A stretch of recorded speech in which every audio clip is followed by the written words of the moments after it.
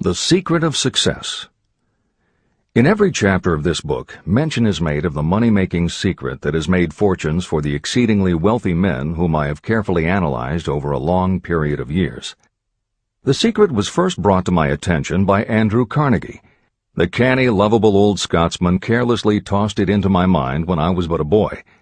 Then he sat back in his chair with a merry twinkle in his eyes and watched carefully to see if I had brains enough to understand the full significance of what he'd said to me. When he saw that I had grasped the idea, he asked if I would be willing to spend 20 years or more preparing myself to take it to the world, to men and women who, without the secret, might go through life as failures. I said I would, and with Mr. Carnegie's cooperation, I have kept my promise. Editor's Comments. In 1908, during a particularly down time in the U.S. economy and with no money and no work, Napoleon Hill took a job as a writer for Bob Taylor's magazine. He was hired to write success stories about famous men. Although it would not provide much in the way of income, it offered Hill the opportunity to meet and profile the giants of industry and business, the first of whom was the creator of America's steel industry, multimillionaire Andrew Carnegie, who was to become Hill's mentor.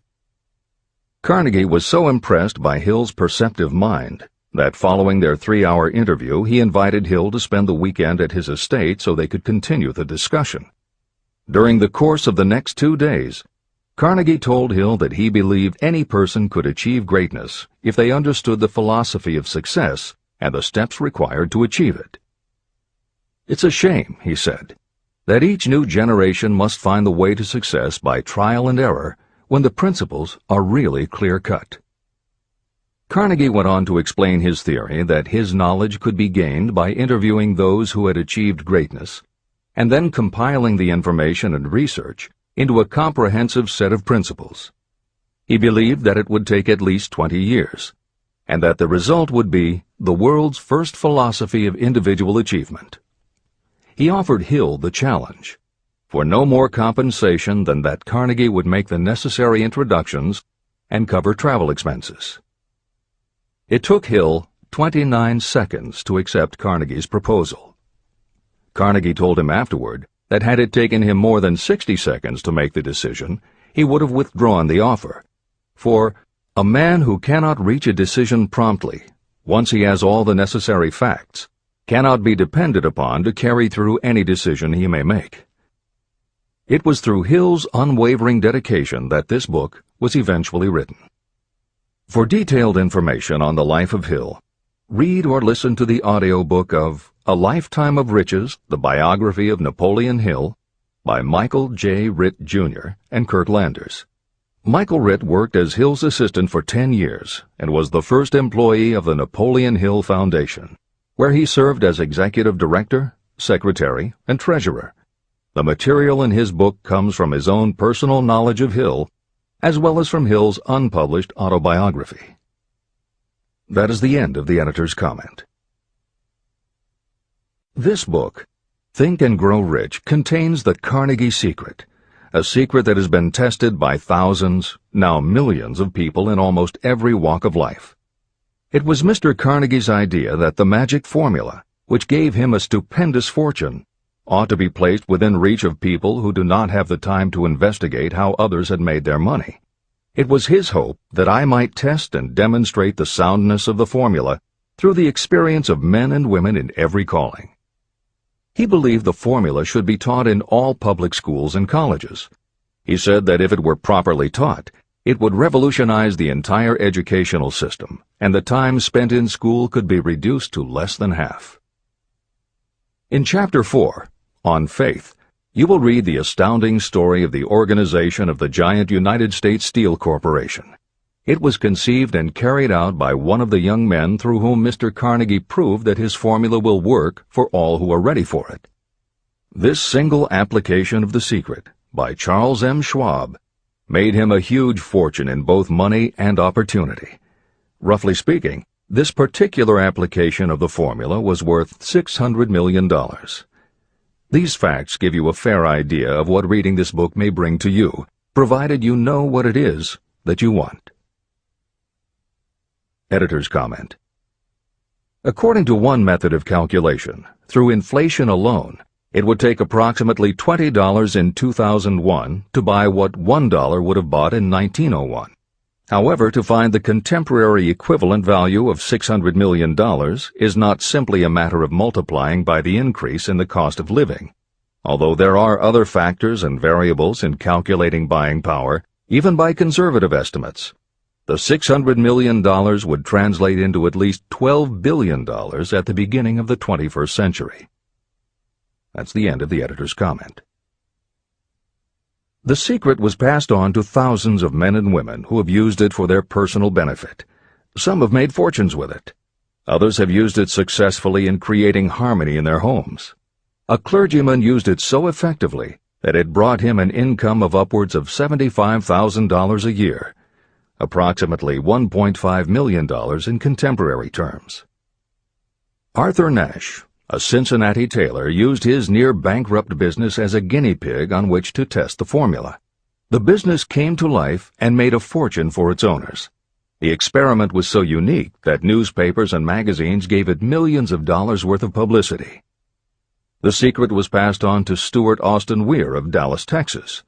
He was ready for it, so ready that he gave up his profession and studied law. Did he succeed? You'll read the answer in Chapter 6. Specialized knowledge.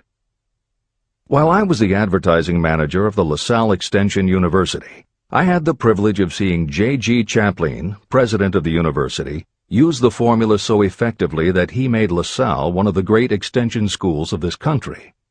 The secret is mentioned no fewer than 100 times throughout this book. It has not been directly named, for it seems to work more successfully when it is merely left in sight, where those who are ready and searching for it may pick it up. That is why Andrew Carnegie passed it to me without giving me its specific name. If you are ready to put it to use, you will recognize this secret at least once in every chapter, but you will not find an explanation of how you will know if you are ready.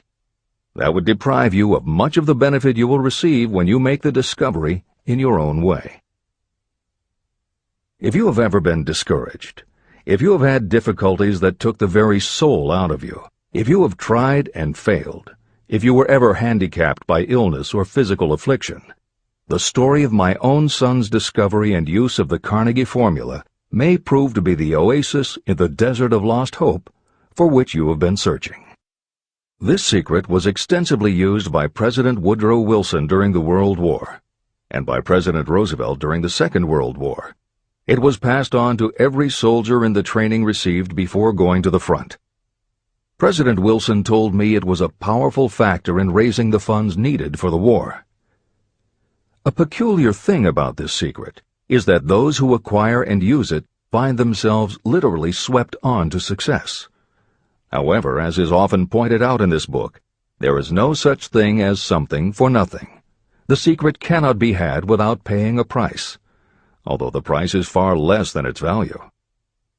Another peculiarity is that the secret cannot be given away, and it cannot be purchased for money. Unless you are intentionally searching for the secret, you cannot have it at any price. That is because the secret comes in two parts, and in order for you to get it, one of those parts must already be in your possession. The secret will work for anyone who is ready for it. Education has nothing to do with it. Long before I was born, the secret had found its way into the possession of Thomas A. Edison, and he used it so intelligently that he became the world's leading inventor, although he had only 3 months of schooling. The secret was passed on to Edwin C. Barnes, a business associate of Mr. Edison's. He used it so effectively that he accumulated a great fortune and retired from active business while still a young man. You will find his story at the beginning of the next chapter. It should convince you that riches are not beyond your reach, and that no matter where you are in life, you can still be what you wish to be. Money, fame, recognition, and happiness can be had by you if you are ready and determined to have these blessings. How do I know these things? You should have the answer before you finish this book. You may find it in the very first chapter or on the last page. While I was doing the research that I had undertaken at Andrew Carnegie's request, I analyzed hundreds of well-known men. Many of them attributed the accumulation of their vast fortunes to the Carnegie secret. Among these men were Henry Ford. Founder of the Ford Automobile Company, Ford started with no money and little education, yet became one of the most successful self-made businessmen in American history. William Wrigley, Jr., a traveling salesman who found that his customers liked the chewing gum he gave away as a premium better than the goods he sold, so he started his own company. John Wanamaker. Known as the Merchant Prince, he created the world's first department store and was hailed for his innovations in marketing, customer service, and employee benefits. James J. Hill. Known as the Empire Builder, he built the transcontinental Great Northern Railway, encouraged homesteading in the West, then established shipping routes linking America to Asia. George S. Parker. A school teacher who grew tired of fixing his students' pens, he created a new design, founded the Parker Pen Company, and turned a simple idea into a fortune. E. M. Statler. The son of a poor pastor, he started as a bellboy and worked his way up until he was able to start his own chain of Statler hotels, famous for their luxury and service with a smile. Henry L. Doherty. Started at age 12 as an office boy for Columbia Gas, he went on to acquire 53 utilities companies and patented 140 innovations for natural gas and oil production. Cyrus H. K. Curtis. Starting with a small agricultural weekly, Curtis turned it into Ladies' Home Journal, created Saturday Evening Post, then assembled one of the largest newspaper empires. George Eastman. Inventor and founder of the Eastman Kodak Company, he created many of the innovations that popularized photography and transformed the motion picture industry. Charles M. Schwab. The right-hand man of Andrew Carnegie, he was president of Carnegie Steel Company, brokered the deal that formed U.S. Steel, and went on to found Bethlehem Steel. Theodore Roosevelt.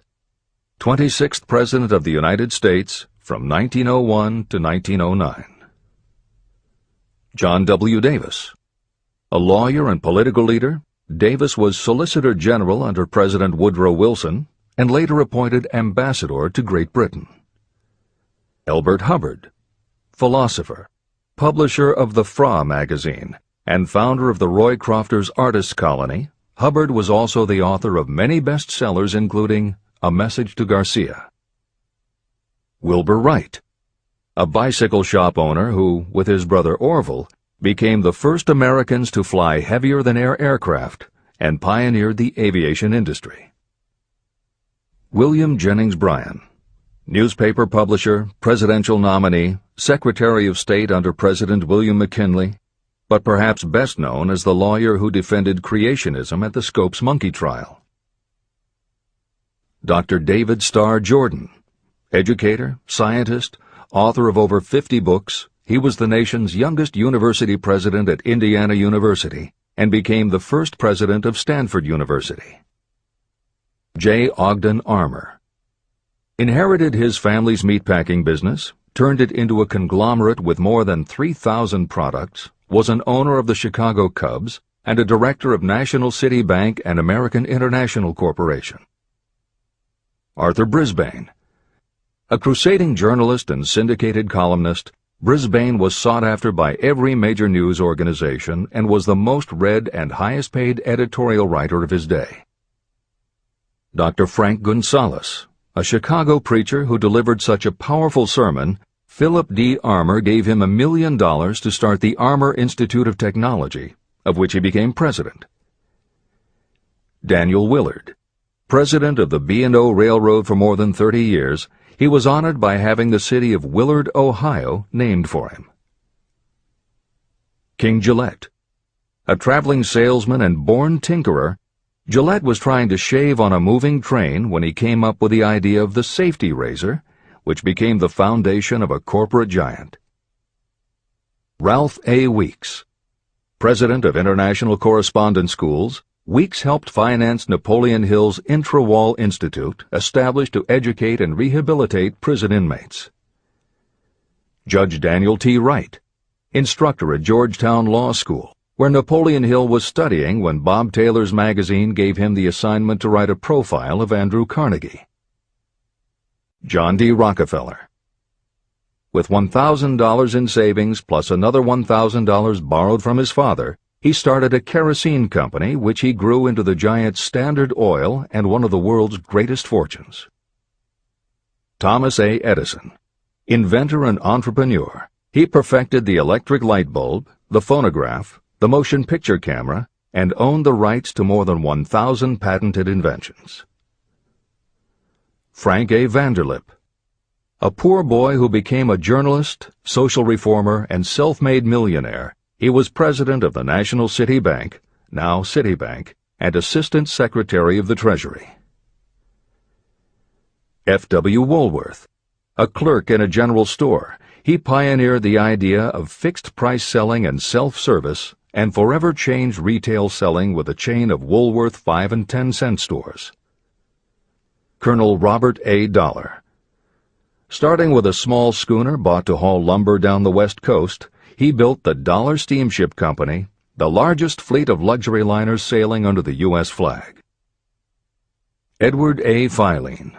Founder of the Boston-based stores, he devised revolutionary methods of distribution and merchandising and became famous for the first bargain basement department. Edwin C. Barnes. The only man Thomas Edison ever had as a partner, Barnes took Edison's failing dictaphone and sold it so successfully it became a fixture in offices and made him a multimillionaire. Arthur Nash. A Cincinnati tailor who used his bankrupt business as a guinea pig for the Carnegie Secret and was so successful the newspapers made him famous as Golden Rule Nash. Clarence Darrow. Famed as a lawyer, public speaker, and defender of the underdog, Darrow is best known as the lawyer who defended teaching the theory of evolution at the Scopes monkey trial. Woodrow Wilson. 28th President of the United States of America from 1913 to 1921. William Howard Taft. 27th President of the United States of America from 1909 to 1913. Luther Burbank. World-renowned horticulturalist who introduced over 800 varieties of new plants in his effort to improve the quality of plants and thereby increase the world's food supply. Edward W. Buck. Although he had only 6 years' schooling, by the age of 20 he was editor of Ladies' Home Journal, which he helped to build into the world's most widely circulated magazine. Frank A. Munsey. A telegraph operator who quit to launch Argosy magazine, then parlayed his fortune into a newspaper empire that included the Washington Times and the New York Herald.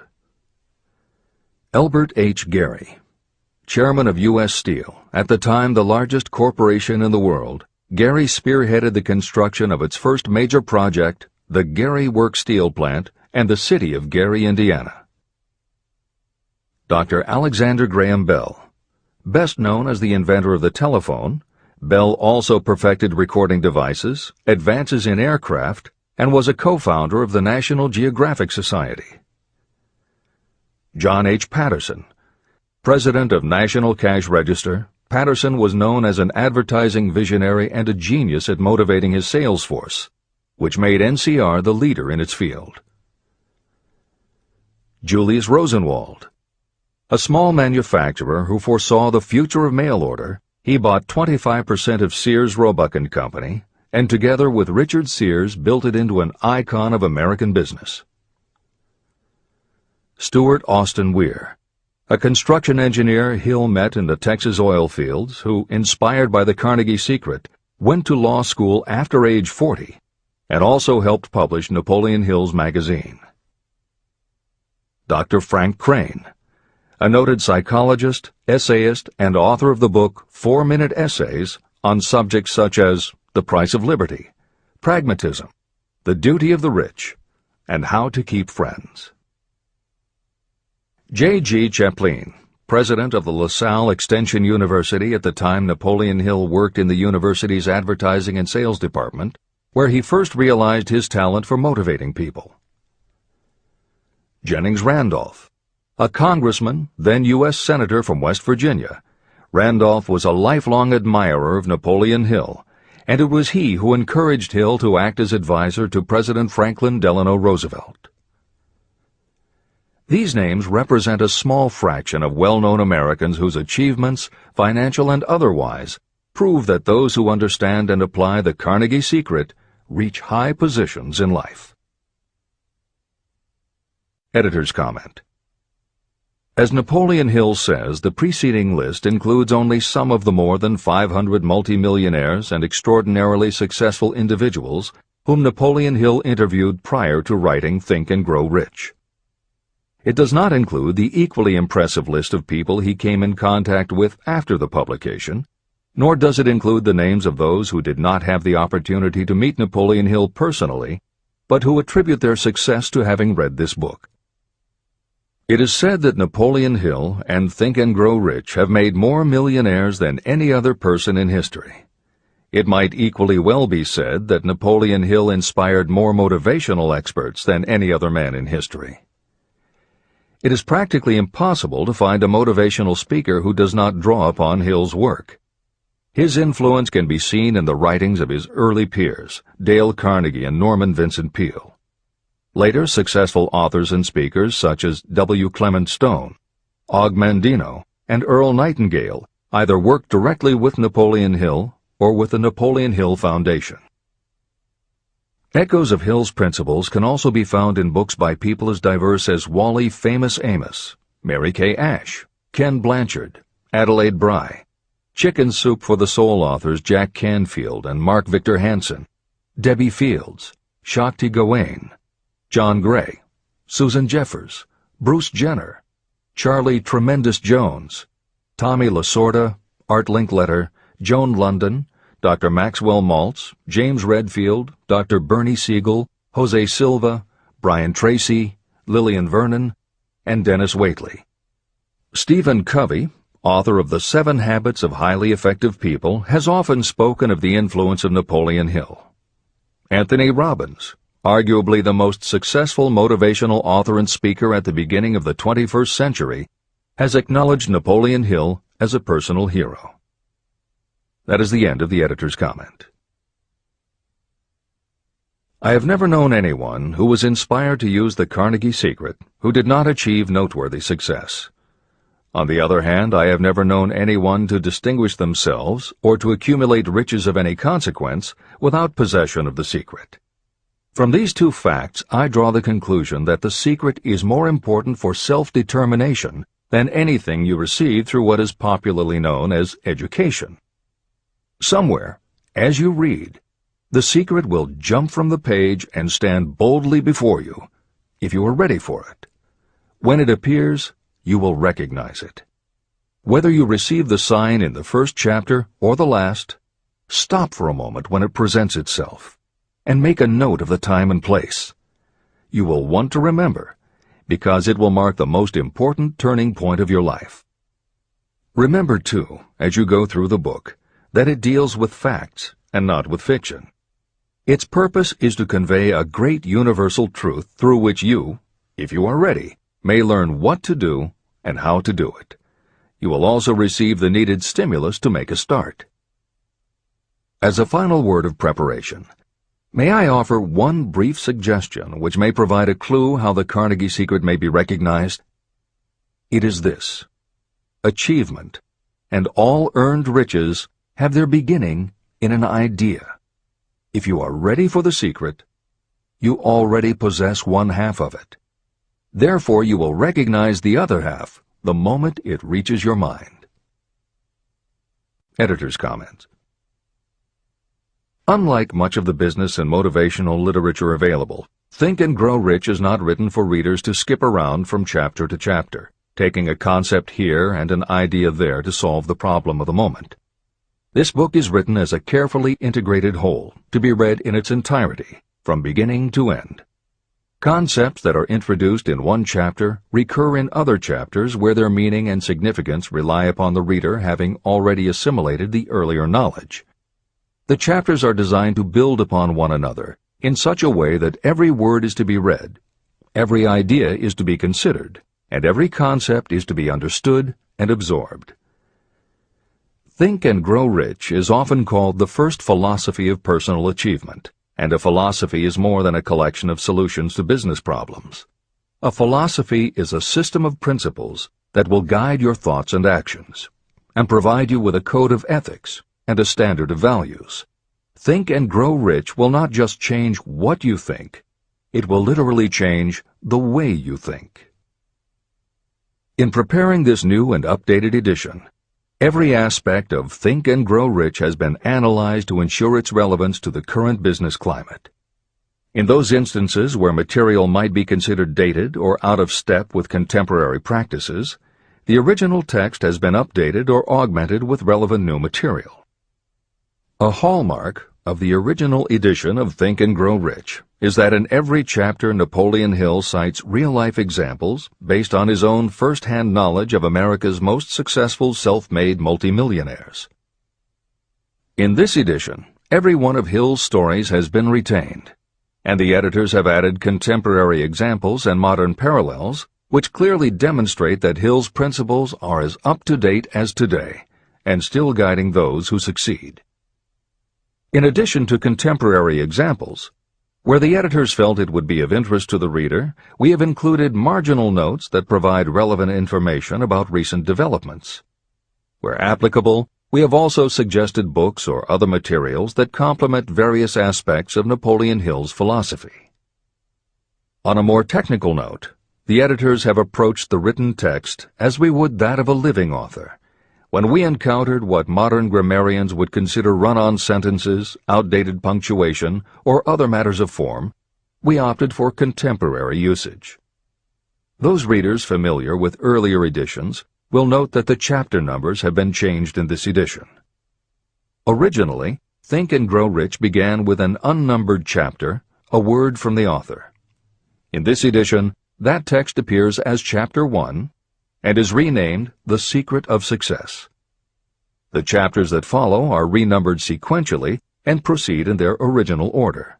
The chapter that was previously titled The Mystery of Sex Transmutation has been retitled Sexuality, Charisma and Creativity, and the text has been restructured and annotated to reflect the role of women in contemporary society.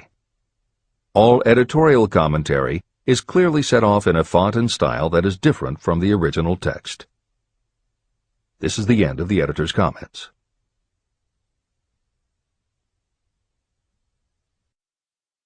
Both poverty and riches are the offspring of thought. Chapter 2. Thoughts are things. The man who thought his way into partnership with Thomas A. Edison. Truly, thoughts are things, and powerful things, when they are mixed with definiteness of purpose, persistence, and a burning desire for their translation into riches or other material objects. Some years ago, Edwin C. Barnes discovered how true it is that you really can think and grow rich. His discovery did not come about at one sitting. It came little by little, beginning with a burning desire to become a business associate of the great Thomas Edison. One of the chief characteristics of Barnes' desire was that it was definite. He wanted to work with Edison, not for him. Pay close attention to the story of how he turned his desire into reality, and you'll have a better understanding of the principles that lead to riches. When this desire, or this thought, first flashed into his mind, he was in no position to act upon it. Two problems stood in his way. He did not know Mr. Edison, and he did not have enough money to buy a train ticket to West Orange, New Jersey, where the famed Edison Laboratory was located. These problems would have discouraged the majority of people from making any attempt to carry out the desire. But his was no ordinary desire. The Inventor and the Tramp. Edwin C. Barnes presented himself at Mr. Edison's laboratory and announced that he had come to go into business with the inventor. Years later, in speaking about that first meeting, Mr. Edison said about Barnes, "He stood there before me looking like an ordinary tramp, but there was something in the expression of his face which conveyed the impression that he was determined to get what he had come after. I had learned from years of experience with men that when a man really desires a thing so deeply that he is willing to stake his entire future on a single turn of the wheel in order to get it, he is sure to win. I gave him the opportunity he asked for, because I saw he had made up his mind to stand by until he succeeded. Subsequent events proved that no mistake was made." It could not have been the young man's appearance that got him his start in the Edison office. That was definitely against him. It was what he thought that counted. Barnes did not get his partnership with Edison on his first interview. What he did get was a chance to work in the Edison offices at a very nominal wage. Months went by. Nothing happened to bring nearer the goal that Barnes had set as his definite major purpose. But something important was happening in Barnes' mind. He was constantly intensifying his desire to become the business associate of Edison. Psychologists have correctly said, when one is truly ready for a thing, it puts in its appearance. Barnes was ready for a business association with Edison, and he was determined to remain ready until he got what he was seeking. He did not say to himself, "Ah, well, what's the use? I guess I'll change my mind and try for a salesman's job." But he did say, "I came here to go into business with Edison, and I'll accomplish my goal if it takes the remainder of my life." He meant it. What a different story people would tell if only they would adopt a definite purpose and stand by that purpose until it had time to become an all-consuming obsession. Maybe young Barnes did not know it at the time, but his bulldog determination and his persistence in focusing on a single desire was destined to mow down all opposition and bring him the opportunity he was seeking. When the opportunity came, it appeared in a different form and from a different direction than Barnes had expected. That is one of the tricks of opportunity. It has a sly habit of slipping in by the back door, and often it comes disguised in the form of misfortune or temporary defeat. Perhaps this is why so many people fail to recognize opportunity. Mr. Edison had just perfected a new device, known at that time as the Edison dictating machine. His salesmen were not enthusiastic about the machine. They did not believe it could be sold without great effort. Barnes saw his opportunity. It had crawled in quietly, hidden in a queer-looking machine that interested no one but Barnes and the inventor. Barnes knew he could sell the Edison dictating machine, and he told Edison so. Edison decided to give him his chance. And Barnes did sell the machine. In fact, he sold it so successfully that Edison gave him a contract to distribute and market it all over the nation. Out of that business association, Barnes made himself rich in money, but he did something infinitely greater. He proved that you really can think and grow rich. How much actual cash that original desire of Barnes was worth to him, I have no way of knowing. Perhaps it brought him $2 or $3 million. Editor's comment. $3 million in the early years of the 20th century would be comparable to more than $50 million in terms of buying power at the beginning of the 21st century. This is the end of the editor's comment. But the amount becomes insignificant compared with the greater asset he acquired. The definite knowledge that an intangible impulse of thought can be transmuted into material rewards by the application of known principles. Barnes literally thought himself into a partnership with the great Edison. He thought himself into a fortune. He had nothing to start with except knowing what he wanted, and the determination to stand by that desire until he realized it. 3 feet from gold. One of the most common causes of failure is the habit of quitting when you're overtaken by temporary defeat.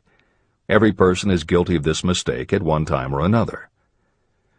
During the gold rush days, An uncle of my friend R.U. Darby was caught by gold fever, and he went west to Colorado to dig and grow rich.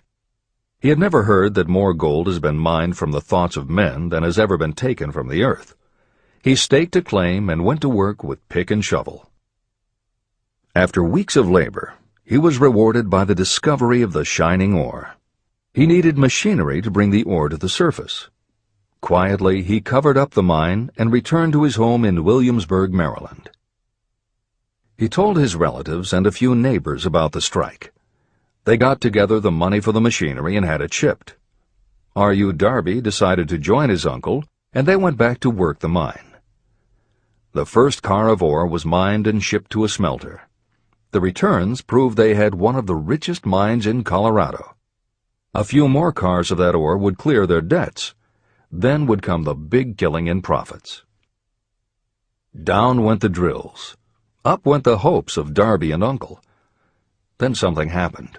The vein of gold ore disappeared.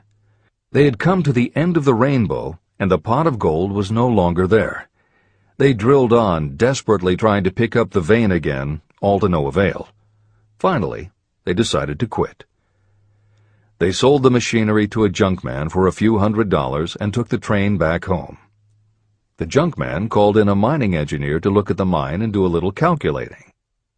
The engineer advised that the project had failed because the owners were not familiar with fault lines. His calculations showed that the vein would be found just 3 feet from where the Darbys had stopped drilling. And that is exactly where it was found. The junkman took millions of dollars in ore from the mine because he knew enough to seek expert counsel before giving up. Long afterward, Mr. Darby recouped his loss many times over when he made the discovery that desire can be transmuted into gold. The discovery came after he went into the business of selling life insurance. Never forgetting that he lost a huge fortune because he stopped 3 feet from gold, Darby profited by the experience in his newly chosen field. He simply said to himself, "I stopped 3 feet from gold, but I will never stop because men say no when I ask them to buy insurance." Darby became one of a small group of men who sell over $1 million in life insurance annually. He owed his stickability to the lesson he learned from his quitability in the gold mining business. Before success comes in anyone's life, that person is sure to meet with much temporary defeat, and perhaps some failure. When defeat overtakes a person, the easiest and most logical thing to do is to quit. That is exactly what the majority of people do. More than 500 of the most successful people this country has ever known told me their greatest success came just one step beyond the point at which defeat had overtaken them. Failure is a trickster with a keen sense of irony and cunning. It takes great delight in tripping you just when success is almost within reach. Editor's comments. Napoleon Hill's creed, "Every failure brings with it the seed of an equivalent success," was the inspiration for entrepreneur and motivational speaker Wayne Allen Root to write his book, The Joy of Failure. Published in the late 1990s, it not only tells Wayne's personal story of using his failures as stepping stones to success, he also recounts stories from other successful people, which prove that the rich and famous got to be that way only because of what they learned from their failures. People such as Jack Welch, the hugely successful CEO of General Electric, who early in his career failed dramatically when a plastics plant for which he was responsible blew up. Billionaire Charles Schwab was a failure at school and university, flunking basic English twice due to a learning disability, and then failed on Wall Street more than once before he thought of the idea that grew to make him very rich indeed. Sylvester Stallone, Bruce Willis, Oprah Winfrey, Bill Clinton, Stephen Jobs, Donald Trump, and a host of other equally well-known achievers all had to fail in order to learn the lessons that ultimately made them successes. Every one of them was a failure, but none of them was defeated. Charles F. Kettering, who patented more than 200 inventions including the automobile ignition, the spark plug, Freon for air conditioners and the automatic transmission, said, "From the time a person is 6 years old until he graduates from college, he has to take 3 or 4 examinations a year. If he flunks once, he is out." But an inventor is almost always failing. He tries and fails maybe 1,000 times. If he succeeds once, then he's in. These two things are diametrically opposite. We often say that the biggest job we have is to teach a newly hired employee how to fail intelligently. We have to train him to experiment over and over and to keep on trying and failing until he learns what will work. Failures are just practice shots. This is the end of the editor's comment. A 50-cent lesson in persistence.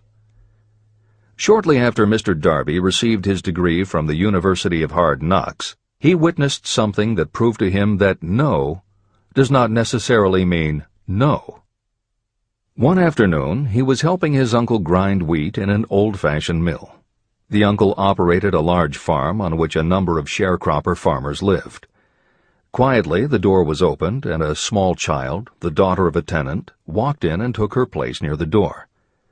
The uncle looked up, saw the child, and barked at her roughly, "What do you want?" Meekly, the child replied, "My mom says to send her 50 cents. "I'll not do it," the uncle retorted. "Now you run on home." But she did not move. The uncle went ahead with his work, not noticing that she did not leave. When he looked up again and saw her still standing there, he said, "I told you to go on home. Now go, or I'll take a switch to you." But she did not budge. The uncle dropped a sack of grain he was about to pour into the mill hopper and started toward the child. Darby held his breath. He knew his uncle had a fierce temper.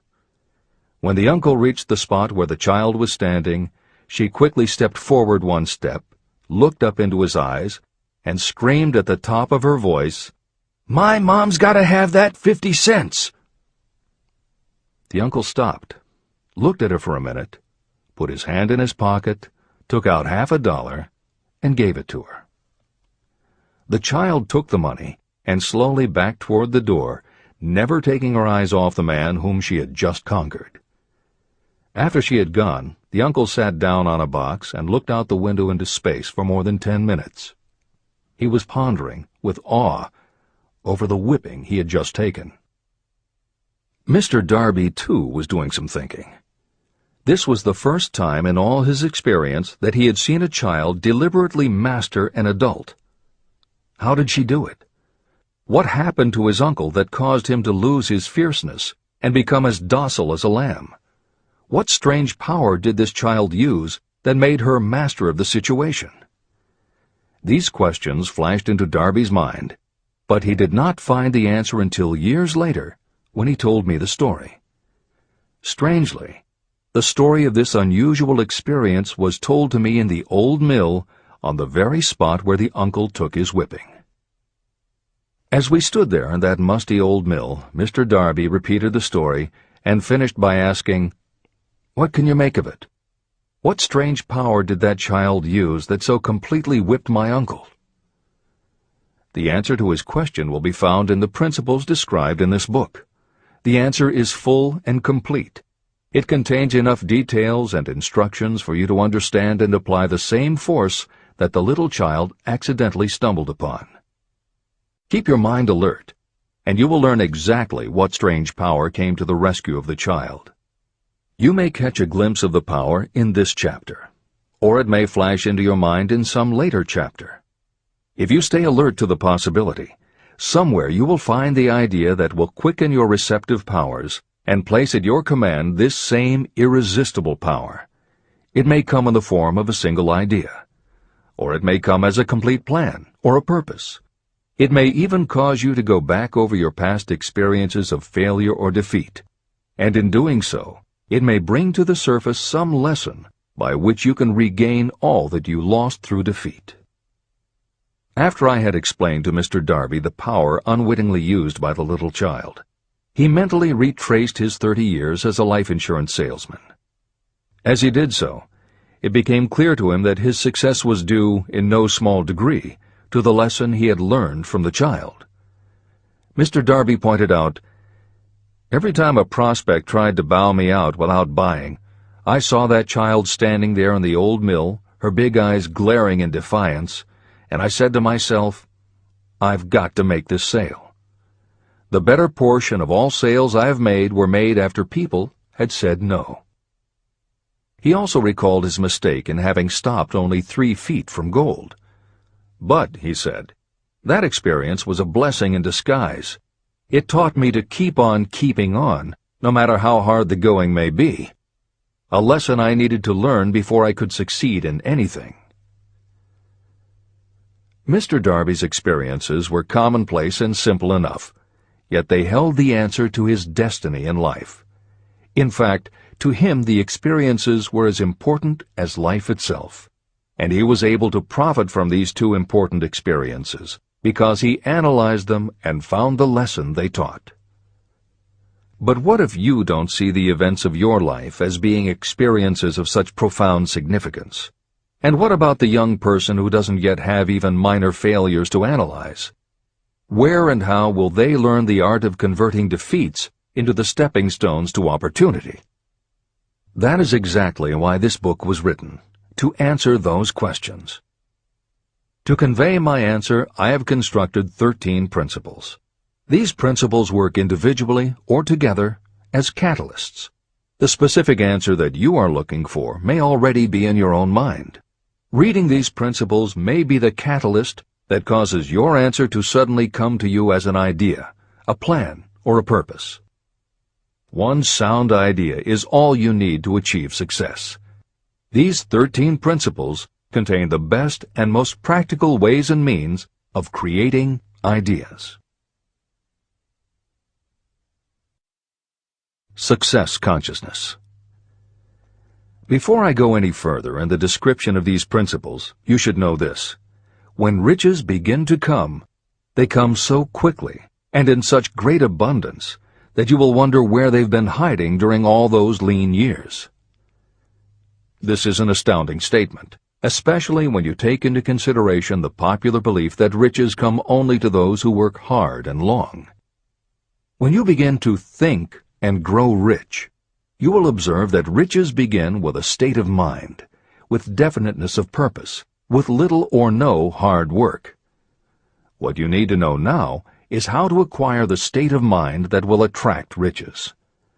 I spent 25 years researching the answer to that question, because I, too, wanted to know how wealthy men become that way.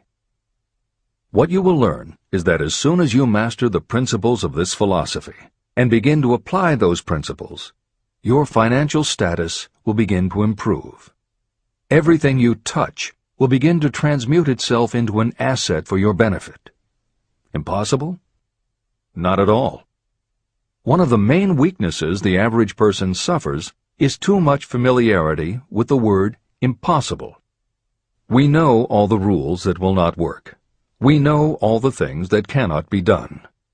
This book was written for those who seek the rules that have made others successful and are willing to stake everything on those rules. Success comes to those who become success conscious. Failure comes to those who allow themselves to become failure conscious. The object of this book is to help you learn the art of changing your mind from failure consciousness to success consciousness. Another weakness is the habit of measuring everything and everyone by your own impressions and beliefs. Some of you reading this will have trouble believing that you can think and grow rich because your thought habits have been steeped in poverty, misery, failure, and defeat. This kind of thinking reminds me of the story about the man who came from China to study at the University of Chicago. One day, President Harper met this young man on campus and stopped to chat with him for a few minutes. He asked what had impressed him as being the most noticeable characteristic of the American people. "Why," the student exclaimed, "the unusual shape of your eyes." It's all a matter of perspective and habit. The same is true of your belief in what a person can achieve. If you have formed the habit of seeing life only from your own perspective, you may make the mistake of believing that your limitations are in fact the proper measure of limitations. The impossible Ford V8 motor. When Henry Ford decided to produce his famous V8 motor, he chose to build an engine with the entire 8 cylinders cast in one block. Ford instructed his engineers to produce a design for the engine. The design was drawn up on paper, but the engineers agreed to a man that it was simply impossible to cast an 8-cylinder engine block in one piece. Ford said, "Produce it anyway." But they replied, "It's impossible." "Go ahead," Ford commanded, "and stay on the job until you succeed, no matter how much time is required." So the engineers went ahead. 6 months went by. Nothing happened. Another 6 months passed, and still nothing. The engineers tried every conceivable plan to carry out the orders, but the thing seemed out of the question. Impossible. At the end of the year, Ford again checked with his engineers, and again they told him they had found no way to carry out his orders. "Go right ahead," said Ford. "I want it, and I'll have it." They went ahead. And then, as if by a stroke of magic, the secret was discovered. The Ford determination had won once more. Henry Ford was a success because he understood and applied the principles of success. One of these principles is desire, knowing clearly what you want. Remember this Ford story as you continue reading this book. Pick out the lines in which the secrets of his stupendous achievement have been described.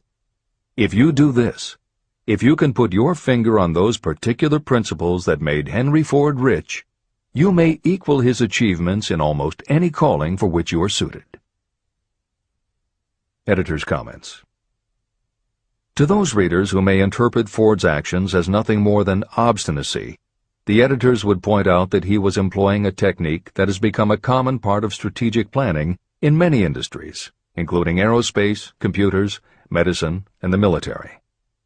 When launching large, complicated, long-term projects, the planners often know that at certain points along the way they will need components that simply do not yet exist. The fact that at the beginning there is no way to get from A to B does not deter them. There are many parts of the project they can get started on now, and they just assume that by the time they get to the point where they will need a technology or a device, they will have solved the problem of making it, and they have been proven right time and again. Stated simply, the technique is to clearly know what you want to accomplish, have faith in your ability to do it, and persist until you have accomplished your goal. This is the end of the editor's comments. Why you are the master of your fate. When the famed English poet William Henley wrote the prophetic lines, "I am the master of my fate, I am the captain of my soul," he should have informed us that the reason we are the masters of our fate, the captains of our souls, is that we have the power to control our thoughts.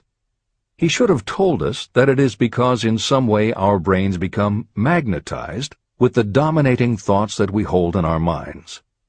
And it is as though our magnetized minds attract to us the forces, the people, and the circumstances of life that are in sync with our dominating thoughts.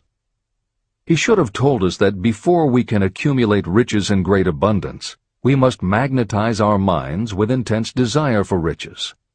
That we must become money-conscious until the desire for money drives us to create definite plans for acquiring it. But, being a poet, Henley contented himself by stating a great truth in poetic form, leaving those who followed him to interpret the philosophical meaning of his lines. Little by little, the truth has unfolded itself, until I have come to know with certainty that the principles described in this book hold the secret of mastery over our economic fate. Principles that can change your destiny. We are now ready to examine the first of these principles, and as we do, I ask you to maintain a spirit of open-mindedness. Remember as you read that these principles are not my invention, nor are they the invention of any one person. These principles have worked for literally millions of people. You, too, can put them to work for you and your own enduring benefit. You will find it easy, not hard to do. Some years ago, I delivered the commencement address at Salem College in Salem, West Virginia. I emphasized with so much intensity the need to have a burning desire that one of the members of the graduating class became completely convinced and made it a cornerstone of his own philosophy. That young man became a congressman and an important factor in President Franklin D. Roosevelt's administration. He wrote me a letter in which he so clearly stated his opinion of the principle of desire outlined in the next chapter that I have chosen to publish his letter as an introduction to that chapter. It gives you an idea of the rewards to come. My dear Napoleon, my service as a member of Congress having given me an insight into the problems of men and women, I am writing to offer a suggestion which may become helpful to thousands of worthy people. In 1922, you delivered the commencement address at Salem College when I was a member of the graduating class. In that address, you planted in my mind an idea which has been responsible for the opportunity I now have to serve the people of my state, and will be responsible, in a very large measure, for whatever success I may have in the future. I recall, as though it were yesterday, the marvelous description you gave of the method by which Henry Ford, with but little schooling, without a dollar, with no influential friends, rose to great heights. I made up my mind then, even before you had finished your speech, that I would make a place for myself, no matter how many difficulties I had to surmount. Thousands of young people will finish their schooling this year and within the next few years. Every one of them will be seeking just such a message of practical encouragement as the one I received from you. They will want to know where to turn, what to do to get started in life. You can tell them, because you have helped to solve the problems of so many, many people. There are thousands of people in America today who would like to know how they can convert ideas into money. People who must start from scratch, without finances, and recoup their losses. If anyone can help them, you can. If you publish the book, I would like to own the first copy that comes from the press, personally autographed by you. With best wishes, believe me, cordially yours, Jennings Randolph. Since that time in 1922, I watched Jennings Randolph rise to become one of the nation's leading airline executives, a great inspirational speaker, and a United States Senator from West Virginia. 35 years after I made that speech, it was my pleasure to return to Salem College in 1957 and deliver the baccalaureate sermon. At that time, I received an honorary Doctor of Literature degree from Salem College. Editor's comments. As you begin the next chapter, the editors would like to reinforce the earlier statement that what you are reading is not just a collection of theories out of which you can cherry-pick what you like. The 13 principles of success were proven by the real-life experiences of the long list of famous successful people cited earlier by Napoleon Hill. His techniques are also practiced and endorsed by the contemporary experts and authors whom the editors mentioned, following Hill's list. More than 60 million people have purchased copies of the book that you are now holding in your hands. If this book has proven to be that successful, surely you owe it to yourself to give it every chance to work for you too. Read it. Don't question it. Do it. If you don't, if you think that you know better than Napoleon Hill, if you decide to pick and choose the parts that you will believe or follow, then, if you don't succeed, you will never know if your failure lies with this book or with you. This is the end of the editor's comments. Whatever the mind of man can conceive and believe, it can achieve. Chapter 3. Desire. The starting point of all achievement. The first step toward riches. When Edwin C. Barnes climbed down from the freight train in West Orange, New Jersey, he may have resembled a tramp, but his thoughts were those of a king. As he made his way from the railroad tracks to Thomas A. Edison's office, his mind was at work. He saw himself standing in Edison's presence. He heard himself asking Mr. Edison for an opportunity to carry out the one consuming obsession of his life, a burning desire to become the business associate of the great inventor. Barnes' desire was not a hope. It was not a wish. It was a pulsating desire which transcended everything else. It was definite. A few years later, Edwin C. Barnes again stood before Edison, in the same office where he first met the inventor. This time, his desire had been translated into reality. He was in business with Edison. The dominating dream of his life had become a reality. Barnes succeeded because he chose a definite goal, placed all his energy, all his willpower, all his effort. He put everything he had into achieving that goal. 5 years passed before the chance he had been seeking made its appearance. To everyone except himself, he appeared to be just another cog in the Edison business wheel. But in Edwin Barnes' own mind, he was the partner of Edison every minute from the very day that he first went to work there. It is a remarkable illustration of the power of a definite desire. Barnes won his goal because he wanted to be a business associate of Mr. Edison's more than he wanted anything else. He created a plan by which to attain that purpose, and he burned all bridges behind him. He stood by his desire until it became the dominating obsession of his life, and finally, a fact. When he went to West Orange, he did not say to himself, "I will try to induce Edison to give me a job of some sort." He said, "I will see Edison and put him on notice that I have come to go into business with him." He did not say, "I will keep my eyes open for another opportunity in case I fail to get what I want in the Edison organization." He said, "There is one thing in this world that I am determined to have, and that is a business association with Thomas A. Edison. I will burn all bridges behind me and stake my entire future on my ability to get what I want." He left himself no possible way of retreat. He had to win or perish. That is all there is to the Barnes story of success. Allow yourself no retreat.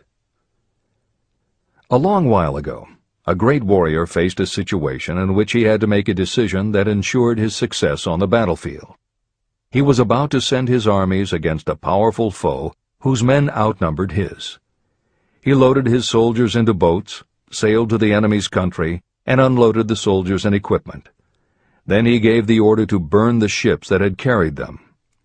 Addressing his men before the first battle, he said, "You see the boats going up in smoke. That means we cannot leave these shores alive unless we win. We now have no choice. We win or we perish." They won. Every person who wins in any undertaking must be willing to burn his ships and cut all sources of retreat. That is the only way you can be sure of maintaining the state of mind known as a burning desire to win. It is essential to success. The morning after the Great Chicago Fire, a group of merchants stood on State Street, looking at the smoking remains of what had been their stores. They went into a conference to decide if they would try to rebuild or if they would leave Chicago and start over in a more promising section of the country. They decided to leave. All except one. The merchant who decided to stay and rebuild pointed a finger at the remains of his store and said, "Gentlemen, on that very spot I will build the world's greatest store, no matter how many times it may burn down." That was in 1871. The store was built. It still stands there today. The Marshall Field's department store is a towering monument to the power of that state of mind known as a burning desire. The easy thing would have been for Marshall Field to do exactly what his fellow merchants did. When the going was hard and the future looked dismal, they pulled up and went where the going seemed easier. Mark well this difference between Marshall Field and the other merchants. It is that difference which distinguishes those who succeed from those who fail. Every human being old enough to understand the value of money wishes for it, but wishing will not bring riches. Desiring riches, with a state of mind that becomes an obsession, then planning definite ways and means to acquire riches, and backing those plans with persistence, a persistence which does not recognize failure, that's what will bring riches. Editor's comments. In other of his writings, Napoleon Hill uses the term definiteness of purpose as being interchangeable with desire. The following explanation is adapted from the Napoleon Hill Foundation's book, Believe and Achieve. Desire, or definiteness of purpose, is more than goal setting. In simplest terms, your desire is your roadmap to achieving an overall career objective. Your goals represent specific steps along the way. Having a desire, or definiteness of purpose for your life, has a synergistic effect on your ability to achieve your goals. As you become better at what you do, you devote all of your resources toward reaching your objective. You become more alert to opportunities, and you reach decisions more quickly. Every action you take ultimately boils down to the question, will this goal help me reach my desire, my overall objective, or won't it? Your purpose will become your life. It will permeate your mind, both conscious and subconscious. This is the end of the editor's comments. 6 ways to turn desire into gold. The method by which your desire for riches can be transmuted into its financial equivalent consists of 6 definite, practical steps. 1. Fix in your mind the exact amount of money you desire. It is not sufficient merely to say, "I want plenty of money." Be definite about the amount. There is a psychological reason for such definiteness explained in subsequent chapters. 2. Determine exactly what you intend to give in return for the money you desire. There is no such reality as something for nothing. 3. Establish a definite date when you intend to possess the money you desire. 4. Create a definite plan for carrying out your desire, and begin at once, whether you are ready or not, to put this plan into action. 5. Now write it out. Write a clear, concise statement of the amount of money you intend to acquire. Name the time limit for its acquisition. State what you intend to give in return for the money, and describe clearly the plan through which you intend to accumulate it. 6. Read your written statement aloud, twice daily. Read it once just before retiring at night, and read it once after arising in the morning. As you read, see and feel and believe yourself already in possession of the money. It is important that you follow the instructions in these 6 steps. It is especially important that you observe and follow the instructions in the 6th step. You may complain that it is impossible for you to see yourself in possession of money before you actually have it. Here is where a burning desire will come to your aid. If you truly desire money so keenly that your desire is an obsession, you will have no difficulty in convincing yourself that you will acquire it. The object is to want money, and to become so determined to have it that you convince yourself you will have it. If you have not been schooled in the workings of the human mind, these instructions may appear impractical. It may help you to know that the information they convey was given to me by Andrew Carnegie, who made himself into one of the most successful men in American history. Carnegie began as an ordinary laborer in the steel mills, but managed, despite his humble beginning, to make these principles yield him a fortune of considerably more than $100 million. Editor's comment. In today's terms, the value of Carnegie's fortune would be at least $20 billion and probably a good deal more. End of editor's comment. It may be of further help to know that the 6 steps were carefully scrutinized by the famed inventor and successful businessman, Thomas A. Edison. He gave his stamp of approval, saying they are not only the steps essential for the accumulation of money, but also for the attainment of any goal. Editor's comments. In the time since Napoleon Hill wrote these words, advances in our understanding of both the physiology of the brain and the psychology of the mind have yielded a much greater understanding of human motivation. Even so, the methods used by modern motivational experts are essentially the same techniques advised by Hill. Research studies confirm that there is sound psychological basis for doing as Hill advises. Be very specific when setting goals. Perform the physical act of committing those goals to paper, and repeat your stated goal aloud to yourself often. These techniques have gained wide acceptance among modern experts in the field. The psychological principle at work is similar to that which underlies autosuggestion and self-hypnosis, concepts that will be discussed in greater depth in Chapter 5, Autosuggestion, and in Chapter 13, The Subconscious Mind. Hill's instruction to see yourself as you will be when you have already achieved your objective is also a specific technique. Today it is commonly taught by motivational experts under the term creative visualization. In Chapter 4 on faith and in Chapter 5 on autosuggestion, Hill elaborates on his method. Before moving on, the editors would like to reinforce Hill's advice to follow his instructions to the letter. The editors know there is a tendency for the reader to assume that it is enough for them just to intellectually understand a concept. As you read Hill's 6 points, you probably found yourself thinking, sure, some people might need to write things down, but I'm not a kid, I get the idea. Or, okay, I understand that saying it out loud might help some less sophisticated people, but I already understand the point intellectually. If you feel that way, let us remind you that many of the most successful people whom you admire did not think they were too smart or too sophisticated to follow Hill's instructions. The editors would again point out that if Napoleon Hill believed the actual acts of writing and speaking your goals is important, and if psychologists and motivational experts agree, then you would be foolish not to follow this simple advice. Just do it. This is the end of the editor's comments. The steps call for no hard labor. They call for no sacrifice. To apply them does not call for a great amount of education.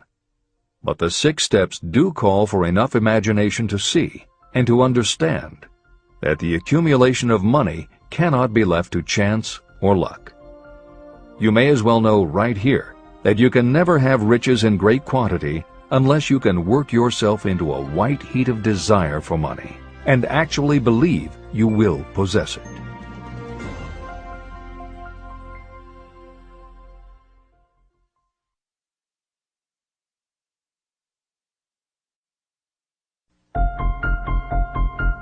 The power of great dreams. If you are in this race for riches, you should be encouraged by the following truth. The world in which we live is demanding new ideas, new ways of doing things, new leaders, new inventions, and new methods, styles, versions, and variations of everything all the time. Behind all this demand for new and better things, there is one quality that you must possess to win, and that is definiteness of purpose, the knowledge of what you want, and a burning desire to possess it. If you truly desire riches, remember that the real leaders of the world have always been people who harnessed and put into practical use the intangible, unseen forces of opportunity. Leaders are the people who convert those opportunities into cities, skyscrapers, factories, transportation, entertainment, and every form of convenience that makes things easier, faster, better, or just make life more pleasant. In planning to acquire your share of the riches, don't let anyone put you down for being a dreamer. To win the big stakes in this changing world, you must catch the spirit of the great pioneers, whose dreams have given to civilization all that it has of value. It is that spirit which serves as the lifeblood of our own country, your opportunity and mine to develop and market our talents. A burning desire to be and to do is the starting point from which the dreamer must take off. Dreams are not born of indifference, laziness, or lack of ambition. If the thing you wish to do is right, and you believe in it, go ahead and do it. Never mind what they say if you meet with temporary defeat. They do not know that every failure brings with it the seed of an equivalent success. Marconi dreamed of a system for sending sound from one place to another without the use of wires. It may interest you to know that Marconi's friends had him taken into custody and examined in a psychiatric hospital when he announced he had discovered a principle by which he could send messages through the air. Evidence that he did not dream in vain may be found in every radio and television set, cellular phone, communication satellite, and every other wireless device in the world. Fortunately, the dreamers of today fare better. Today, your world is filled with an abundance of opportunity that the dreamers of the past never knew. If you doubt this is true, if you are feeling crushed because of a recent failure, you are about to learn how your failure can be your most valuable asset. Almost everyone who succeeds in life gets off to a bad start and passes through many heartbreaking struggles before they arrive. The turning point in the lives of those who succeed usually comes at the moment of some crisis, through which they are introduced to their other selves. Editor's comments. Napoleon Hill's concept of the other self is mentioned elsewhere in Think and Grow Rich, but he does not comment on it extensively. The following elaboration is taken from his later writings. You've been thinking about your losses to the exclusion of everything else. The more you concentrate on them, the more you attract other losses. Stop thinking about them, and make up your mind that you are going to benefit from your experience. Whatever personal obstacles you face, you must start getting to know that side of your personality that knows no obstacles, that recognizes no defeats. Cultivate a friendship with the other you, so no matter what you're doing, you are allied with someone who shares your goals. All the philosophy and advice about persuading others will be much more useful to you if you practice it yourself. This is the end of the editor's comment. Sidney Porter discovered the genius that slept within his brain only after he had met with great misfortune. He was found guilty of embezzlement and confined to a prison cell in Columbus, Ohio, and it was there that he became acquainted with his other self. He began to write short stories. Then, while locked in his cell, he began to sell those stories to magazines under the pen name O. Henry. Through the use of his imagination, he discovered himself to be a great author instead of a miserable criminal and outcast. By the time he was released from prison, O. Henry was the most popular short story writer in the country. Editor's comments. More recently, in another prison, another kind of writer met his other self, and country music gained one of its most talented songwriters and biggest stars. As a kid, Merle Haggard's family home was a converted boxcar in Bakersfield, California. After his father died when Merle was 9, more often than not, home for young Merle was a series of juvenile detention centers. At 16, he quit school, and for the next 4 years the only mark Merle Haggard made in the world was a rap sheet for stolen cars, burglaries, and bogus checks. By the age of 20, he was serving time in San Quentin and gaining a reputation as a hard-case con. Then he met his other self. Inspired by a concert Johnny Cash played for the inmates, plus conversations with men on death row and the time he spent in solitary confinement, Haggard learned that he had another self, and that self had something to say through his music. When he got out of solitary, Haggard asked for the hardest job the prison had to offer. He enrolled in night school courses at the prison, straightened himself out, and won his parole after 2.5 years.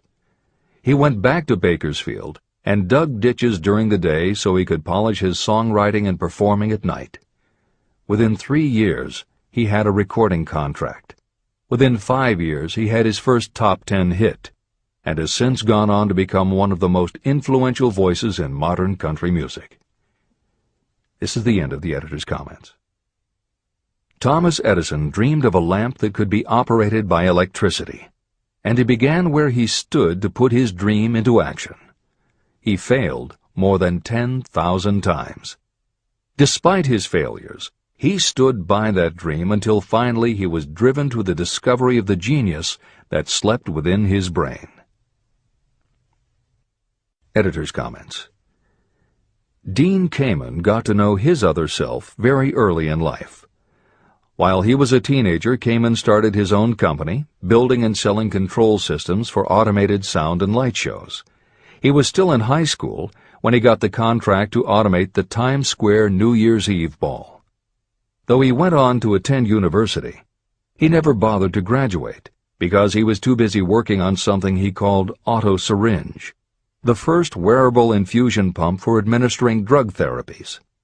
His invention was hailed as a medical landmark, as were many of his other breakthroughs, which include a revolutionary kidney dialysis machine, an insulin pump for diabetics, an improved stent used for heart patients, and more than 150 other devices he has patented. One day, seeing the difficulty a man in a wheelchair was having getting up a curb, Kamen set his mind to creating a device that would liberate people confined to wheelchairs. The result is the iBot, a revolutionary wheel device that uses computers and a system of stabilizing gyroscopes that imitate the working of the human body. It not only goes over curbs, but it will even go up and down stairs, travel over almost any kind of rough ground, and will allow the user to raise themselves eye to eye with a standing person. And it does it all without the user having to get out of the device or needing anyone's assistance. In 2001, Kamen hit the front pages when he introduced the Segway, a one-person people mover based on his iBot technology. It's a two-wheel scooter-like device that zips and zooms forward, backward, left, right, and comes to a stop without the rider doing anything more than barely shifting his or her body. It is so sensitive that it is almost as though it obeys the user's thoughts. The Segway may be a world-changing invention, with possible applications for work and travel that stagger the imagination. As this is being written, the Segway is already being used to navigate large warehouses and is being tested by police departments and postal employees. While traffic cops and City Hall wrangle over whether the Segway belongs on the sidewalk or the road, Dean Kamen is dreaming a new dream. This time, the dream is an invention that may literally bring light to some of the darkest corners of the earth. Kamen has developed a non-polluting electric generator that can use almost anything as fuel. But here's the extraordinary part. He has created a revolutionary closed system so that the engine's heat is used to purify 10 gallons of drinkable water every hour. This amazing invention could bring safe drinking water to parts of the world where contaminated water kills millions, and at the same time, it will provide a source of cheap, reliable electric power.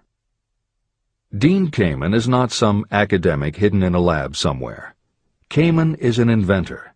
But like Thomas Edison, he is also an entrepreneur and businessman, creating and marketing devices that are changing the public perception of what an inventor is. This is the end of the editor's comments. Henry Ford, poor and uneducated, dreamed of a horseless carriage. He went to work with what tools he possessed without waiting for opportunity to favor him, and now evidence of his dream belts the entire earth. He put more wheels into operation than any man who ever lived, because he was not afraid to back his dreams. Editor's comments.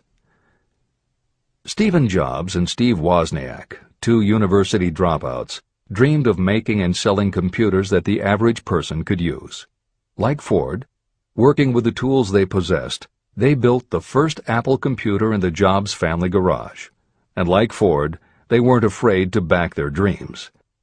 After showing their prototype to a local retailer, they got an order for 25 machines.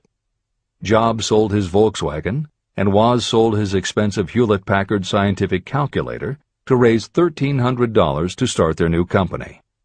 They took the money, convinced the local electronics suppliers to grant them a line of credit, and started production of the Apple I. they revolutionized the computer hardware and software industry. Released in 1976 and priced at $666, the Apple I earned them $774,000. 2 years later, they introduced the Apple II, which in the next 3 years earned $140 million. In 1980, Apple went public, and after the first day of trading, the company had a market value of $1.2 billion. Wozniak left the company in 1981, but Jobs pushed through the development of the Macintosh in 1984. In 1985, Jobs left too, but in 1998 he came back to Apple to revitalize the floundering company with the creation of the iMac computers, the animation company Pixar, the iPod, and iTunes. In presenting stories of contemporary successes, the editors have followed Hill's style of using real people to illustrate the principles of success. But Napoleon Hill was granted a rare privilege. Unlike anyone before or after, he had the opportunity to personally meet the most powerful and successful people and learn firsthand the dreams that inspired them, the obstacles that confronted them, and how they found the courage within themselves to overcome their failures. Hill met many of the inventors and the empire builders who laid the foundations of 20th century American industry while they were still news, not history. Then for more than 25 years, he studied the habits and learned the secrets of the next generations who built on the foundations, forged new industries, devised new systems, and dreamed new dreams. It was only because Hill was given such unprecedented access over such a long period that he was able to compare, contrast, analyze, and then formulate a philosophy of achievement based on the real stories of real people who had used these techniques to create their success. Think and Grow Rich revolutionized self-help writing, and to this day is the standard against which all motivational literature is measured. Its success also helped create the market for the thousands of business biographies that tell in detail how the dreams were born, plans were made, frustrations were faced, and triumphs achieved in every sector of modern business. And because this wealth of information is now available, with little more than the click of a mouse, you can read, hear, or watch today's greatest entrepreneurs and most successful CEOs confirming in their own words the basic truth behind every one of the principles Napoleon Hill explains in this book. The products or services they sell may be different, but the story of their success is the same. Dreams, followed by failures, followed by lessons learned, then success. For every Henry Ford, Thomas Edison, or O. Henry that Napoleon Hill cites to make a point, today there is a Steve Jobs, Dean Kamen, or Merle Haggard, proving that Hill's points are still valid. This is the end of the editor's comments. There is a difference between wishing for a thing and being ready to receive it. No one is ready for a thing until they believe they can acquire it. The state of mind must be belief, not mere hope or wish. Open-mindedness is essential for belief. Closed minds do not inspire faith, courage, and belief. Remember, no more effort is required to aim high in life, to demand abundance and prosperity, than is required to accept misery and poverty. A great poet has correctly stated this universal truth through these lines. I bargained with life for a penny, and life would pay no more. However, I begged at evening when I counted my scanty store. For life is a just employer. He gives you what you ask. But once you have set the wages, why, you must bear the task. I worked for a menial's hire, only to learn dismayed that any wage I had asked of life, life would have willingly paid. Desire outwits Mother Nature. As a fitting climax to this chapter, I wish to introduce one of the most unusual persons I have ever known. I first saw him a few minutes after he was born. He came into the world without any physical sign of ears. When pressed for an opinion, the doctor concluded that the child might be deaf and mute for life. I challenged that doctor's opinion. I had the right to do so. I was the child's father. I, too, reached a decision. But I expressed my opinion silently, in the secrecy of my own heart. In my own mind, I knew that my son would hear and speak. How? I was sure there must be a way, and I knew I would find it. I thought of the words of the immortal Emerson. The whole course of things goes to teach us faith. We need only obey. There is guidance for each of us, and by lowly listening, we shall hear the right word. The right word? Desire. More than anything else, I desired that my son should not be deaf and unable to speak. From that desire, I never receded, not for a second. What could I do about it? Somehow, I would find a way to transplant into that child's mind my own burning desire for ways and means of conveying sound to his brain without the aid of ears. As soon as the child was old enough to cooperate, I would fill his mind so completely with a burning desire to hear that nature would, by methods of her own, translate it into physical reality. All this thinking took place in my own mind, but I spoke of it to no one. Every day I renewed the pledge I had made to myself that my son should not be deaf. As he grew older and began to take notice of things around him, we observed that he had a slight degree of hearing. When he reached the age when children usually begin talking, he made no attempt to speak, but we could tell by his actions that he could hear certain sounds slightly. That was all I needed to know. I was convinced that if he could hear, even slightly, he might develop still greater hearing capacity. Then something happened that gave me hope. It came from an entirely unexpected source. We bought a phonograph. When the child heard the music for the first time, he went into ecstasies. He promptly appropriated the machine. On one occasion, he played a record over and over for almost 2 hours, standing in front of the phonograph with his teeth clamped on the edge of the case. The significance of this did not become clear to us until years afterward. At the time, we had never heard of the principle of bone conduction of sound. Shortly after he appropriated the phonograph, I discovered that he could hear me quite clearly when I spoke with my lips touching his mastoid bone at the base of the skull. Having determined that he could hear the sound of my voice plainly, I began immediately to transfer to his mind the desire to hear and speak. When I discovered that my son enjoyed bedtime stories, I went to work creating stories designed to develop in him self-reliance, imagination, and a strong desire to hear. There was one storyline in particular that I emphasized over and over. Every time I told it, I gave it some new and dramatic coloring. These stories were designed to plant in his mind the thought that his affliction was not a liability, but an asset of great value. As a result of my studies and personal experience, I firmly believe that every adversity brings with it the seed of an equivalent advantage. However, despite my beliefs, I must confess that I did not have the slightest idea how this disability could ever become an asset. He won a new world with 6 cents. As I analyze the experience in retrospect, I can see now that my son's faith in me had much to do with the astounding results.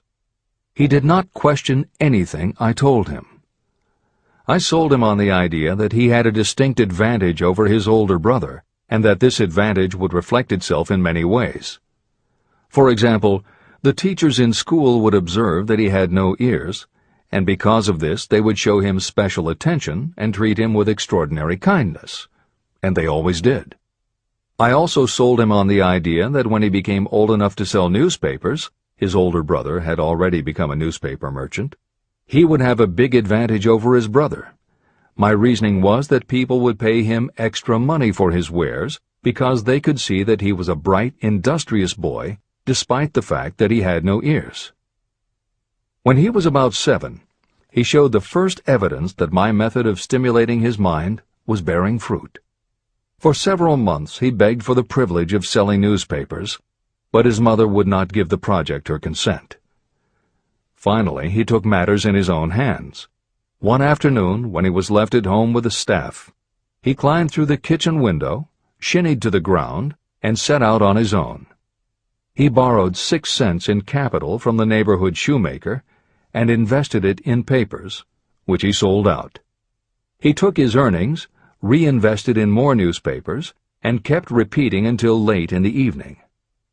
After balancing his accounts and paying back the 6 cents he had borrowed from his banker, he had a net profit of 42 cents. When we got home that night, we found him in bed asleep with the money tightly clenched in his hand. His mother opened his hand, removed the coins, and cried. Of all things! To me it seemed she was crying over her son's first victory. My reaction was the reverse. I laughed, for I knew that my endeavor to plant in my son's mind an attitude of faith in himself had been successful. His mother saw in his first business venture a little deaf boy who had gone out in the streets and risked his life to earn money. I saw a brave, ambitious, self-reliant little businessman whose stock in himself had been increased 100%. He had gone into business on his own initiative and had won. I was not only pleased, I was impressed. He had clearly demonstrated the first signs of a resourcefulness that would go with him all through life. The little deaf boy went through grade school, high school, and college without being able to hear his teachers, except when they shouted loudly at close range. He did not go to a school for the deaf, and we did not use sign language. We were determined that he should live like any other boy who could hear and speak. We stood by that decision, although it cost us many heated debates with school officials. While he was in high school, he tried an electronic hearing aid, but it was of no value to him. During his last week in college, something happened that marked the most important turning point of his life. Through what seemed to be mere chance, he came into possession of another electronic hearing device, which was sent to him on trial. He was slow about testing it, due to his disappointment with a similar device. Finally, he picked it up carelessly, placed it on his head, and hooked up the battery. Suddenly, as if by magic, his lifelong desire for normal hearing became a reality. For the first time in his life, he heard practically as well as any person with normal hearing. Overjoyed because of the changed world that had been brought to him, he rushed to the telephone, called his mother, and heard her voice perfectly. The next day, for the first time in his life, he plainly heard the voices of his professors in class. For the first time in his life, he could converse freely with other people without them having to speak loudly. Truly, he had come into possession of a changed world. His desire was finally paying dividends. But the victory was not yet complete. He still had to find a definite and practical way to convert his disability into an equivalent asset. Thought that works miracles. Intoxicated with the joy of his newly discovered world of sound, he wrote a letter to the manufacturer of the hearing aid, enthusiastically describing his experience. Something in his letter prompted the company to invite him to New York. He was escorted through the factory, and while talking with the chief engineer, telling him about his changed world, a hunch, an idea, or an inspiration, call it what you wish, flashed into his mind. It was this impulse of thought that converted his disability into an asset destined to pay dividends in both money and happiness to thousands for all time to come. The sum and substance of that impulse was this.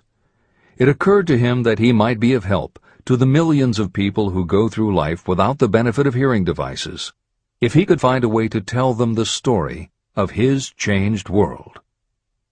For an entire month, he carried out intensive research, during which he analyzed the entire marketing system of the manufacturer of the hearing device. Then he created a plan for reaching out to other hearing-impaired people all over the world, to share with them his newly discovered changed world. When this was done, he put in writing a 2-year plan based upon his findings. When he presented the plan to the company, he was instantly given a position for the purpose of carrying out his ambition. Little did he dream when he went to work that he was destined to bring hope and practical relief to thousands of people who, without his help, would have been limited forever by deafness. There's no doubt in my mind that Blair would have been deaf and unable to speak all his life if his mother and I had not managed to shape his mind as we did. When I planted in his mind the desire to hear and talk and live as other people, there went with that impulse some strange influence that caused nature to become bridge builder and span the gulf of silence between his brain and the outer world. Truly, a burning desire has devious ways of transmuting itself into its physical equivalent. Blair desired normal hearing. Now he has it. He was born with a condition that in those days might easily have sent a person with a less defined desire to the street with a bundle of pencils and a tin cup. The little white lie I planted in his mind when he was a child, by leading him to believe his impaired hearing would become a great asset, has justified itself. I am convinced it is a fact that there is nothing, right or wrong, that belief plus burning desire cannot make real. These qualities are free to everyone. Editor's comments. As Napoleon Hill was finishing this chapter on desire, it was reported that the famed opera singer Madame Schumann-Heink had died. A passage in her obituary struck Hill as being so appropriate to the subject of this chapter that he was moved to comment as follows. End of editor's comment. One short paragraph in the newspaper story about the famed opera singer Madame Schumann-Heink gives the clue to this unusual woman's stupendous success. I quote the paragraph because the clue it contains is none other than desire. Early in her career, Madame Schumann-Heink visited the director of the Vienna Court Opera to have him test her voice. But he did not test it. After taking one look at the awkward and poorly dressed girl, he exclaimed, none too gently, "With such a face, and with no personality at all, how can you ever expect to succeed in opera? My good child, give up the idea. Buy a sewing machine and go to work. You can never be a singer." Never is a long time. The director of the Vienna Court Opera may have known much about the technique of singing, but he knew little about the power of desire when it assumes the proportion of an obsession. If he had known more of that power, he would not have made the mistake of condemning genius without giving it an opportunity. Editor's comments. Although few readers of this edition will be familiar with Madame Schumann-Heink, every reader knows a half-dozen similar stories. It is true for every generation and every kind of music. At some time, even the biggest stars were failures. At some time, someone told them they weren't good enough. But every one of those times that they failed, their desire was bigger than their failure. That is why you know their stories. And it's also why you've never heard about the thousands of other performers who were also told they weren't good enough. The ones you've never heard of are the ones whose desire wasn't big enough. They are the ones who believed that failure was defeat. This is the end of the editor's comment. Several years ago, one of my business associates became ill. He became worse as time went on, and finally was taken to the hospital for an operation.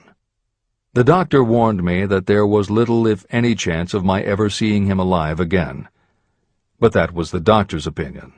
It was not the opinion of the patient. Just before he was wheeled away, he whispered to me, "Do not be disturbed, Chief. I will be out of here in a few days." The attending nurse looked at me with pity. But the patient did come through safely.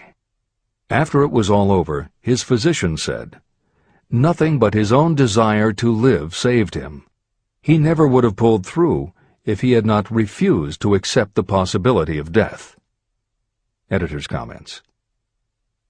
By the 1980s, the phenomenon that Napoleon Hill wrote about in the preceding paragraph was embraced by a growing segment of the population. Among the adherents were numerous medical professionals who incorporated the concept under the term the body-mind connection. And by the turn of the 21st century, the belief that the mind can manifest physical changes in the body had become a part of mainstream medical practice. In Chapter 5, Autosuggestion, you will find further comment on the medical aspects of having a burning desire. This is the end of the editor's comment. I believe in the power of desire backed by faith in yourself, because I have seen this power lift people from lowly beginnings to places of power and wealth. I have seen it rob the grave of its victims. I have seen it serve as the medium by which people staged a comeback after having been defeated in 100 different ways. And I have seen it provide my own son with a normal, happy, successful life, despite nature's having sent him into the world without ears. How can you harness and use the power of desire? The first part of the answer is in the technique at the beginning of this chapter. You will learn more about it in the next and subsequent chapters of this book. Through some strange and powerful principle, nature wraps up in the impulse of strong desire that something that recognizes no such word as impossible, and accepts no such reality as failure. There are no limitations to the mind except those we acknowledge. Chapter 4. Faith in your ability. Visualization of and belief in attainment of desire. The second step toward riches. Faith is the head chemist of the mind. When faith is blended with thought, the subconscious mind instantly picks up the vibration. The subconscious then translates it and transmits it to infinite intelligence. The emotions of faith, love, and sex are the most powerful of all the major positive emotions. When the three are blended, they have the effect of coloring thought in such a way that it instantly reaches the subconscious mind. There, it is changed into a form that induces a response from infinite intelligence. Editor's comments. In the preceding paragraph, Napoleon Hill uses two terms, faith and infinite intelligence, both of which may convey to the reader a religious connotation that Hill did not intend. The following will define the meaning of the words as Hill uses them in the following chapter. In modern usage, the word faith has become almost interchangeable with religious belief, which is not the way Hill uses the word. Faith, as it is used here, means having confidence, trust, and an absolute unwavering belief that you can do something.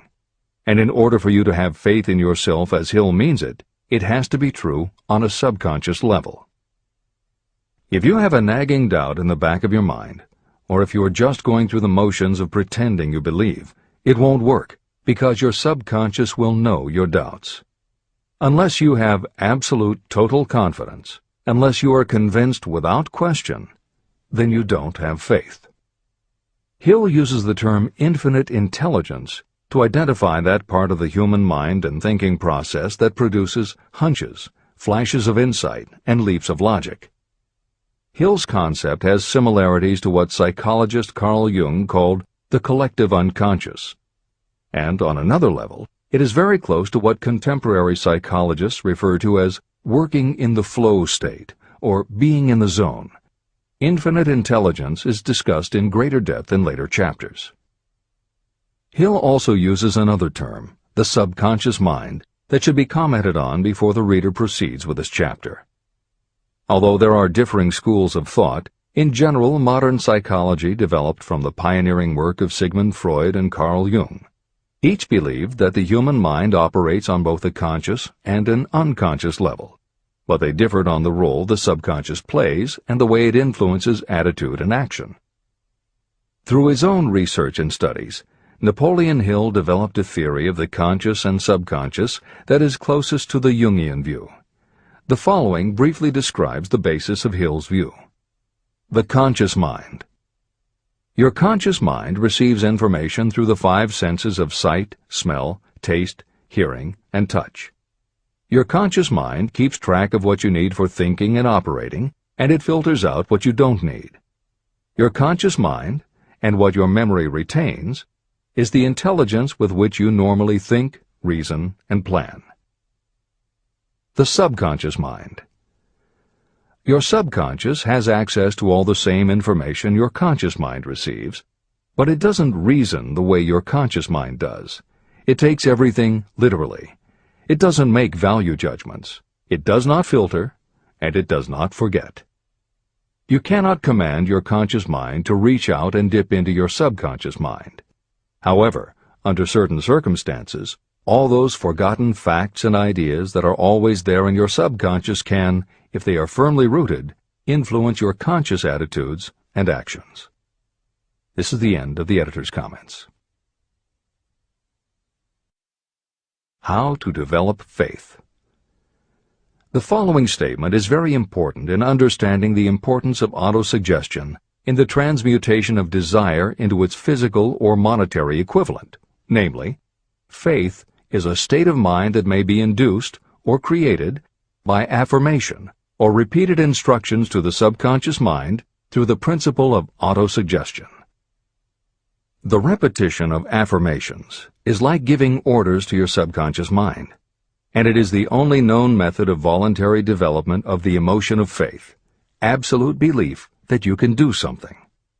As an illustration, consider why you are reading this book. You want to acquire the ability to transmute the intangible thought impulse of desire into its physical counterpart, money. By following the instructions laid down in the later chapters on autosuggestion and the subconscious mind, you will learn techniques to convince your subconscious mind that you believe you will receive that for which you ask. Your subconscious will act upon that belief and pass it back to you in the form of faith, followed by definite plans for procuring that which you desire. Faith in yourself and your abilities is a state of mind that you will be able to develop at will after you have mastered the 13 principles in this book. This is true because faith is a state of mind that will develop naturally within you when you use and apply these principles. The emotions, or the feeling portion of thoughts, are what give your thoughts vitality, life, and action. The emotions of faith, love, and sex, when mixed with any thought impulse, give it even greater action. All thoughts that have been emotionalized, given feeling, and mixed with faith, absolute belief in your ability, begin immediately to translate themselves into their physical equivalent or counterpart. However, this is not only true of thought impulses that have been mixed with faith, but it is true with any emotion, including negative emotions. What this means is that the subconscious mind will translate into its physical equivalent a thought impulse of a negative or destructive nature just as readily as it will act upon thought impulses of a positive or constructive nature. The following statement made by a noted criminologist illustrates the point. When men first come into contact with crime, they abhor it. If they remain in contact with crime for a time, they become accustomed to it and endure it. If they remain in contact with it long enough, they finally embrace it and become influenced by it. This is the equivalent of saying that a negative impulse of thought that is repeatedly passed on to the subconscious mind often enough is finally accepted and acted upon by the subconscious mind. The subconscious then proceeds to translate that impulse into its physical equivalent by the most practical procedure available. This also accounts for the strange phenomenon that so many millions of people experience, referred to as bad luck. There are millions of people who believe themselves doomed to poverty and failure because of some strange force they call bad luck, over which they believe they have no control. But the truth is that they are the creators of their own misfortunes, because this negative belief in bad luck is picked up by the subconscious mind and translated into its physical equivalent. Your belief, or faith, is the element that will determine the action of your subconscious mind. Once again, let me stress that you will benefit by passing on to your subconscious mind any desire that you wish translated into its physical or monetary equivalent in a state of expectancy or belief that the transmutation will actually take place. The subconscious mind will transmute into its physical equivalent, by the most direct and practical way available, any order that is given to it in a state of belief or faith that the order will be carried out. At this point, it should also be noted that because of the way that the subconscious operates, there is nothing to stop you from deceiving your subconscious mind when giving it instructions through autosuggestion. That is what I did when I deceived my son's subconscious mind. To make this deception more realistic, when you call upon your subconscious mind, you must conduct yourself just as you would if you were already in possession of the material thing that you are demanding. Editor's comments. It is an axiom of contemporary motivation theory that the subconscious mind cannot distinguish between what is real and what is vividly imagined. One of the most frequently cited studies supporting this concept was done with a group of basketball players. The players were divided into 3 teams, and the players on each team were tested on their ability to make free throws. The teams were then separated for a period of time, and each team was given instructions which they were told would improve their abilities. One team was instructed to practice making baskets on a daily basis. The second team was instructed not to practice during the period and not to even think about basketball. The third team was also instructed not to practice during the period, but instead the members were told to spend their daily practice time visualizing in detail the process of making baskets. At the end of the experiment, the teams were again tested. The team that rested showed a decrease in ability. The team that practiced showed a marked increase in ability. And the team that didn't practice but visualized making baskets showed an increase in ability almost equal to those who had practiced daily. As Hill says, you can deceive your subconscious through autosuggestion. If you convincingly plant an idea in your subconscious will accept and work with the idea as though it were a fact. But the key word is convincingly. If you try to send a message to your subconscious, but in the back of your mind you have a nagging doubt whether it will work, your subconscious will pick that up also. You will have sent mixed messages that cancel each other out. That is why Hill stresses the importance of doing it with faith. Your subconscious will not judge if it is true or false, positive or negative, but it does respond to the power of the input, how emotionalized the thought is. This is the end of the editor's comment. It is essential for you to encourage the positive emotions as the dominating forces of your mind. But faith in yourself doesn't come from merely reading instructions. Now that you understand the theory, you must begin to apply it. By experimenting and practicing, you will develop your ability to mix faith with any order you give to your subconscious. When you have faith in your ability, then you can give your subconscious mind instructions, which it will accept and act upon immediately. When your mind is dominated by positive emotions, it will encourage the state of mind known as faith. Faith in yourself is a state of mind that you can create by autosuggestion. All through the ages, religious leaders have admonished people to have faith. They say to have faith in this, that, and the other dogma or creed, but they have failed to tell people how to have faith. They have not stated that faith is a state of mind that may be induced by self-suggestion. In language that anyone can understand, this book explains the principle through which faith in your ability to accomplish a goal may be developed where it does not already exist. Before we begin, you should be reminded again that faith is the eternal elixir that gives life, power, and action to the impulse of thought. Faith is the starting point of all accumulation of riches. Faith is the basis of all miracles and of all mysteries that cannot be analyzed by the rules of science. Faith is the only known antidote for failure. Faith is the element that, when mixed with desire, gives you direct communication with infinite intelligence. Faith is the element that transforms the ordinary vibration of thought created by the human mind into the spiritual equivalent. Faith is the only way the force of infinite intelligence can be harnessed and used. The magic of self-suggestion. It is a fact that you will come to believe whatever you repeat to yourself, whether the statement is true or false. If you repeat a lie over and over, you will eventually accept that lie as truth. Moreover, you will believe it to be the truth. You are what you are because of the dominating thoughts that you permit to occupy your mind. Thoughts that you deliberately place in your own mind and encourage with sympathy, and with which you mix any one or more of the emotions, constitute the motivating forces that direct and control your every movement, act, and deed. The following sentence is a very significant statement of truth. Thoughts that are mixed with any of the feelings of emotions become like a magnetic force, which attracts other similar or related thoughts. A thought that is magnetized with one of the emotions may be compared to a seed. When it is planted in fertile soil, it germinates, grows, and multiplies itself over and over again. What was originally one small seed becomes countless millions of seeds of the same kind. The human mind is constantly attracting vibrations that are in sync with whatever dominates the mind.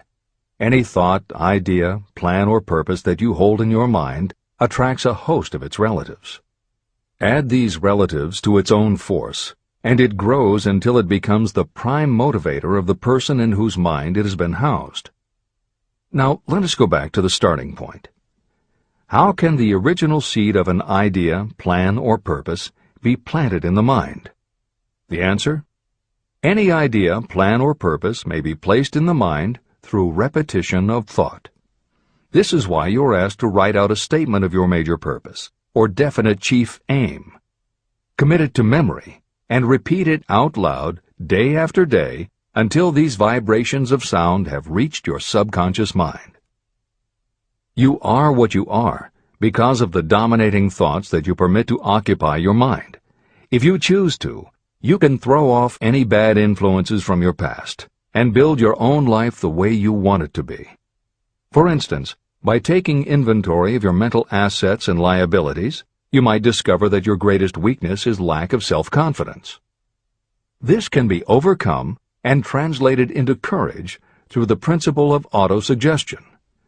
You can do this by writing out a set of simply stated positive thought impulses, memorizing them, and repeating them until they become a part of the working equipment of your subconscious mind.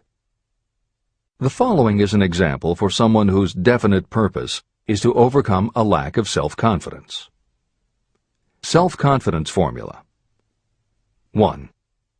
I know that I have the ability to achieve the object of my definite purpose in life. Therefore, I demand of myself persistent, continuous action toward its attainment, and I here and now promise to render such action. 2. I realize the dominating thoughts of my mind will eventually reproduce themselves in outward physical action and gradually transform themselves into physical reality. Therefore, I will concentrate my thoughts for 30 minutes each day, visualizing the person I intend to become. In this way, I will create in my mind a clear mental picture. 3.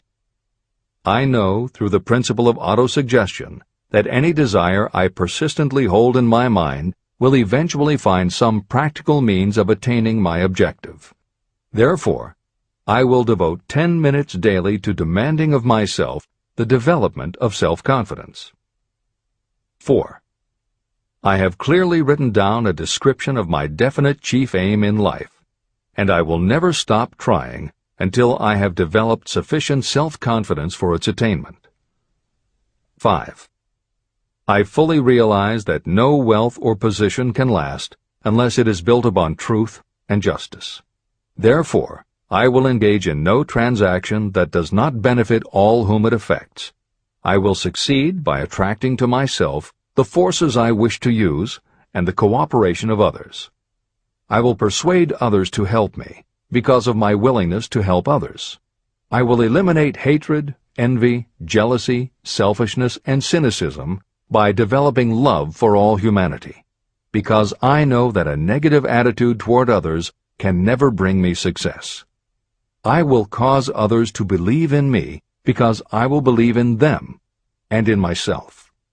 I will sign my name to this formula, commit it to memory, and repeat it aloud once a day, with full faith that it will gradually influence my thoughts and actions so that I will become a self-reliant and successful person.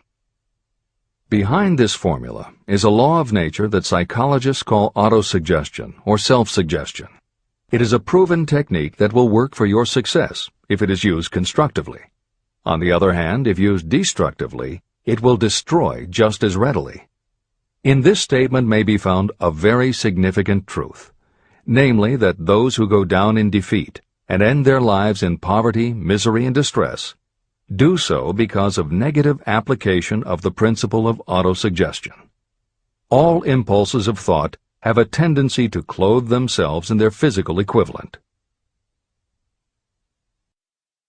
The disaster of negative thinking.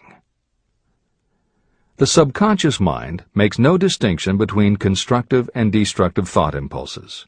It works with the material we feed it through our thought impulses.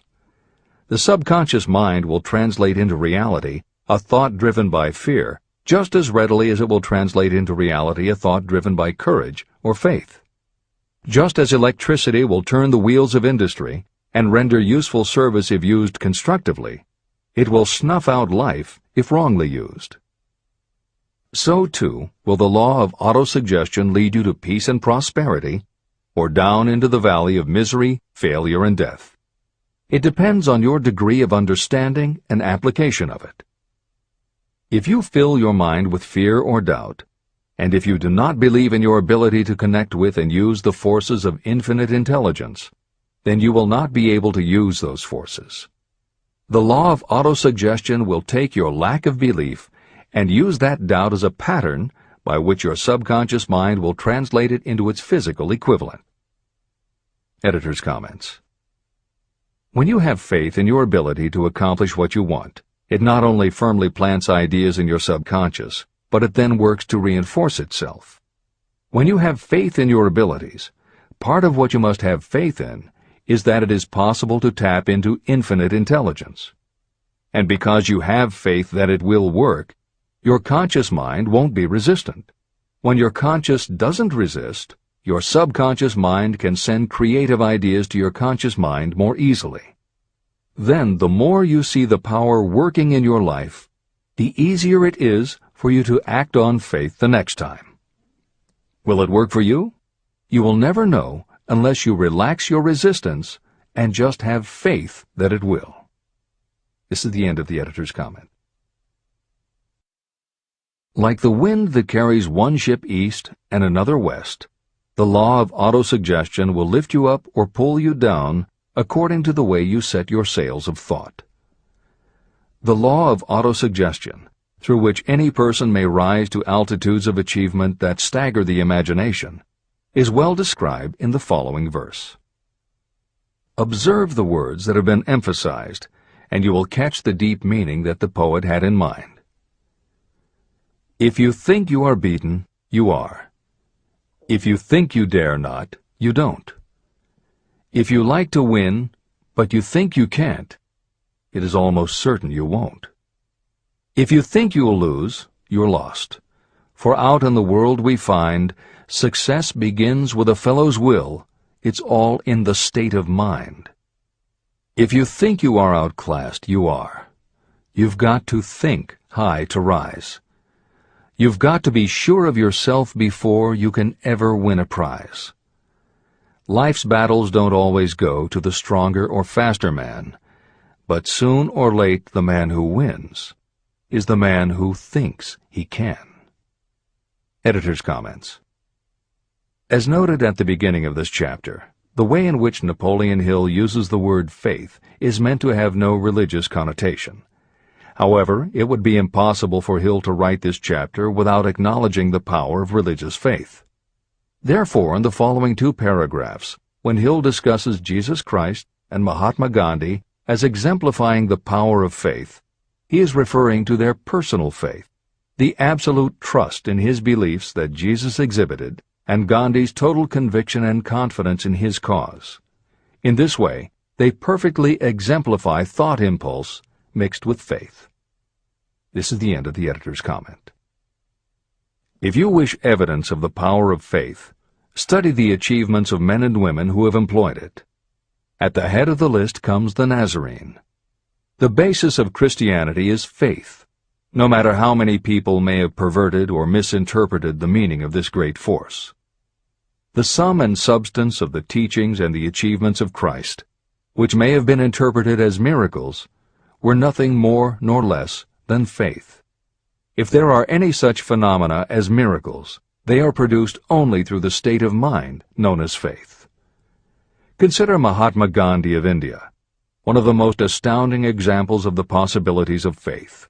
Gandhi wielded more potential power than any man living in his time, and he had this power despite the fact that he had none of the orthodox tools of power, such as money, battleships, soldiers, and materials of warfare.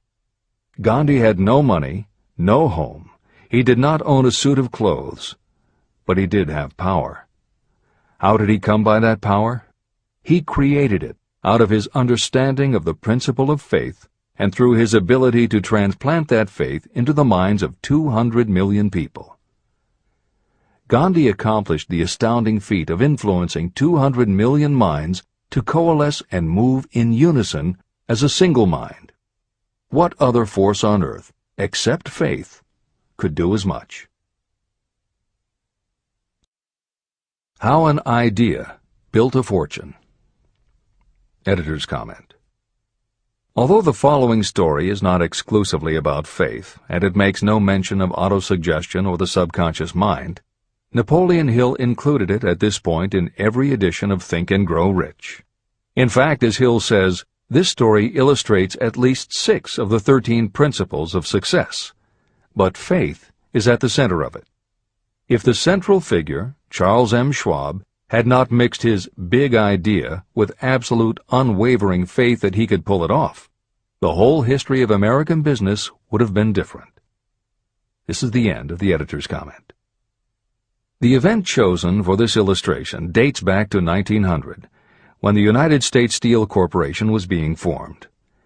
As you read the story, keep in mind the following fundamental facts and you will understand how ideas have been converted into huge fortunes.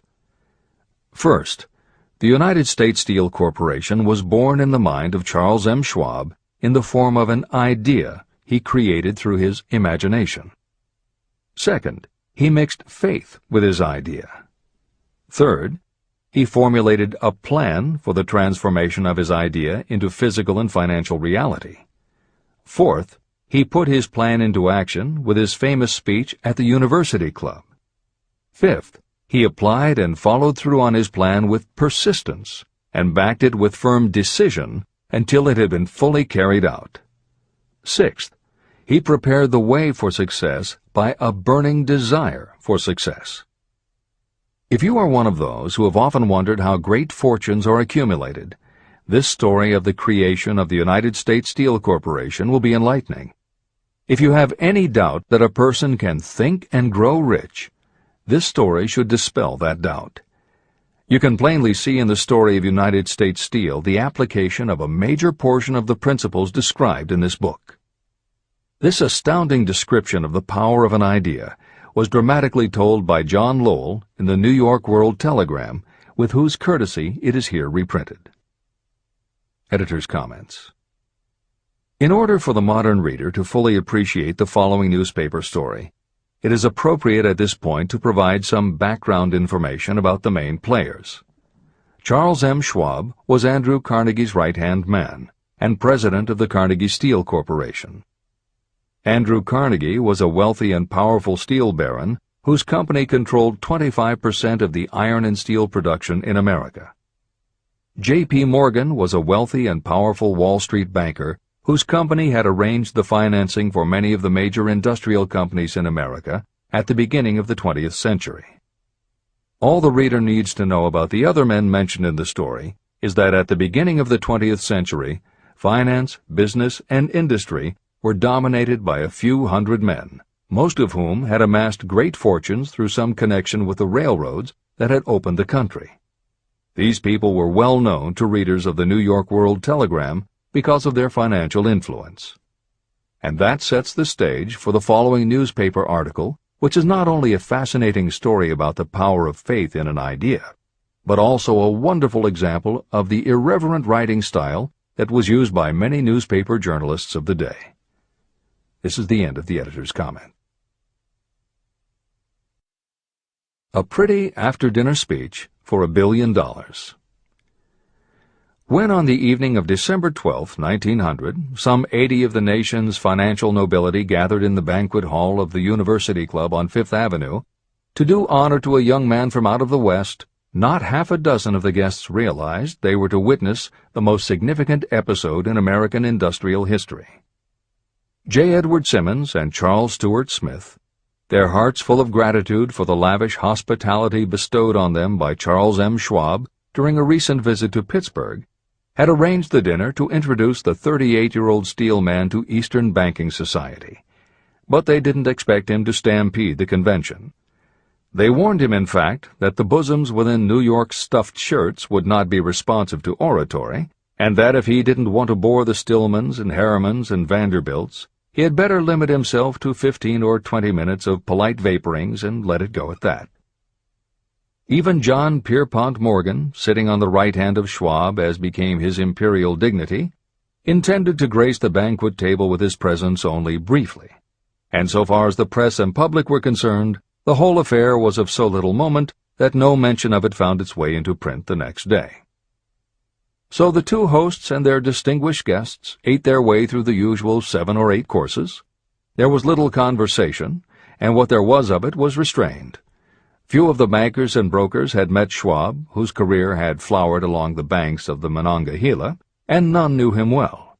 But before the evening was over, they, and with them Money Master Morgan, were to be swept off their feet, and $1 billion baby, the United States Steel Corporation, was to be conceived. It is perhaps unfortunate for the sake of history that no record of Charlie Schwab's speech at the dinner ever was made.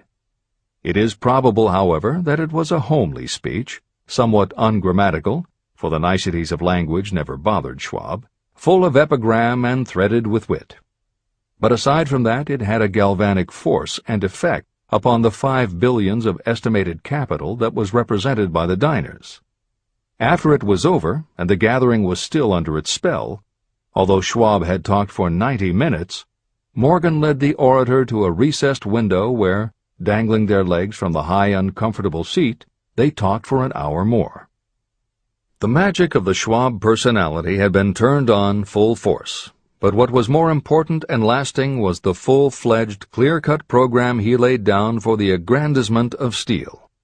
Many other men had tried to interest Morgan in slapping together a steel trust after the pattern of the biscuit, wire and hoop, sugar, rubber, whiskey, oil, or chewing gum combinations.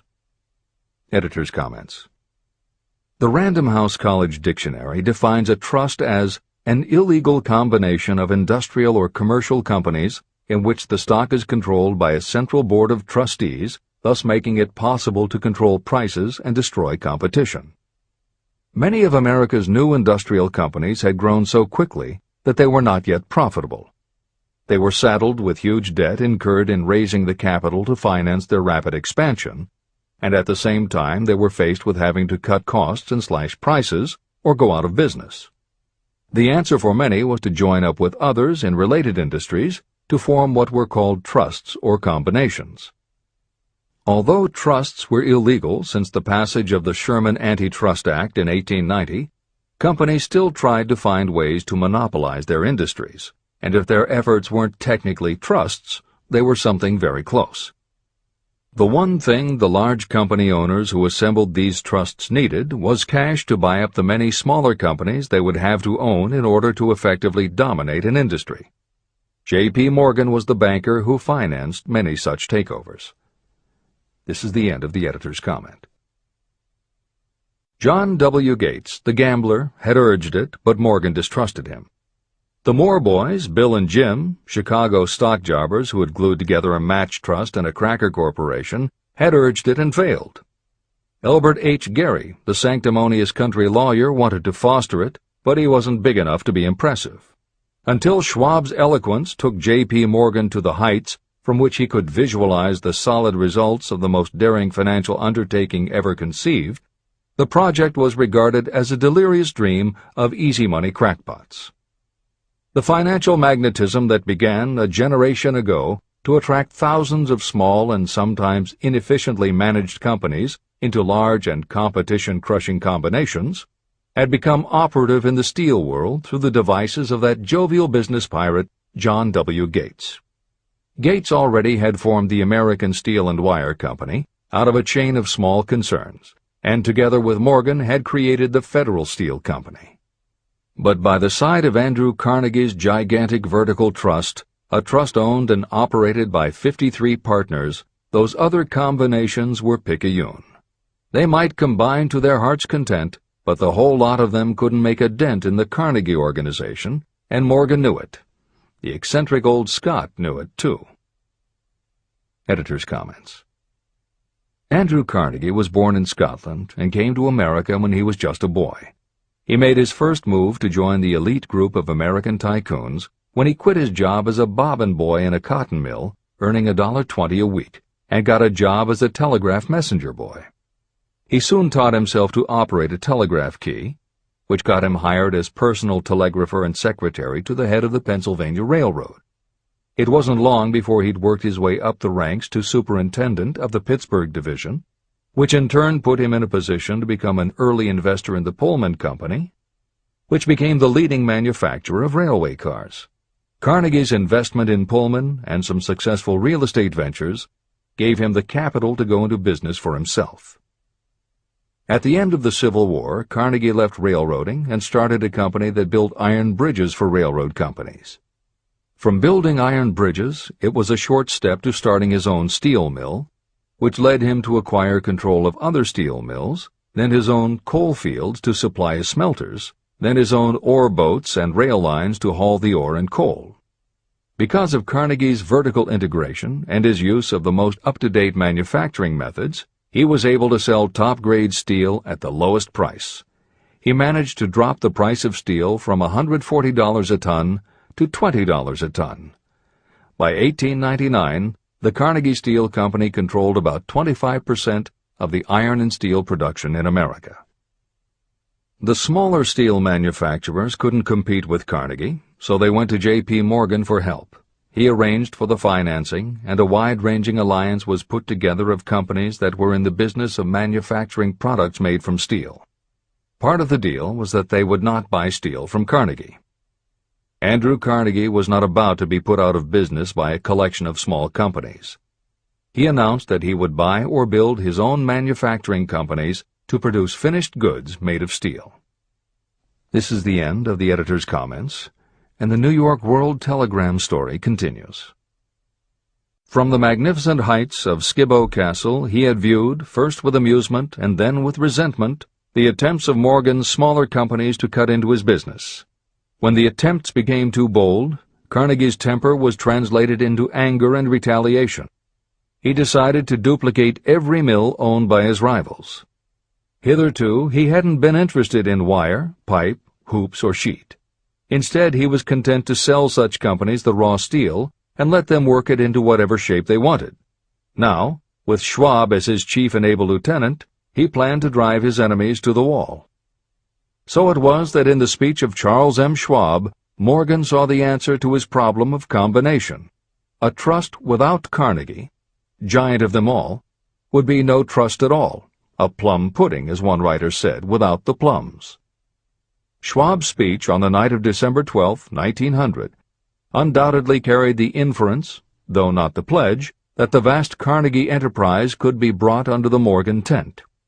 He talked of the world future for steel, of reorganization for efficiency, of specialization, of the scrapping of unsuccessful mills and concentration of effort on the flourishing properties, of economies in the ore traffic, of economies in overhead and administrative departments, of capturing foreign markets.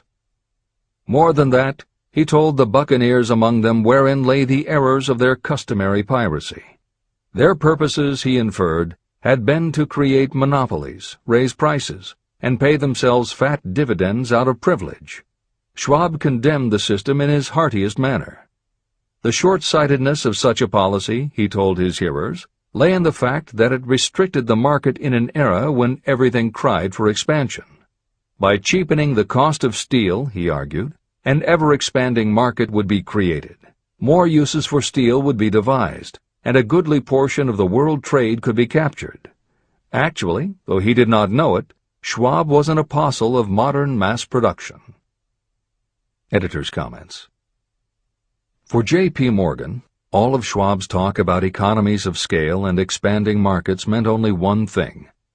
Until that night, it was assumed that Andrew Carnegie would continue building his own manufacturing companies to compete with the steel trusts that Morgan had helped put together. Morgan knew that for Carnegie to do so would require an enormous amount of capital, and Morgan also knew that Carnegie had always been strongly against raising money by selling stock in his company. What Schwab seemed to be implying was that rather than going to Wall Street for the money needed to fight the trusts, Carnegie might be interested in selling his business. This is the end of the editor's comment.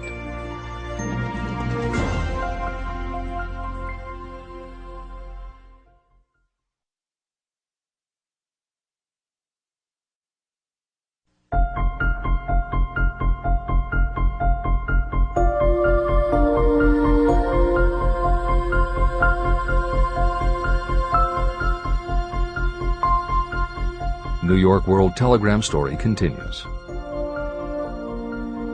So the dinner at the University Club came to an end. Morgan went home to think about Schwab's rosy predictions. Schwab went back to Pittsburgh to run the steel business for Andrew Carnegie, while Gary and the rest went back to their stock tickers to fiddle around in anticipation of the next move. It was not long coming. It took Morgan about 1 week to digest the feast of reason Schwab had placed before him. When he had assured himself that no financial indigestion was to result, he sent for Schwab, and found that young man rather coy. Mr. Carnegie, Schwab indicated, might not like it if he found his trusted company president had been flirting with the Emperor of Wall Street, the street upon which Carnegie was resolved never to tread. Then it was suggested by John W. Gates, the go-between, that if Schwab happened to be in the Bellevue Hotel in Philadelphia, J.P. Morgan might also happen to be there. When Schwab arrived, however, Morgan was inconveniently ill at his New York home, and so on the elder man's pressing invitation, Schwab went to New York and presented himself at the door of the financier's library. Now, certain economic historians have professed the belief that from the beginning to the end of the drama, the stage was set by Andrew Carnegie, that the dinner to Schwab, the famous speech, the Sunday night conference between Schwab and the Money King, were events arranged by the canny Scot.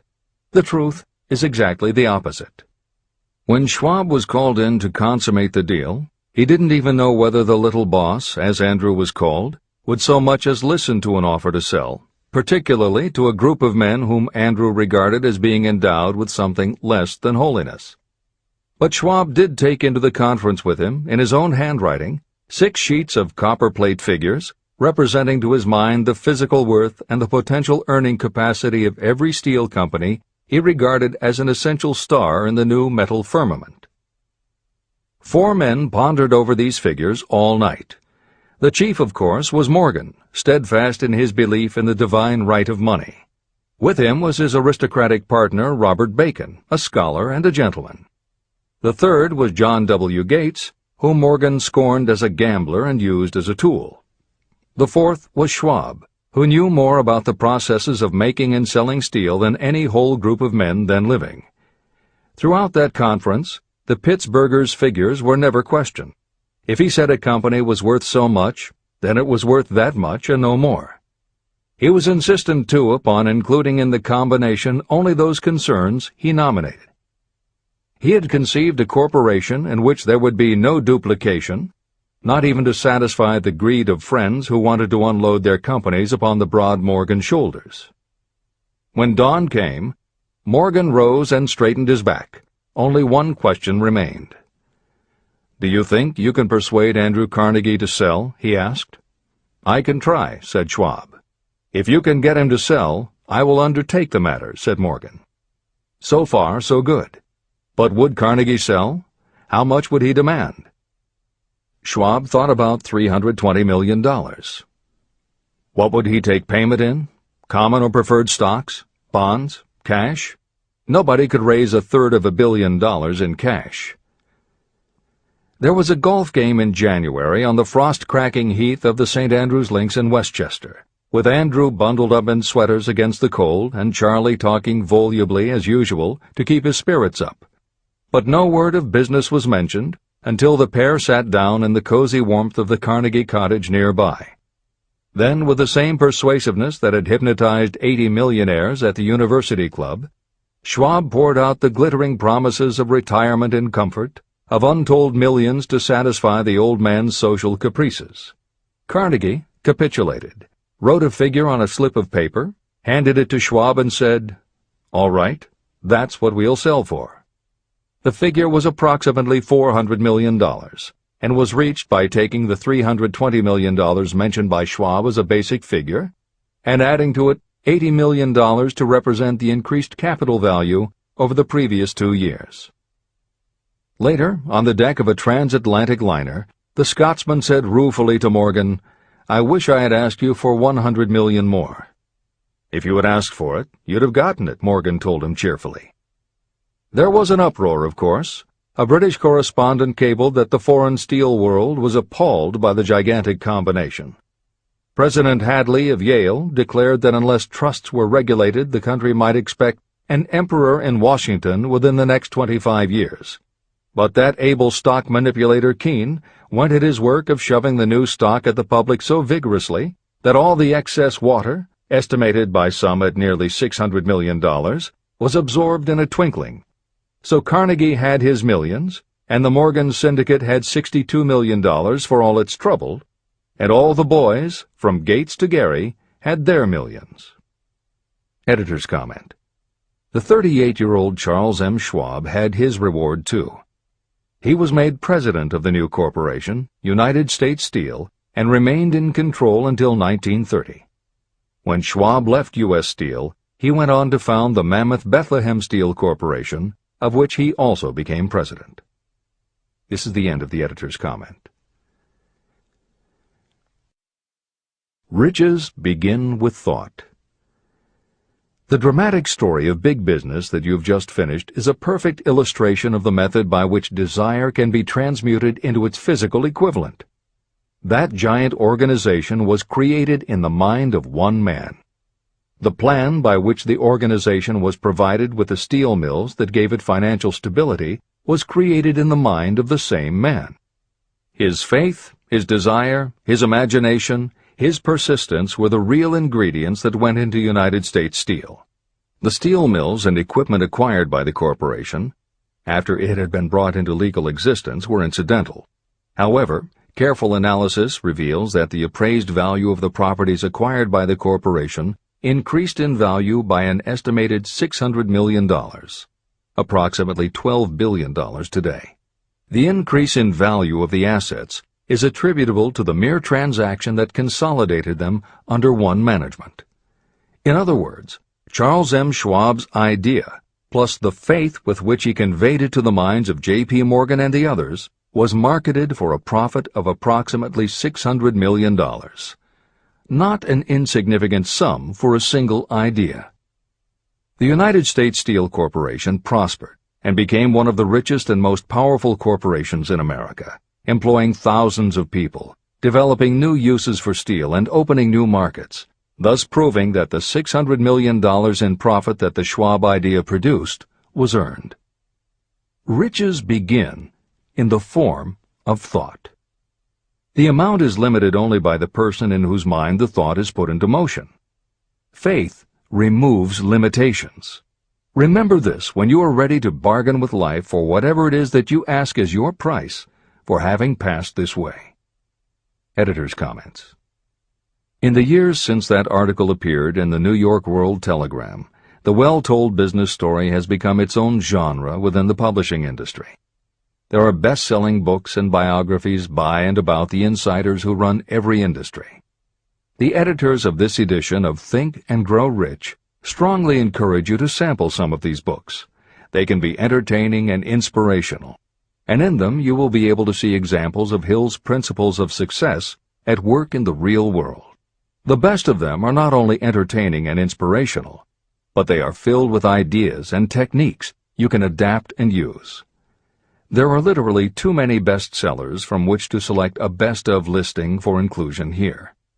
Any such choice the editors might make would not necessarily be the best, but merely reflective of the interests of the person doing the choosing. However, there are 2 books the editors recommend that are not by or about a single individual or industry. These books are In Search of Excellence by Tom Peters and Breakthroughs by P.R. Nyack and John N. Ketteringham. Each of these books deals with a broad spectrum of industries, and within each industry they single out certain companies and individuals for analysis. Both were published at the beginning of the business book trend in the 1980s, but there are few books since then that better convey the importance of faith in a good idea. In Search of Excellence, chosen by a panel of experts as the most influential book of the past 20 years, was a runaway bestseller and will likely be in print for years to come. Breakthroughs may be harder to find, but it will be well worth the effort. This is the end of the editor's comments.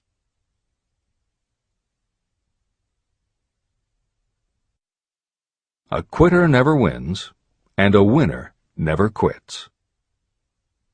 Chapter 5. Autosuggestion.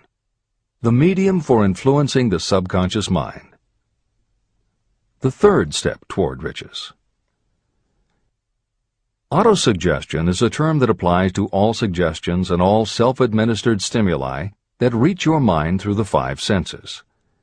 Stated in another way, autosuggestion is self-suggestion.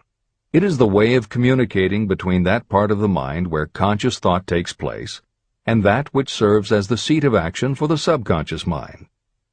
Through the dominating thoughts that you permit to remain in your conscious mind, it doesn't matter whether these thoughts are negative or positive, the principle of autosuggestion reaches the subconscious mind and influences it with these thoughts. Nature has built human beings so that we can have control over the material that reaches our subconscious mind through our 5 senses. However, this does not mean that we always exercise this control. In the great majority of instances, we do not exercise it, which explains why so many people go through life in poverty. Recall what I said about the subconscious mind resembling a fertile garden, in which weeds will grow if the seeds of more desirable crops are not sown. Autosuggestion is the way you may feed your subconscious on creative thoughts. Or you can, by neglecting it, permit thoughts of a destructive nature to find their way into this rich garden of the mind. Editor's comments. Numerous psychological studies and experiments with hypnotherapy have validated Napoleon Hill's concept that a person's subconscious mind retains everything that person ever experienced. Studies also support the theory that the subconscious is non-judgmental. It does not filter or interpret, it simply processes information literally and stores it. For those readers who may be dubious about the subconscious, or that thoughts stored below the level of consciousness can exert enough influence to affect attitude and behavior, the following explanation should alleviate any such doubts. There is no doubt about the existence of the conditions known by the psychological terms fixations, phobias, and compulsive behaviors. These conditions occur when a child has learned something in such a powerful or dramatic way that the knowledge becomes firmly planted in the child's subconscious mind. Then, even as the child grows to adulthood and the conscious mind learns to understand that information from a mature point of view, because the childhood learning experience was so powerful, the subconscious still retains the childhood understanding of the information. The result is a fixation, phobia, or compulsive behavior that causes a response rooted in childhood, which does not make logical sense to the adult's conscious mind. That is because it does not come from the conscious. It comes from the subconscious belief that was so emotionalized it overrides the adult's logical conscious mind. Hill's theory is based on exactly the same psychological principles. Thoughts do remain stored in the subconscious. They remain just as they were when they were input, and the more highly emotionalized the thoughts are when they are input, the more influence they exert on attitude and behavior.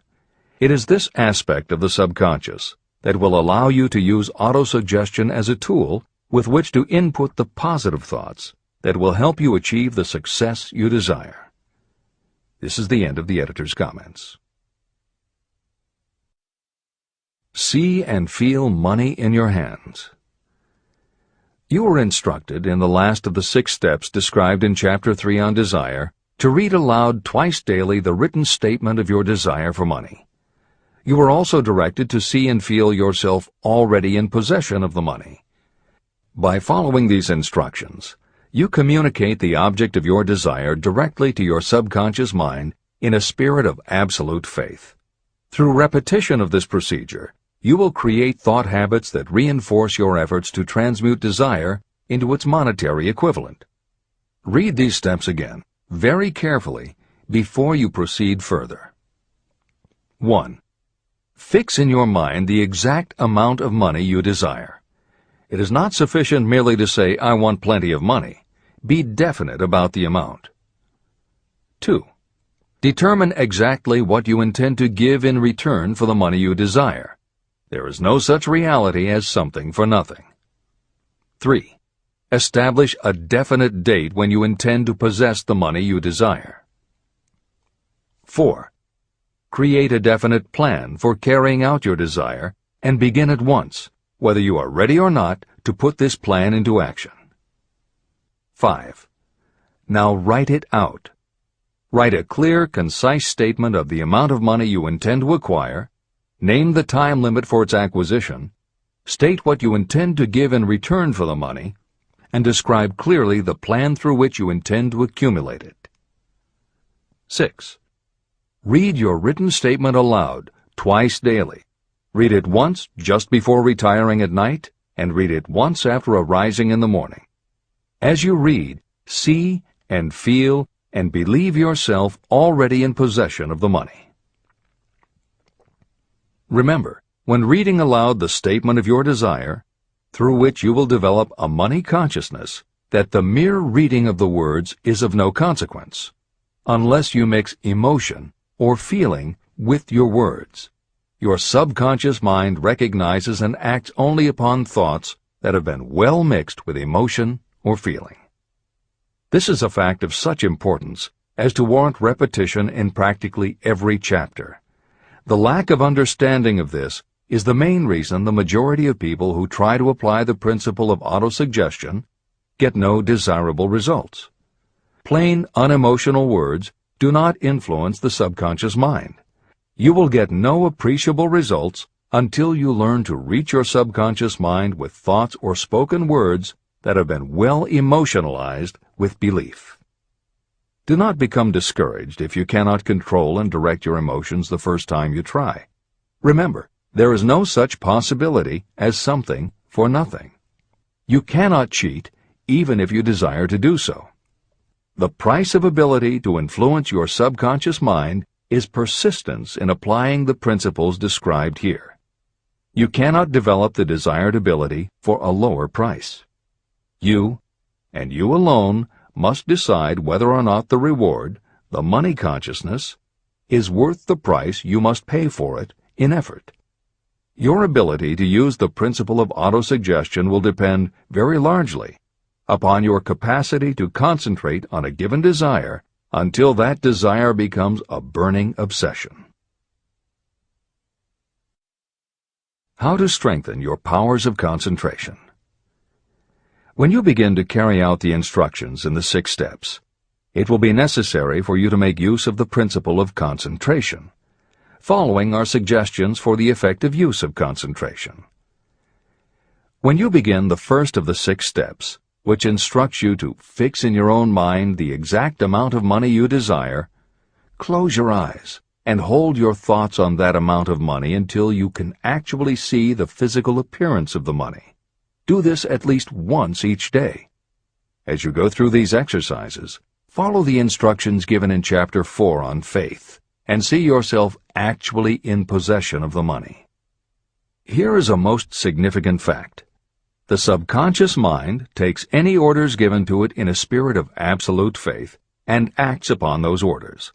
But the orders often have to be presented over and over again, repeated positive affirmation, before they are interpreted by the subconscious mind. Because of this, you might consider the possibility of playing a perfectly legitimate trick on your subconscious mind. Make it believe, because you believe it, that you must have the amount of money you are visualizing. Make it believe that this money is already awaiting your claim, so the subconscious mind must hand over to you practical plans for acquiring the money that is yours. Give this thought to your imagination, and see what your imagination can or will do to create practical plans for the accumulation of money through transmutation of your desire. Do not wait for a definite plan through which you will exchange services or merchandise in return for the money you are visualizing. Just start right now to see yourself in possession of the money, demanding, and expecting that your subconscious mind will hand over the plans you need. Be on the alert for these plans, and when they appear, put them into action immediately. When the plans appear, they will probably flash into your mind in the form of an inspiration or intuition from infinite intelligence. Treat it with respect and act upon it as soon as you receive it. In the fourth of the 6 steps, you are instructed to create a definite plan for carrying out your desire and begin at once to put this plan into action. Do the same thing here. Close your eyes and create in your mind a vivid image of you carrying out the instructions. Do not trust to your reason when creating your plan for accumulating money through the transmutation of desire. Your reasoning faculty may be lazy, and if you depend entirely upon it to serve you, it may disappoint you. When visualizing the money you intend to accumulate, see yourself rendering the service or delivering the merchandise you intend to give in return for this money. This is important. Editor's comments. The basic principle underlying autosuggestion is closely related to self-hypnosis, and both techniques played an important role in the development of modern psychology. Although all 3 concepts, autosuggestion, hypnosis, and psychology, had to overcome initial public skepticism, unfortunately, autosuggestion and hypnotism were hampered by events that further delayed their acceptance. Hypnosis was an integral part of the therapies used by the major figures in the development of psychology, including Sigmund Freud, Carl Jung, and William James. It fell out of favor as a therapeutic method when stage magicians began to use the technique in their acts. People found it difficult to give serious consideration to a method that was being used in theaters and nightclubs to make members of the audience do ridiculous things for comic effect. Autosuggestion encountered a similar problem. French psychiatrist Émile Coué was the best-known early advocate of autosuggestion. A contemporary of Sigmund Freud, Coué operated a clinic that treated patients diagnosed with psychosomatic ailments, individuals who have convinced themselves they are ill and even show symptoms but do not actually have a disease. Coué treated his patients with an autosuggestion technique that involved the repetition of statements he termed positive affirmations. Coué devised a general, non-specific phrase that would give the subconscious a positive instruction, but was open enough that it did not tell the subconscious how to do it. The positive affirmation was, "Every day, in every way, I am getting better and better." And he instructed his patients to repeat the phrase several times a day. Improvements among his patients happened so quickly and dramatically that his method became the talk of medical and scientific circles, and the use of the phrase practically became a movement in Europe. Word of the success Coué was having with his method spread to America, and he was soon booked to do a lecture tour. At one of his early speaking engagements, a cynical newspaper reporter made a joke of the technique, calling it, "Hell's bells, I'm well." The joke followed Coué wherever he spoke, and the press coverage was so negative he canceled his tour and returned to practice in Europe. Serious scientists and therapists continued to work with autosuggestion. But just as had happened when stage magicians cast doubt upon the efficacy of hypnosis, Coué's method of positive affirmation fell out of favor with the general public. It took the openness of the latter part of the 20th century before the techniques of hypnosis and autosuggestion gained general acceptance once again. Today, if you go on the Internet, there are over 40,000 web links featuring positive affirmations, and numerous bestsellers have been written on the subject. Virtually every newspaper, magazine, and television news program regularly features stories on the crucial role the mind plays in personal growth and achievement. Techniques based on autosuggestion have fostered countless best-selling books, audiobooks, and video programs. And every week thousands of people attend seminars, lectures, and retreats to be inspired by motivational speakers or spiritual leaders, and to learn techniques that will help them achieve success, almost all of which are based on the basic principles Napoleon Hill advocates in this book. When Hill instructs the reader to close your eyes and hold your thoughts on that amount of money until you can actually see the physical appearance of the money, he is in fact describing the autosuggestion technique most widely taught by contemporary motivational experts. Today it is called creative visualization, and it is regularly used by some of the most successful trainers of Olympic athletes and professional sports teams. It is used by NASA in training astronauts, and medical professionals use it in a variety of ways, including teaching it to patients who need to elevate their autoimmune system.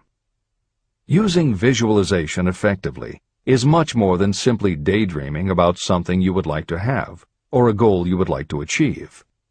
Visualization is a specific technique that involves the use of imagination, creativity, vivid imagery, and affirmations, all focused on creating something you wish to manifest in reality.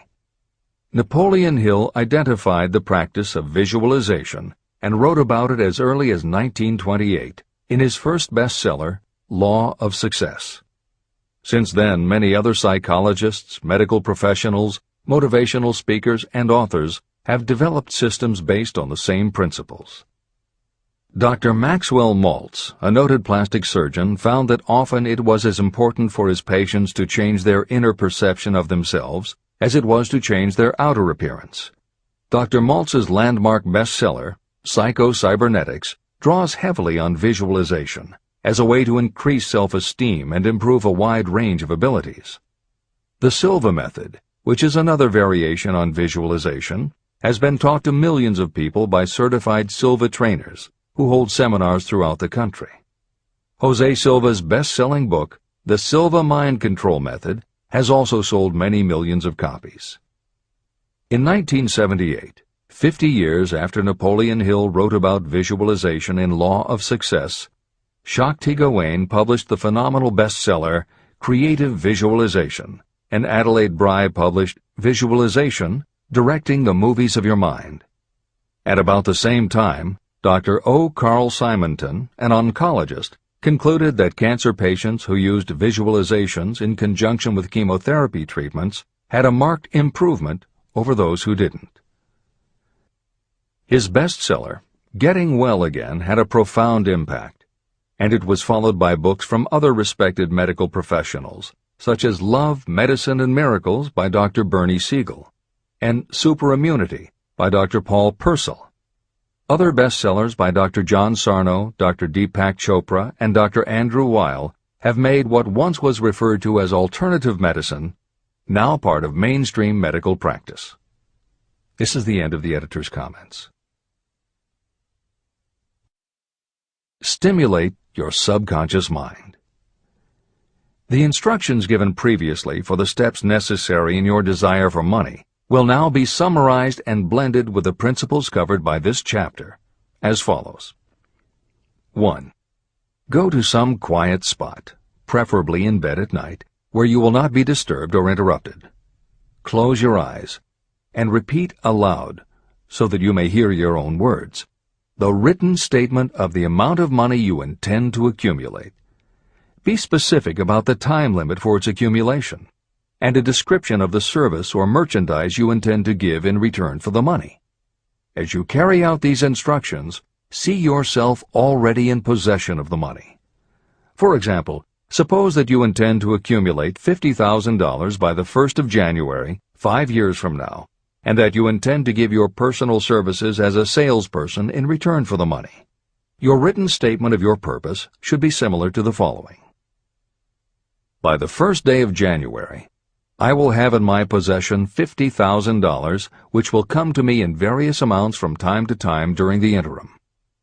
In return for this money, I will give the most efficient service of which I am capable. I will give the fullest possible quantity and the best possible quality of service as a salesperson of, and describe the service or merchandise you intend to sell. I believe that I will have this money in my possession. My faith is so strong that I can now see this money before my eyes. I can touch it with my hands. It is now awaiting transfer to me at the time and in the proportion that I deliver the service in return for it. I am awaiting a plan for getting this money, and I will follow that plan when it is received. 2.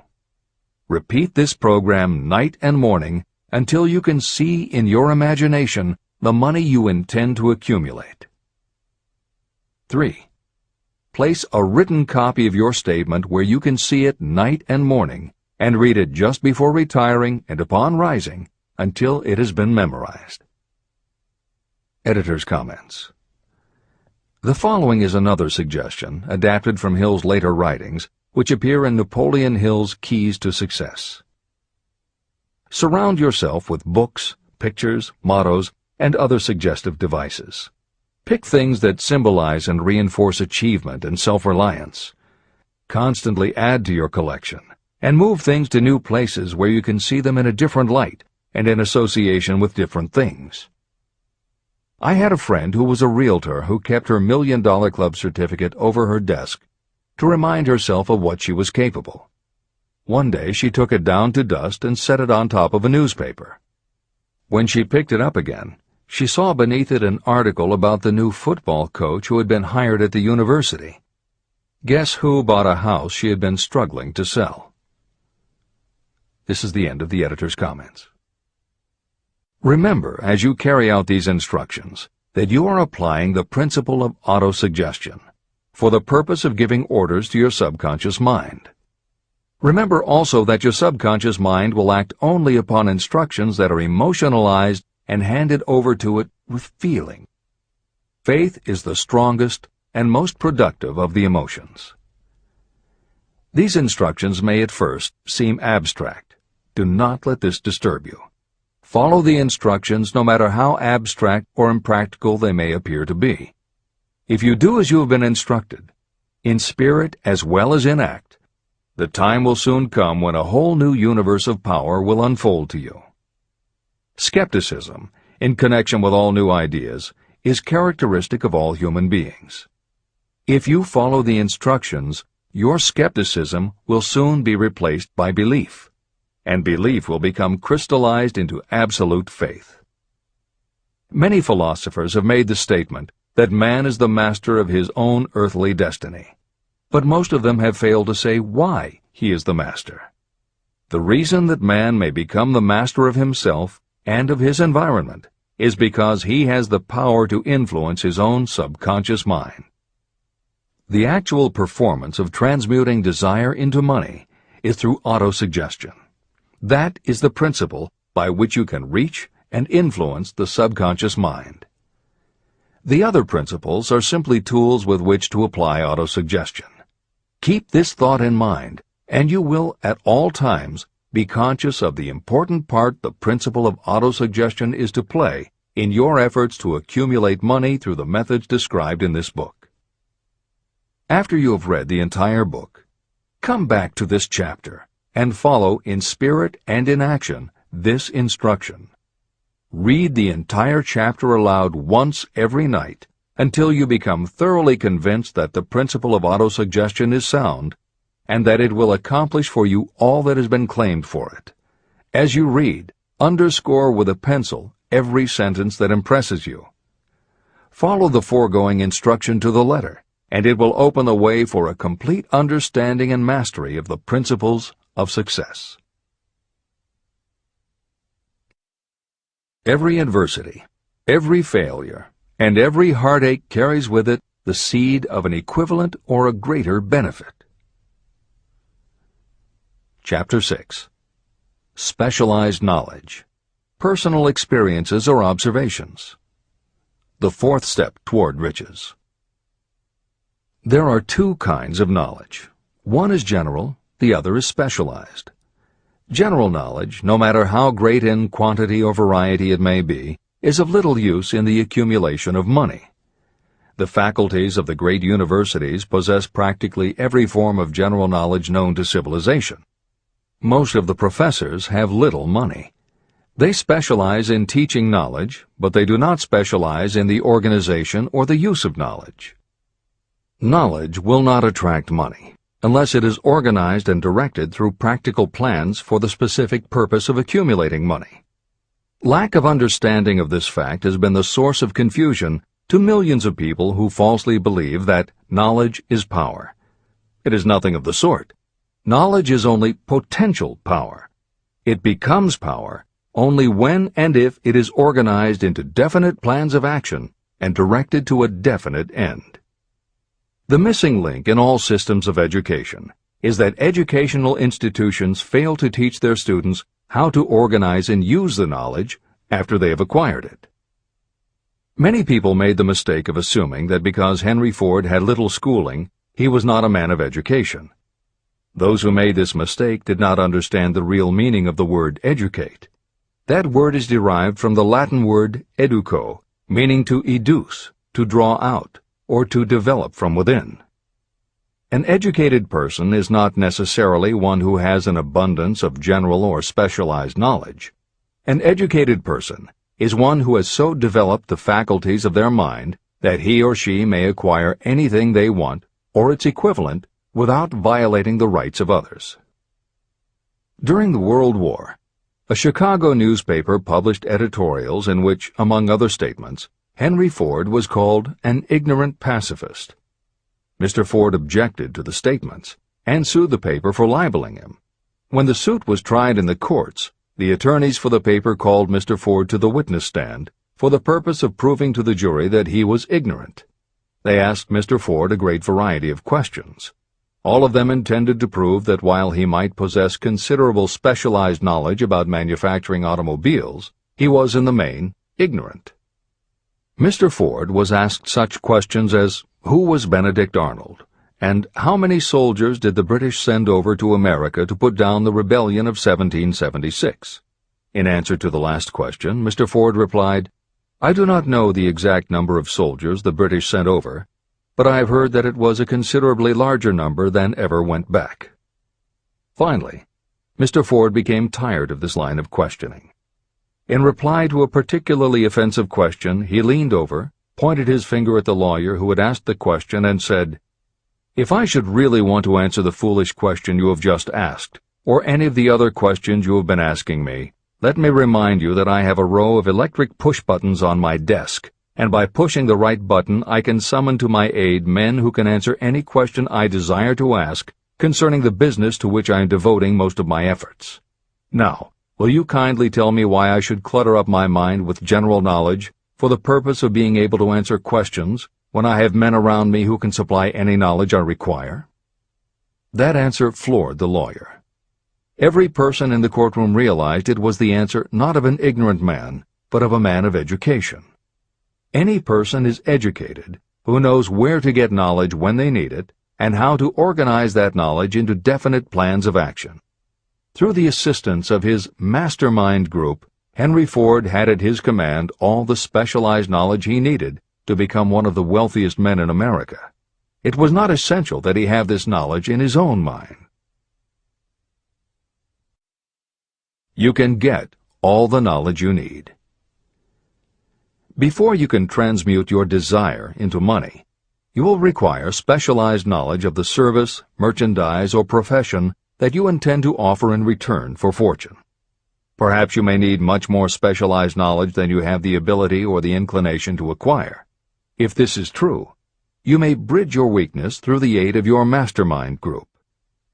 The mastermind is defined as coordination of knowledge and effort in a spirit of harmony between two or more people for the attainment of a definite purpose. The larger meaning of the mastermind group is explained in greater detail in later chapters. Editor's comments. After reading Hill's definition of the mastermind, many people may assume that he is describing teamwork. That would not be correct. The following explanation is adapted from the Napoleon Hill Foundation's book, Believe and Achieve. Teamwork can be achieved by any group, even one whose members have disparate interests, because all it requires is cooperation. In teamwork, people might simply be cooperating because they like the leader or out of a sense of duty. Some team members will give 100% to any team that pays them enough, but they have little concern about the objective. And sometimes there is good teamwork because different members have different agendas. A board of directors may disagree, even be unfriendly, and still run a business successfully. Musical groups are made up of notoriously self-centered people who work as a team if it will help them get ahead. Masterminds, on the other hand, are formed of individuals who have the same agenda, a deep sense of mission, and commitment to the same goal. Masterminds represent the highest order of thinking by a group of knowledgeable people, each contributing their absolute best according to their abilities, expertise, and background. If you have ever been a part of a meeting when everything just clicked and ideas built upon other ideas, with each member contributing until out of the group activity came the best possible idea or solution, that was a mastermind at work. Napoleon Hill believed that you must make the mastermind experience a regular part of your life if you really want to succeed. How to select the right people for your mastermind will be discussed further in Chapter 11, The Power of the Mastermind.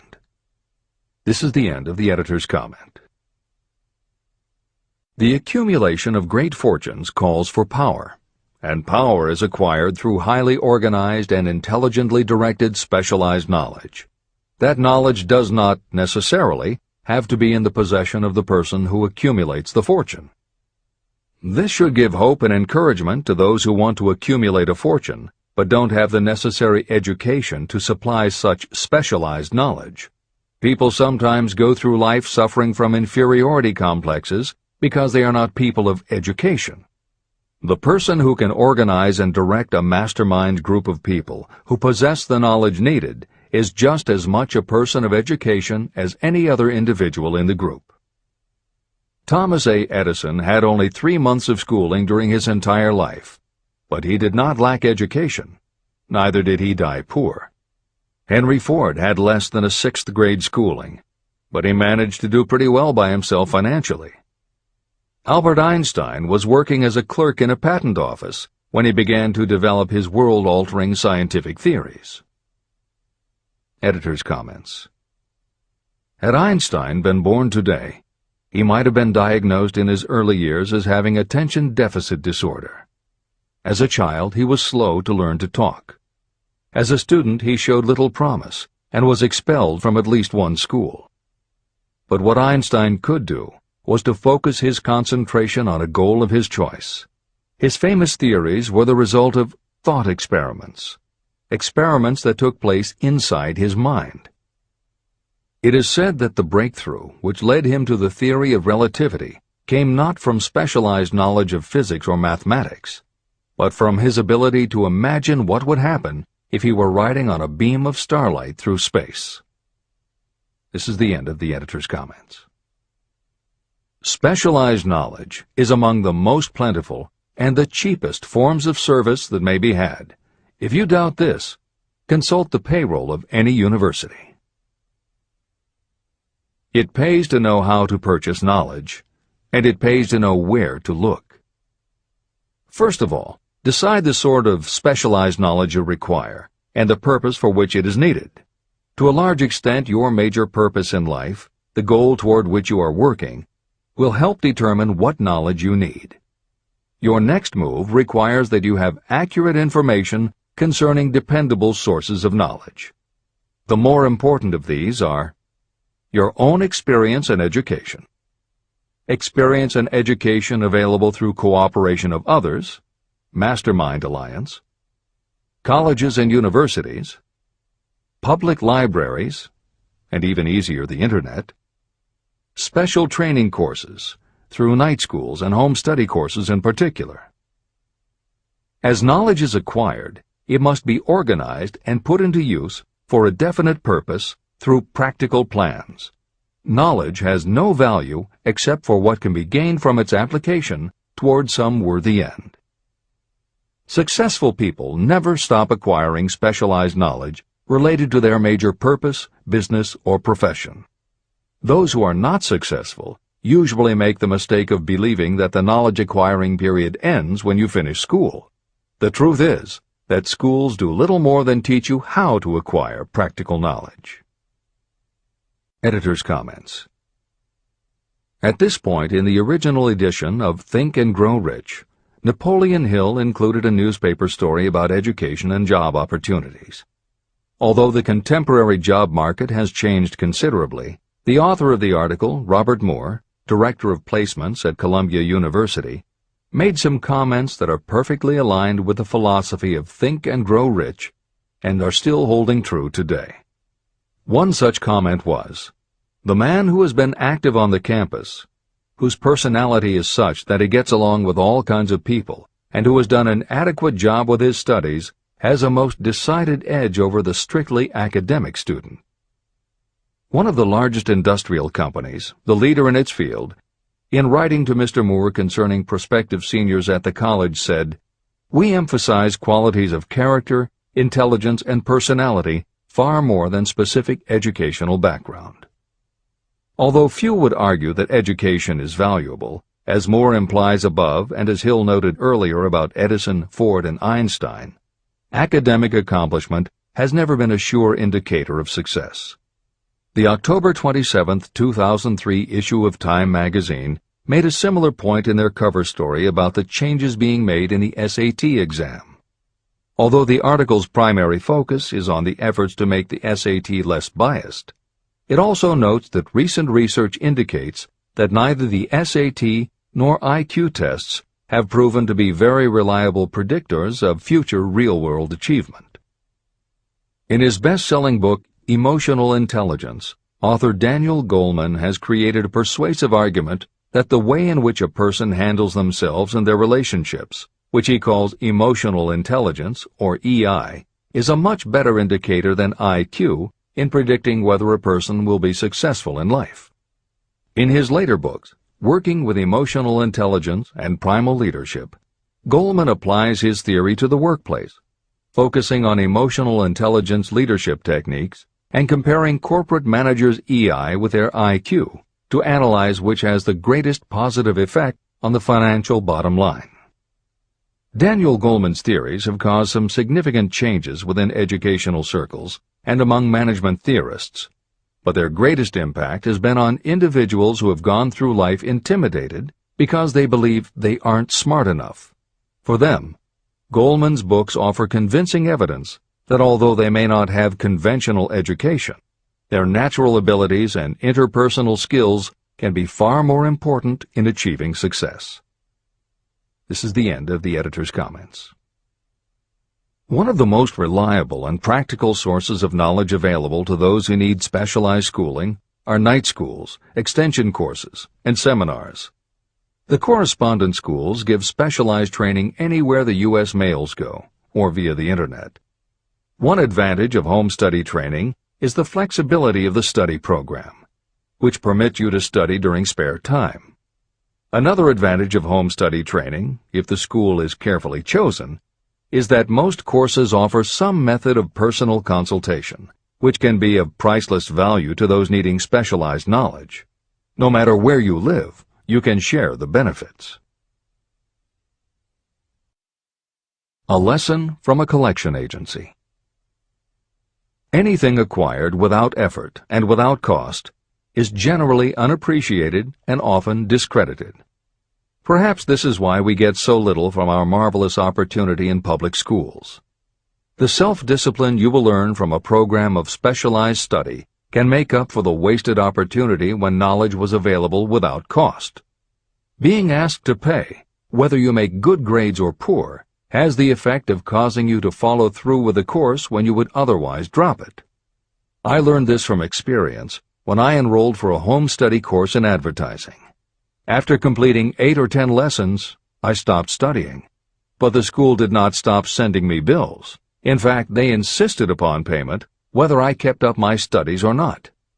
I decided that if I had to pay for the course, which I had legally obligated myself to do, I should complete the lessons and get my money's worth. Correspondence schools are well-organized businesses. At the time, I felt that their collection system was somewhat too well-organized, but I learned later in life that it was a valuable part of my education. The truth is that their collection department constituted the very finest sort of training on decision-making, promptness, and the habit of finishing what you begin. The collection system that forced me to finish the course turned out to be worth much in the form of money earned. The road to specialized knowledge. We have in this country what is said to be the greatest public school system in the world. One of the strange things about human beings is that they value only that which has a price. The free schools of America and the free public libraries do not impress people because they are free. This is the major reason why so many people find it necessary to acquire additional training after they finish school and go to work. It is also one of the major reasons why employers give greater consideration to employees who take specialized training courses.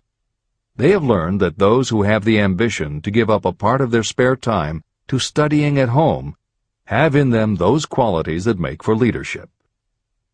There is one weakness in people for which there is no remedy. It is the universal weakness of lack of ambition. People who give up some of their spare time to take courses seldom remain at the bottom very long. By taking such courses, they open the way for the upward climb, remove many obstacles from their path, and attract the interest of those who have the power to help them. The home study method of training is especially suited to people who have already started working. They often find that after having left school, they still need additional specialized knowledge, but cannot spare the time to go back to school.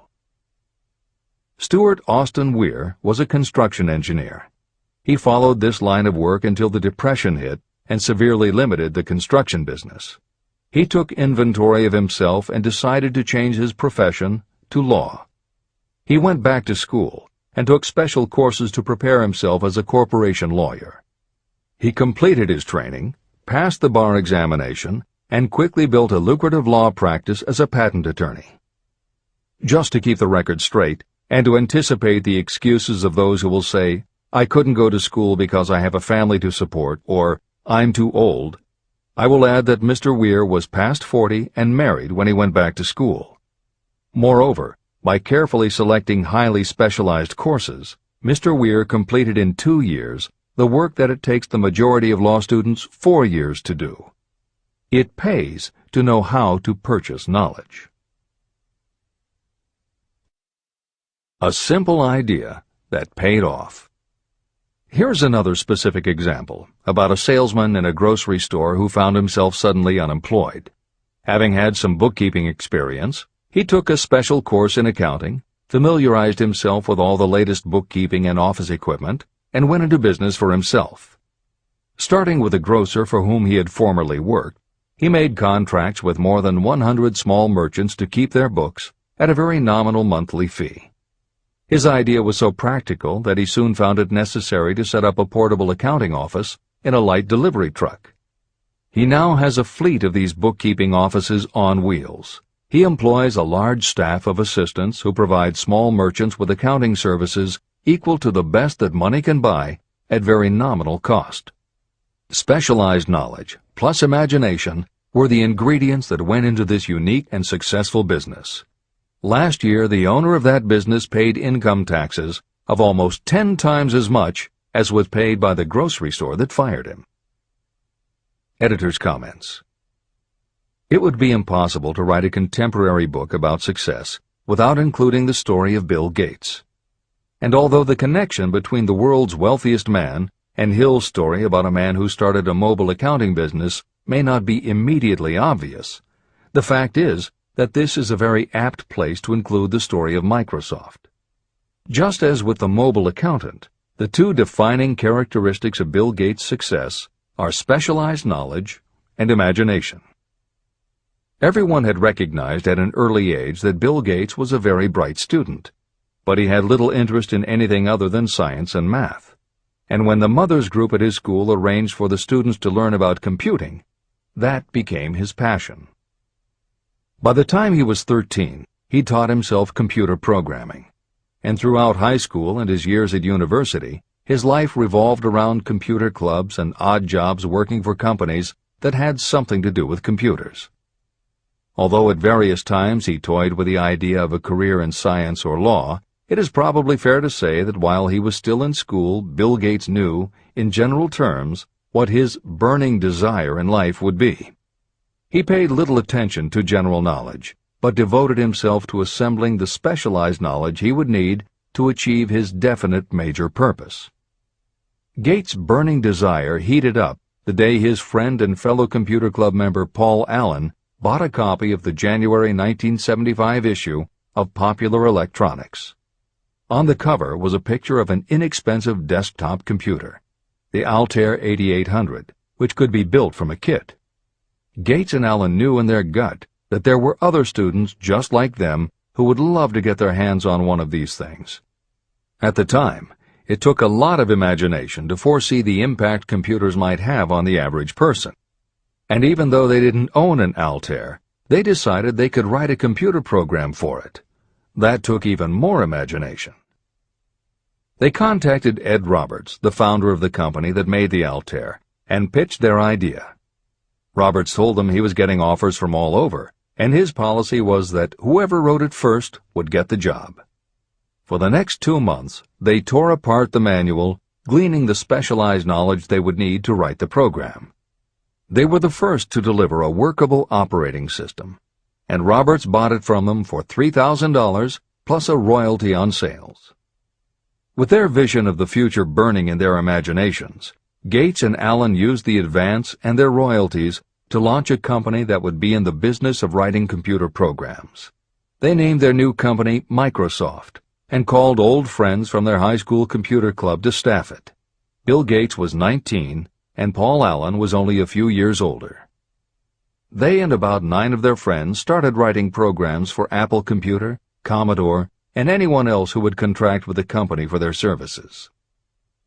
For the next 5 years, Bill Gates and Paul Allen had their share of imaginative ideas, but mostly they concentrated on learning the specialized knowledge needed to run and grow a successful business.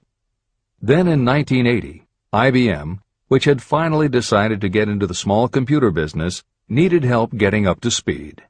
They approached Microsoft to write an operating system for the new computer venture. Once again, specialized knowledge and imagination were the qualities that guided Bill Gates. In their imagination, Gates and Allen could see an even bigger future than before, and through specialized knowledge of what computers were capable of, they knew the role they could play in that future.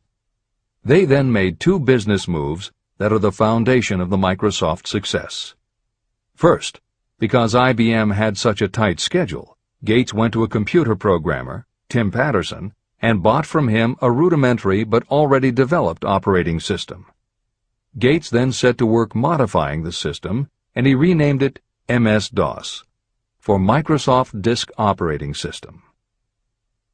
The other move that was crucial to their success was the negotiation with IBM. They started from the position that they would not sell an operating system to IBM. What they would do was license the system to IBM in exchange for a royalty on every copy sold with an IBM computer. And it would not be an exclusive license, which meant that Microsoft could also license the system to other computer companies. If you were to continue to track the history of Microsoft, you would find those same qualities: a burning desire, an idea, specialized knowledge, and imagination behind each move Bill Gates made and continues to make, just as they were behind the success of the man who started the mobile accounting business. This is the end of the editor's comments. The beginning of the successful mobile accounting business was an idea. I know this is true because I was the one who gave him that idea. Now I'd like to pass on the story of another idea. and it was my accountant friend who indirectly suggested this one to me. When I first proposed the accounting idea to him, he said, "I like the idea, but I would not know how to turn it into cash."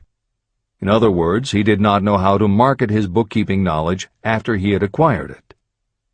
So, with the aid of a young woman copywriter, a very attractive presentation was prepared describing the advantages of the new system of bookkeeping. The brochure told the story of this new business so effectively that its owner soon had more accounts than he could handle. There are thousands of people all over the country who need the services of a merchandising specialist capable of preparing an attractive way to market personal services. This idea was born of the necessity to solve a specific problem. But it did not stop by serving merely one person. The woman who created the presentation has a keen imagination. She saw in her newly born brainchild the making of a new profession to serve thousands of people who need practical guidance in marketing personal services. Spurred to action by the success of her first prepared plan to market personal services, this woman turned to solving a similar problem for her son. He had just finished college, but had been totally unable to find a market for his services. The plan she created for him was the best example of merchandising personal services I have ever seen. When the presentation had been completed, it contained nearly 50 pages of beautifully typed, properly organized information. It told the story of her son's natural abilities, schooling, personal experiences, and a great variety of other information. The book also contained a complete description of the position her son desired, together with a marvelous word picture of the exact plan he would use in filling his position. The preparation of the presentation required several weeks of her time, during which she sent her son to the public library almost daily to get specific data needed to sell his services to best advantage. She also sent him to all the competitors of his prospective employer, where he gathered information concerning their business methods. This was of great value in the formation of the plan he intended to use in filling the position he sought.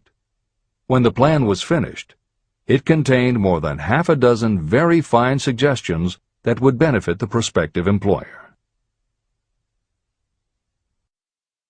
You don't have to start at the bottom. You may be inclined to ask, why go to all this trouble to secure a job? The answer is, doing a thing well is never trouble. The plan prepared by this woman for her son helped him get the job at the first interview and at a salary fixed by himself. Moreover, and this too is important, the position did not require the young man to start at the bottom. He began as a junior executive at an executive salary. Why go to all this trouble? Well, for one thing, this young man's planned presentation saved him no less than 10 years of working his way up. The idea of starting at the bottom and working your way up may appear to be sound, but the major objection to it is this. Too many of those who begin at the bottom never manage to lift their heads high enough to be seen by those who count. And the outlook from the bottom is not very bright or encouraging. It has a tendency to kill off ambition. You get into a rut, and you accept your fate because you form the habit of daily routine. Often this habit finally becomes so strong you don't even try to throw it off. And that is another reason why it pays to start 1 or 2 steps above the bottom. By so doing, you will form the habit of looking around, of observing how others get ahead, of seeing opportunity, and of embracing it without hesitation. A splendid example of what I mean is Dan Halpin. During his college days, he was manager of the famous 1930 championship Notre Dame football team, when it was under the direction of the late Knute Rockne. Halpin finished college at a very unfavorable time. The Depression had made jobs scarce. So after a fling at investment banking and motion pictures, he took the first job with a potential future he could find. It was selling electrical hearing aids on a commission basis. Anyone could start in that sort of job, and Halpin knew it, but it was enough to open the door of opportunity to him. For almost 2 years he worked at the job, but it didn't satisfy him. He would never have risen above that job if he had not done something about his dissatisfaction. He aimed first at the job of assistant sales manager of the company. and he got the job. That single step upward placed him high enough above the crowd for him to see still greater opportunity. Also, it placed him where opportunity could see him. In his new position, he did so well selling hearing aids that A.M. Andrews, chairman of the board of the Dictograph Products Company, a competitor of the company for which Halpin worked, asked to meet with him. Mr. Andrews wanted to know something about that man Dan Halpin, who was taking big sales away from the long-established Dictograph Company.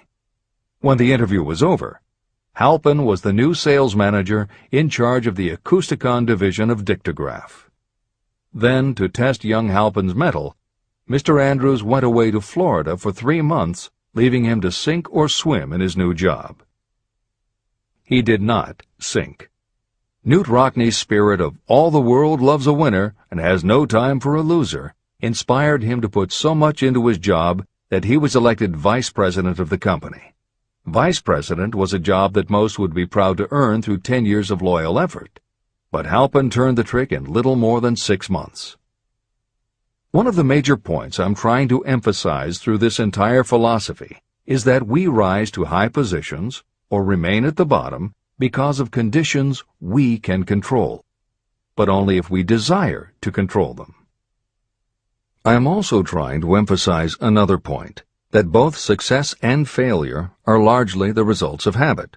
I have not the slightest doubt that Dan Halpin's close association with the greatest football coach America ever knew planted in his mind the same kind of desire to excel that made the Notre Dame football team world famous. Truly, there's something to the idea that hero worship is helpful, provided you worship a winner. My belief in the theory that business associations are vital factors, both in failure and in success, was clearly demonstrated when my son Blair was negotiating with Dan Halpin for a position. Mr. Halpin offered him a beginning salary of about 1/2 what he could have gotten from a rival company. I brought parental pressure to bear, and encouraged Blair to accept the job with Mr. Halpin. I believe that close association with people who refuse to compromise with circumstances is an asset that can never be measured in terms of money. The bottom is a monotonous, dreary, unprofitable place for any person. That is why I have taken the time to describe how lowly beginnings can be overcome by proper planning. Make your ideas pay off through specialized knowledge. The woman who prepared the personal service sales plan for her son now receives requests from all parts of the country, from others who want to market their personal services for more money. But don't think that all her plan consists of is clever salesmanship to help her clients get more money for the same services they formerly sold for less. She looks after the interests of the purchaser as well as the seller of personal services. She prepares her plans so that the employers receive full value for the additional money they pay. If you have the imagination and seek a more profitable outlet for your personal services, this suggestion may be the stimulus for which you have been searching. The idea could earn you an income far greater than that of the average doctor, lawyer, or engineer whose education required several years in college. Editor's comments. Mary Kay Ash was literally researching and writing down specialized knowledge when the idea for a new business was born in her imagination. Mary Kay had quit her job as a very successful sales manager in the gift business because she had become discouraged by seeing the men she had trained earning more and being promoted ahead of her. She decided to write an advice book for career women, but as she assembled the knowledge women would need to get ahead, she realized she was writing a business plan for the kind of business she would like to run. She took her life savings of $5,000, went out and found a skincare cream she liked, acquired the rights to it, and began to contact her friends and friends of friends to see if they would like to be beauty consultants for her new company. But what she was offering wasn't just a chance to sell skincare products.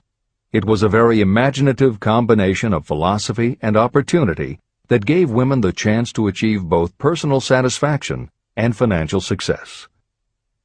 The company showed a modest profit in its first year, and continued to grow each year until, by the beginning of the 21st century, There are over 1 million independent beauty consultants in 30 countries with wholesale sales of more than $1.5 billion. 3 times Mary Kay Cosmetics was named as one of the 100 best companies to work for in America, and Lifetime Television Network named Mary Kay the businesswoman of the century. She became one of the most in-demand motivational speakers and the best-selling author of 3 books. Neil Balter also started his company based on specialized knowledge and imagination. He got his specialized knowledge from his job as a carpenter's apprentice. His imagination came into play the day he was hired by a customer who wanted to clear up a messy closet by having shelves installed. Now that kind of job must have been offered to thousands of carpenters, but not one of them had the imagination to see in it what Neil Balter saw. When he finished the work, Balter didn't just see nicely fitted shelves. He saw that he had created a solution for a problem that was common to every household in America. He took the money he earned from the job and started his own business, California Closet Company, which specialized in shelves and fittings designed to attractively organize closet space for maximum efficiency. But Balter's imagination didn't stop once he had his own business up and running. Now he could imagine an even bigger operation. So he went out to find new specialized knowledge about operating and franchising a business. Neil Balter had licensed more than 100 California closet franchises when Williams-Sonoma offered to buy the company for $12 million.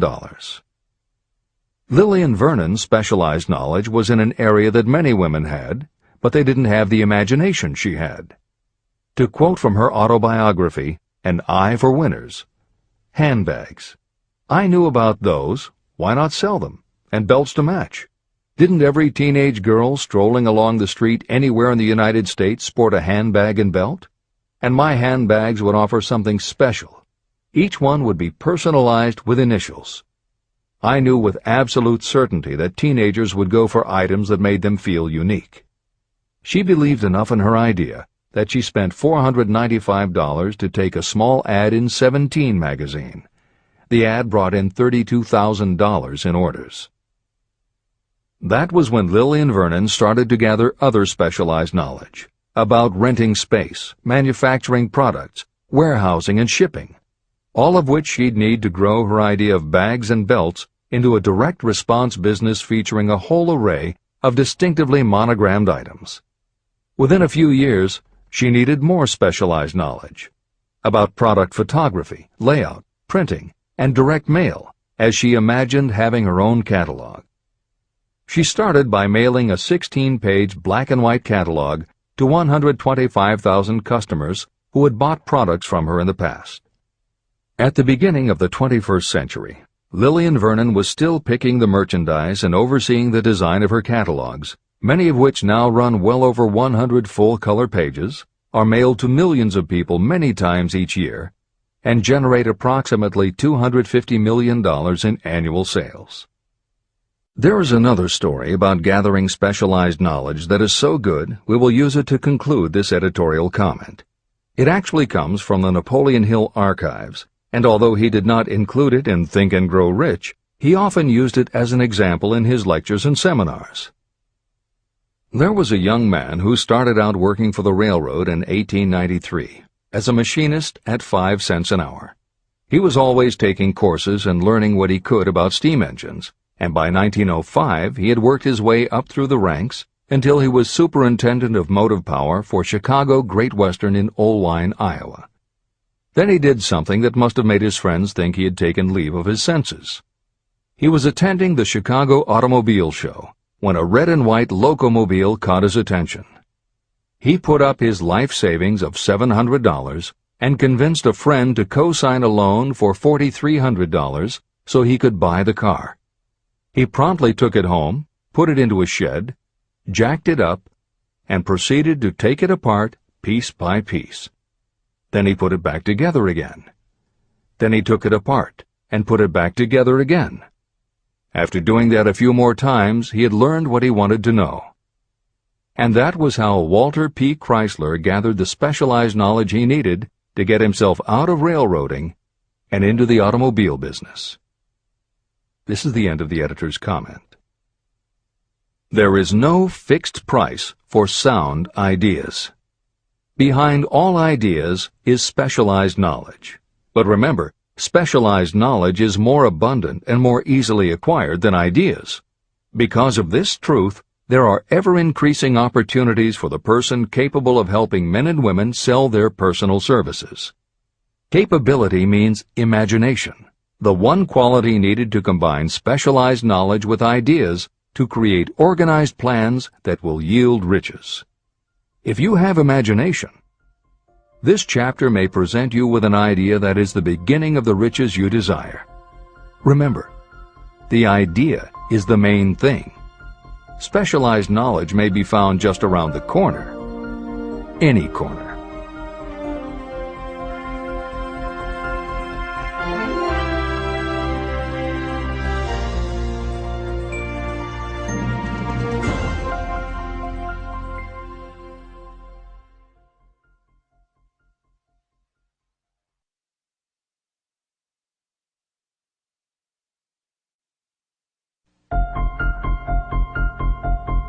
Happiness is found in doing, not merely in possessing. Chapter 7. Imagination, the workshop of the mind. The fifth step toward riches. The imagination is literally the workshop where all plans are created. It is where the impulse, the desire, is given shape, form, and action through the aid of the imaginative faculty of the mind. It has been said that we can create anything that we can imagine. Through the aid of imagination, we have discovered and harnessed more of nature's forces during the past 50 years than during the entire history of the human race previous to that time. And even with all we have accomplished, we have come nowhere near the limit of what we are capable. Our only limitation, within reason, lies in the development and use of our imagination. The human imagination offers so much possibility, it is as though we have merely discovered that we have an imagination, and have just started to use it in a very elementary way. Two forms of imagination. The imaginative faculty functions in two forms. One is known as synthetic imagination, and the other as creative imagination. Editor's comments. In modern usage, the word synthetic has taken on a negative connotation, implying that something is artificial, not the real thing. Today the word synthesized, which is defined as something made up from component parts, would better describe what Hill had in mind, and has been substituted here accordingly. This is the end of the editor's comment. Synthesized imagination. Through this faculty, you arrange old concepts, ideas, or plans into new combinations. Synthesized imagination does not create anything. It merely works with the material of experience, education, and observation with which it is fed. It is the faculty used by most inventors, with the exception of those geniuses who draw upon the creative imagination when they cannot solve problems through synthesized imagination. Creative imagination. Through the faculty of creative imagination, the finite human mind has direct communication with infinite intelligence, the faculty through which hunches and inspirations are received. It is by this faculty that all basic or new ideas are handed over to mankind. It is through this faculty that we pick up vibes from other people, and in that way one individual may tune in or communicate with the subconscious minds of others. This concept is explained in greater detail later. The creative imagination works automatically, but only when your conscious mind is motivated, energized, and working at such a high rate that it becomes very perceptive and receptive, such as when the conscious mind is stimulated through the emotion of a strong desire. The great leaders of business, industry, and finance, and the great artists, musicians, poets, and writers became great because they developed the faculty of creative imagination. Editor's comment. At this point, it should be noted that both kinds of imagination are equally valuable to you, and they work together so seamlessly it is often hard to tell where one ends and the other begins. For instance, when Jeff Bezos created the idea of Amazon.com, was it synthesized imagination or creative imagination? At the time, Many people were getting onto the idea of the Internet as a sales medium. From this, it could be concluded that he was drawing upon experience, education, and observation, which would mean he was using synthesized imagination. But why did he decide to sell books? Was that synthesized or creative? Did that idea come out of something in his subconscious that just felt like books were the right thing? And what about that name? Calling a bookstore Amazon didn't make sense to anyone but Bezos, but it certainly caught the public's attention. How important was the name in the store's success? Was that choice creative or synthesized? Now take it a step further. What about eBay? Amazon had already shown that you could sell a lot of goods on the Internet. When Pierre Omidyar hit on the idea of selling things on the Internet by turning it into an auction house, what part was synthesized and what part was creative? The answer is, it doesn't matter. Whether you are consciously assembling the parts of a plan, or if subconsciously the pieces fall into place and suddenly hit you in a flash of inspiration, all that matters is that you are putting your imagination to work. And the more you use it, the better both the synthesized and the creative will work for you. This is the end of the editor's comment. Desire is a thought, an impulse. It is nebulous and ephemeral. It is abstract and of no value until it has been transformed into its physical counterpart. While the synthesized imagination is the one that will be used most frequently in the process of transforming desire into money, there will be circumstances and situations that demand the use of the creative imagination as well. Both the synthesized and the creative imagination become more alert and receptive with use. And though your imaginative faculty may have become weak through lack of use, you can revive it. Just as any muscle or organ of the body develops the more it is used, your imagination also becomes more receptive in direct response to the amount that you use it.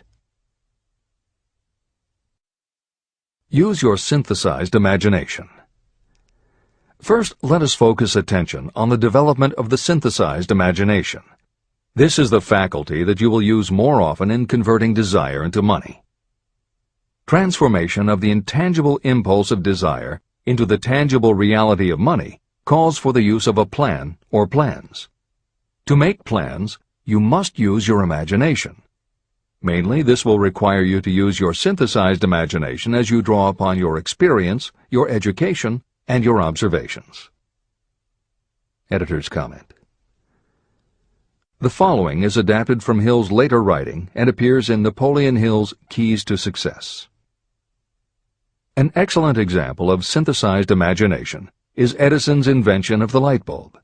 He began with one recognized fact that other people had discovered. A wire could be heated by electricity until it produced light. The problem was that the intense heat quickly burned the wire out, and the light never lasted more than a few minutes. Edison failed more than 10,000 times in his attempt to control this heat.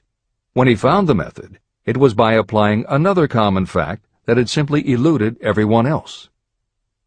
He realized that charcoal is produced by setting wood on fire, covering it with soil, and allowing the fires to smolder.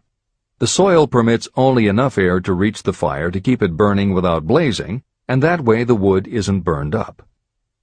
When Edison recognized this fact, his imagination immediately associated it with the idea of heating the wire. He placed the wire inside a bottle, pumped out most of the air, and produced the first incandescent light. It burned for 8.5 hours. Everything that Edison used to make the electric light was widely known, but the way he synthesized the knowledge changed the world and made him a very wealthy man. W. Clement Stone called the process the R2A2 formula: recognize and relate, assimilate and apply. If you do that with everything you see, hear, think, and experience, it will give you a new way of looking at familiar things. If you do that, you can achieve what others believe is impossible. Later in this chapter, you will read of other fortunes that grew from even simpler synthesized ideas. And these stories should lead you to conclude that the combination of ideas is nothing that you couldn't have thought of yourself. That alone should start your own imagination synthesizing ideas. However, Even though these stories will inspire you, and you will be anxious to get started, this is not yet the point for you to start making plans. Here, and throughout Think and Grow Rich, Napoleon Hill reminds the reader that this book is meant to be read all the way through before beginning to put the philosophy into practice. There are other ideas to be assimilated from later chapters that will influence your imagination and therefore affect the plans you may develop. This is the end of the editor's comments.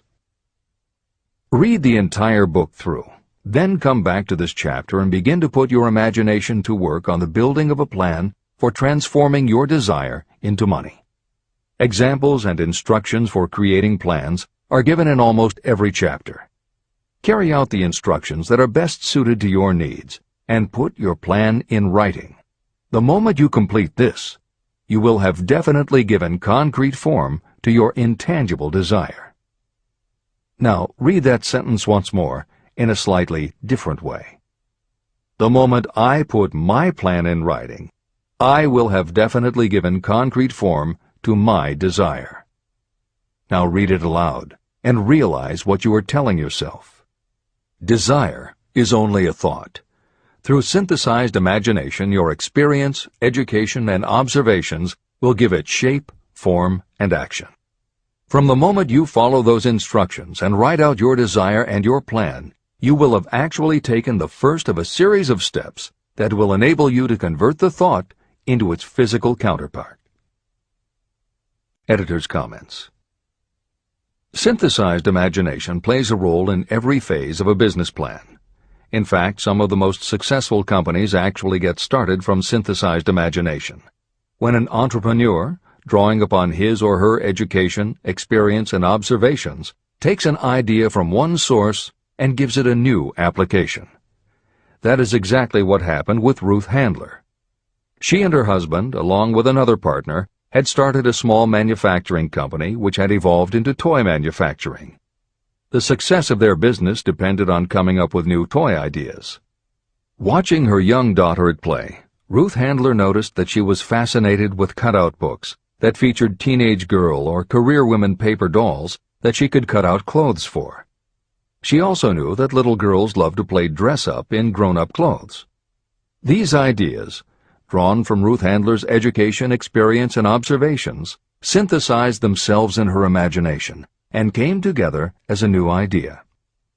Ruth Handler announced that they should make a lifelike teenage girl doll, not a paper doll, but a real three-dimensional grown-up doll with a woman's figure, and they could also make grown-up clothes to fit it, so that girls could play dress-up with the doll. In honor of the source of inspiration, Ruth Handler named the new doll after her daughter, Barbie. As obvious as it seems now, until Ruth Handler, no one had the imagination to make and market a doll that looked like a woman, and certainly no one had ever made endless collections of tiny women's fashions for a doll to wear. Previously, we mentioned Jeff Bezos creating Amazon by combining the idea of a bookstore with the Internet, and Pierre Omidyar doing the same thing with auctions when he launched eBay. Mary Kay Ash took the idea of women running their own businesses and added the idea of door-to-door sales. Anita Roddick took the trend of all-natural ingredients, combined it with cosmetics, and created the body shop empire. Bernard Marcus and Arthur Blank took the concept of the supermarket, combined it with hardware, and created Home Depot. Thomas Stemberg and Leo Kahn did the same thing with office supplies and launched Staples. Once the connections are made, it may seem obvious, but making these supposedly obvious connections has brought success to many people. Napoleon Hill says imagination is like a muscle that can be strengthened through use. Just as there are specific exercises that will build and improve physical muscles, specific exercises have been developed to improve and build imagination, and it is commonly accepted that creativity developed in one area will affect your creativity in others. Dr. Edward de Bono, one of the most highly regarded experts in the field, has written more than 25 books, including the bestsellers Lateral Thinking and 6 Thinking Hats, that are literally designed to make you think. Dr. Betty Edwards' bestseller, Drawing on the Right Side of the Brain, uses drawing techniques to awaken creativity. Dr. Gabrielle Rico's bestseller, Writing the Natural Way, uses a technique called clustering as a way to break writer's block. And Tony Buzan uses a similar method for opening your mind that he terms mind mapping. In their bestseller, Super Learning, Sheila Ostrander and Lynn Schroeder show ways to use classical music. And Roger Von Eck suggests puzzles and riddles as stimuli in A Whack on the Side of the Head. This is the end of the editor's comments. Tapping into creative imagination. The earth on which you live, you yourself, and every other material thing are the result of evolutionary change, through which bits of matter have been organized and arranged in an orderly fashion. As far as science has been able to determine, the entire universe consists of but two things, matter and energy. Moreover, and this statement is of stupendous importance, this earth, every one of the billions of individual cells of your body, and every subatomic particle of matter began as an intangible form of energy. Through the combination of energy and matter has been created everything perceptible, from the largest star in the heavens down to and including man himself. Desire is a thought impulse. Thought impulses are forms of energy. When you begin the process of acquiring money by using the thought impulse of desire, you are drafting into your service the same stuff that nature used in creating this earth, as well as every material form in the universe, including your body and your brain, in which the thought impulses function. Editor's comments. Although recent developments in physics, gauge theory, string theory, membrane theory, and others, have advanced our understanding of matter and energy, Hill's preceding description remains in accord with modern science. The newer theories are variations on and refinements of the basic concept that everything in the universe is either space, time, matter, or energy. And as Einstein stated, energy and matter are in fact different forms of the same thing. As Hill says, everything from the stars to the solar system to the earth, to you, your brain, and that little spark called a thought, are all the same stuff. As when a tablecloth is spread out, there are folds and bumps in the fabric that are all different from each other, but they are all still tablecloth. Like the folds and bumps in the tablecloth, energy and matter are the same thing in different forms. Therefore you, matter, your thoughts, energy, and everybody else, matter, and their thoughts, energy, and all other things, matter, are not just interconnected, but are in essence all the same thing. Hill calls this interrelation of everything to everything else infinite intelligence. In the chapter on faith, he made his first mention of infinite intelligence being the source of hunches, intuition, and flashes of inspiration. In the chapter on autosuggestion, he proposed that the subconscious mind is the connection with infinite intelligence. In this chapter, Hill elaborates that creative imagination is the receiver through which these flashes of insight come to us from infinite intelligence. Under some circumstances, when your mind is operating at a high rate, your creative intelligence receives not just an idea, but also a flash of intuition. You get a hunch or a premonition about something or somebody. That flash could not come from your conscious or your subconscious, because neither ever had the information.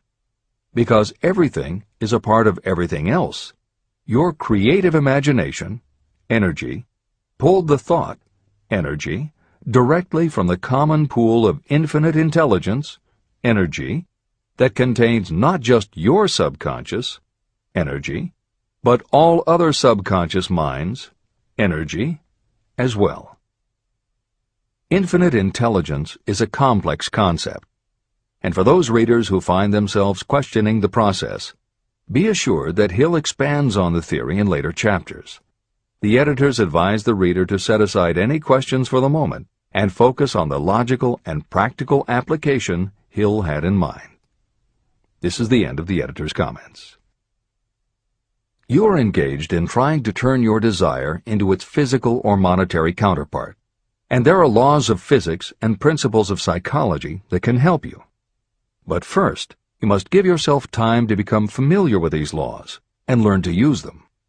Through repetition, and by describing these principles from every conceivable angle, I hope to reveal to you the secret through which every great fortune has been accumulated. Strange and paradoxical as it may seem, the secret is not a secret. It is made obvious in the earth, the stars, the planets, in the elements above and around us, in every blade of grass, and every form of life within our vision. Do not be discouraged if you do not fully understand or accept this theory. I do not expect that you will accept all that is in this chapter on your first reading. Assimilate as much as you can now as you read this for the first time. Later, when you reread and study it, you will discover that something has happened to clarify it and give you a broader understanding of the whole. Above all, do not stop nor hesitate in your study of these principles until you have read the book at least 3 times. Then you will not want to stop. How to make practical use of imagination.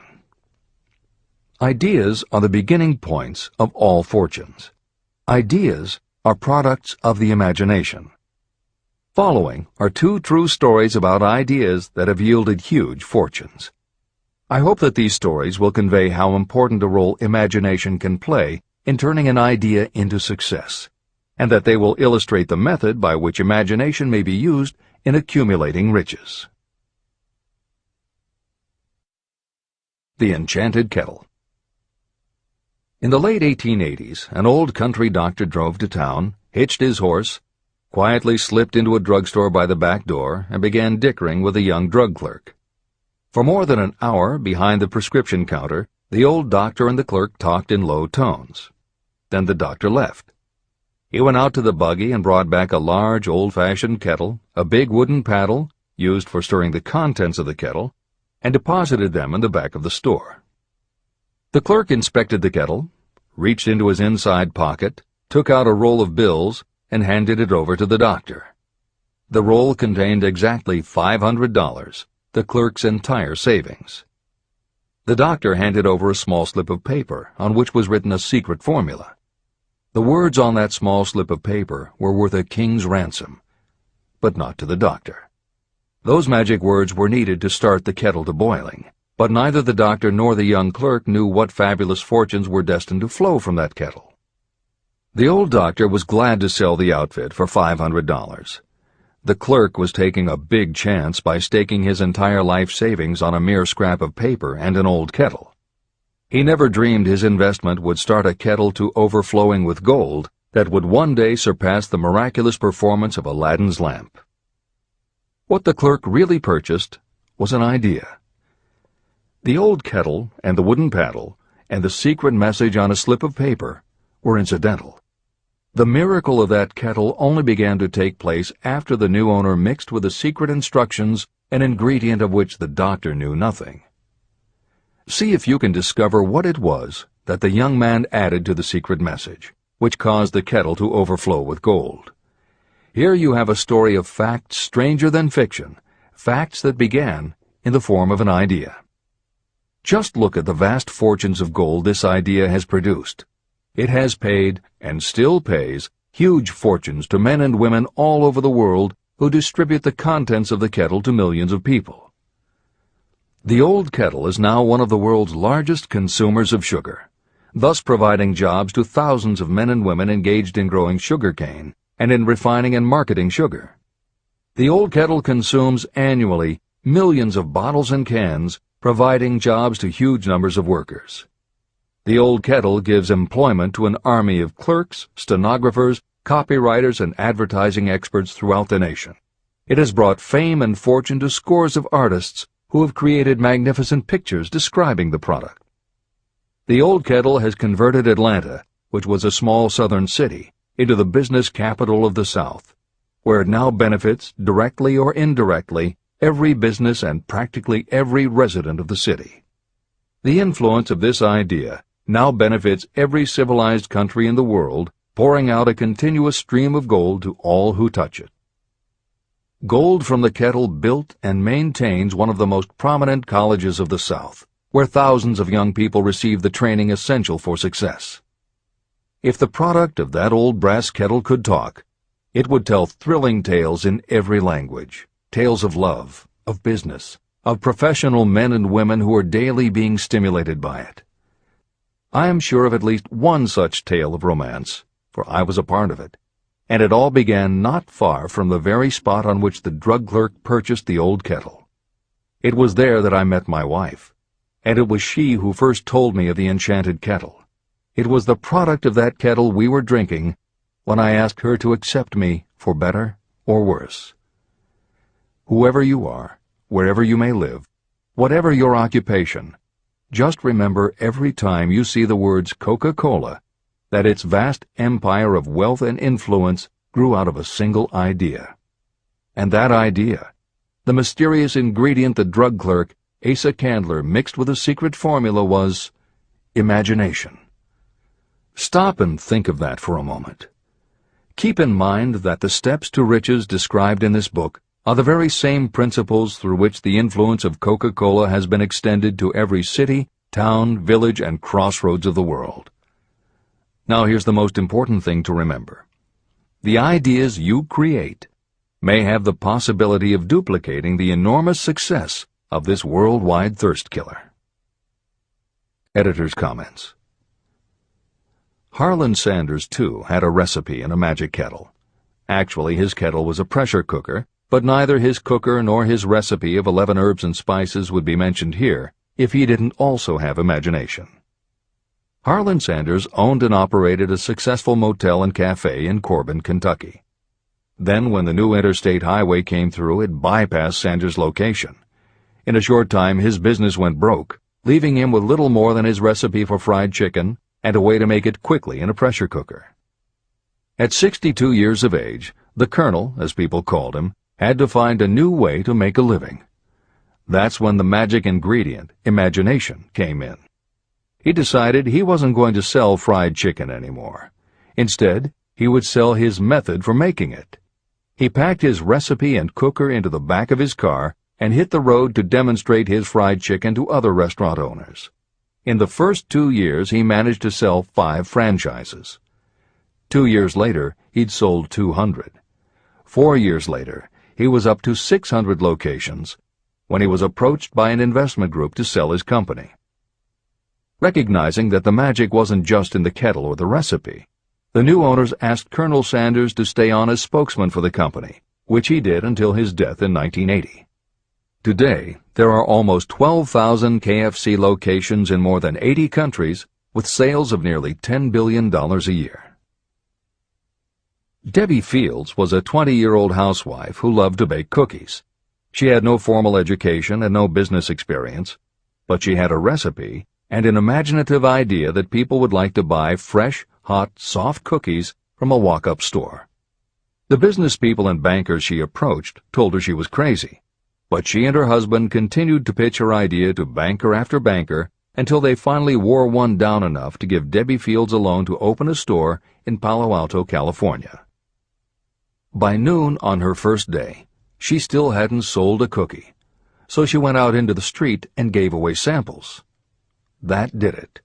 Her walk-in try-a-sample cookie store took off. Today, Mrs. Fields' stores are all across America.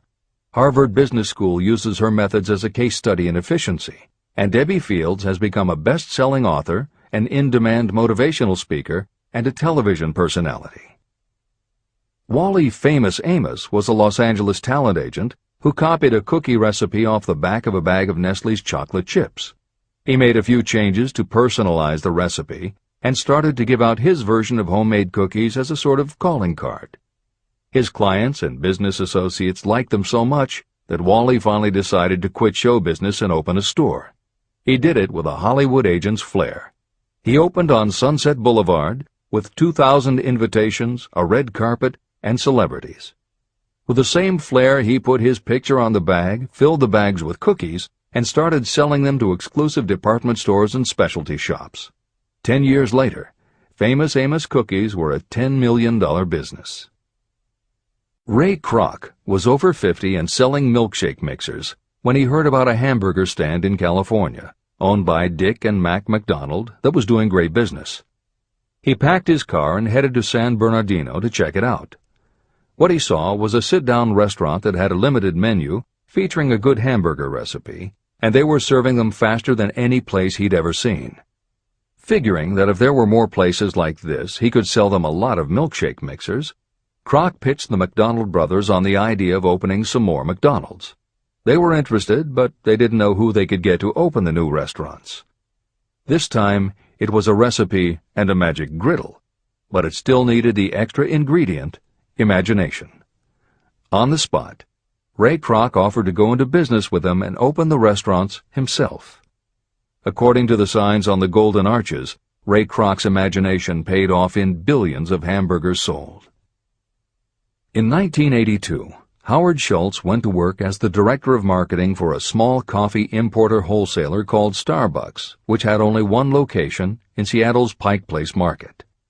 While he was on a trip to Italy, Schultz got the idea that the coffee bar culture he saw in Milan could be transposed to the downtown Seattle scene. He convinced the company to try it. His coffeehouse idea was such a success that Schultz went out and raised the money to buy the company. 5 years after he'd joined Starbucks, he was CEO of a company that had 17 locations. 15 years later, Schultz's coffeehouse culture was on every corner of America, and there were more than 7,000 Starbucks worldwide. As a final example of imagination, we offer Paul Newman's salad dressing. Now, it would seem that it doesn't take much imagination for a big celebrity to put his name on a product, and that's what Newman thought too. But when he and his partner, A.E. Hotchner, pitched their salad dressing idea to companies that specialize in marketing foods, nobody was interested unless they would personally put up about $1 million for the first year's operations. According to Newman and Hotchner's book, Shameless Exploitation, they found out that almost all celebrity products in the food business have been disastrous failures, and now nobody would touch them. So when it came to marketing salad dressing, even Paul Newman's big name wasn't the magic they needed. And unless they were willing to put up a ridiculous amount, money wasn't the magic either. The magic would have to be in the imaginative way that they would convince the right people to help them, and in having the perseverance to stick with it until they succeeded. And just like most everyone with an idea, they were told they were crazy to try it. They were turned down by bottling companies that wouldn't do small runs, and they were rejected by distributors who wouldn't take a chance on another celebrity product. In the end, it was one supermarket owner, Stu Leonard, who helped hook them up with the right suppliers. But even that wouldn't have been enough if Stu Leonard hadn't had enough imagination to see the possibilities and agree to put Newman's own salad dressing on the shelves in his store. 15 years later, Newman's Own Brands was a $100 million company, which gives all profits to charity. This is the end of the editor's comments. What I would do if I had $1 million. The following story proves the truth of that old saying, where there's a will, there's a way. It was told to me by that beloved educator and clergyman Frank W. Gonzalez, who began his preaching career in the Stockyards region of Chicago. While Dr. Gonzalez was going through college, he observed many defects in our educational system, defects that he believed he could correct if he were the head of a college. He made up his mind to organize a new college in which he could carry out his ideas without being handicapped by orthodox methods of education. He needed $1 million to put the project across. Where was he to lay his hands on so large a sum of money? That was the question that absorbed most of this ambitious young preacher's thought, but he couldn't seem to make any progress. Every night, he took that thought to bed with him. He got up with it in the morning. He took it with him everywhere he went. He turned it over and over in his mind until it became a consuming obsession with him. Being a philosopher as well as a preacher, Dr. Gonzalez recognized, as do all who succeed in life, that definiteness of purpose is the starting point from which one must begin. He recognized, too, that definiteness of purpose takes on life and power when backed by a burning desire to translate that purpose into its material equivalent. He knew all these great truths, yet he did not know where or how to lay his hands on $1 million. The normal thing would have been to give up and quit, saying, "Ah, well, my idea's a good one, but I can't do anything with it because I can't raise the $1 million." That is exactly what the majority of people would have said, but it is not what Dr. Gonzalez said. What he said, and what he did, are so important that I will now introduce him and let him speak for himself. One Saturday afternoon, I sat in my room thinking of ways and means of raising the money to carry out my plans. For nearly 2 years I had been thinking, but I had done nothing but think. The time had come for action. I made up my mind, then and there, that I would get the necessary $1 million within a week. How? I was not concerned about that. The main thing of importance was the decision to get the money within a specified time. I want to tell you that the moment I reached a definite decision to get the money within a specified time, a strange feeling of assurance came over me, such as I had never before experienced. Something inside me seemed to say, "Why didn't you reach that decision a long time ago? The money was waiting for you all the time." I called the newspapers and announced I would preach a sermon the following morning entitled, "What I Would Do If I Had $1 Million." I went to work on the sermon immediately, but I must tell you frankly that the task was not difficult because I had been preparing that sermon for almost 2 years. Long before midnight, I had finished writing the sermon. I went to bed and slept with a feeling of confidence, for I could see myself already in possession of the $1 million. Next morning I arose early, went into the bathroom, read the sermon, then knelt on my knees and asked that my sermon might come to the attention of someone who would supply the needed money. While I was praying, I again had that feeling of assurance that the money would be forthcoming. In my excitement, I walked out without my sermon and did not discover the oversight until I was in my pulpit and about ready to begin delivering it. It was too late to go back for my notes, and what a blessing that I couldn't go back.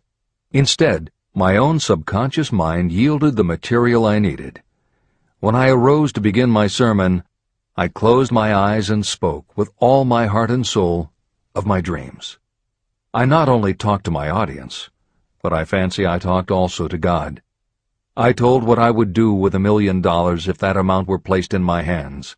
I described the plan I had in mind for organizing a great educational institution, where young people would learn to do practical things and at the same time develop their minds. When I had finished and sat down, a man slowly arose from his seat, about 3 rows from the rear, and made his way toward the pulpit. I wondered what he was going to do.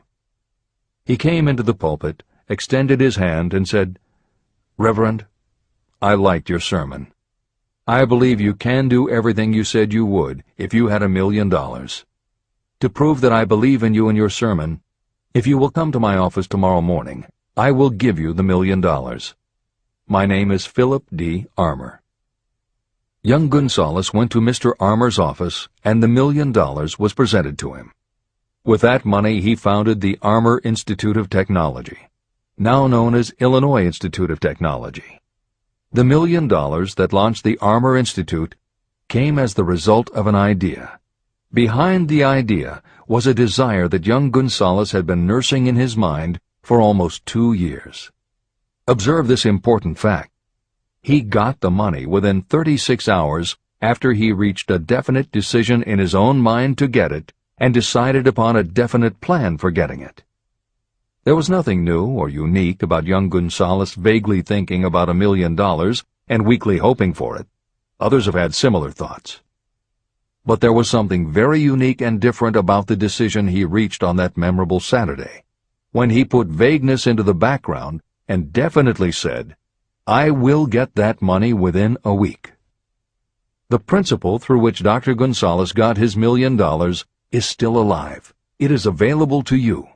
This universal law is as workable today as it was when the young preacher made use of it so successfully. Editor's comments. The Armour Institute of Technology opened in 1893, offering courses in engineering, chemistry, architecture, and library science, and in 1940 became the Illinois Institute of Technology when the Armour Institute merged with the Lewis Institute, a Chicago college that had opened in 1895 and offered liberal arts as well as science and engineering courses. In 1949, the Institute of Design, founded in 1937, also merged with IIT, followed in 1969 by the Chicago-Kent College of Law and the Stewart School of Business, and in 1986 by the Midwest College of Engineering. Today there are several campuses in downtown Chicago. IIT has been called the alma mater of accomplishments. This is the end of the editor's comment. How to transmute ideas into cash. Asa Candler and Dr. Frank Gonzalez had one characteristic in common. Both knew the astounding truth that ideas can be transmuted into cash through the power of definite purpose plus definite plans. If you are one of those who believe that hard work and honesty alone will bring riches, you can forget it. It is not true. Riches, when they come in huge quantities, are never the result of hard work alone. Riches come, if they come at all, in response to definite demands based upon the application of definite principles, and not by chance or luck. Generally speaking, an idea is a thought that prompts you to action because it appeals to your imagination. All master salespeople know that ideas can be sold where merchandise cannot. Ordinary salespeople do not know this. That is why they are ordinary. A publisher of low-priced books made a discovery that has been worth much to publishers.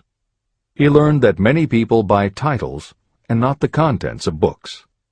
By merely changing the name of one book that was not moving, his sales of that book jumped upward more than 1 million copies. The inside of the book was not changed in any way.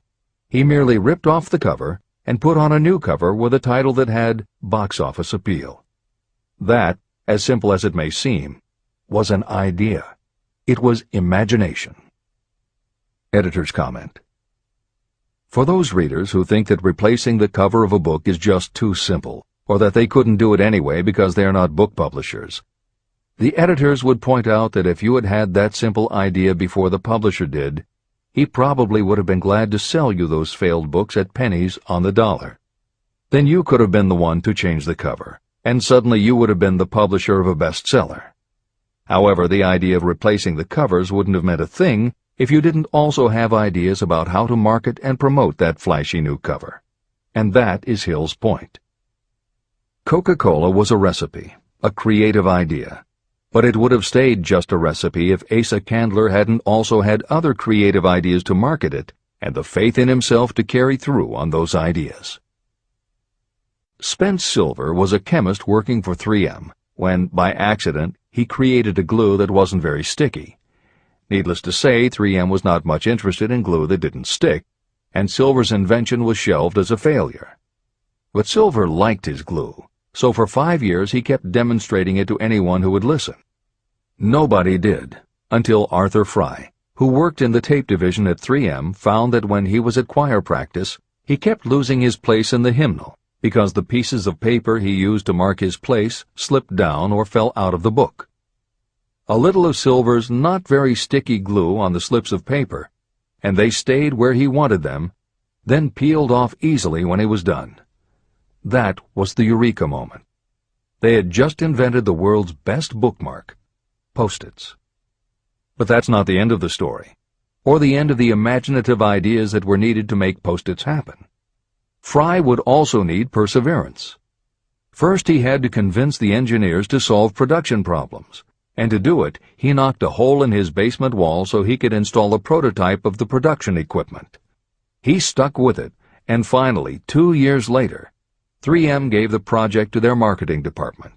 The marketing experts put together ads and brochures selling this sticky notepad idea and rolled it out in a 4-city test. The results were a disaster. Nobody got it, so nobody bought it. Who would pay money for scratch paper?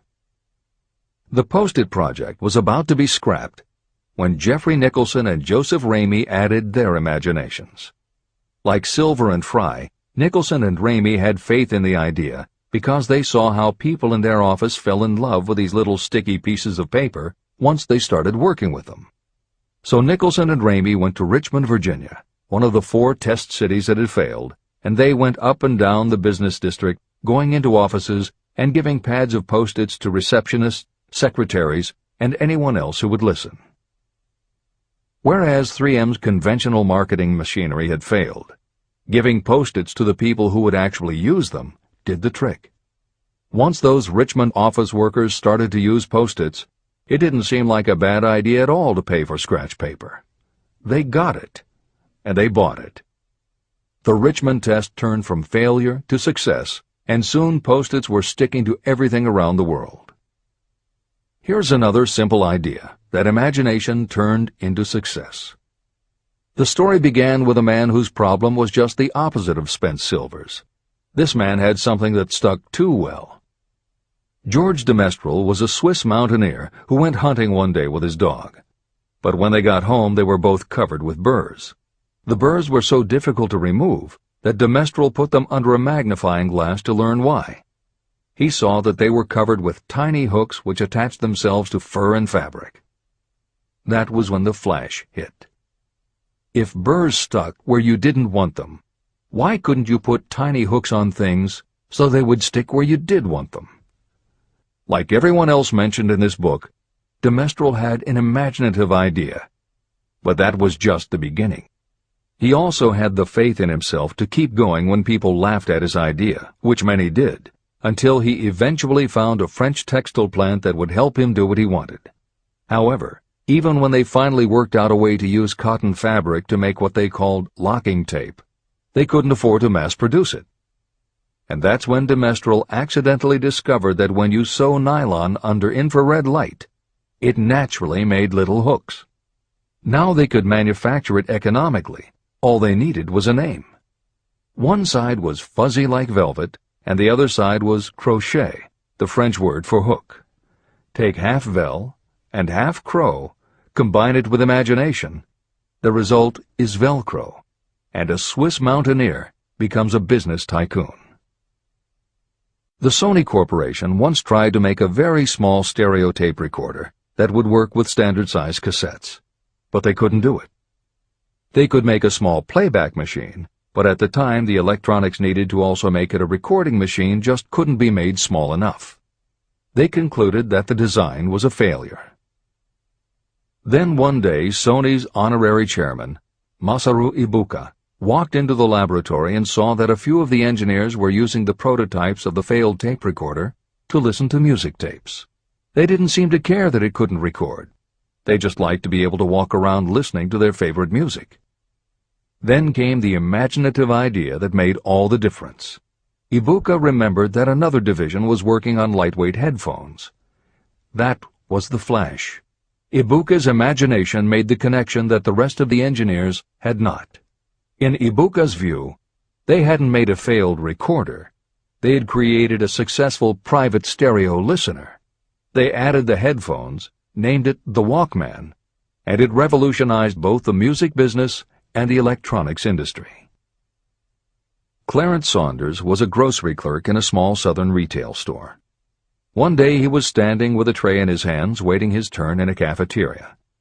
He had never earned more than $20 a week before then, and no one had ever noticed anything about him that indicated unusual ability, but something took place in his mind as he stood in the line of waiting people that put his imagination to work. That was when he came up with the idea that this same self-serve concept would also work at the grocery store. Clarence Saunders took the idea to his boss. Naturally, his boss told him he was crazy. So Clarence Saunders quit his job, went out and did what he needed to do to raise the money, and opened the first self-serve grocery store.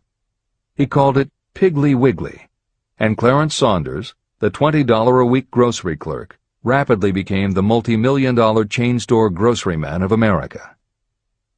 Sylvan Goldman was the owner of a number of Piggly Wiggly stores in Oklahoma, and like any good businessman, he spent a lot of time watching his customers go up and down the aisles, putting their choices into their baskets or net shopping bags. One night, while trying to figure out how to get his customers to buy more at one time, he found himself staring at a basket sitting on the seat of a wooden folding chair. Eureka! He called in his mechanic, Fred Young. They put some wheels on the bottom of the legs, added another basket below the seat, and the shopping cart was born. As this edition is being readied for publication, there are about 35 million shopping carts in America, and approximately 1.25 million new carts are sold each year. Thomas Stemberg, whom we also mentioned earlier, was another supermarket executive who watched his customers as they shopped. By this time, shopping carts were well established in supermarkets, and it was because his customers were pushing shopping carts up and down the aisles that he got his flash of inspiration. He was so sure of his idea that he convinced another supermarket executive, Leo Kahn, to join him. Together, they took the supermarket concept and applied it to selling office supplies. And in 1986 they opened their first store in Brighton, Massachusetts. They called it Staples. In 1989 they took the company public, and 10 years later there were more than 1,000 Staples stores with revenues exceeding $7 billion. We'll end this commentary with another set of connected stories, which make the point that sometimes the most imaginative part of marketing is in the timing. If you were to go shopping in the late 1800s, it usually meant bartering with a merchant who would then have to get the goods from storage shelves kept behind the counter. In the 1870s, fixed pricing was just starting to be used by storekeepers. Merchants were trying the idea by setting out a table of merchandise that was all priced the same, usually 5 cents. Frank Winfield Woolworth was a clerk in a general store, and he convinced the store owner to let him try the 5-cent table idea. Although it worked, the owner wasn't impressed. So Woolworth borrowed $350 from his boss, and in 1879 opened his first 5-cent store in Utica, New York. It was an entire store full of goods where everything cost a nickel. A year later, he had 4 stores, and the 4th one, in Lancaster, Pennsylvania, was the first that he named F.W. Woolworth's 5 and 10 cent store. 20 years later, he had 238 stores. By the time of his death in 1919, there were over 1,000 F.W. Woolworth locations. He had established the first nationwide chain of general merchandise stores, and he had built the tallest building in New York City as his headquarters. The Woolworth Company stayed true to the original idea and didn't carry any merchandise that cost more than a dime until 1932, when the top price was raised to 20 cents. But as times changed, the fixed price was dropped, the merchandise became more varied, and the company kept growing until it had over 8,000 stores worldwide, selling everything from notions to appliances and furniture. Then in the 1960s and 1970s, something started to happen. The mood of America was changing, but the Woolworth stores weren't.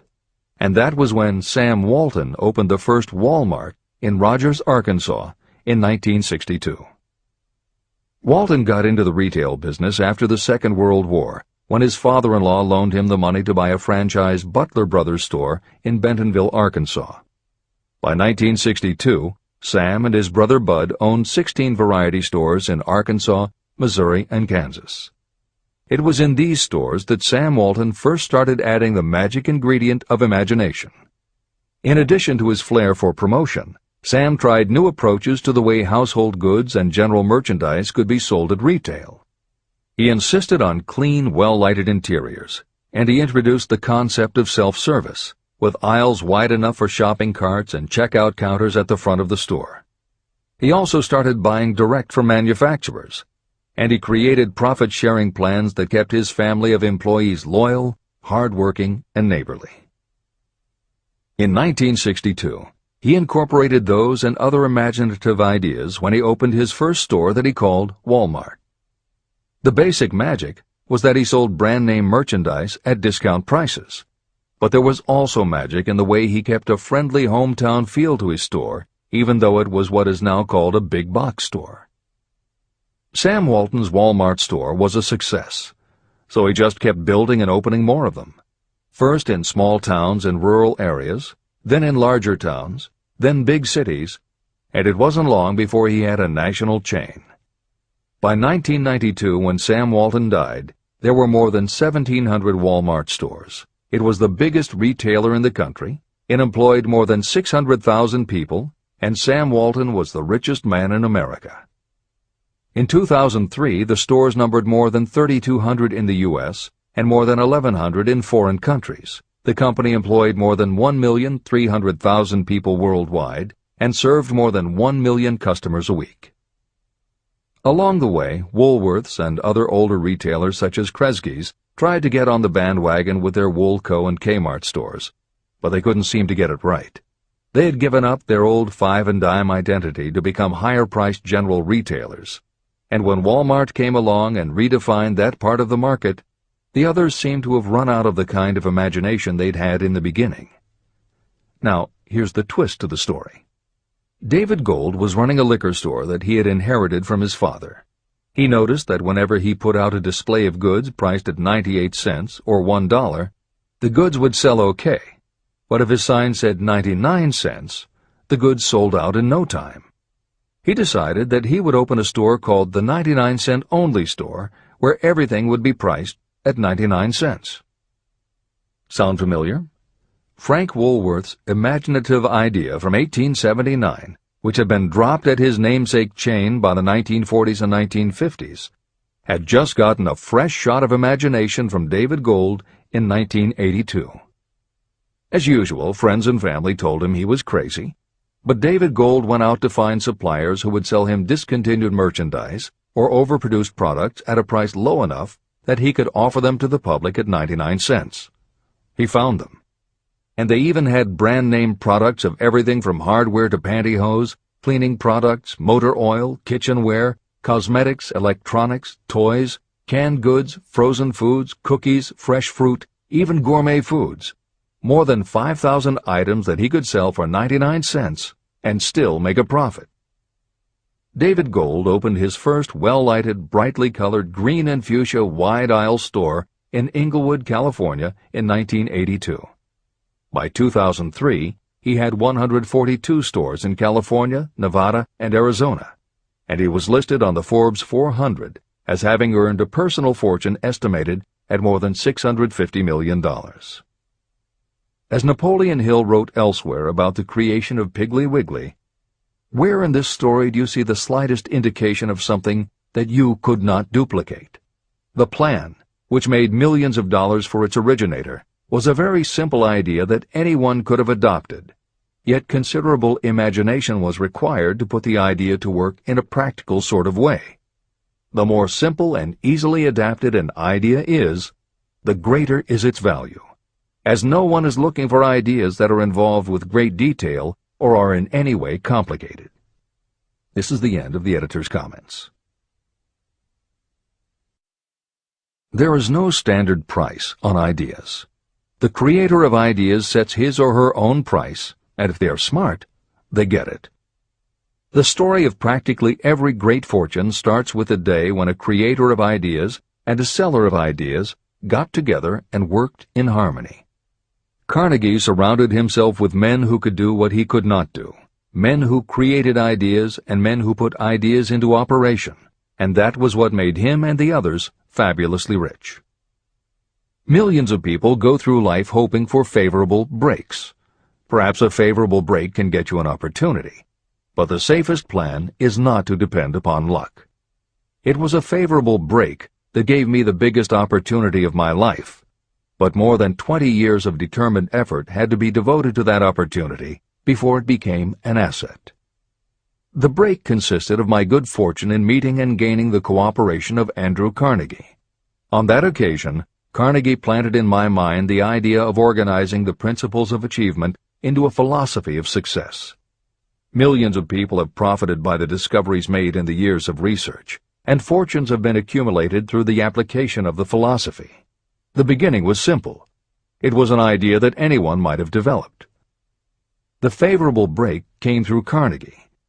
But what about the determination, definiteness of purpose, and the desire to attain the goal, and the persistent effort of all those years of research? It was no ordinary desire that survived disappointment, discouragement, temporary defeat, criticism, and the constant reminding that I was wasting my time. It was a burning desire, an obsession. When the idea was first planted in my mind by Mr. Carnegie, it was coaxed, nursed, and enticed to remain alive. Gradually, the idea became a giant under its own power, and it coaxed, nursed, and drove me. Ideas are like that. First you give life and action and guidance to ideas. Then they take on a power of their own and sweep aside all opposition. Ideas are intangible forces. but they have more power than the physical brains that give birth to them. They have the power to live on after the brain that creates them has returned to dust. Tell the world what you intend to do, but first, show it. Chapter 8. Organized Planning. The crystallization of desire into action. The sixth step toward riches. You have learned that everything we create or acquire begins in the form of desire. Desire is taken on the first lap of its journey from the abstract to the concrete in the workshop of the imagination, where plans for its transition are created and organized. In Chapter 3, Desire, you were instructed to take 6 practical steps to begin translating your desire for money into its monetary equivalent. One of the steps you must take is the formation of a definite, practical plan or plans through which this transformation may be made. Following are the basic instructions for making practical plans. Ally yourself with a group of as many people as you may need for the creation and carrying out of your plan or plans for the accumulation of money, making use of the mastermind principle. Compliance with this instruction is absolutely essential. Do not neglect it. Editor's comment: the Mastermind Alliance is built of 2 or more minds working actively together in perfect harmony toward a common goal. This concept was introduced in Chapter 6, Specialized Knowledge, and is described in more detail in Chapter 11, The Power of the Mastermind. This is the end of the editor's comment. Before forming your Mastermind Alliance, decide what advantages and benefits you may offer the individual members of your group in return for their cooperation. No one will work indefinitely without some form of compensation. No intelligent person should request or expect another to work without adequate compensation, although this may not always be in the form of money. Arrange to meet with the members of your mastermind group at least twice a week, and more often if possible, until you have jointly perfected the necessary plan or plans for the accumulation of money. Maintain perfect harmony between yourself and every member of your mastermind group. If you fail to carry out this instruction to the letter, you may expect to meet with failure. The mastermind principle cannot work where perfect harmony does not prevail. Keep in mind these facts. You are engaged in an undertaking of major importance to you. To be sure of success, you must have plans that are faultless. You must have the advantage of the experience, education, native ability, and imagination of other minds. This is the way it has been done by every person who has accumulated a great fortune. No individual has sufficient experience, education, natural ability, and knowledge to ensure the accumulation of a great fortune without the cooperation of other people. Every plan you adopt for making money should be the joint creation of yourself and every other member of your mastermind group. You may originate your own plans, either in whole or in part, but see that those plans are checked and approved by the members of your mastermind alliance. If your first plan fails, try another. If the first plan that you adopt does not work successfully, replace it with a new plan. If this new plan fails to work, replace it with still another, and so on, until you find a plan that does work. Right here is the point at which the majority of people meet with failure, because of their lack of persistence in creating new plans to take the place of those that fail. The most intelligent person living cannot succeed in accumulating money, or in any other undertaking, without plans that are practical and workable. Just keep this fact in mind, and remember when your plans fail that temporary defeat is not permanent failure. It may only mean that your plans have not been sound. Build other plans. Start all over again. Temporary defeat should mean only one thing: the certain knowledge that there is something wrong with your plan. Millions of people go through life in misery and poverty because they lack a sound plan through which to accumulate a fortune. Your achievement can only be as good as the plans you make. You are never whipped until you quit in your own mind. James J. Hill, who was the greatest railroad builder of them all, met with temporary defeat when he first tried to raise the capital needed to build the Great Northern Railroad from the east to the west. But he turned defeat into victory through new plans. Henry Ford met with temporary defeat not only at the beginning of his automobile career, but even after he had gone a long way toward the top. But he, too, created new plans, and went marching on to financial victory. We see people who have accumulated great fortunes, but we often recognize only their triumph, and we overlook the temporary defeats that they had to surmount before arriving. No follower of this philosophy can reasonably expect to accumulate a fortune without experiencing temporary defeat. When defeat comes, accept it as a signal that your plans are not sound. Rebuild those plans and set sail once more toward your goal. If you give up before your goal has been reached, you're a quitter. A quitter never wins, and a winner never quits. Write this sentence on a piece of paper in letters an inch high and place it where you will see it every night before you go to sleep and every morning before you go to work. When you begin to select members for your mastermind group, choose those who do not take defeat seriously. Some people foolishly believe that only money can make money. This is not true. Desire, transmuted into its monetary equivalent through the principles in this book, is the way money is made. Money, of itself, is nothing but inert matter. It cannot move, think, or talk, but it can hear when someone who desires it calls it to come. Intelligent planning is essential for success in any undertaking designed to accumulate riches. Following are detailed instructions to those who must begin the accumulation of riches by selling personal services. It should encourage you to know that practically all the great fortunes began either from selling personal services or from the sale of ideas. When you think about it, what else except ideas and personal services can you give in return for riches if you don't have products or property? Leaders and followers. Broadly speaking, there are two types of people in the world. One type is known as leaders, and the other as followers. Decide at the outset whether you intend to become a leader in your chosen calling or remain a follower. The difference in compensation is vast. The follower cannot expect to make as much as a leader, although some followers make the mistake of thinking they should. It is no disgrace to be a follower. On the other hand, it is no credit to remain a follower. Most great leaders began as followers. They became great leaders because they were intelligent followers. With few exceptions, the person who cannot follow a leader intelligently cannot become an efficient leader. The person who can follow a leader most efficiently is usually the person who develops into leadership most rapidly. An intelligent follower has many advantages, including the opportunity to acquire knowledge from the leader. The major attributes of leadership. The following are important factors of leadership. 1. Unwavering courage based upon knowledge of yourself and your occupation. No follower wishes to be dominated by a leader who lacks self-confidence and courage. Certainly no intelligent follower will be dominated by such a leader for very long. 2. Self-control. The person who cannot control himself can never control others.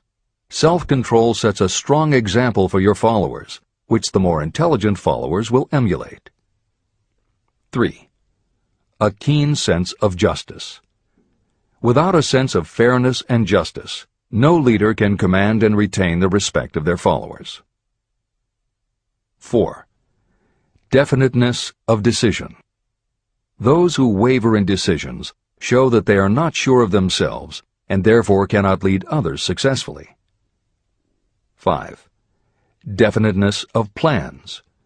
Successful leaders must plan their work and work their plans. Leaders who move by guesswork, without practical definite plans, are like a ship without a rudder. Sooner or later, they will land on the rocks. 6. The habit of doing more than paid for. One of the penalties of leadership is the necessity of the leaders to willingly do more than they require of their followers. 7. A pleasing personality. Leadership calls for respect. Followers will not respect a leader who does not grade high on all of the factors of a pleasing personality. 8. Sympathy and understanding. Successful leaders must be in sympathy with their followers. Moreover, they must understand them and their problems. 9. Mastery of detail. Successful leadership calls for mastery of the details of the leader's position. 10. Willingness to assume full responsibility. Successful leaders must be willing to assume responsibility for the mistakes and the shortcomings of their followers. If a leader tries to shift this responsibility, that leader will not remain the leader. If one of your followers makes a mistake or is incompetent, you must consider that it is you who failed. 11. Cooperation. The successful leader must understand and apply the principle of cooperative effort and be able to induce followers to do the same.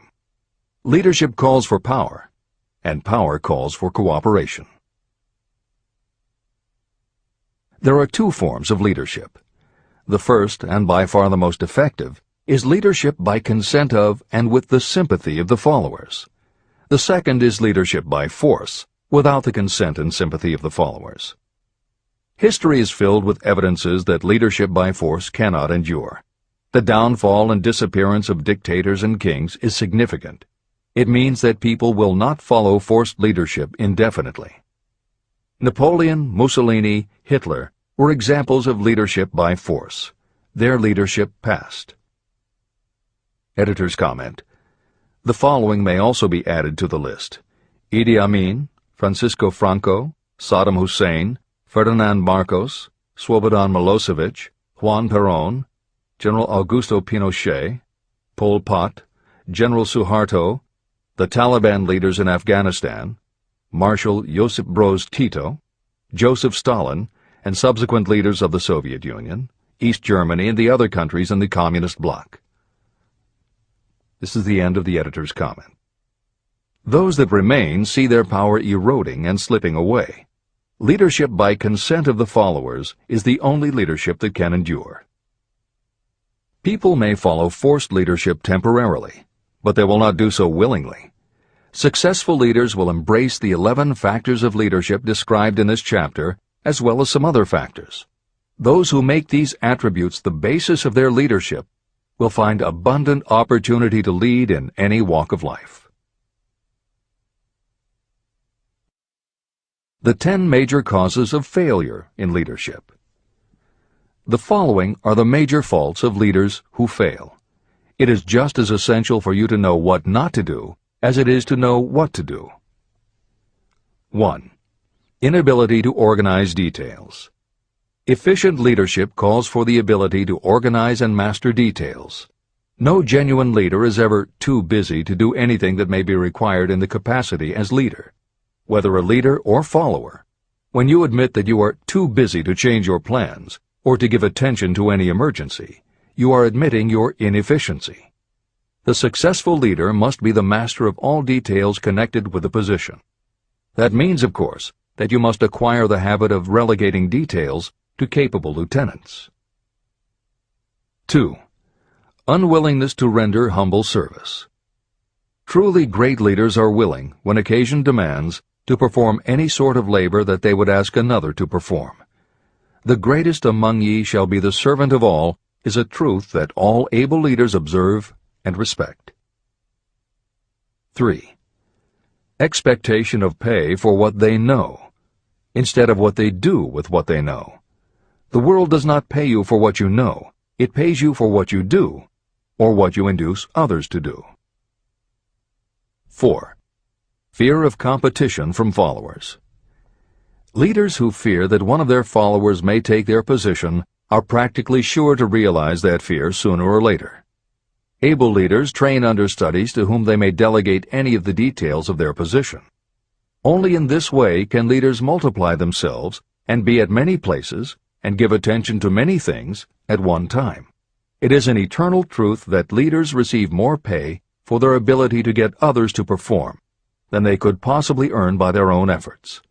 An efficient leader may, through knowledge of the job and a magnetic personality, greatly increase the efficiency of others and get them to render more service and better service than they could render without the leader's guidance. 5. Lack of imagination. Without imagination, the leader is incapable of meeting emergencies or of creating plans by which to guide followers efficiently. 6. Selfishness. Leaders who claim all the honor for the work of their followers are sure to be met by resentment. The really great leader claims none of the honors. Great leaders are content to see the honors, when there are any, go to their followers, because the great leaders know that most people will work harder for commendation and recognition than they will for money alone. 7. Intemperance. Followers do not respect an intemperate leader. Moreover, intemperance in any form destroys the endurance and the vitality of those who indulge in it. 8. Disloyalty. Perhaps this should have come at the head of the list. Leaders who are not loyal to their duty, and to those both above and below them, cannot maintain their leadership for long. Disloyalty marks you as being less than the dust of the earth, and it will bring the contempt it deserves. Lack of loyalty is one of the major causes of failure in every walk of life. 9. Emphasis of the authority of leadership. The efficient leader leads by encouraging, and not by trying to instill fear in the hearts of those who follow. Leaders who try to impress their followers with their authority come within the category of leadership through force. If you are a real leader, you will have no need to advertise that fact. It is apparent in your conduct, by your sympathy, understanding, fairness, and a demonstration that you know your job. 10. Emphasis of title. Competent leaders require no title to give them the respect of their followers. Leaders who make too much of their titles generally have little else to emphasize. The doors to the office of the real leader are open to all and free from formality or ostentation. These are among the most common causes of failure in leadership. Any one of these faults is sufficient to cause failure. Study the list carefully if you aspire to leadership, and make sure that you are free of these faults. Editor's comment. Warren Bennis, a professor who teaches management and organization, said, "A manager is someone who does things right. A leader is someone who does the right thing." Admiral Grace Hopper was the ranking female Navy officer when she was interviewed for 60 Minutes. She said, "You manage things. You lead people." This is the end of the editor's comment.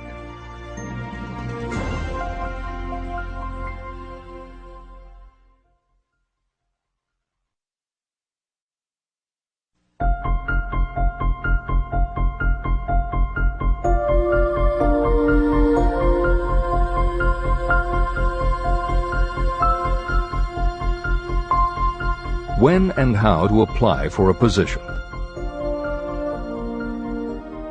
The information described here is the net result of many years of experience, during which thousands of men and women were helped to market their services effectively. Editor's comment. The Internet, email, and faxed resumes have radically changed the way employers search for new employees, and the way that most people apply for jobs. However, Think and Grow Rich was never intended for most people. It was written for those who want to stand out. If you are such a person, the editors of this revised and updated edition strongly advise that you give serious thought to each of the following suggestions about how to apply for a position and how to prepare a resume. If you are tempted to think the suggestions are too obvious, simplistic, or out of date, we assure you they are not. In those instances where it is appropriate to update the material, we have added commentary. This is the end of the editor's comment. 1. Employment agencies. Care must be taken to select only reputable companies that can show adequate records of achievement of satisfactory results. Editor's comment. As anyone in the job market knows, Today, employment agencies range from companies that supply temporary office help to headhunters who connect high-level executives with companies seeking experienced management talent. If you are seeking a mid to upper-level position, the old adage that you get what you pay for is particularly true. This is the end of the editor's comment. 2. Advertising in newspapers, trade journals, magazines. Classified advertising may produce satisfactory results for those applying for entry-level, clerical, or salaried positions. For those seeking executive positions, a well-written and well-designed display ad, though more expensive, may be more desirable. The copy should be prepared by an expert who understands how to inject sufficient selling qualities to produce replies. Editor's comment. For individuals, the display ad approach is not very common in the contemporary job market. But for that reason, if you are sure of the position you want, a well-written and well-designed ad selling yourself and placed in the right trade paper or industry journal might be just the thing to get the attention you want. However, if you attempt this approach, be prepared that it will be an expensive experiment. In effect, you will have gone into the advertising business, and it is a rule of thumb in advertising that a single ad rarely sells anything. It usually requires multiple exposures before the buyer, the potential employer, is motivated to buy, hire, a product, you. This is the end of the editor's comment. 3. Personal letters of application. These should be directed to particular firms or individuals that could need the kind of service or experience you have to offer. Letters should be neatly typed always and signed by hand. You should include a complete resume or outline of your qualifications. Both the letter of application and the resume should be prepared by an expert. Editor's comment. In the contemporary job market, sending a letter of application when no job has been advertised can in fact be a very successful approach. But this is only for those who truly know what they want and will take the time to prepare a convincing presentation. Managers in a position to hire always have an eye out for good prospective employees. If they receive a well-constructed and intriguing presentation that clearly states you are interested in a position whenever one is available, it will not be thrown away. And the first thing good managers do when a position comes open is go to their files. When that happens, if your presentation made a good and convincing impression, it will be there. The only question is, are you willing to make yourself available when they are ready for you? If you are just blanketing everyone with a stock letter in hopes of getting a job, it very likely won't work. This approach is not for someone looking for a job. This approach is only for those who really want a specific career. This is the end of the editor's comment. 4. Application in person. In some instances, it may be more effective if the applicant personally offers his or her services to prospective employers, in which event a complete written statement of qualifications for the position should be presented, as prospective employers will often wish to discuss your record with associates. Editor's comment.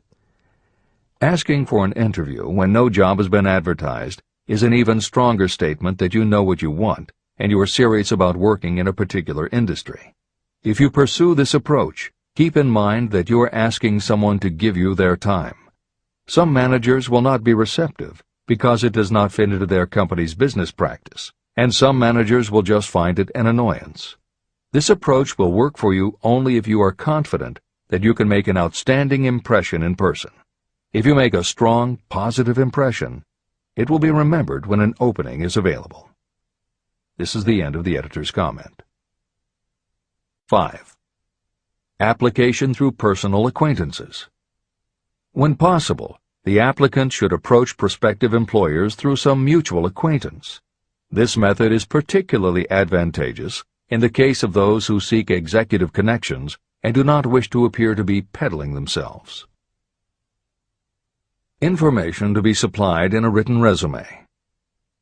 A good resume should be prepared as carefully as a lawyer would prepare the brief for a case to be tried in court. Unless the applicant is experienced in the preparation of such briefs, an expert should be consulted for this purpose. When successful businesses want to advertise, they hire specialists who understand the psychology of advertising to sell their products. If you are selling your personal services, you should do the same. Editor's comment. The job market in America has never been as bad as it was when Napoleon Hill wrote the preceding paragraph. Because of the Great Depression, many adults had never had any kind of steady job, let alone sought a career position, and there were few places to learn how to do it. Since that time, many excellent books have been published on the subject, and companies that offer professional help in preparing resumes have become very common. However, neither books nor copywriters are magic. It all begins with what you have to offer. The editors of this edition suggest that you start to assemble your presentation using the guidelines that appear below.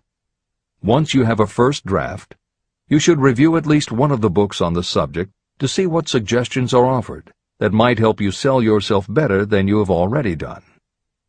Then, depending how satisfied you are, you might also want to seek advice from a professional who specializes in such presentations. We offer 2 notes of caution. First, make sure that your presentation does not look like something turned out by a resume mill. Having received many resumes over the years, the editors warn you that some professionals use the same stock phrases, buzzwords, and formats for every client, and this can be a dead giveaway that someone else prepared your resume, or that you have simply copied from a book. Your intention should be to make yours stand out. The second word of caution is, don't go overboard in trying to stand out. There is a balance between catching an employer's attention and looking like you are trying too hard. For instance, if you are a New York marketing executive applying to a Los Angeles company, sending your application with a bag of fresh bagels by next morning FedEx would probably make a good impression, whereas sending a dartboard with your picture in the center might be viewed as just a little too cute and a little too much. Clever is good, but professional is a must. Never be so clever that you don't look professional.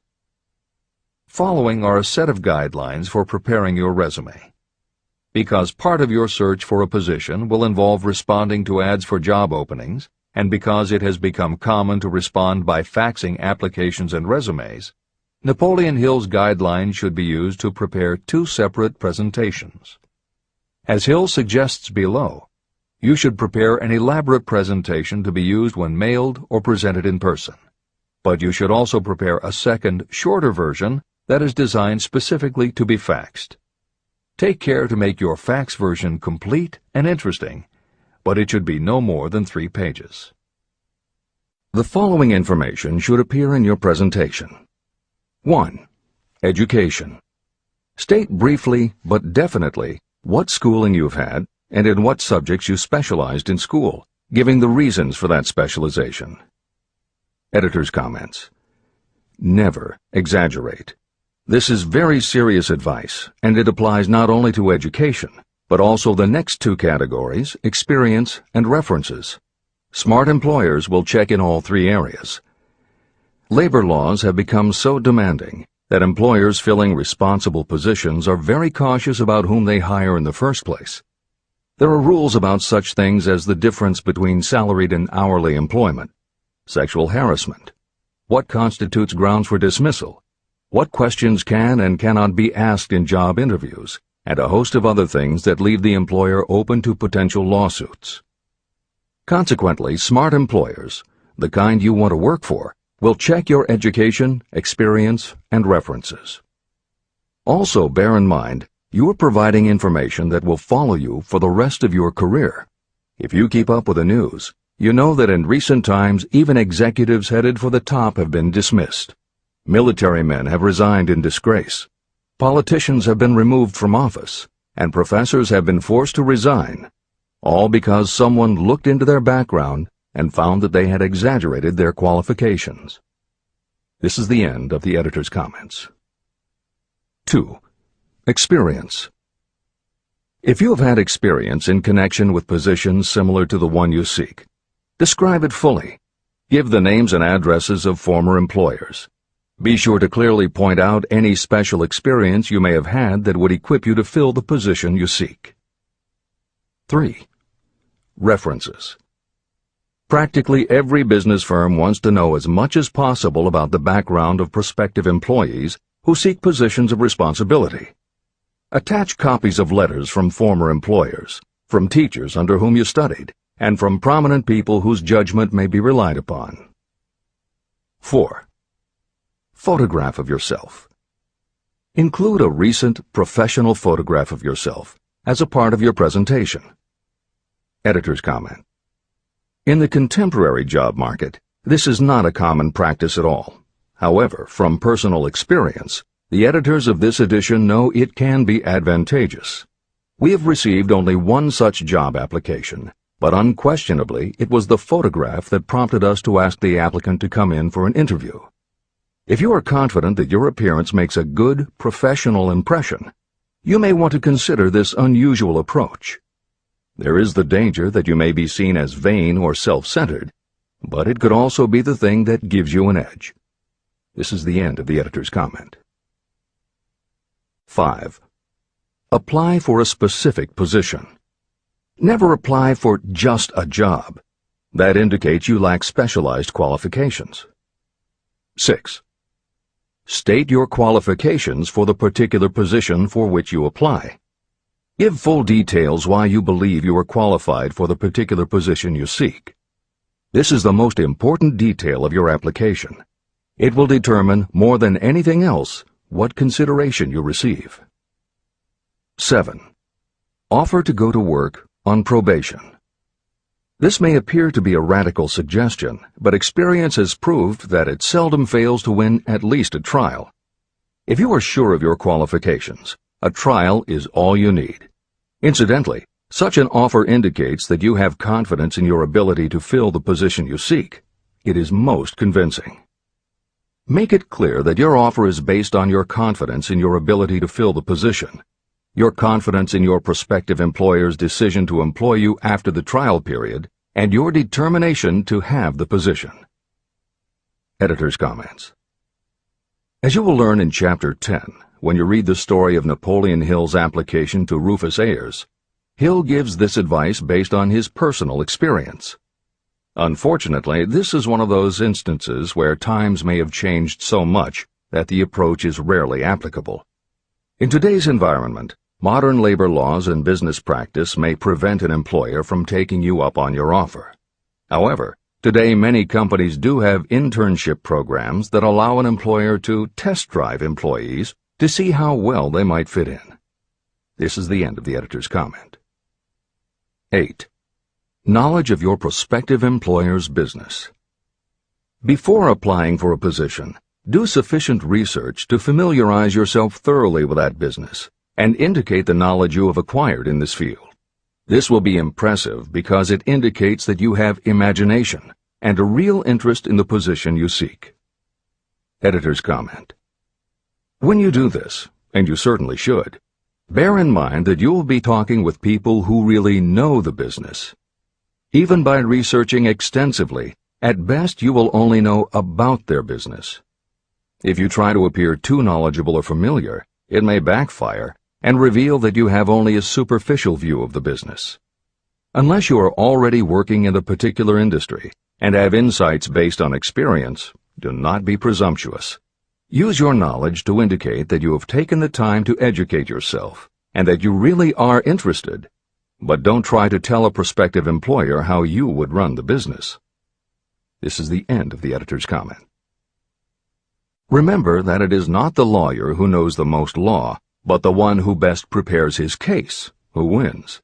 If your case is properly prepared and presented, your victory will have been more than half won at the outset. Do not be afraid of making your presentation too long. Employers are just as much interested in purchasing the services of well-qualified applicants as you are in securing employment. In fact, the success of most successful employers is due to their ability to select well-qualified lieutenants. They want all the information available. Editor's comment. As noted above, when faxing a resume, it should be no more than 3 pages and should state that you will be pleased to provide a more detailed resume if required. This is the end of the editor's comment. Remember another thing. Neatness in the preparation of your resume and application will indicate that you are a painstaking person. Successful salespeople groom themselves with care. They understand that first impressions are lasting. Your presentation is your sales rep. Give it a good suit of clothes, so it will stand out in bold contrast to anything else your prospective employer ever saw. If the position you seek is worth having, it is worth going after with care. More important, if you sell yourself in a manner that shows off your individuality, you probably will receive more money from the very start than you would if you applied for employment in the usual conventional way. When your resume package has been completed, you should prepare individual and personalized copies for each company or person to whom it will be presented. This personal touch is sure to command attention. Have it neatly typed, proofread, printed, and properly bound on the finest paper you can obtain. Your photograph should be mounted and included on one of the pages. Prepare a separate binding with the proper company name inserted if it is to be shown to more than one company. If you seek employment through an employment agency, have the agent use copies of your presentation in marketing your services. This will help to gain preference for you, both with the agent and the prospective employers. I've helped to prepare presentations for clients that were so striking and out of the ordinary that they resulted in the employment of the applicant without a personal interview. If you want similar results, follow the instructions to the letter, improving upon them however your imagination suggests. Editor's comments. Today, every office supply store offers a wide variety of paper stock, folders, binders, and presentation materials that can be put together in a way that is both unique and professional looking. With all of those possibilities available, if you simply present standard sheets of paper stapled in the corner, the response will very likely be standard too.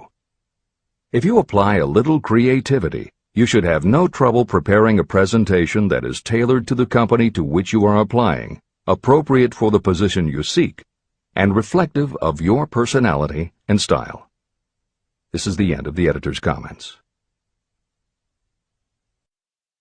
How to get the exact position you desire. Everyone enjoys doing the kind of work for which he or she is best suited. An artist loves to work with paints, a craftsman with his or her hands, a writer loves to write. Those with less definite talents have their preferences for certain fields of business and industry.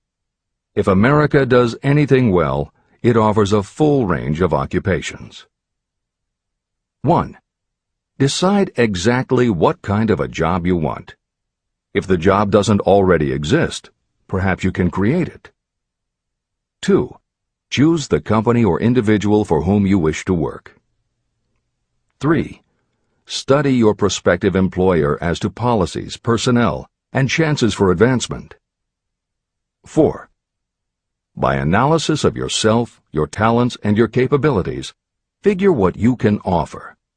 Plan specific ways and means of giving advantages, services, developments, or ideas that you believe you can successfully deliver.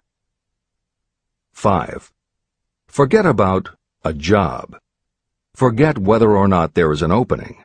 Forget the usual routine of, have you got a job for me? Concentrate on what you can give. 6. Once you have your plan in mind, put it on paper in neat form and in full detail. 7. Present it to the proper person with authority, and the rest will come automatically.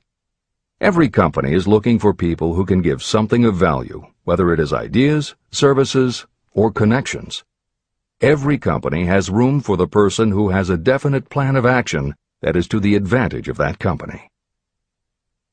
This procedure may take a few days or weeks of extra time, but the difference in income, in advancement, and in gaining recognition will save years of hard work at small pay. It has many advantages, the main one being that it will often save you from 1 to 5 years of your time in reaching a chosen goal.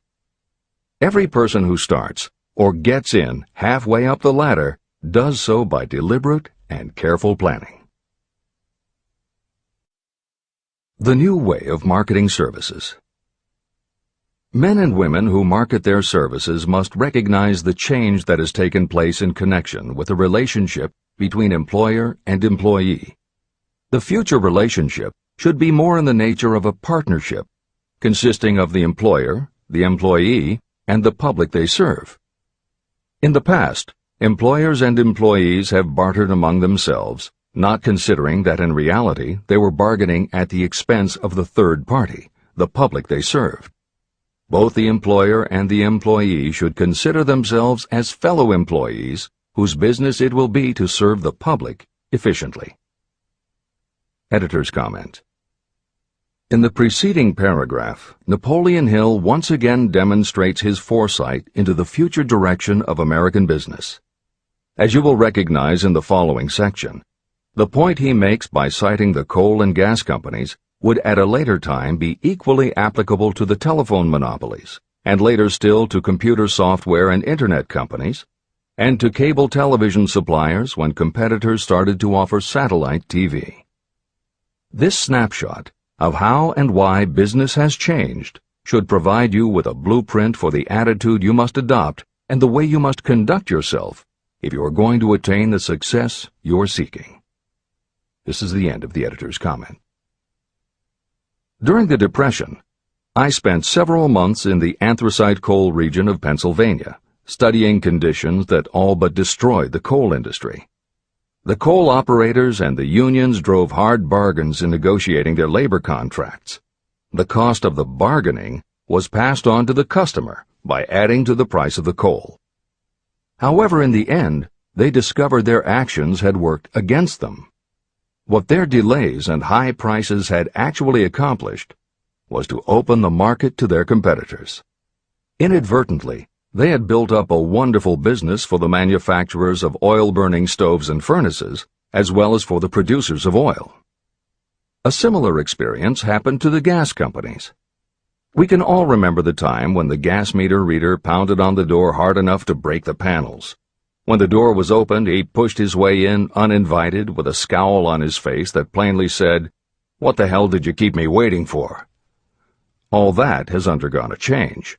The meter man now conducts himself as a gentleman who is delighted to be at your service, sir. Before the gas companies learned that their scowling metermen were offending customers, their competitors, the polite salesmen of oil burners, came along and did a land office business. These illustrations are mentioned here to show that we are where we are and what we are because of our own conduct. If there is a principle of cause and effect that controls business, finance, and transportation, this same principle controls individuals and determines their economic status. Courtesy and service are the watchwords of merchandising today, and they apply to the person who is marketing personal services even more directly than to the employer. In the final analysis, you are employed by the customer. If you fail to serve well, both you and your employer will pay for it by the loss of the privilege of serving. What is your QQS rating? In the preceding, the causes of success in marketing services effectively and permanently have been clearly described. Unless those causes are studied, analyzed, understood, and applied, no one can market services effectively and permanently. Every man or woman must be their own sales force of their personal services. The quality and the quantity of service rendered, and the spirit in which it is rendered, determine the price and the duration of employment. To market your personal services effectively, which means a permanent market at a satisfactory price under pleasant conditions, you must adopt and follow the QQS formula. QQS means that quality plus quantity plus the proper spirit of cooperation equals perfect salesmanship of service. Remember the QQS formula, but do more. Apply it as a habit. Analyze the formula to make sure you understand exactly what it means. Quality of service means the performance of every detail in connection with your position in the most efficient manner possible with the object of greater efficiency always in mind. Quantity of service means the habit of rendering all the service of which you are capable at all times, with the purpose of increasing the amount of service rendered as you develop greater skill through practice and experience. Emphasis is again placed on the word habit. Spirit of service means the habit of agreeable, harmonious conduct, which will induce cooperation from associates and fellow employees. Adequate quality and adequate quantity of service is not sufficient to maintain a permanent market for your services. The spirit in which you deliver service is a strong determining factor in connection with both the price you receive and the duration of your employment. Andrew Carnegie stressed this point in his description of the factors that lead to success in the marketing of personal services. He emphasized again and again the necessity for harmonious conduct. He stressed the fact that he would not retain any man, no matter how great a quantity or how efficient the quality of his work, unless he worked in a spirit of harmony. Mr. Carnegie insisted upon his people working with each other in an agreeable manner.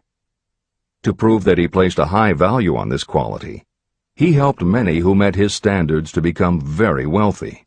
Those who did not conform had to make room for others who did. The importance of a pleasing personality has been stressed because it is so important in rendering service in the proper spirit. If you have a personality that pleases, and you render service in a spirit of harmony, these assets often make up for what you may lack in both the quality and the quantity of service you render. Nothing, however, can be successfully substituted for pleasing conduct. The capital value of your services. The person whose income is derived entirely from the sale of personal services is a merchant, just like the person who sells hard goods, and such a person is subject to exactly the same rules of conduct as the merchant who sells merchandise. I emphasize this because many people who live by the sale of personal services make the mistake of considering themselves free from the rules of conduct and the responsibilities attached to those who are engaged in marketing commodities. The day of the go-getter has been supplanted by the go-giver. The actual capitalized value of your brain power may be determined by the amount of income you can produce by marketing your services. A fair estimate of the capital value of your brain power may be made by using the following assumptions. Money, the amount of capital, can be borrowed from a bank at a certain rate of interest. Money is worth no more than brains, and it is often worth much less. Therefore, if your brain power is as valuable as money, in effect, you should be lending your brain power, your amount of capital, at least at the same rate that banks charge to lend money. This means that what you earn in a year, your income, is comparable to what a bank earns from a loan in a year, the interest they charge. You can then calculate the capital value of your brain power using this formula. Divide 100 by the current rate of interest that banks charge for lending money. Then multiply the result by the amount of your annual income. As an example, assume that the current interest rate is 5%. Assume your annual income is $50,000. The formula would be as follows. 100 divided by 5 equals 20, and 20 multiplied by 50,000 equals $1 million. Therefore, if you lend out your brain power, your capital, at the same rate as the bank lends money, 5% interest, your brain power is worth $1 million. Competent brains, if effectively marketed, represent a much more desirable form of capital than the money that is required to conduct a business dealing in commodities. This is true because brains are a form of capital that cannot be permanently depreciated by economic depressions, nor can this form of capital be stolen or spent. Moreover, the money that is essential for the conduct of business is as worthless as a sand dune until it has been mixed with efficient brains. The 31 major causes of failure. Life's greatest tragedy consists of men and women who earnestly try and fail. The tragedy lies in the overwhelmingly large majority of people who fail as compared with the few who succeed. I have had the privilege of analyzing several thousand men and women, 98% of whom were classed as failures. My analysis proved that there are 13 major principles through which people accumulate fortunes. Each of the 13 principles of success has its own chapter in this book. And there are 31 major reasons for failure. The 31 causes of failure are listed below. As you go through the list, measure yourself point by point. It will help you to discover how many of these causes of failure stand between you and success. 1. Unfavorable hereditary background.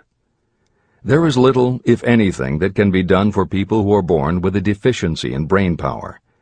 This is the only one of the 31 causes of failure that may not be easily corrected by any individual. My philosophy can offer only one method of bridging this weakness, through the aid of the mastermind. 2. Lack of a well-defined purpose in life. There is no hope of success for the person who does not have a central purpose or definite goal at which to aim. 98 out of every 100 of those whom I have analyzed had no such aim. Perhaps this was the major cause of their failure. 3. Lack of ambition to aim above mediocrity. I can offer no hope for those who are so indifferent they do not want to get ahead in life and are not willing to pay the price. 4. Insufficient education. This is a handicap that may be overcome with comparative ease. Experience has proven that the best educated people are often those who are self-made or self-educated. It takes more than a college degree to make you a person of education. Any person who is educated has learned to get whatever they want in life without violating the rights of others. Education consists not so much of knowledge, but of knowledge effectively and persistently applied. You are paid not merely for what you know, but for what you do with what you know. 5. Lack of self-discipline. Discipline comes through self-control. This means that you must control all negative qualities. Before you can control conditions, you must first control yourself. Self-mastery is the hardest job you will ever tackle. If you do not conquer yourself, you will be conquered by yourself. By stepping in front of a mirror, you may see both your best friend and your greatest enemy. 6. Ill health. No person may enjoy outstanding success without good health. Many of the causes of ill health are subject to mastery and control. These, in the main, are overeating of foods not conducive to health, wrong habits of thought or negative thinking, wrong use of and overindulgence in sex, lack of proper physical exercise, an inadequate supply of fresh air due to improper breathing. 7. Unfavorable environmental influences during childhood. As the twig is bent, so shall the tree grow. Most people who have criminal tendencies acquire them as the result of bad environment and improper associates during their childhood or youth. Procrastination. This is one of the most common causes of failure. Procrastination stands within the shadow of every human being, waiting its opportunity to spoil your chances of success. Most of us go through life as failures because we are waiting for the time to be right to start doing something worthwhile. Do not wait. The time will never be just right. Start where you stand, work with whatever tools you have at your command, and you will acquire better tools as you go along. 9. Lack of persistence. Most of us are good starters, but poor finishers of everything we begin. People are prone to give up at the first signs of defeat. There is no substitute for persistence. The person who makes persistence his or her watchword discovers that failure finally becomes tired and makes its departure.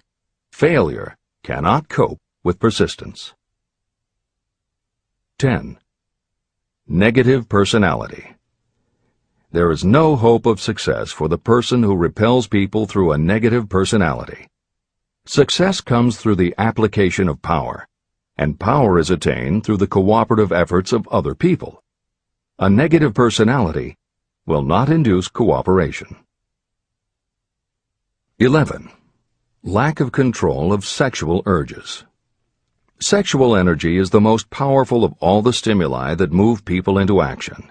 Because it is the most powerful of the emotions, if it is controlled, it can be converted into other creative channels. 12. Uncontrolled desire for something for nothing.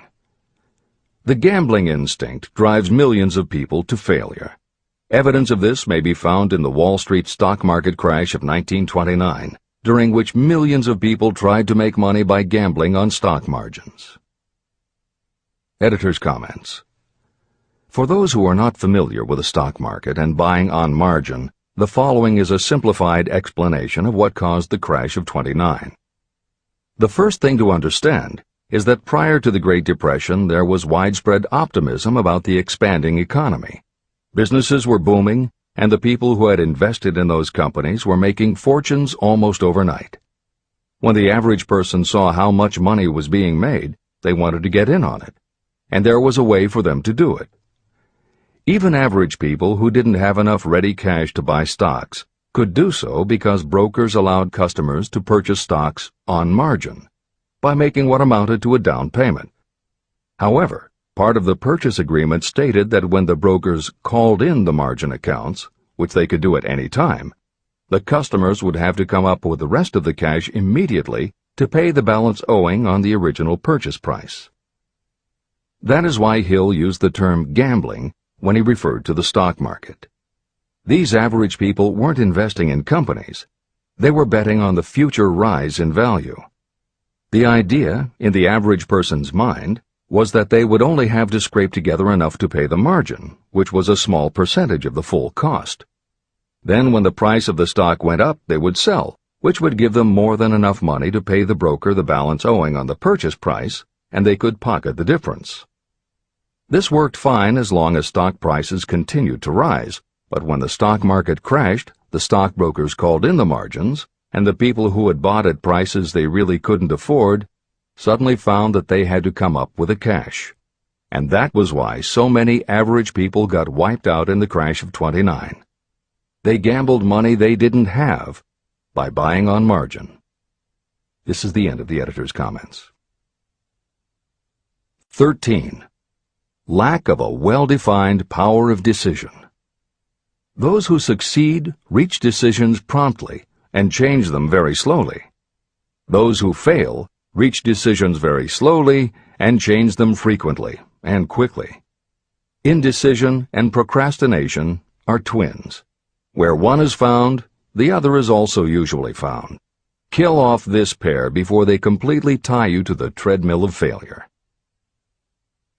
14.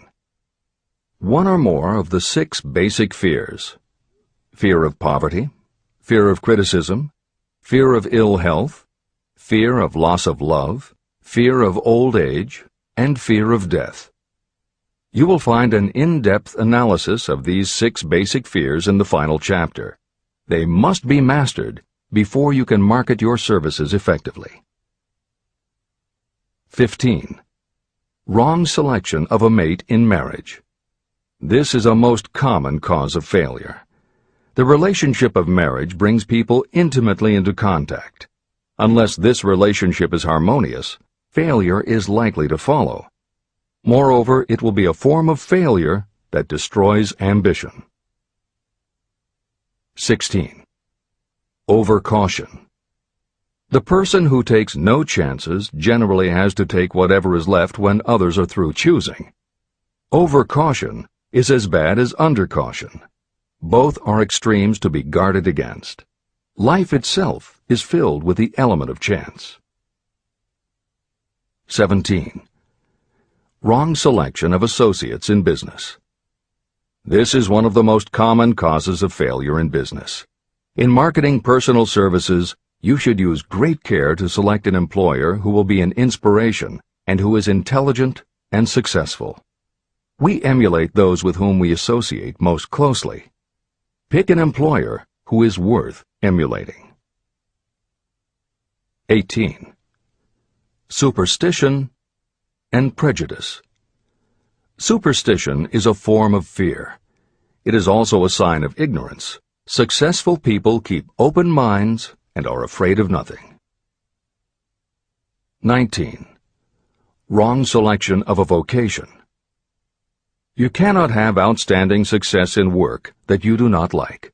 The most essential step in the marketing of personal services is that of selecting an occupation into which you can throw yourself wholeheartedly. Although money or circumstances may require you to do something you don't like for a time, no one can stop you from developing plans to make your goal in life a reality. Editor's comments. Most contemporary experts agree with Napoleon Hill's statement that finding the work you love is of key importance in achieving success that is truly rewarding.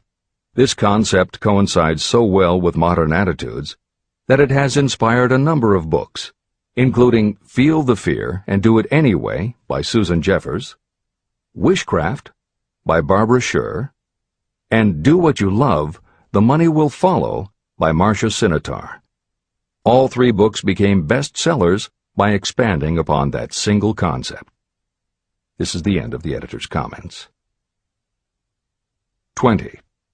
Lack of concentration of effort. The jack of all trades seldom is good at any. Concentrate all of your efforts on one definite chief aim. 21. The habit of indiscriminate spending. You cannot succeed if you are eternally in fear of poverty. Form the habit of systematic saving by putting aside a definite percentage of your income. Money in the bank gives you a very safe foundation of courage when bargaining for the sale of personal services. Without money, you must take what you are offered and be glad to get it. 22. Lack of enthusiasm. Without enthusiasm, you cannot be convincing. Moreover, enthusiasm is contagious, and the person who has it under control is generally welcome in any group of people. 23. Intolerance. The person with a closed mind on any subject seldom gets ahead. Intolerance means that you have stopped acquiring knowledge. The most damaging forms of intolerance are those connected with religious, racial, and political differences of opinion. 24. Intemperance. The most damaging forms of intemperance are connected with overeating, alcohol, drugs, and sexual activities. Overindulgence in any of these can be fatal to success. 25. Inability to cooperate with others. More people lose their positions and their big opportunities in life because of this fault than for all other reasons combined. It is a fault that no well-informed business person or leader will tolerate. 26. Possession of power that was not acquired through self-effort. Sons and daughters of wealthy parents and others who inherit money that they did not earn. Power in the hands of one who did not acquire it gradually is often fatal to success. Quick riches are more dangerous than poverty. 27. Intentional dishonesty. There is no substitute for honesty. You may be temporarily dishonest because of circumstances over which you have no control without permanent damage, but there is no hope for you if you are dishonest by choice. Sooner or later, your deeds will catch up with you, and you will pay by loss of reputation and perhaps even loss of liberty. 28. Egotism and vanity. These qualities serve as red lights that warn others to keep away. They are fatal to success. 29.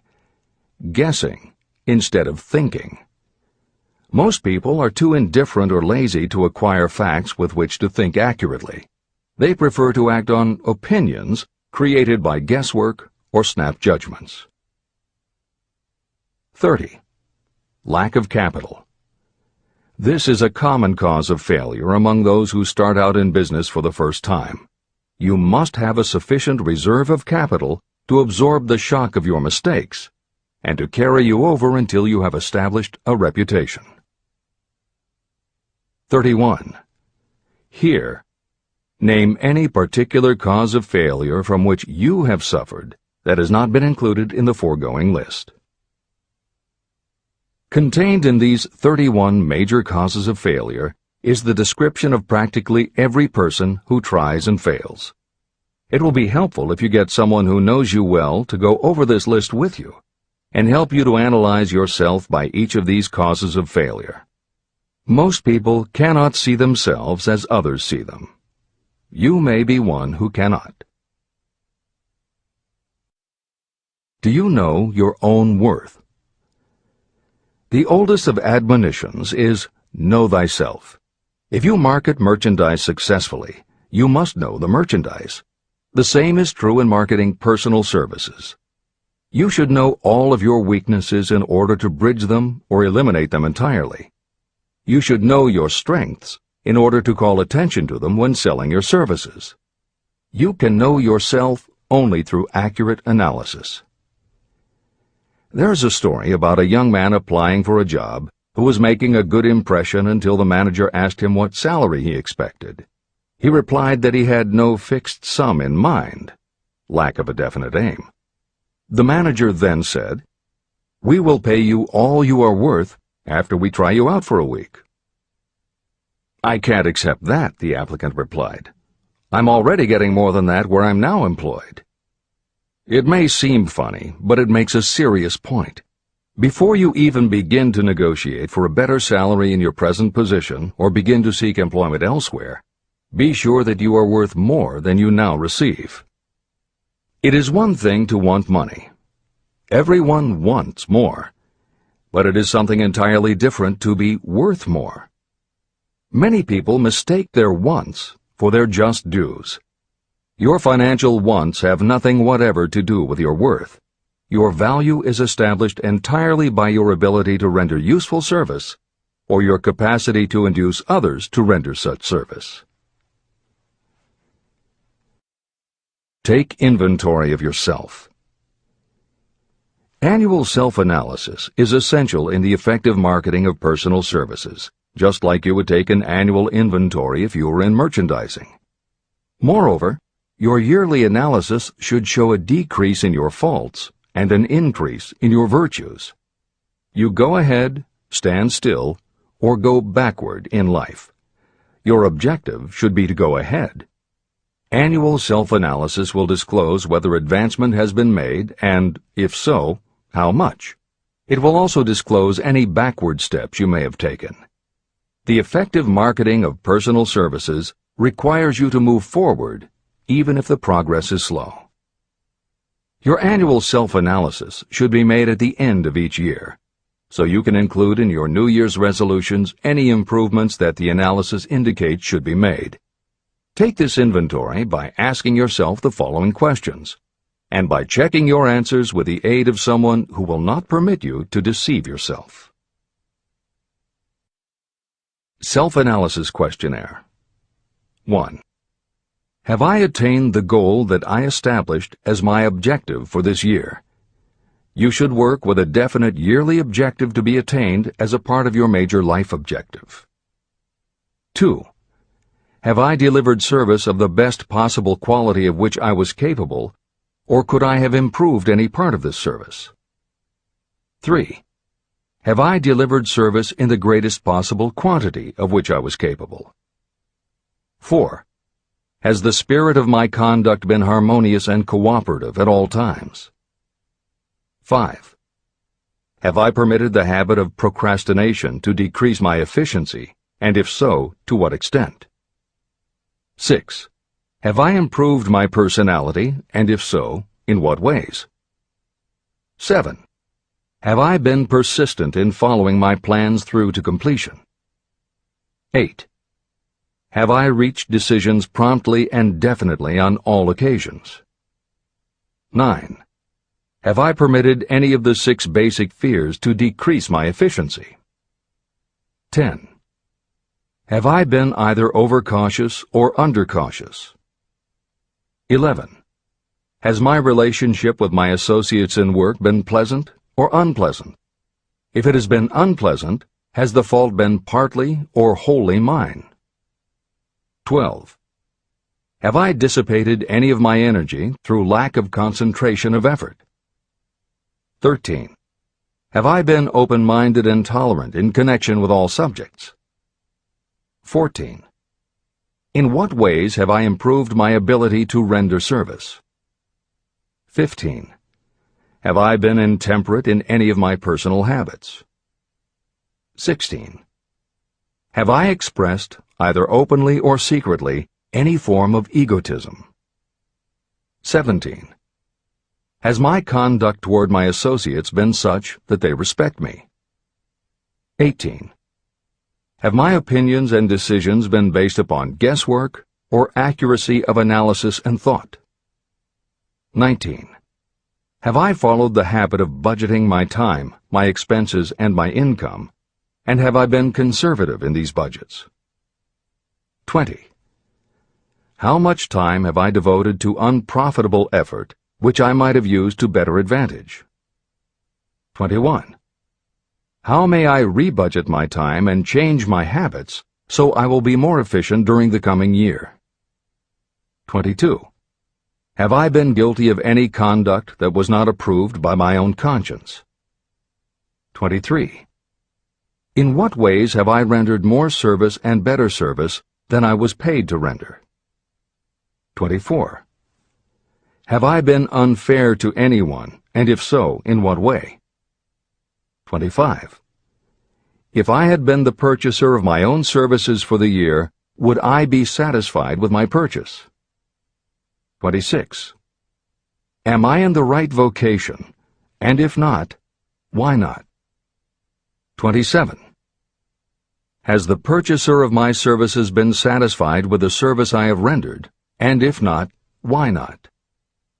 28. What is my present rating on the fundamental principles of success?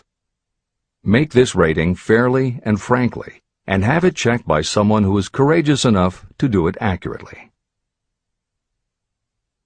After you have finished reading through to the end of this book at least once, and you are sure you have assimilated the information in this chapter, you will be ready to create a practical plan for marketing your personal services. In this chapter, you should have found adequate descriptions of every principle essential in planning the sale of personal services. These include the major attributes of leadership, the most common causes of failure in leadership, a description of the fields of opportunity for leadership, the main causes of failure in all walks of life, and the important questions that should be used in self-analysis. This extensive and detailed presentation has been included because it will be needed by you if you are going to earn your riches by marketing your personal services. Those who have lost their fortunes and those who are just beginning to earn money have nothing but personal services to offer in return for riches. Therefore, it is essential that you have real, practical information that you'll need to market your services to best advantage. Complete assimilation and understanding of the information will help you to market your services, and it will help you to become more analytical and capable of judging people. The information will be priceless to you if you work in an executive position where you select employees. Where and how to find opportunities to accumulate riches. Now that we have analyzed the principles by which riches may be accumulated, you naturally ask, where can I find the opportunities to apply these principles? Very well. Let us take inventory and see what the United States of America offers the person seeking riches. To begin with, remember that we live in a country where every law-abiding citizen enjoys freedom of thought and freedom of deed unequaled anywhere in the world. Most of us have never taken inventory of the advantages of this freedom. We have never compared our unlimited freedom with a curtailed freedom in other countries. Here we have freedom of thought, freedom in the choice and enjoyment of education, freedom in religion, freedom in politics, freedom in the choice of a business, profession, or occupation, freedom to accumulate and own all the property we can accumulate, freedom to choose our place of residence, freedom in marriage, freedom through equal opportunity to all races, freedom of travel from one state to another, freedom in our choice of foods, and freedom to aim for any station in life for which we have prepared ourselves, even for the presidency of the United States. We have other forms of freedom, but this list gives an overview of the most important freedoms that offer you the opportunity to think and grow rich. The United States is the only country guaranteeing to every citizen, whether native-born or naturalized, so broad and varied a list of freedoms. Next, let us recount some of the blessings that our widespread freedom has placed within our hands. Take the average American family of average income and sum up the benefits available to every member of the family in this land of opportunity and plenty. Food. Next to freedom of thought and deed comes food, clothing, and shelter, the three basic necessities of life. Because of our universal freedom, the average American family has available at its door the choicest selection of food to be found anywhere in the world, and at prices within its financial range. Shelter. This family lives in a comfortable apartment or house, complete with light, heat, water, and many conveniences.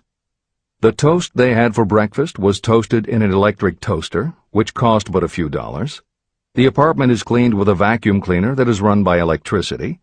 Hot and cold water is available at all times in the kitchen and the bathroom.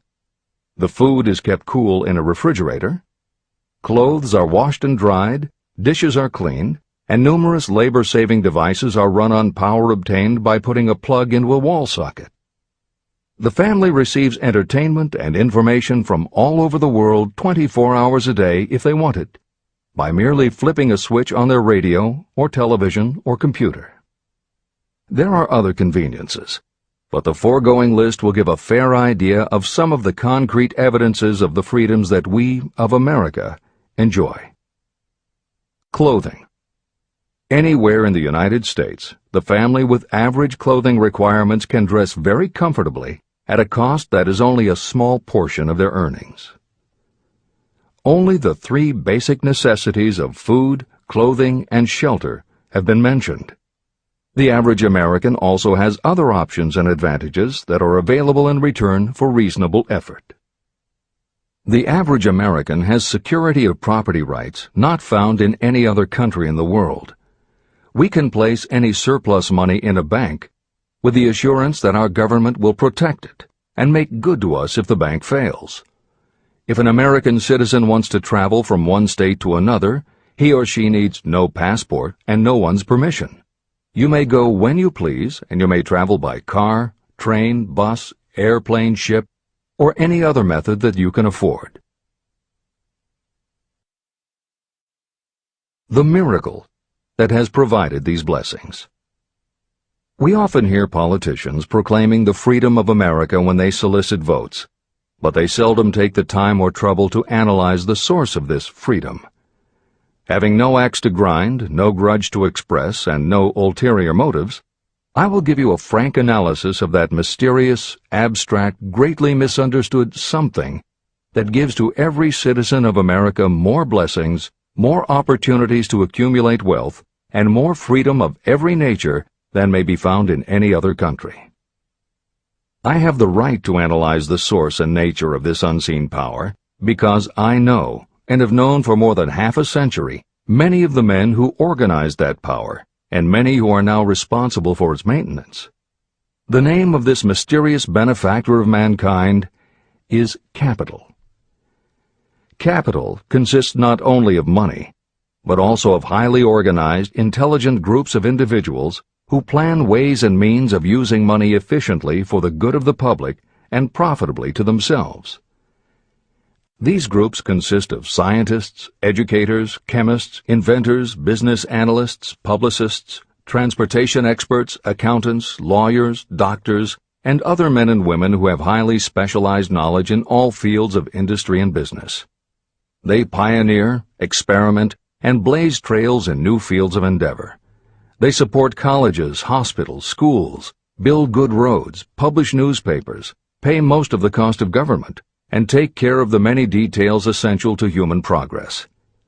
Stated briefly, the capitalists are the brains of civilization because they supply the entire fabric of which all education, enlightenment, and human progress consist. Money without brains is always dangerous. Properly used, it is the most important essential of civilization. To give you an idea of how important organized capital is, try to imagine that it is your job to provide and prepare a simple family breakfast, but you have to do it without the aid of capital. To supply the tea, you would have to make a trip to China or India. Unless you are an excellent swimmer, you would become rather tired before making the round trip. Then, too, another problem would confront you. What would you use for money, even if you had the physical endurance to swim the ocean? To supply sugar, you would have to take another swim to the Caribbean islands, or a long walk to the sugar beet section of Utah. But even then you might come back without the sugar, because organized effort and money are necessary to produce sugar, to say nothing of what is required to refine, transport, and deliver it to the breakfast table anywhere in the United States. Eggs you could obtain easily enough from nearby farms, but you might have a very long walk to Florida or California and back before you could serve grapefruit juice. You would have another long walk to Kansas or one of the other wheat-growing states when you went after wheat bread. Dry cereal would have to be omitted from the menu because it would not be available except through the labor of a trained group of workers and suitable machinery, all of which call for capital. After resting, you could take off for another little swim down to South America, where you would pick up a couple of bananas. On your return, you could take a short walk to the nearest farm having a dairy and pick up some butter and cream. Then your family would be ready to sit down and enjoy breakfast. Seems absurd, doesn't it? Well, the procedure described would be the only possible way these simple items of food could be delivered if we had no capitalistic system. The capital cornerstone of our lives. The sum of money required for the building and maintenance of the planes, trucks, trains, and cargo ships used in the delivery of that simple breakfast is so huge that it staggers imagination. It runs into billions of dollars. Not to mention the armies of trained employees required to run all those planes, trucks, ships, and trains. But transportation is only a part of the requirements of modern civilization in capitalistic America. Before there can be anything to haul, something must be grown from the ground, or manufactured and prepared for market. This calls for more billions of dollars for equipment, machinery, packaging, marketing, and to pay the wages of millions of men and women. Transportation systems do not spring up from the earth and function automatically. They come in response to the call of civilization. They come through the labor and ingenuity and organizing ability of people who have imagination, faith, enthusiasm, decision, and persistence. These men and women are known as capitalists.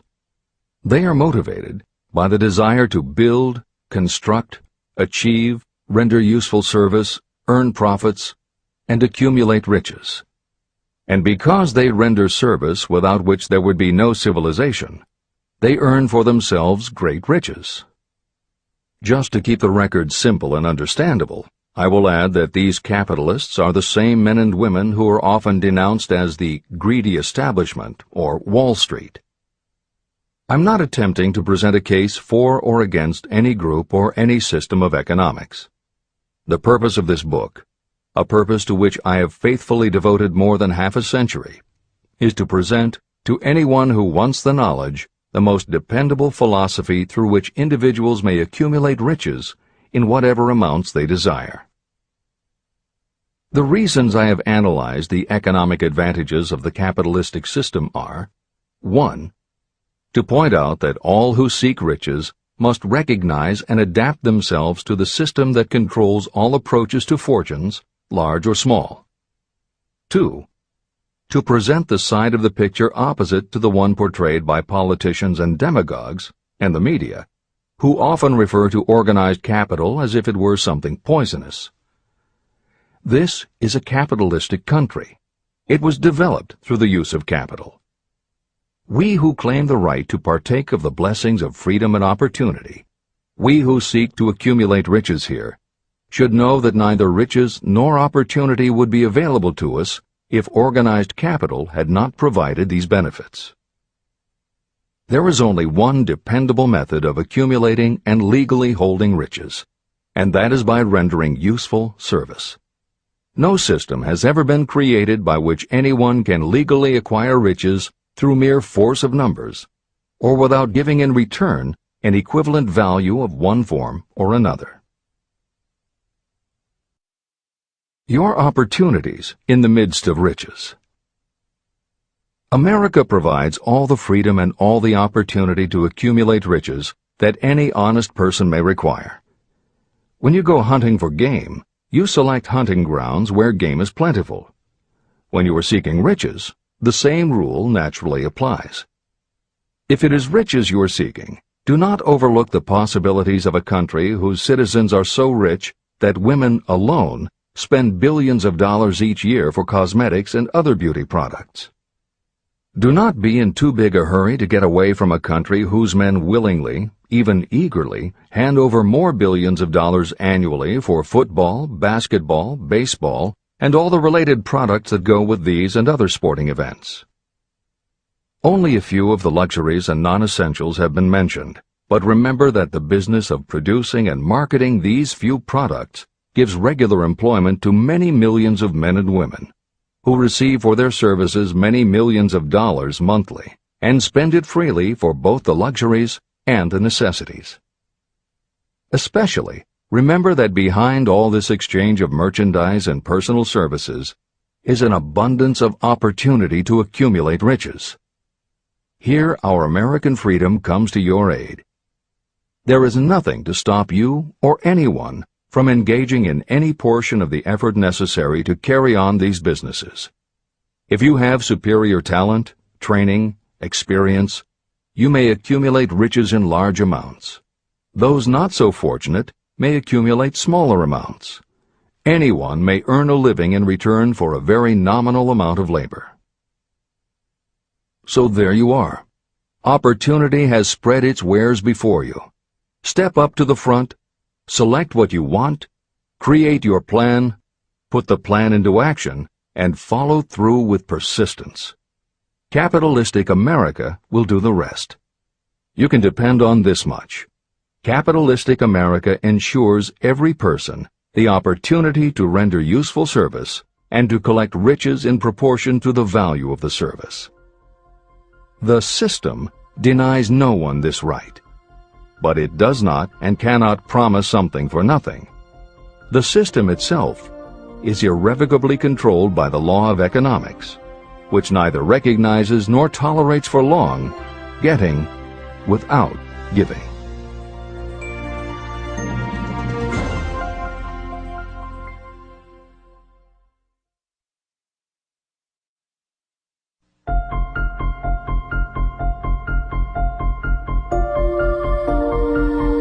Conceit is a fog that envelops a man's real character beyond his own recognition.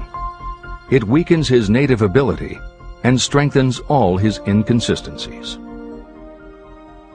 Chapter 9. Decision. The mastery of procrastination. The seventh step toward riches.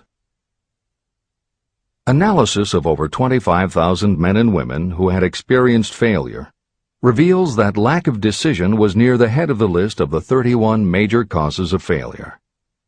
Procrastination, the opposite of decision, is a common enemy which practically every person must conquer. You will have an opportunity to test your capacity to reach quick and definite decisions when you finish reading this book and begin to put the principles into action.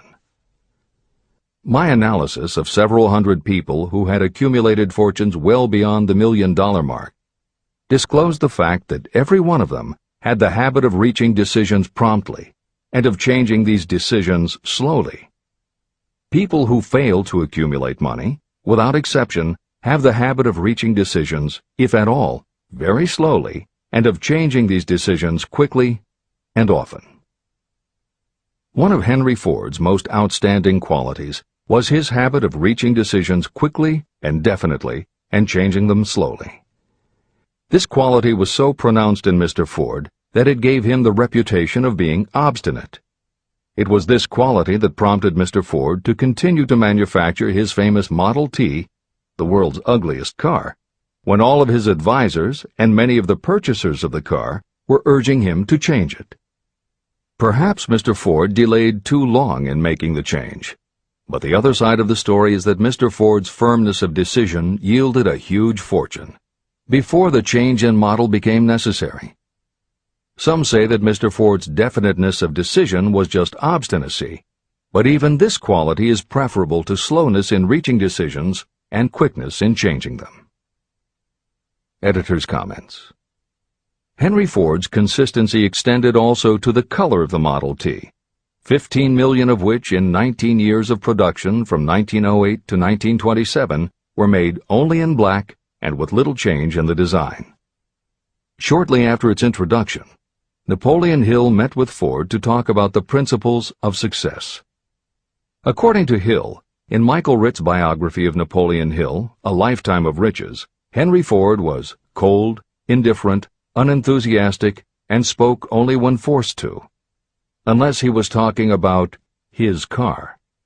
Early on, few people other than Carnegie could foresee the success Ford would achieve, which Hill later attributed to Ford's self-control and concentrated effort. At Hill's first meeting with him in 1911, Ford was interested only in talking about the Model T. After Ford took him for a spin around the factory, Hill bought one for $680. This is the end of the editor's comments. Making your own decisions. The majority of people who fail to accumulate the money they need are generally easily influenced by the opinions of others. They permit gossip, rumors, other people's opinions, and the news reporters to do their thinking for them. Opinions are the cheapest commodities on earth. Everyone has a flock of opinions they are ready to tell anyone who will listen. If you are too influenced by other people's opinions when you reach decisions, you will not succeed in any undertaking, much less in that of transmuting your own desire into money. If you are influenced by the opinions of others, you will have no desire of your own. Keep your own counsel. Rely on yourself to reach your own decisions when you begin to put these principles into practice, and follow through on your decisions. Take no one into your confidence except the members of your mastermind group, and be very sure that you choose for your group only those who will be in complete sympathy and harmony with your purpose.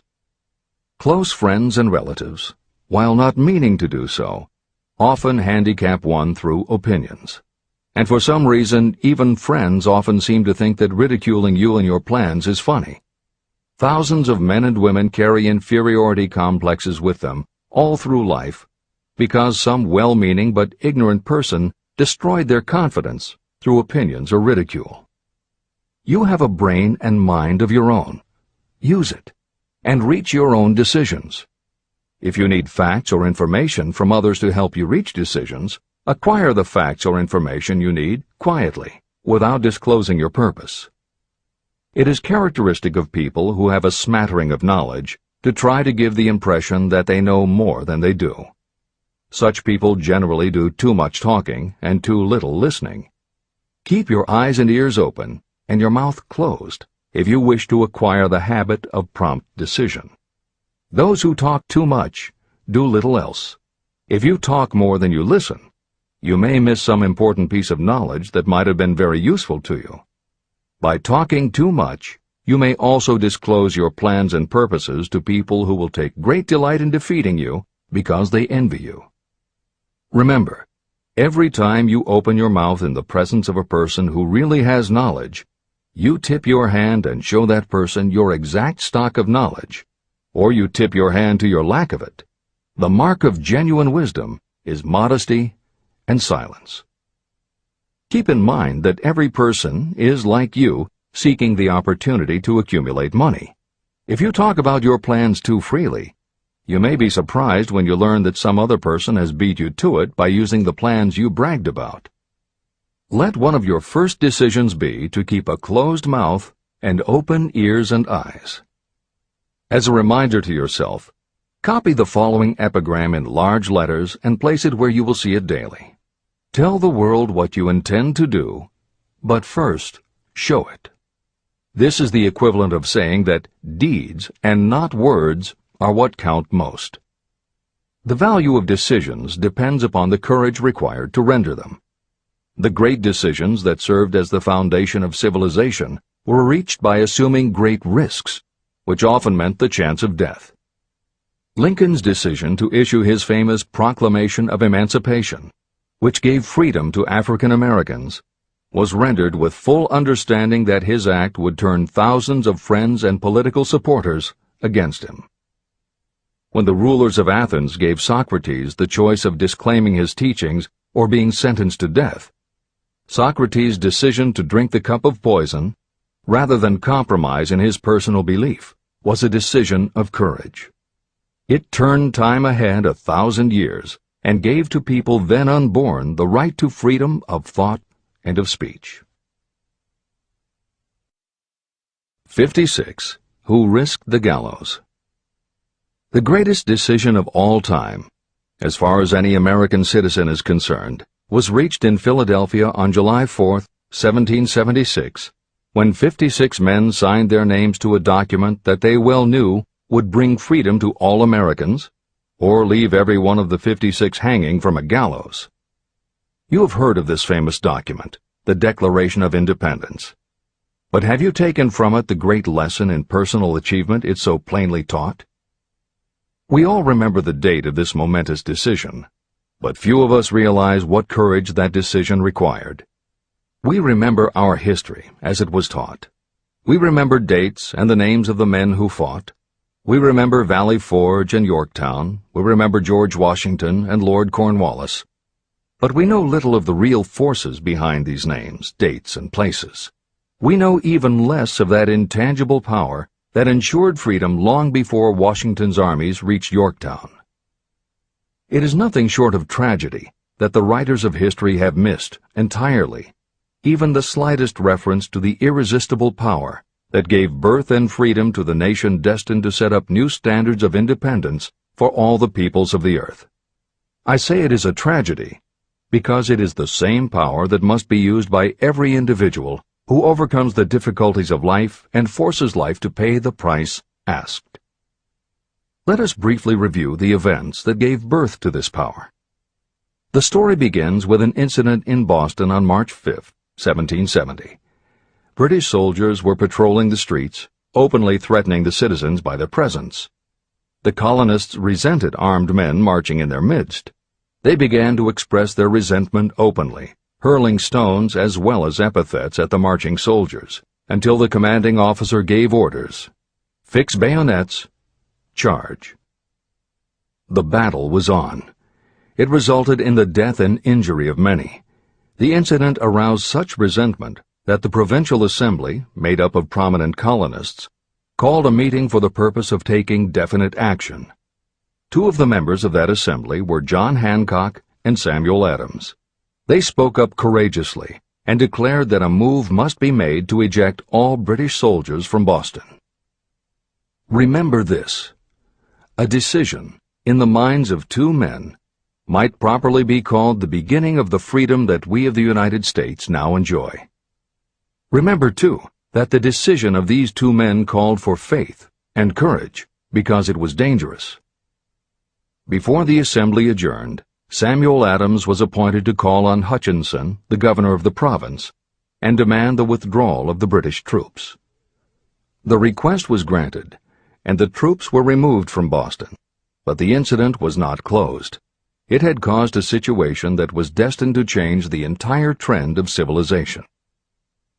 Richard Henry Lee became an important factor in this story, because he and Samuel Adams corresponded frequently, sharing freely their fears and their hopes concerning the welfare of the people of their provinces. From this practice, Adams conceived the idea that a mutual exchange of letters between the 13 colonies might help to bring about the coordination of efforts so badly needed in connection with the solution of their problems. In March of 1772, 2 years after the clash with the soldiers in Boston, Adams presented this idea to the Assembly. He made a motion that a correspondence committee be established among the colonies, with definitely appointed correspondents in each colony, for the purpose of friendly cooperation for the betterment of the colonies of British America. It was the beginning of the organization of the far-flung power destined to give freedom to you and to me. A mastermind group had already been organized. It consisted of Adams, Lee, and Hancock. The Committee of Correspondence was organized. The citizens of the colonies had been waging disorganized warfare against the British soldiers through incidents similar to the Boston riot, but nothing of benefit had been accomplished. Their individual grievances had not been consolidated under one mastermind. No group of individuals had put their hearts, minds, souls, and bodies together in one definite decision to settle their difficulty with the British once and for all, until Adams, Hancock, and Lee got together. Meanwhile, the British were not idle. They, too, were doing some planning and masterminding, and they had the advantage of having behind them money and organized soldiery. A decision that changed history. The Crown appointed Gage to supplant Hutchinson as the governor of Massachusetts. One of the new governor's first acts was to send a messenger to call on Samuel Adams for the purpose of endeavoring to stop his opposition by fear. You will best understand the spirit of what happened from this quotation of the conversation between Colonel Fenton, the messenger sent by Gage, and Adams. Colonel Fenton: I have been authorized by Governor Gage to assure you, Mr. Adams, that the governor has been empowered to confer upon you such benefits as would be satisfactory, an obvious endeavor to win Adams by promise of bribing him, upon the condition that you engage to cease in your opposition to the measures of the government. It is the governor's advice to you, sir, not to incur the further displeasure of His Majesty. Your conduct has been such as makes you liable to penalties of an act of Henry VIII, by which persons can be sent to England for trial for treason or misprision of treason at the discretion of a governor of a province. But by changing your political course, you will not only receive great personal advantages, but you will make your peace with the king. Samuel Adams had the choice of two decisions. He could cease his opposition and receive personal bribes, or he could continue and run the risk of being hanged. Clearly, the time had come when Adams was forced to reach, instantly, a decision that could have cost his life. Adams insisted upon Colonel Fenton's word of honor that the colonel would deliver to the governor the answer exactly as Adams would give it to him. Adams' answer: Then you may tell Governor Gage that I trust I have long since made my peace with the King of Kings. No personal consideration shall induce me to abandon the righteous cause of my country. And tell Governor Gage it is the advice of Samuel Adams to him no longer to insult the feelings of an exasperated people. When Governor Gage received Adams' caustic reply, he flew into a rage and issued a proclamation that read, I do hereby, in His Majesty's name, offer and promise His most gracious pardon to all persons who shall forthwith lay down their arms and return to the duties of peaceable subjects, excepting only from the benefit of such pardon Samuel Adams and John Hancock, whose offenses are of too flagitious a nature to admit of any other consideration but that of condign punishment. Adams and Hancock were on the spot. The threat of the irate governor forced the two men to reach another decision, equally as dangerous. They hurriedly called a secret meeting of their staunchest followers. After the meeting had been called to order, Adams locked the door, placed the key in his pocket, and informed all present that it was imperative that a Congress of the colonists be organized, and that no man should leave the room until the decision for such a Congress had been reached. Great excitement followed. Some weighed the possible consequences of such radicalism. Some expressed grave doubt as to the wisdom of so definite a decision in defiance of the Crown. Locked in that room were two men immune to fear, blind to the possibility of failure. Hancock, and Adams. Through the influence of their minds, the others were induced to agree that, through the Correspondence Committee, arrangements should be made for a meeting of the First Continental Congress to be held in Philadelphia, September 5, 1774. Remember this date. It is more important than July 4, 1776. If there had been no decision to hold a Continental Congress, there could have been no signing of the Declaration of Independence. Before the first meeting of the new Congress, another leader, in a different section of the country, was deep in the throes of publishing a summary view of the rights of British America. He was Thomas Jefferson, of the province of Virginia, whose relationship to Lord Dunmore, representative of the Crown in Virginia, was as strained as that of Hancock's and Adams with their governor. Shortly after his famous Summary of Rights was published, Jefferson was informed that he was subject to prosecution for high treason against His Majesty's government. Inspired by the threat, one of Jefferson's colleagues, Patrick Henry, boldly spoke his mind, concluding his remarks with a sentence that shall remain forever a classic. "If this be treason, then make the most of it." It was such men as these who, without power, without authority, without military strength, without money, sat in solemn consideration of the destiny of the colonies, beginning at the opening of the First Continental Congress and continuing at intervals for 2 years, until on June 7, 1776, Richard Henry Lee arose, addressed the chair, and to the startled assembly made this motion: "Gentlemen, I make the motion that these united colonies are, and of right ought to be, free and independent states, that they be absolved from all allegiance to the British Crown, and that all political connection between them and the state of Great Britain is, and ought to be, totally dissolved." The most momentous decision ever placed on paper. Lee's astounding motion was discussed fervently and at such length that he began to lose patience. Finally, after days of argument, he again took the floor and declared in a clear, firm voice, "Mr. President, we have discussed this issue for days. It is the only course for us to follow. Why then, sir, do we longer delay? Why still deliberate? Let this happy day give birth to an American Republic. Let her arise, not to devastate and to conquer, but to re-establish the reign of peace and of law." Before his motion was finally voted upon, Lee was called back to Virginia because of serious family illness. But before leaving, he placed his cause in the hands of his friend, Thomas Jefferson, who promised to fight until favorable action was taken. Shortly thereafter, the President of the Congress, Hancock, appointed Jefferson as chairman of a committee to draw up a Declaration of Independence. Long and hard the committee labored on a document that would mean, when accepted by the Congress, that every man who signed it would be signing his own death warrant should the colonies lose in the fight with Great Britain that was sure to follow. The document was drawn, and on June 28th, the original draft was read before the Congress. For several days it was discussed, altered, and made ready. On July 4th, 1776, Thomas Jefferson stood before the Assembly and fearlessly read the most momentous decision ever placed on paper.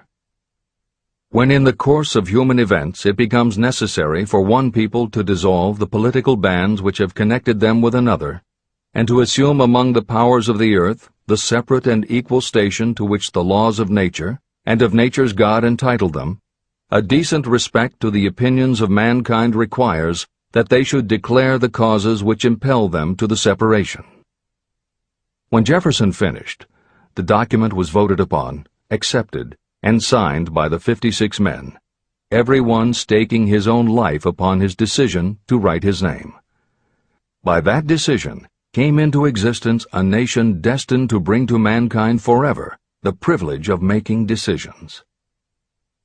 Analyze the events that led to the Declaration of Independence, and be convinced that this nation, which now holds a position of commanding respect and power among all nations of the world, was born of a decision created by a mastermind consisting of 56 men.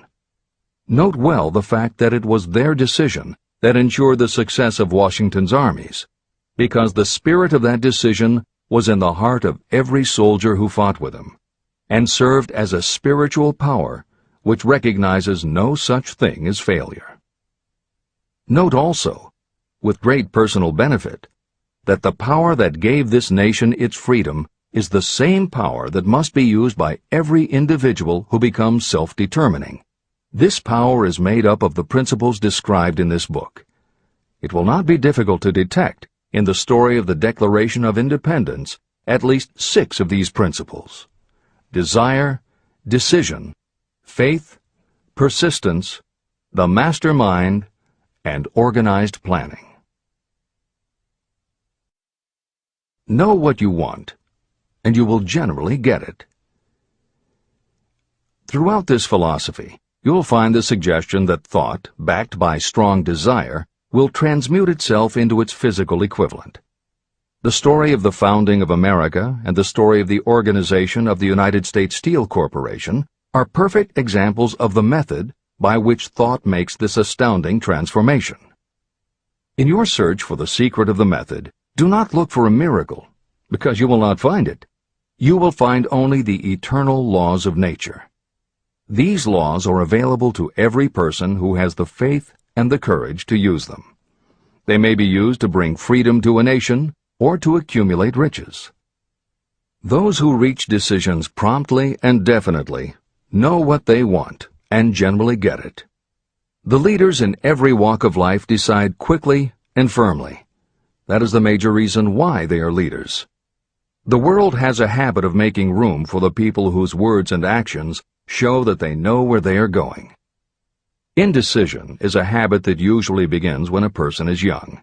It becomes more and more of a habit as the youth goes through grade school, high school, and even through college without definiteness of purpose.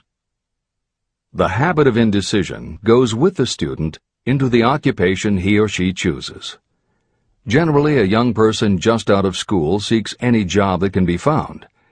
Young people take the first job they can find because they have fallen into the habit of indecision.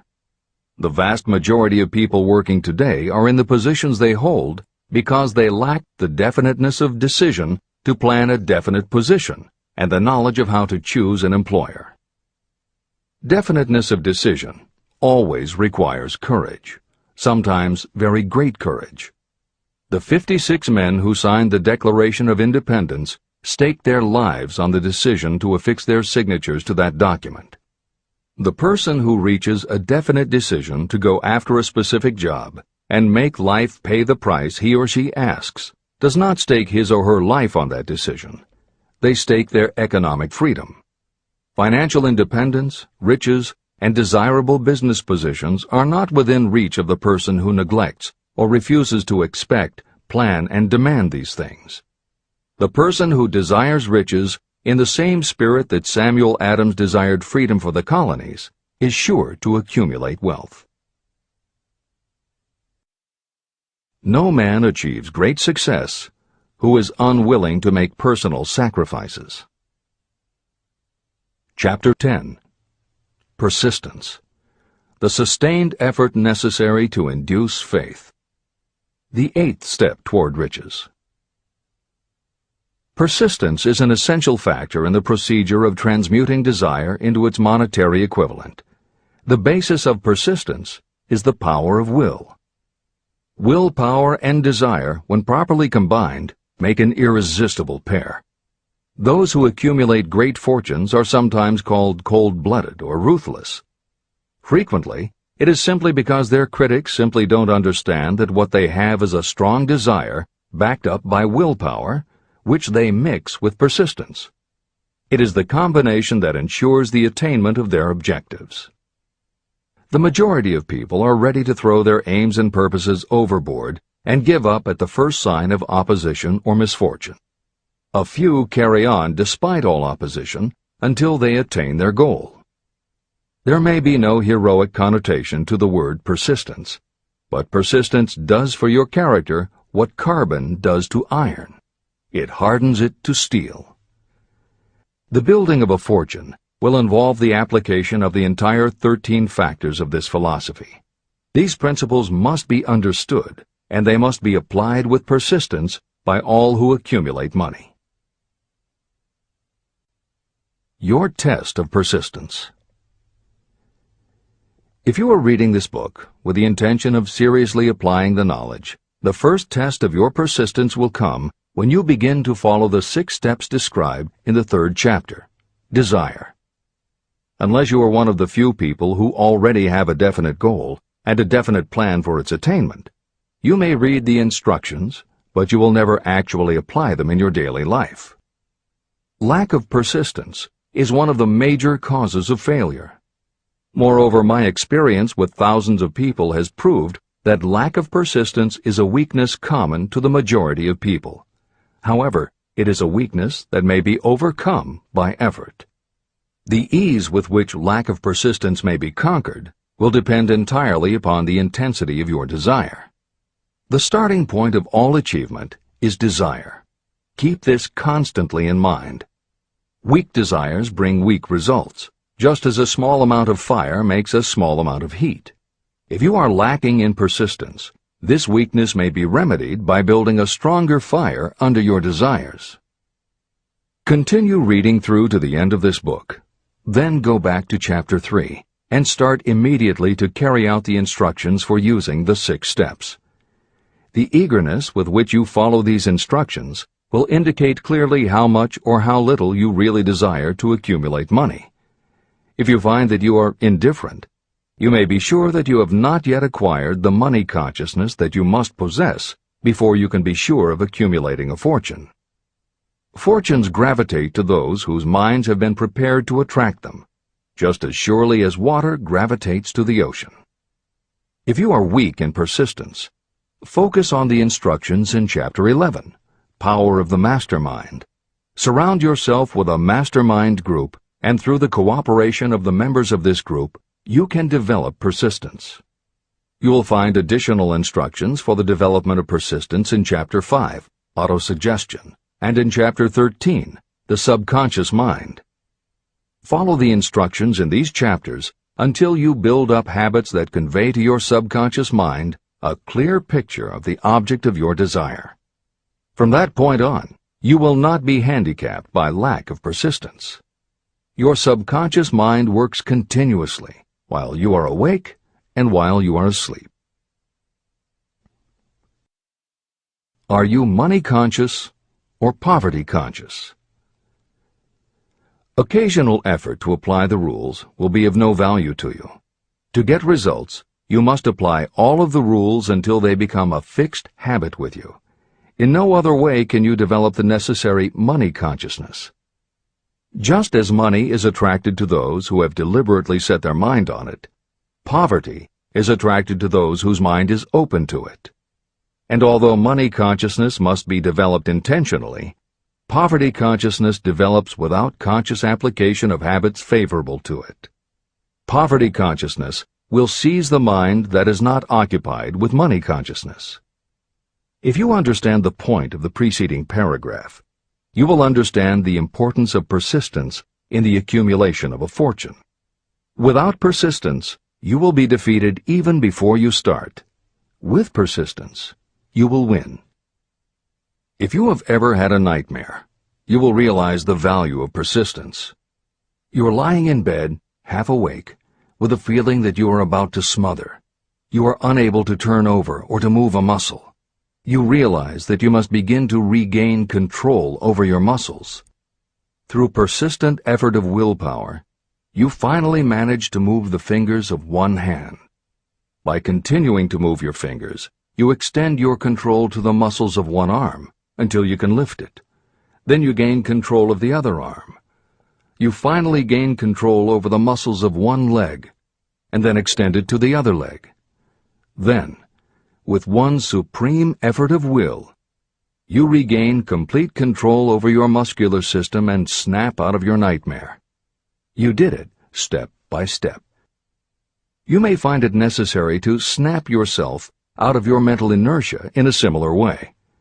First, by moving slowly, then increasing your speed, until you gain complete control over your will. Be persistent, no matter how slowly you may have to move at first. With persistence will come success. Snap out of mental inertia. If you select your mastermind group with care, you will have in it at least one person who will aid you in the development of persistence. Some people who have accumulated great fortunes did so because of necessity. They developed the habit of persistence because circumstances forced them to become persistent. Those who have cultivated the habit of persistence seem to enjoy insurance against failure. No matter how many times they are defeated, they finally arrive up toward the top of the ladder. Sometimes it appears that there is a hidden guide whose duty is to test us through all sorts of discouraging experiences. Those who pick themselves up after defeat and keep on trying finally arrive, and the world says, "I knew you could do it." The hidden guide lets no one enjoy great achievement without passing the persistence test. Those who can't take it simply do not make the grade. Those who can take it are rewarded for their persistence, and in return they get the goal they are pursuing. But that is not all. They receive something infinitely more important than material compensation: the knowledge that every failure brings with it the seed of an equivalent advantage. Persist past your failures. The people who learn from experience the importance of persistence will not accept defeat as being anything more than temporary. They are the ones whose desires are so persistently applied that defeat is finally changed into victory. We see that an overwhelmingly large number of people go down in defeat, never to rise again. We also see the few who take the punishment of defeat as an urge to greater effort.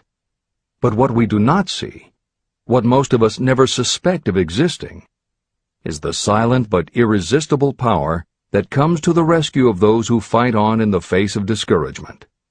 If we speak of this power at all, we call it persistence and let it go at that. One thing is sure: if you do not have persistence, you will not achieve noteworthy success in any calling.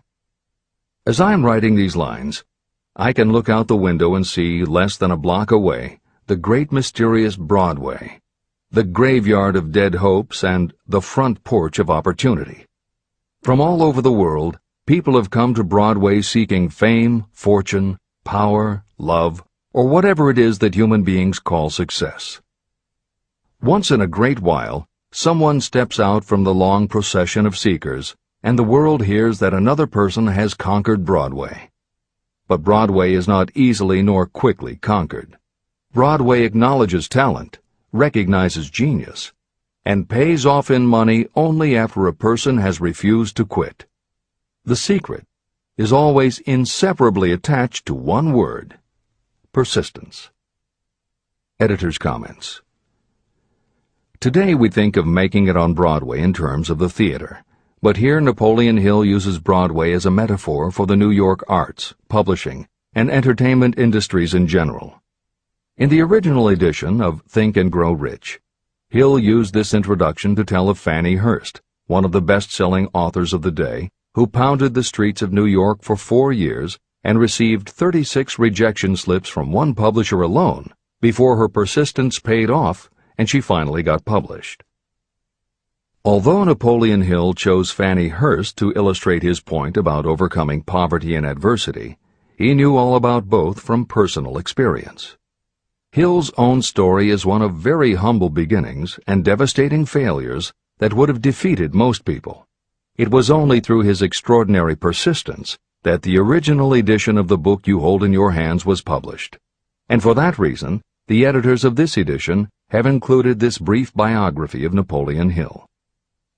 The following is adapted from A Lifetime of Riches, the biography of Napoleon Hill, written by Michael J. Ritt, Jr. and Kirk Landers, and also draws upon Napoleon Hill's first bestseller, his 4-volume masterwork, Law of Success. In it, Hill told of the 7 turning points in his own life, and those excerpts told in his words are told in the first person. Born into poverty in the backwoods of Virginia, young Nap, as he was called, was the local gun-toting troublemaker. He would probably have ended up a criminal had his widowed father not met and married Martha Ramey Banner. Nap's new stepmother set out to change the family's mountain ways, and she started by trading Napoleon a typewriter for his six-shooter pistol. She told him, "If you become as good with a typewriter as you are with that gun, you may become rich and famous and known throughout the world." Her faith and encouragement turned young Nap around, and by the age of 15, he was submitting stories to the local newspapers and doing everything he could to get himself out of his meager circumstance. After completing high school and 1 year at a business college, he wrote an audacious letter to Rufus Ayers, one of the most powerful men in the coal industry. Hill wrote to apply for a job, but he said that he didn't want a salary. In fact, he said he would pay Ayers. Hill proposed that Ayers could charge him whatever he wanted on a monthly basis, but if at the end of 3 months Hill had proved his worth, he then would expect Ayers to pay him a salary of the same monthly amount. Ayers admired Hill's style and hired him, with pay. First turning point. After finishing a course at a business college, I took a job as stenographer and bookkeeper. As a result of having practiced the habit of performing more work and better work than that for which I was paid, I advanced rapidly until I was assuming responsibilities and receiving a salary far out of proportion to my age. Hill also proved to be so trustworthy and honest that Ayers promoted him to replace the manager, making this 19-year-old the youngest manager of a mine and in charge of 350 men. Then fate reached out and gave me a gentle nudge. My employer lost his fortune, and I lost my position. This was my first real defeat, and even though it came about as a result of causes beyond my control, I didn't learn a lesson from it until many years later. Second turning point.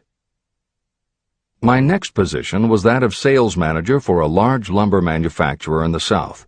My advancement was rapid, and I did so well that my employer took me into partnership with him. We began to make money, and I began to see myself on top of the world again. Like a stroke of lightning out of a clear sky, the 1907 panic swept down, and overnight it rendered me an enduring service by destroying our business and relieving me of every dollar that I had. Editor's comment. The panic Hill refers to began in the summer of 1907, when a number of banks and stock brokerages declared bankruptcy.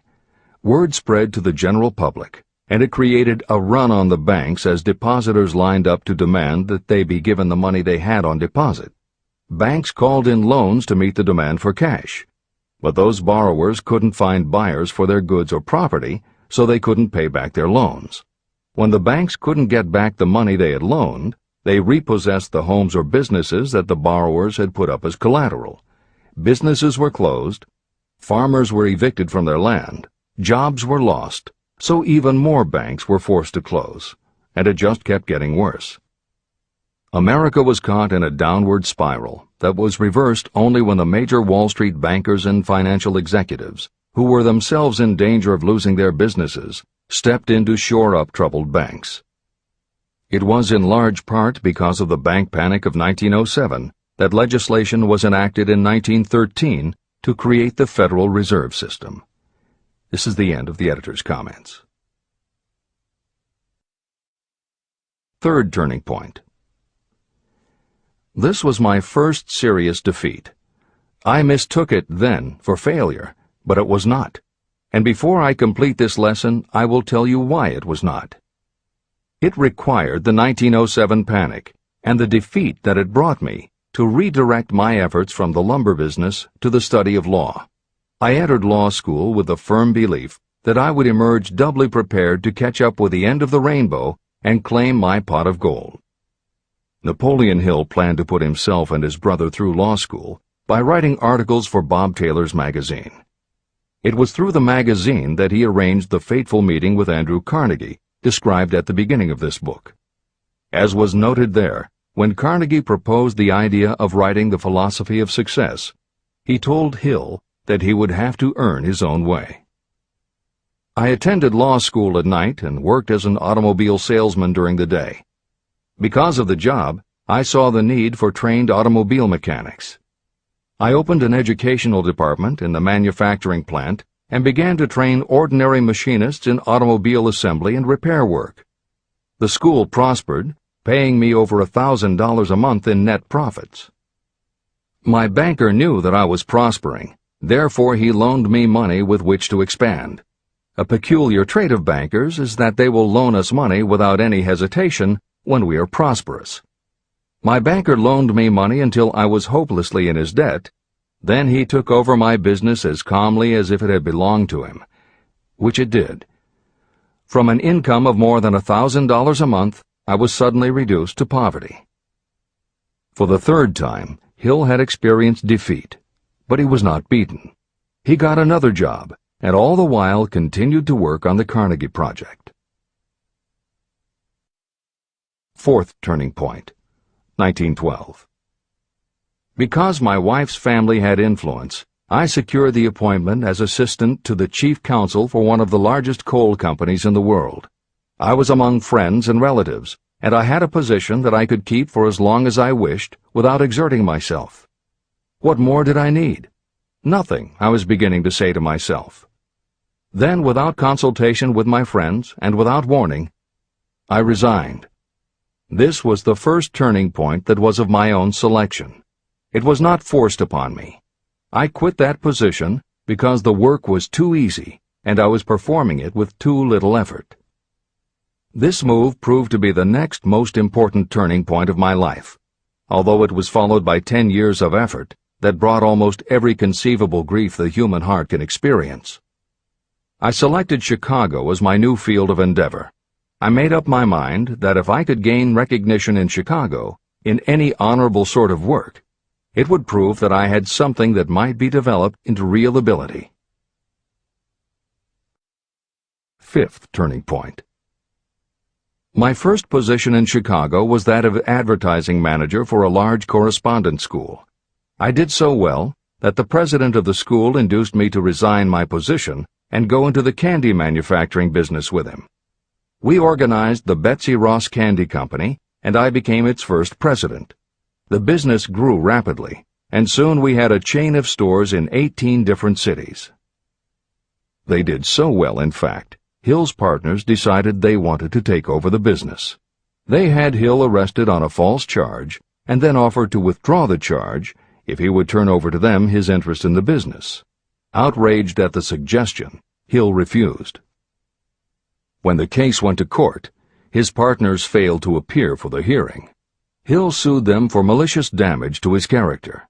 The judge's ruling completely vindicated Hill and allowed him the option to have his partners thrown in jail. Being arrested seemed at the time a terrible disgrace, even though the charge was false. It was not a pleasant experience, and I would not wish to go through a similar experience again, but I must admit that it was worth all the grief it cost me, because it gave me the opportunity to find out that revenge was not a part of my makeup. Sixth turning point. This turning point came shortly after my dreams of success in the candy business had been shattered, when I turned my efforts to teaching advertising and salesmanship as a department of one of the colleges in the Midwest. My school prospered from the very beginning. I had a resident class and also a correspondence school, through which I was teaching students in nearly every English-speaking country. It was 1917. And in April of that year, President Woodrow Wilson declared the United States would enter the war against Germany. Hill contacted the president, who he had previously met through Andrew Carnegie, and offered his services to help the war effort. Hill was given the position of creating public relations materials and helping to sell war bonds. When not operating his school, he threw himself into his war work, for which he insisted that he be paid only $1 a year. Then came the second military draft, and it practically destroyed my school, as it caught most of those who were enrolled as students. At one stroke, I charged off more than $75,000 in tuition fees. Once more, I was penniless. Despite the fact that Hill had to scrape just to get by, he continued to work for President Wilson and continued to refuse to take any compensation. Though Hill had a family to support, and the ridicule of his relatives put a tremendous strain on relations, he also continued to work on the Carnegie Project. Hill later said, "Believe me, there were times when between the needling of my relatives and the hardships I endured, it was not easy to maintain a positive mental attitude and persevere. Sometimes in barren hotel rooms, I almost believed my family was right. The thing that kept me going was my conviction that one day I would not only successfully complete my work, but also be proud of myself when it was finished." Seventh turning point. To describe the seventh of the turning points in my life, I must go back to November 11th, 1918. Armistice Day, the end of the World War. The war had left me without a penny, as I have already said, but I was happy to know that the slaughter had ceased and reason was about to reclaim civilization. The time had come for another turning point. I sat down at my typewriter, and to my astonishment, my hands began to play a tune on the keyboard. I had never written so rapidly or so easily before. I did not plan or think about what I was writing. I just wrote whatever came into my mind. What Hill wrote was a long essay in which he described a new idealism based on the golden rule that he thought could emerge from the war. He declared that he would help spread the word, and promised that somehow he was going to find the money to launch a new magazine to be called Hill's Golden Rule. He took his essay to George Williams, a Chicago printer he had met while working at the White House, and by early January of 1919, Hill's Golden Rule magazine was on the newsstands. The first issue was 48 pages. In the beginning, with no money to pay anyone else, Hill wrote and edited every word himself, changing his writing style for each article as well as using a variety of pen names. Additional staff was hired later, which soon led to problems on the inside and on the outside, and Williams attempted to buy out Hill's share of the business. But when Hill realized that one stipulation of the buyout prevented him from any involvement in a competing publication, in October of 1920, he simply left. By April of 1921, he had raised the money for a new publication, Napoleon Hill's magazine, the foundation of which was again the Golden Rule. But it also expanded into presenting many of the principles of success that would become the basis of Hill's later books. The magazine's acceptance and success also led to Hill's success as a speaker and motivator, which led to even greater success for the magazine. At the same time, Napoleon Hill was working with one of the inmates of a penitentiary to develop a correspondence course, which he took to the prisons to encourage prisoner rehabilitation. Most everything Hill did during this time was successful, and the success of the prison program was significant. But the greed of two members of the board of directors, one of whom was the prison chaplain, eventually led in 1923 to the demise of not only the educational rehabilitation programs, but also the magazine and numerous other successful offshoot ventures.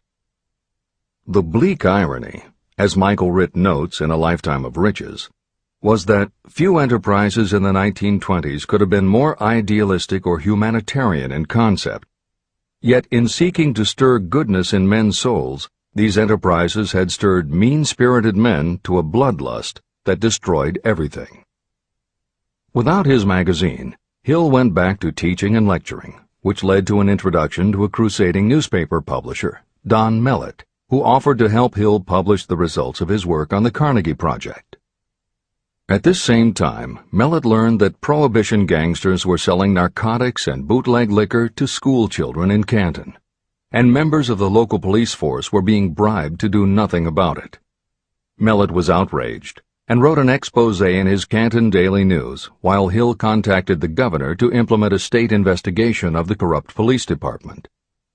A week before Hill and Mellett were to finalize the financing for the publication of Hill's book, Don Mellett was ambushed outside his home and assassinated by a gangster and a renegade cop. They tried to kill Hill, too, but through pure luck he escaped and fled to the Smoky Mountains, where he remained holed up in a backwoods shack for most of a year. Destitute and in fear for his life, he lapsed into a state of deep depression. Then, in one extraordinary night of self-analysis, he willed himself out of his depression and resolved to finish the challenge Carnegie had posed almost 20 years earlier. Hill went to Philadelphia, convinced a publisher to put up the money, then worked night and day for almost 4 months to finish the manuscript. In March of 1928, Hill published the results of his efforts, a multi-volume masterwork entitled Law of Success. No one had ever seen anything like it. It was a phenomenon, a runaway bestseller. A little over a year later, while Hill was finally enjoying the fruits of his long labors, the stock market crash of '29 hit. The bottom fell out of everything, including the market for books. Though he never gave up on his vision, like the rest of America, Hill struggled through the Depression. He lectured, he wrote, and he taught in every way he could, but it was very hard to preach personal achievement to a country that had lost faith in itself. Napoleon Hill made it his personal mission to turn the tide by creating a variety of self-help programs, but it became disappointingly apparent that it was going to take more than one man to do it. When Franklin Delano Roosevelt was elected president, he reached out to Hill. Though Napoleon Hill was an avowed capitalist, he believed enough in the ultimate goal of FDR's policies that he committed himself to helping the new administration. Throughout the Depression years, he became a close confidant of the president's, helping to guide Roosevelt in his efforts to revitalize America. It is said that it was Hill who gave FDR the famous line, "We have nothing to fear but fear itself." And though Hill was dead broke, just as he had done for President Wilson, he refused to accept more than $1 a year for his efforts. In 1937, as America was finally beginning to see glimmerings of hope that the Great Depression might end, Hill convinced his publisher that America now needed a book to help shake off the mental and emotional stigma of those terrible times. He was right. They released Think and Grow Rich to such resounding success that it sold well over 1 million copies even before the Depression ended. At this writing, it has sold more than 60 million copies worldwide, and to this day it still sells more than 1 million copies a year in its various editions. Take your own persistence inventory. Persistence is a state of mind. Therefore, it can be cultivated. Like all states of mind, persistence is based upon definite causes, among them these. Definiteness of purpose. Knowing what you want is the first and most important step toward the development of persistence. A strong motive will force you to surmount difficulties. Desire. It is comparatively easy to acquire and maintain persistence in pursuing the object of intense desire. Self-reliance. Belief in your ability to carry out a plan encourages you to follow the plan through with persistence.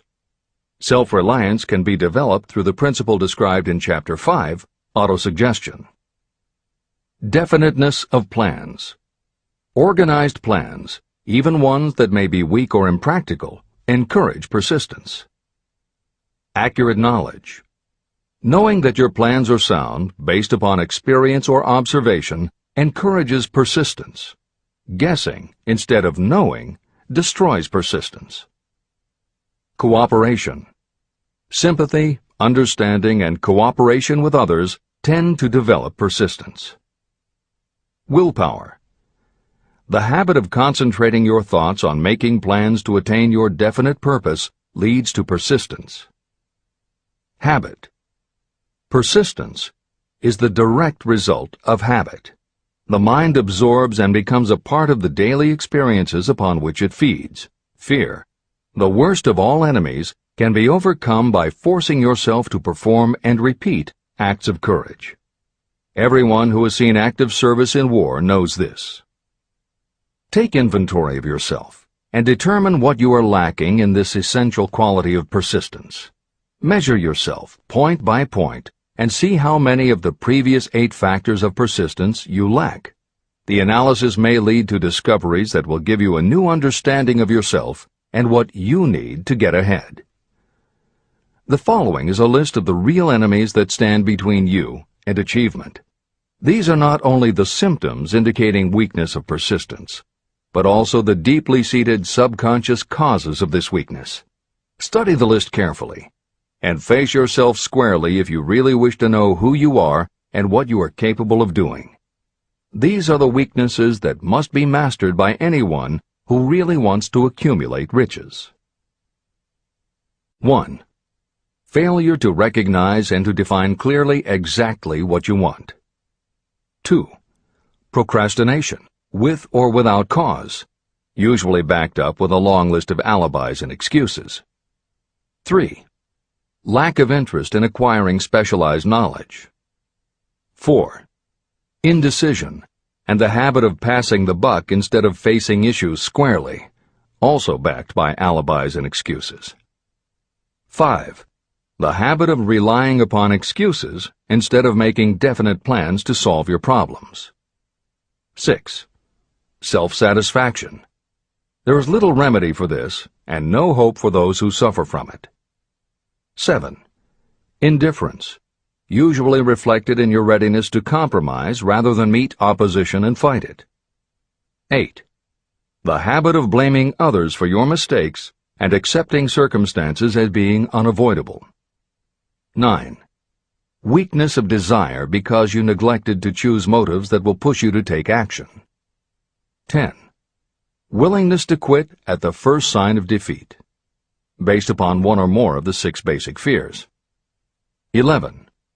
Lack of organized plans that you have written out so they can be analyzed. 12. The habit of neglecting to act on ideas or to grasp opportunity when it presents itself. 13. Wishing instead of willing.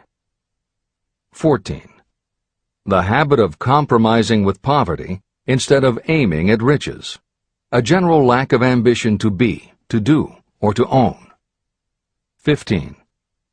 Searching for all the shortcuts to riches, trying to get without giving a fair equivalent, usually reflected in the habit of gambling or trying to drive unfair bargains. 16. Fear of criticism, resulting in failure to create plans and put them into action because of what other people might think, do, or say. This is one of your most dangerous enemies because it often exists in your subconscious mind and you may not even know it is there. See the 6 basic fears in the last chapter. If you fear criticism. Following is an examination of the symptoms of the fear of criticism.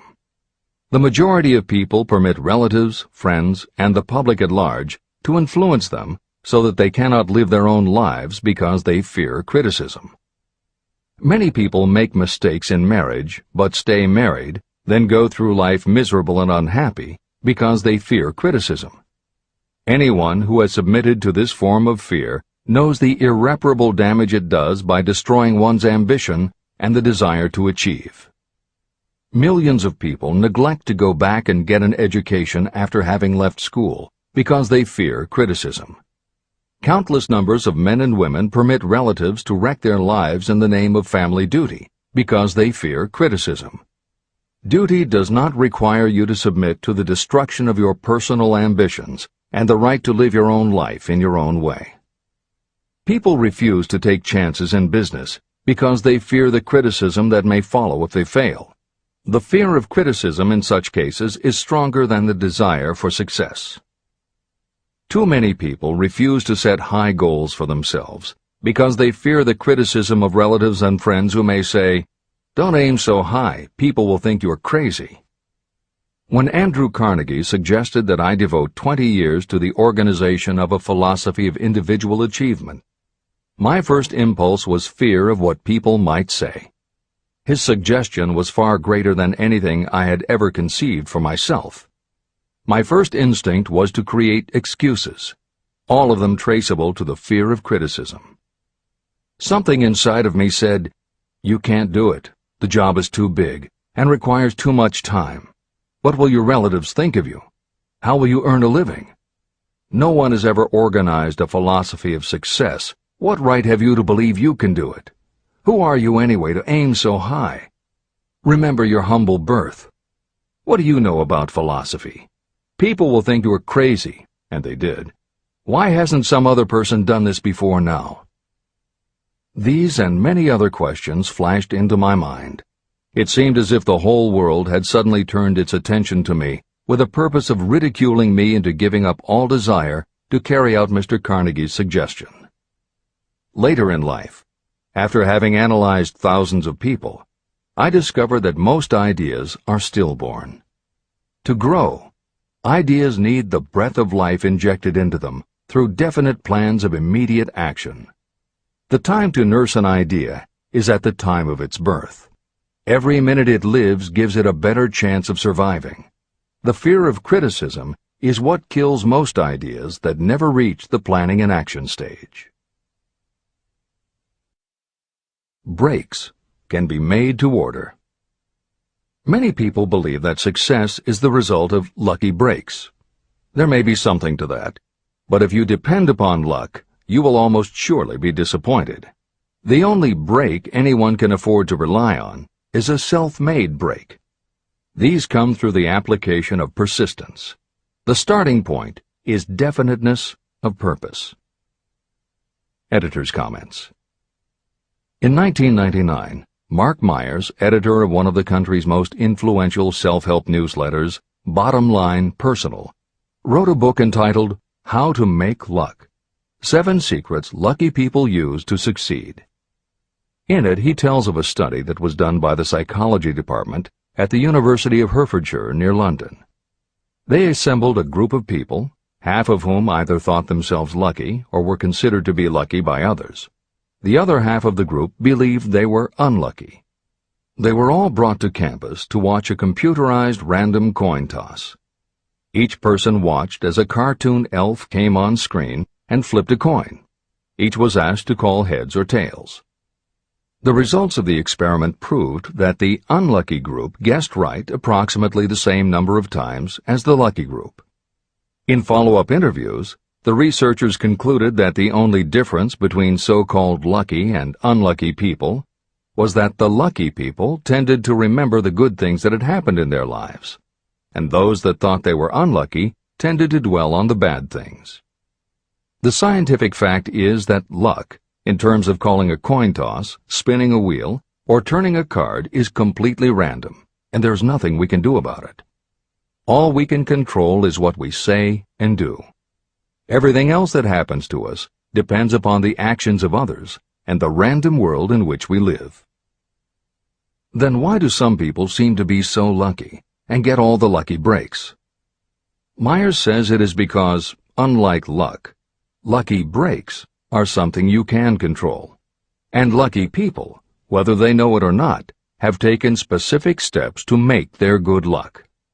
You can influence lucky breaks in 2 ways. You have to intentionally put yourself in luck's way, and you must make people want to help you because they believe that you deserve their help. Once you have let the world know you are ready for a break, luck is largely a matter of being introduced to opportunities by people who open doors for us. Myers calls these people gatekeepers. Gatekeepers offer help not only out of goodwill, but also because they hope you will help them in return when you are in a position to do so. People who are lucky make it a point to impress their gatekeepers so that they will be the first to come to mind when opportunities arise. Your gatekeepers must believe that you deserve a break, and that it is worth it to them to give you one. One of the best ways to do that is simply to behave and act lucky. If you act like a loser, people think you are a loser. If you perceive yourself as lucky, it will be easier for others to see you that way. And if you are believed to be a lucky person, your chances of receiving lucky opportunities will increase, partly because others hope some of your luck will rub off on them. This is the biggest secret lucky people know. They know that when they seem lucky, more people want to help them. There are people waiting to make a difference in your life if you show them you are willing to make an effort and that you are enthusiastic. Mark Myers' book is devoted to explaining ways to do that. As Hill says, the only lucky break anyone can afford to rely upon is a self-made break. These come through the application of persistence. The starting point is definiteness of purpose. This is the end of the editor's comments. If you stop the first 100 people you meet on the street and ask them what they want most in life, 98 of them would not be able to tell you.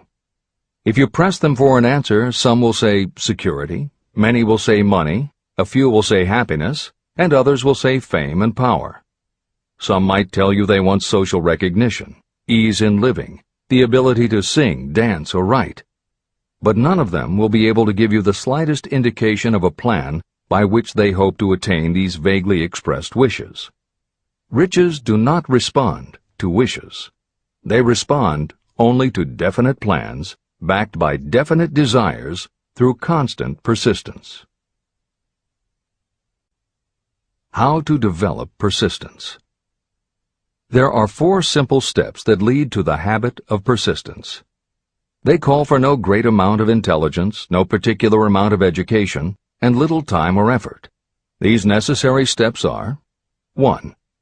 A definite purpose, backed by a burning desire for its fulfillment. 2. A definite plan, expressed in continuous action. 3.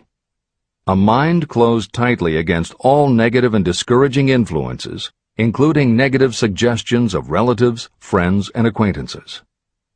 4.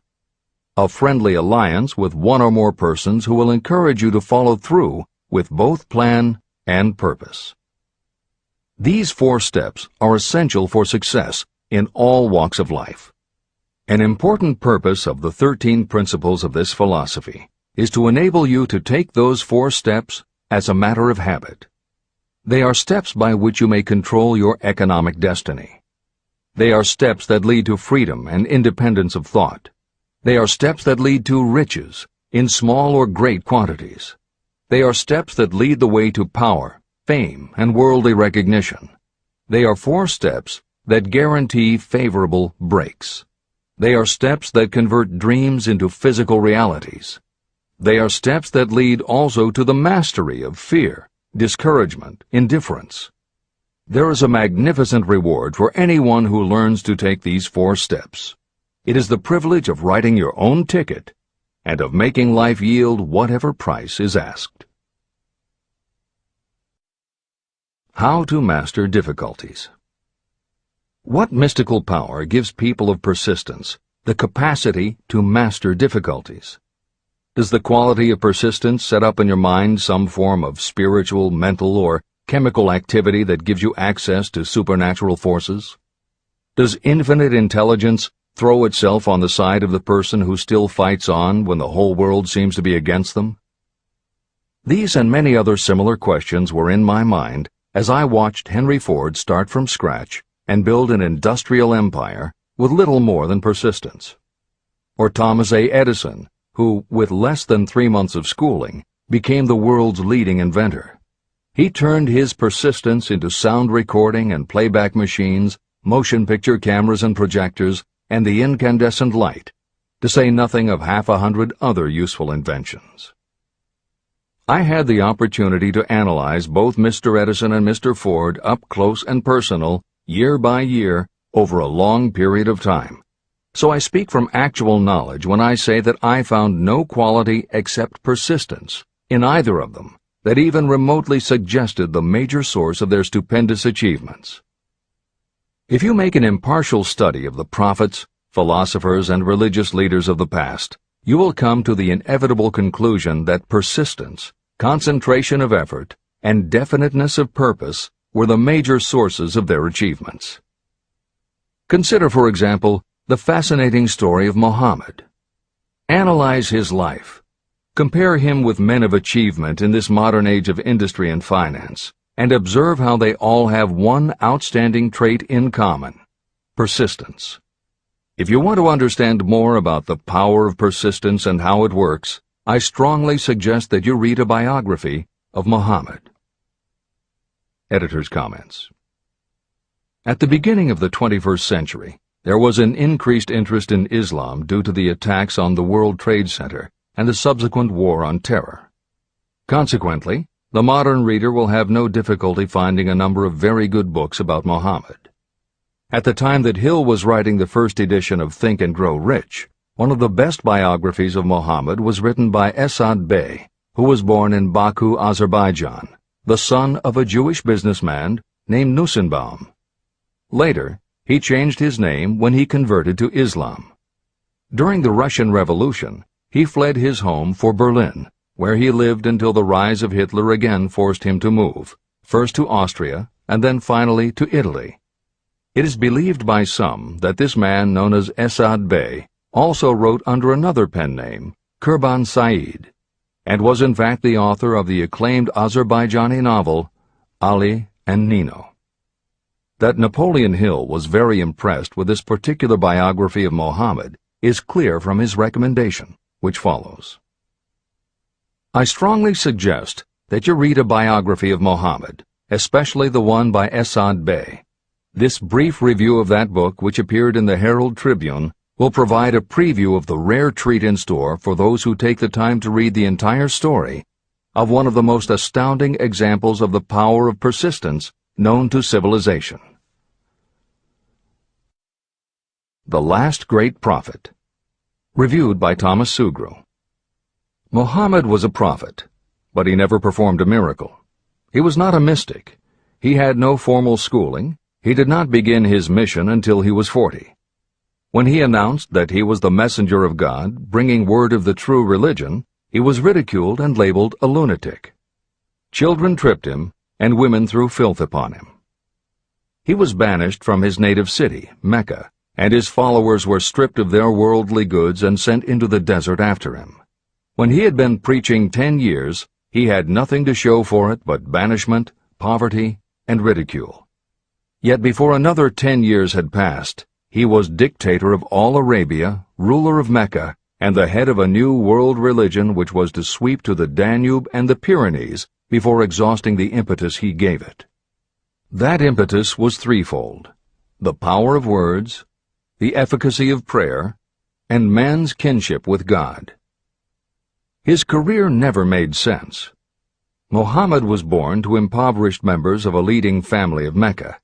Because Mecca, the crossroads of the world, home of the magic stone called the Kaaba, great city of trade and the center of trade routes, was unsanitary, its children were sent to be raised in the desert by Bedouins. Muhammad was thus nurtured, drawing strength and health from the milk of nomad, vicarious mothers. He tended sheep and soon hired out to a rich widow as leader of her caravans. He traveled to all parts of the Eastern world, talked with many men of diverse beliefs, and observed the decline of Christianity into warring sects. When he was 28, Khadijah, the widow, looked upon him with favor and married him. Her father would have objected to such a marriage, so she got him drunk and held him up while he gave the paternal blessing. For the next 12 years, Muhammad lived as a rich and respected and very shrewd trader. Then he took to wandering in the desert, and one day he returned with the first verse of the Koran and told Khadijah that the archangel Gabriel had appeared to him and said that he was to be the messenger of God.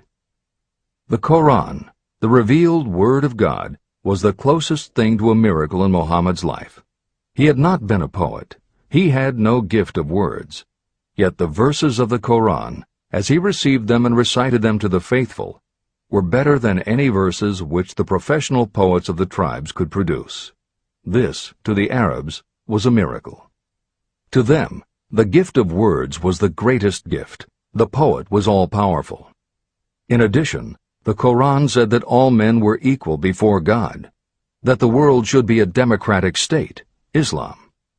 It was this political heresy, plus Muhammad's desire to destroy all the 360 idols in the courtyard of the Kaaba, which brought about his banishment. The idols brought the desert tribes to Mecca, and that meant trade.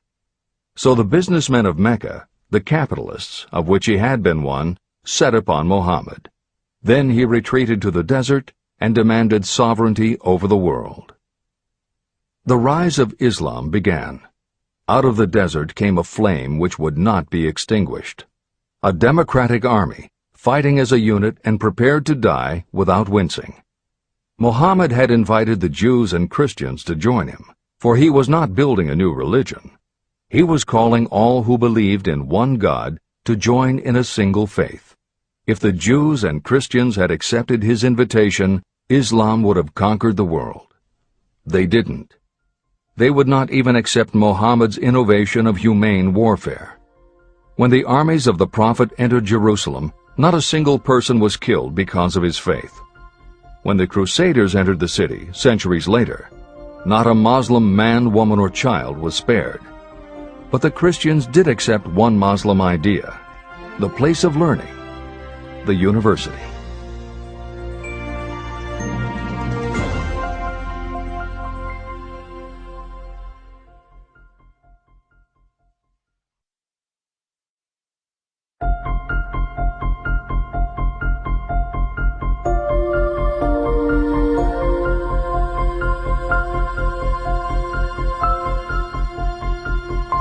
The ladder of success is never crowded at the top. Chapter 11. Power of the Mastermind, the Driving Force. The ninth step toward riches.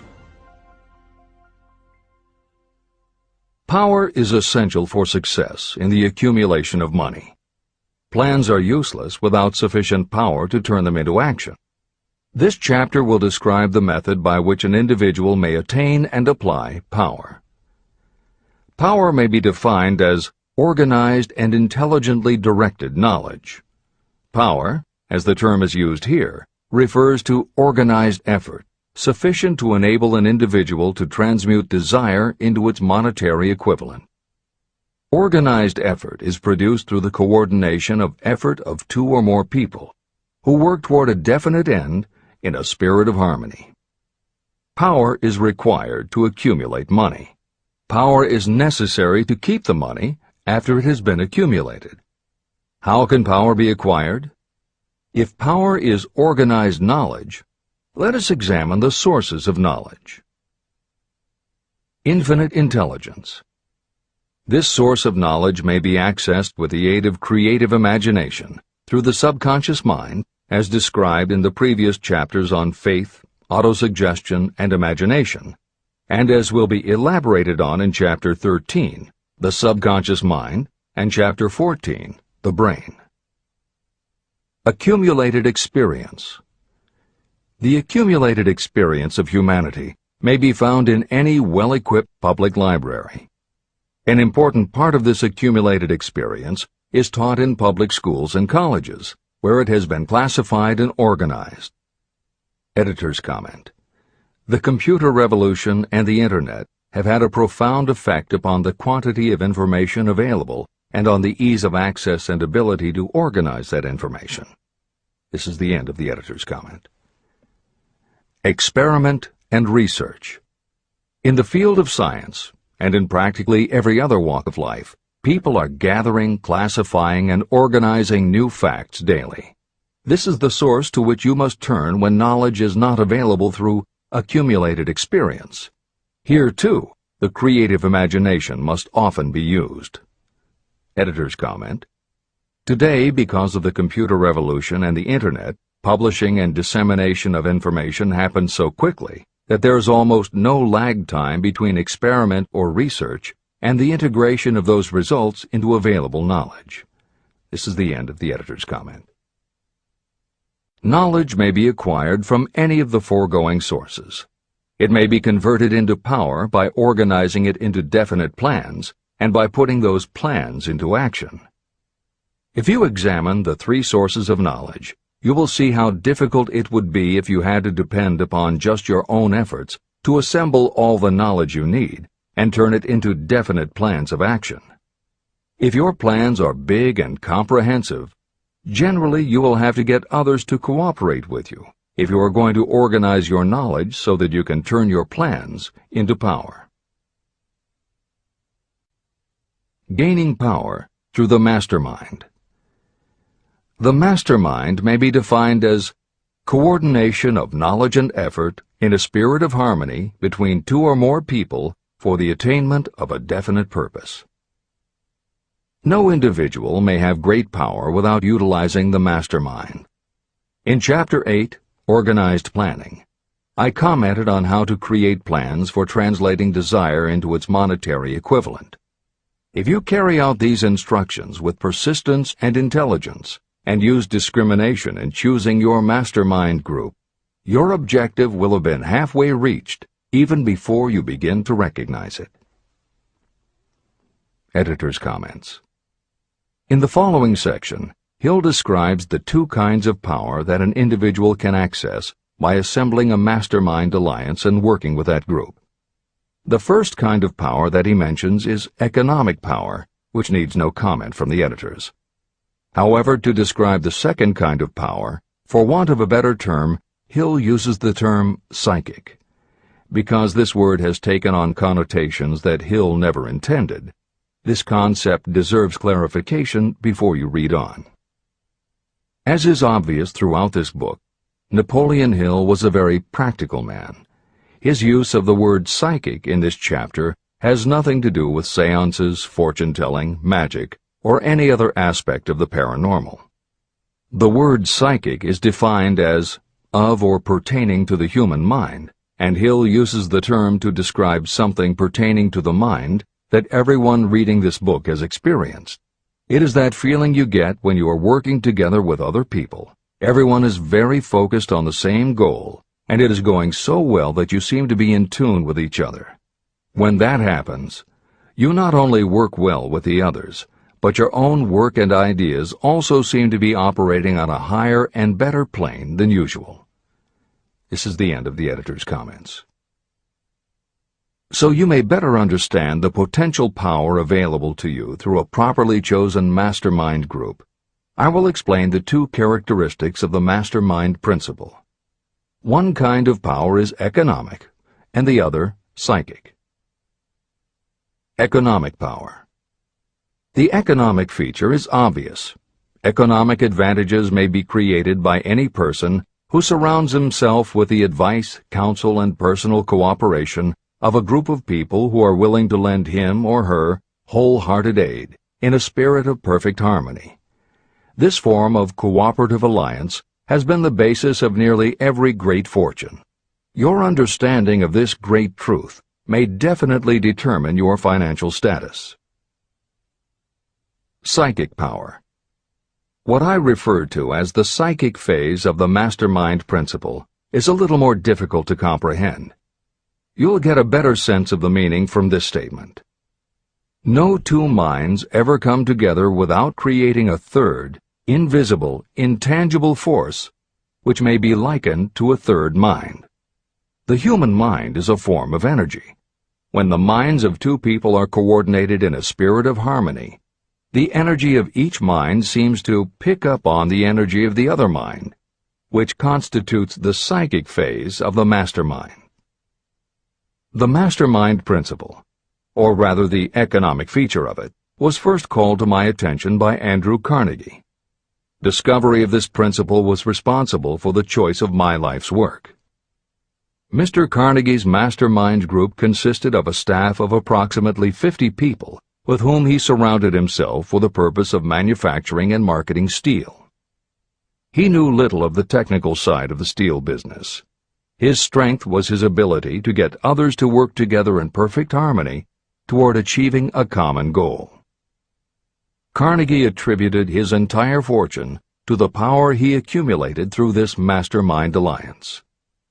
If you analyze the record of anyone who has accumulated a great fortune, and many of those who have accumulated modest fortunes, you will find that they have either consciously or unconsciously employed the mastermind principle.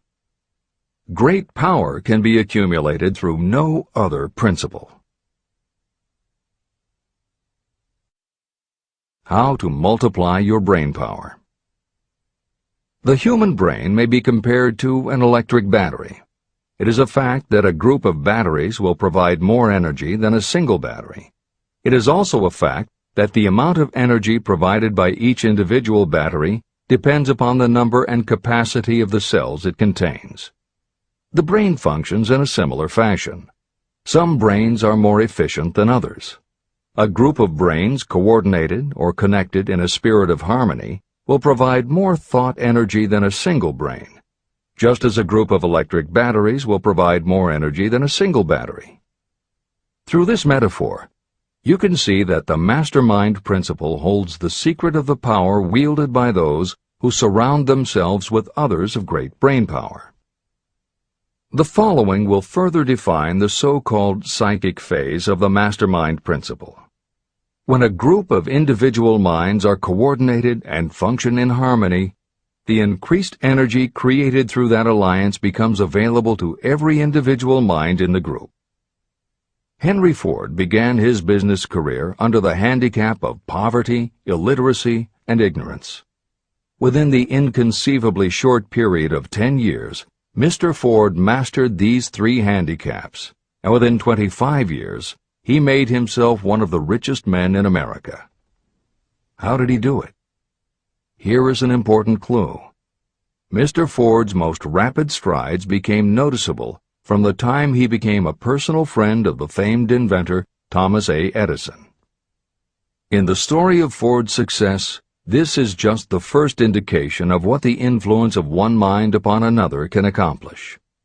Follow his story further, and you will have even more evidence that power may be produced through friendly alliance of minds. It is a fact that Mr. Ford's most outstanding achievements became even more pronounced later, after he formed the acquaintances of Harvey Firestone, John Burroughs, and Luther Burbank, each a man of great mental capacity. People take on the nature and the habits and the power of thought of those with whom they associate in a spirit of sympathy and harmony. Through his association with Edison, Burbank, Burroughs, and Firestone, Mr. Ford added to his own brain power the intelligence, experience, knowledge, and spiritual forces of these 4 men. Henry Ford used the mastermind principle in exactly the way it is described in this book. This principle is available to you. I have already mentioned Mahatma Gandhi. Let me review the method by which he attained his stupendous power. It may be explained in a few words. He came by power through inducing over 200 million people to coordinate with mind and body in a spirit of harmony for a definite purpose. In brief, Gandhi accomplished a miracle. For it is a miracle when 200 million people can be induced, not forced, to cooperate in a spirit of harmony. If you doubt that this is a miracle, try to get even 2 people to cooperate in a spirit of harmony for any length of time. Every person who manages a business knows how difficult it is to get employees to work together in a spirit even remotely resembling harmony. Editor's comments. The first step in putting together your mastermind alliance is to clearly know your desire. Your desire will tell you what you need.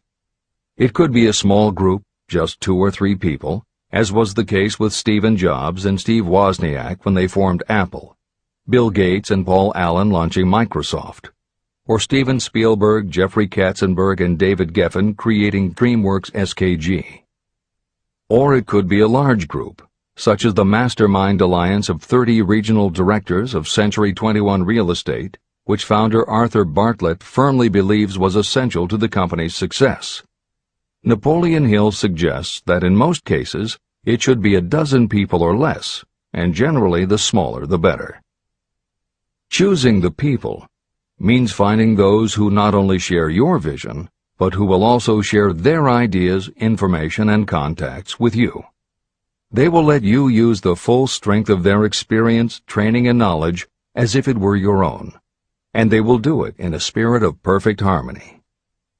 The question that immediately comes to every reader's mind is, where do I find people who will help me to that degree?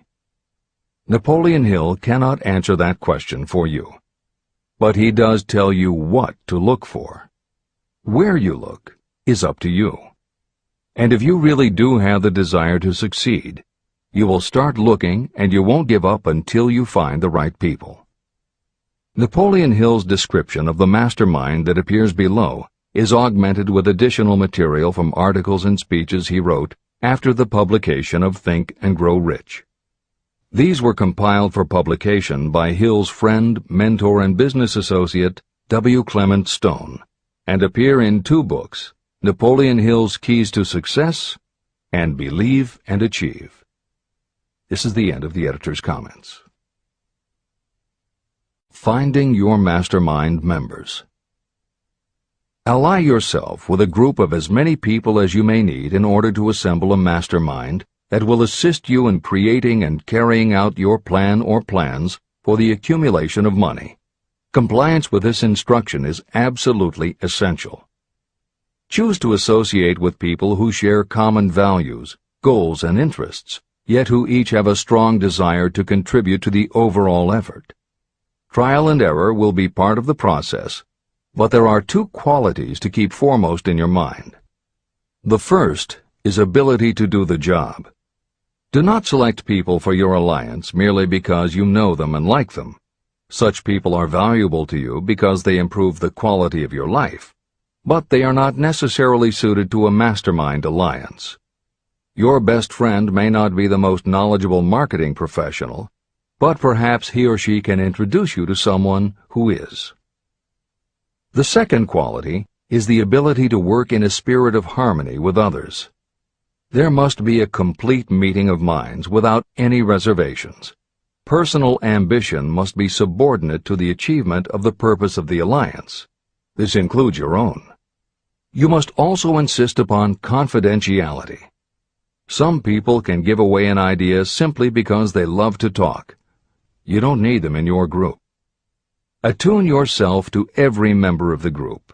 Try to imagine how you would react in a given situation if you were in his or her shoes. Pay attention to body language. Sometimes facial expressions and movements say far more about what a person feels than the words that come out of his or her mouth. Be sensitive to what is not being said. Sometimes what is left out is far more important than what is included. Don't try to force the group along too quickly. Allow for those who want to test ideas by playing devil's advocate. Compensating your mastermind. Before forming your mastermind alliance, decide what advantages and benefits you may offer the individual members of your group in return for their cooperation. No one will work indefinitely without some form of compensation. No intelligent person should request or expect another to work without adequate compensation. Wealth will obviously have the most appeal to your members. Be fair and generous in your offer. Recognition and self-expression may be just as important as money to some of your members. Remember that in such partnerships, the principle of going the extra mile, doing more and better than paid for, is especially important. As the leader, you should set an example for the others to follow. Each member must agree at the outset on the contribution each will make, and on the division of benefits and profits. Otherwise, be assured that dissension will arise, you will have wasted everyone's time, you will ruin friendships, and your venture will be destroyed. Meeting with your mastermind. Arrange to meet with the members of your mastermind group at least twice a week, and more often if possible, until you have jointly perfected the necessary plan or plans for the accumulation of money. The first meeting will be involved in sorting out strengths and weaknesses, and in fine-tuning your plans. Your alliance must be active to do any good. Establish specific responsibilities and action steps to be taken. As your mastermind matures and harmony grows among the members, you will find that the meetings create a flow of ideas into every member's mind. Don't let the meetings become so regular and formalized that they inhibit phone calls and other less formal contact. Mastermind maintenance. Maintain perfect harmony between yourself and every member of your mastermind group. If you fail to carry out this instruction to the letter, you may expect to meet with failure. The mastermind principle cannot work where perfect harmony does not prevail. Create a non-threatening environment. Explore all ideas with equal interest and concern for the originator's feelings. Everyone must deal with everyone else on a completely ethical basis, No member should seek unfair advantage at the expense of others. As the leader, you must inspire confidence in your members by your dedication to your desire, which is the object of the group. The members must know with certainty that you are reliable, trustworthy, and loyal. When you are finally ready to present the results of your efforts to investors, buyers, or the public, you may face your greatest leadership challenge in maintaining the harmony of your mastermind. The group's efforts will now be judged by outsiders, and facing judgment takes courage and persistence. The courage of separate individuals is nothing compared with that of a united team. The more you are able to maintain harmony, the greater the power, and the greater the power, the more resistance you can overcome. Marriage and the mastermind. A mastermind alliance with the person you love most deeply is of untold importance. If you are married and have not built your relationship on the same principles of harmony that are crucial to any alliance, you may have some reselling to do with your spouse. Set aside time each day to talk about what you want to achieve and how you are going about it. Rely on your definiteness of purpose to build your persuasive abilities, to convince your partner of the benefits of the work you are doing. It is very unlikely that your work will not affect your husband or wife in some significant way, and you absolutely must not drag your partner unwillingly into any adventure. Build your mastermind alliance into your marriage from the start, and it will steady and support you through the darkest moments. In fact, your whole family should be incorporated into your alliance. Lack of harmony at home can easily spill over elsewhere. A united family is a great team. The mastermind and infinite intelligence. The list of sources from which you can get power is headed by infinite intelligence. When two or more people coordinate in a spirit of harmony and work toward a definite objective, they place themselves in position to absorb power directly from that great universal storehouse that I refer to as infinite intelligence. This is the greatest of all sources of power. It is the source to which geniuses and great leaders turn, whether they may be conscious of the fact or not. In Chapter 13, The Subconscious Mind, and Chapter 14, The Brain, the methods for accessing infinite intelligence will be described in greater detail. This is not a course on religion. Neither the principle of infinite intelligence nor any other principle in this book should be interpreted as interfering with, endorsing, or rejecting any person's religious beliefs. This book is confined exclusively to instructing the reader how to transmute the definite purpose of desire for money into its monetary equivalent. Read, and really think about what you are reading. Soon the entire subject will unfold, and you will see it in perspective. At this point, you are only seeing the detail of the individual chapters. Editor's comments. This chapter would not be complete without commenting on a mastermind that came into being almost 15 years after the first publication of Think and Grow Rich. Napoleon Hill's own mastermind alliance with multimillionaire businessman and philanthropist W. Clement Stone. On May 2, 1951, at the age of 67, Napoleon Hill and his wife Annie Lou agreed it was time for Napoleon to think about retiring. They decided to begin by cutting back on his speaking engagements after he completed the lectures that were already on his calendar, including one he was scheduled to give a few weeks later in Chicago. Unbeknownst to them, at that event W. Clement Stone had prearranged to sit at the head table next to Napoleon Hill. Like Hill, Stone had been born into poverty. At the age of 6, he started selling newspapers to help pay the rent, and by 13, he owned his own stand. By 16, he was selling insurance, and by 20, he'd managed to scrape together $100, which he used to start his own insurance agency. Stone was a consummate salesman and motivator, and his company was growing very nicely. Then in 1938 he read Think and Grow Rich, and was so inspired by it that he bought a copy for every one of his employees and continued to do so for each new person who joined his company. Over the years, this amounted to thousands of copies. When Stone was introduced to Hill, he told him about all the copies he had purchased of Think and Grow Rich and said that he firmly believed it was Hill's book that had transformed his sales force and turned his company from modest to extraordinary success. Napoleon Hill and W. Clement Stone found that they were in such complete accord that by the end of their first meeting, Hill had decided to postpone his retirement and join with Stone in a venture dedicated to creating a better world for this and future generations. Within a year, they launched Napoleon Hill Associates. They published new books by Hill, including How to Raise Your Own Salary and The Master Key to Riches. They reissued Hill's earlier bestsellers, and they co-authored a new bestseller, Success Through a Positive Mental Attitude.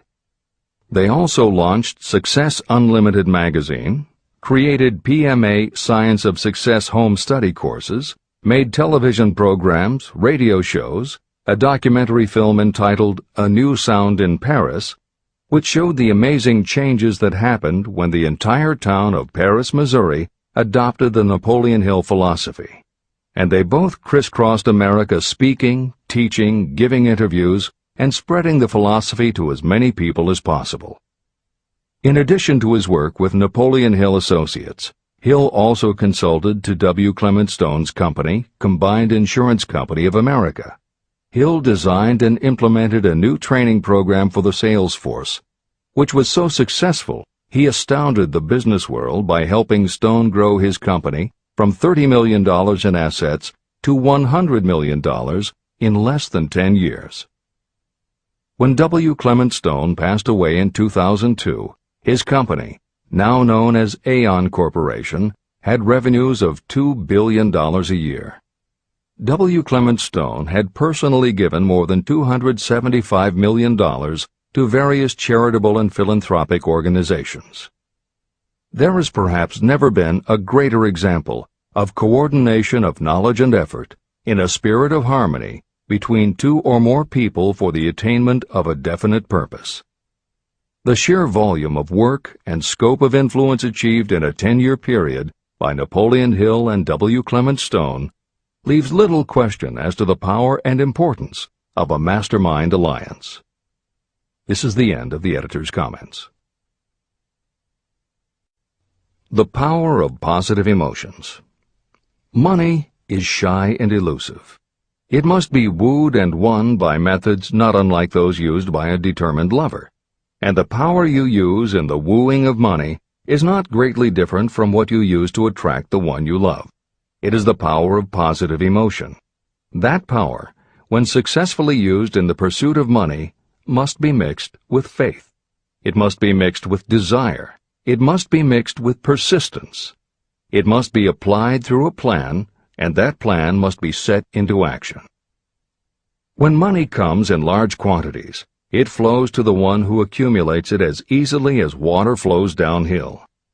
There exists a great unseen stream of power, which may be compared to a river that flows in two directions. One side flows in one direction, carrying all who get into that side of the stream onward and upward to wealth. The other side flows in the opposite direction, carrying all who are unfortunate enough to get into it and can't pull themselves out downward to misery and poverty.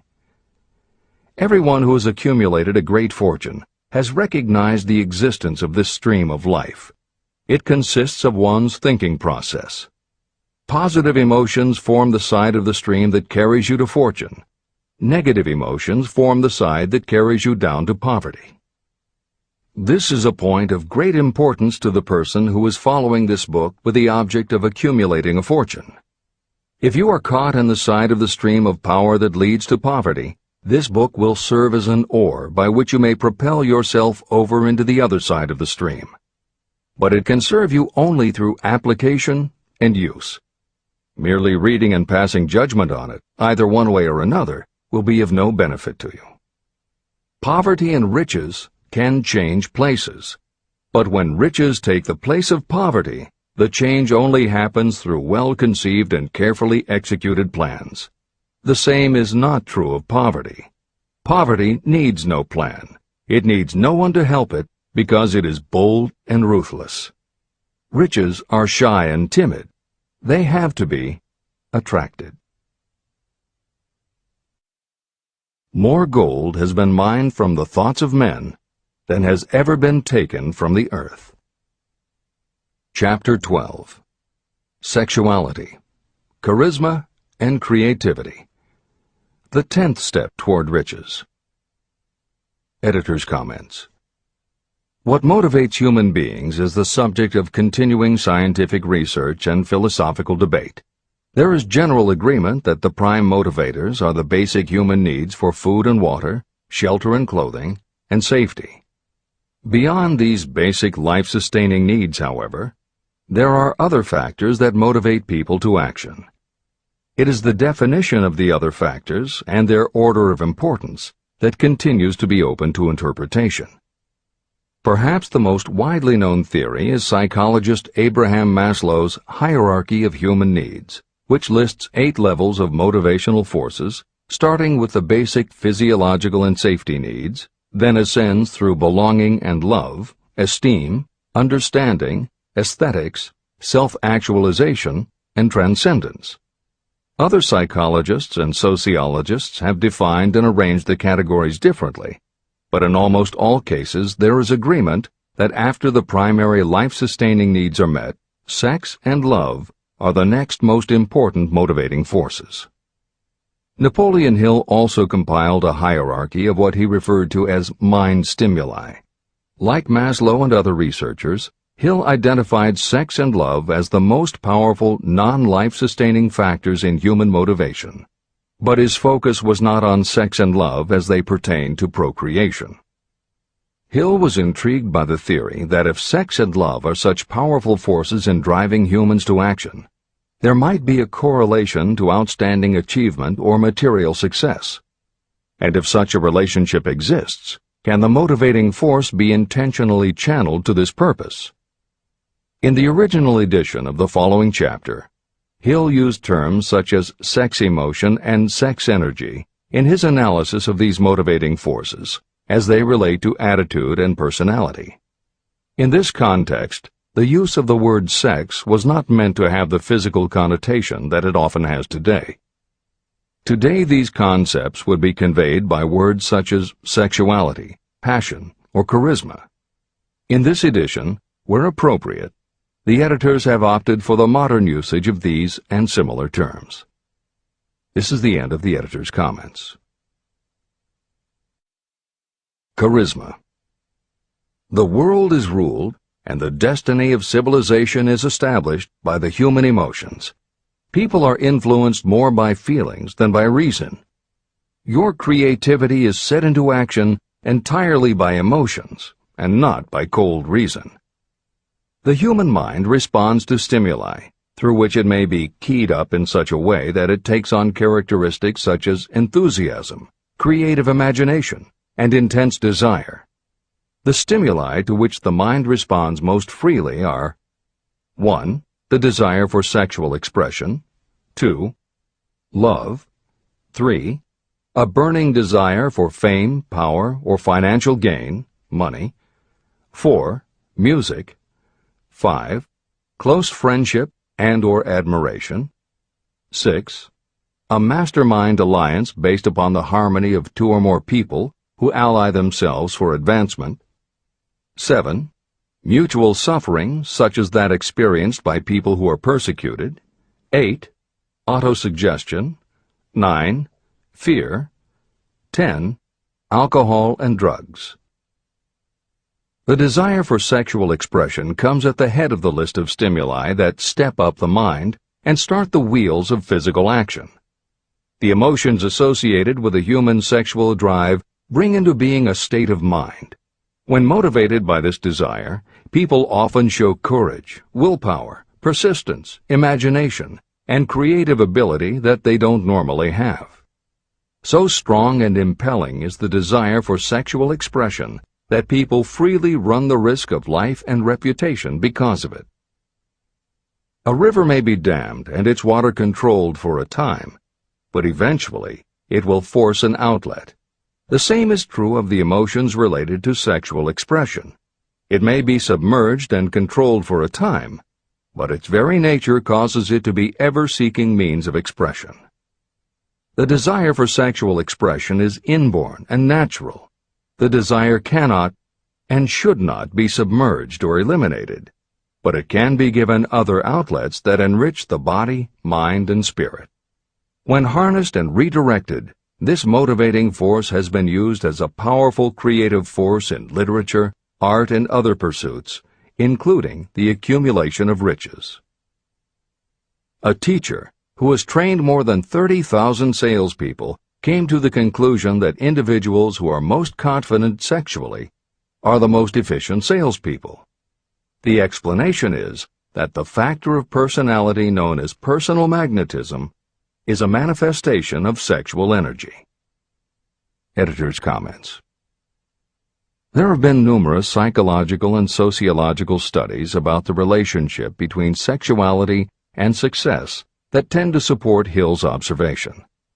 Because physical characteristics are the most quantifiable aspects of sexuality, most research studies focus on gender, attractiveness, body size, and age, and they measure indicators such as first impressions, expectation of performance, perception of performance, and social interaction.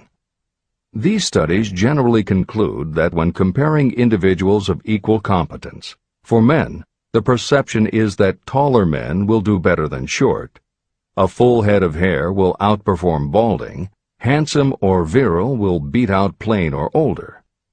For women, the results are comparable. The perception is that attractive performs better than plain, slim or shapely scores higher than overweight, younger is expected to be superior to older. These observations about physical sexuality may seem obvious, but they lead to a conclusion that is very significant. Obviously, not all people who succeed are tall and virile or attractive and shapely. It is also a fact that the success of those who are short, balding, plump, or plain isn't always due to superior skill or luck. Clearly, there is another kind of attractiveness that often supersedes physical appeal. This other kind of attractiveness is connected to human sexuality, but it is not what would usually be referred to as sexy. People who have this quality are often said to have chemistry, personality, charm, or appeal. Hill called this kind of attraction personal magnetism. Today, the more common term is charisma. This is the end of the editor's comments. When employing salespeople, a good sales manager looks for personal magnetism or charisma as the first requirement. People who lack this kind of sexual energy will never become enthusiastic, nor inspire others with enthusiasm. And enthusiasm is one of the most important requisites in salesmanship, no matter what you're selling.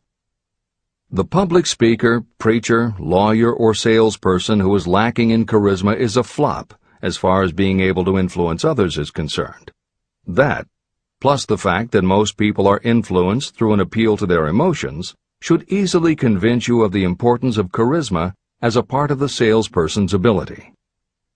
Master salespeople attain mastery in selling because they either consciously or unconsciously transmute charisma, sexual energy, into sales enthusiasm. That statement explains the actual, practical meaning of sexual transmutation. The meaning of the word transmute is, in simple language, the changing or transferring of one element or form of energy into another. The transmutation of sexual energy means switching the mind from thoughts of physical expression to thoughts of some other nature. Salespeople who know how to turn on charisma have acquired the art of sexual transmutation, whether they know it or not. The majority of salespeople who transmute their sexual energy do so without being aware of what they are doing or how they are doing it. You can cultivate and develop this quality in your dealings with others. Through cultivation and understanding, this vital motivating force may be drawn upon and used to great advantage in relationships between people. This energy may be communicated to others in the following ways. The handshake. The touch of the hand indicates instantly the presence of charisma or the lack of it.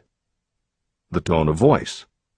Charisma, or sexual energy, is the factor with which the voice may be colored or made musical and charming. Posture and carriage of the body. People with charisma move briskly and with grace and ease. The vibrations of thought. People with charisma project sexuality through their personality in a way that influences those around them. Clothing and style. People who are charismatic are usually very careful about their personal appearance. They usually select clothing of a style becoming to their personality, physique, complexion, etc. Editor's comments. Having established a link between sexuality and success in the form of charisma, in the following section, Napoleon Hill explores how sexuality might also be a motivating factor in success by enhancing creativity. To illustrate the connection, Hill draws upon the biographies of historical figures who exhibited both charisma and exceptional creativity. In the time since Hill conducted his research, many women have risen to positions of power and influence. Their accomplishments have been well documented and are readily available in bookstores and libraries. However, when Hill was assembling his data, the majority of historical biographies available were about successful men.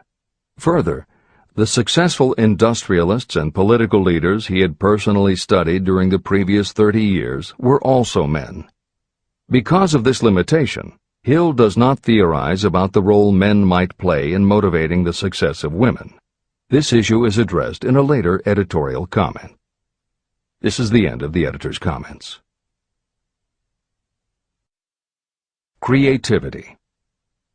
It seemed quite significant to me when I made the discovery that practically every great leader I had the privilege of analyzing was a man whose achievements were largely inspired by a woman. In most instances, the woman was a wife, of whom the public had heard little or nothing. In a few of the cases I studied, the source of inspiration was the other woman. The pages of history are filled with the records of great men whose achievements may be traced directly to the influence of women who aroused the creative faculties of their minds. Napoleon Bonaparte was one of these. When inspired by his first wife, Josephine, he was irresistible and invincible. When his better judgment or reasoning faculty prompted him to put Josephine aside, he began to decline. His defeat and exile to St. Helena were not far distant. Abraham Lincoln was a notable example of a great leader who achieved his greatness through the discovery and use of his faculty of creative imagination. It is noted in practically every book written about Lincoln that he discovered and began to use this faculty as the result of the love that he experienced when he met Anne Rutledge. This is more than an interesting historical fact. It is of significance in connection with the role sexuality plays in the study of the source of genius. Following is a list of famous men of outstanding achievement: George Washington, Napoleon Bonaparte, William Shakespeare, Abraham Lincoln, Ralph Waldo Emerson, Robert Burns, Thomas Jefferson, Elbert Hubbard, Elbert H. Gary, Woodrow Wilson, John H. Patterson, Andrew Jackson, Enrico Caruso. Wherever there was evidence available in connection with the lives of these men of achievement, it indicated most convincingly that each possessed a highly developed sexual nature. An analysis of the information taken from biographies and historical writings leads to the following conclusions. 1. Those of greatest achievement have a highly developed sexual nature, but have learned the art of transmutation of sexual energy. 2. Those who have accumulated great fortunes and achieved outstanding recognition in literature, art, industry, architecture, and the professions were motivated by the influence of a mate or lover. When driven by these emotions, people become gifted with a superpower for action. If you understand this, you will also understand that sexual transmutation contains the secret of creative ability. Editor's comments. As noted previously, although Hill's analysis focused on men, today there is a wide range of biographies about women who have succeeded in every aspect of life, including business, politics, religion, sports, entertainment, and the arts. Bearing in mind that biographical information is always subjective, the reader can now find ample material from which to draw a conclusion as to whether Hill's theory about sexuality as a motivating force is equally evident in women. Napoleon Hill had to do an in-depth analysis of biographies in searching for indications that the subject's sexuality had a correlation to their success. Today, we just turn on the television, and we're inundated with intimate details about both men and women suggesting that the best and the brightest are apparently also the sexiest. Although scandals aren't usually cited as scientific proof, the exposés of some of the biggest entertainment and sports stars, high-profile CEOs of major companies, numerous politicians, and even a few presidents, all make at least a common-sense case for Hill's theory about the correlation between sexuality and success. This is the end of the editor's comments. Obviously, this does not mean that everyone who is highly sexed is a genius. People attain the status of a genius only when and if they stimulate their minds so that they can draw upon the forces available through the creative faculty of the imagination. Although it is the most important of the stimuli or motivators, the mere possession of sexual energy is not sufficient to produce a genius. The energy must be transmuted from desire for physical contact into some other form of desire and action before it will lift one to the status of a genius.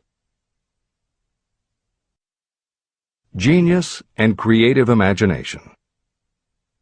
A definition of genius might be someone who has discovered how to increase the intensity of thought to the point where that person can freely communicate with sources of knowledge not available through the ordinary rate of thought. This definition should prompt some questions in the mind of anyone reading this book. The first question should be, how may one communicate with sources of knowledge that are not available through ordinary thought? The next question should be, are there known sources of knowledge that are available only to geniuses, and if so, what are these sources and exactly how may they be reached? In the following, I will offer methods so that you can experiment and prove to yourself that this is true. By doing so, you will have the answer to both questions. Editor's comment. Humans perceive things through the 5 senses of sight, smell, taste, hearing, and touch. Another kind of perception, as when you have a feeling about something, was discussed in the chapters on desire, faith, and autosuggestion. This kind of perception is often referred to as the 6th sense, and in the following Hill explores the relationship between sexuality, motivation, creative imagination, and the 6th sense. This is the end of the editor's comment. The reality of a 6th sense has been fairly well established. This 6th sense is creative imagination. The faculty of creative imagination is something the majority of people never use during an entire lifetime, and if they do use it, it usually happens by mere accident. Only a small number of people deliberately use their creative imagination for a specific purpose. Those who do use this faculty voluntarily and with understanding of its functions are geniuses. Creative imagination is the direct link between your finite mind and what I have termed infinite intelligence. All revelations and all discoveries of basic or new principles in the field of invention take place through the faculty of creative imagination. When ideas, concepts, or hunches flash into your mind, they can only have come from one or more of the following sources. 1. From the mind of some other person who has just released the thought, idea, or concept through conscious thought. 2. Your subconscious mind, which stores every thought and impression that ever reached your brain through any of the 5 senses. 3. from another person's subconscious storehouse. 4. Infinite intelligence. There are no other possible sources from which inspired ideas or hunches may be received. When brain action has been stimulated through one or more of the 10 mind stimulants listed at the beginning of this chapter, it has the effect of lifting you far above the horizon of ordinary thought. It permits you to envision distance, scope, and quality of thoughts not available on the lower plane, such as when you are solving routine problems of business. When you are lifted to a higher level of thought through mind stimulation, it is as though you have taken off in an airplane. You can now see over and beyond the horizon that limits your vision when you are on the ground. Not only that, but while you are on this higher level of thought, you are not even aware of such things as the problems of gaining the 3 basic necessities of food, clothing, and shelter.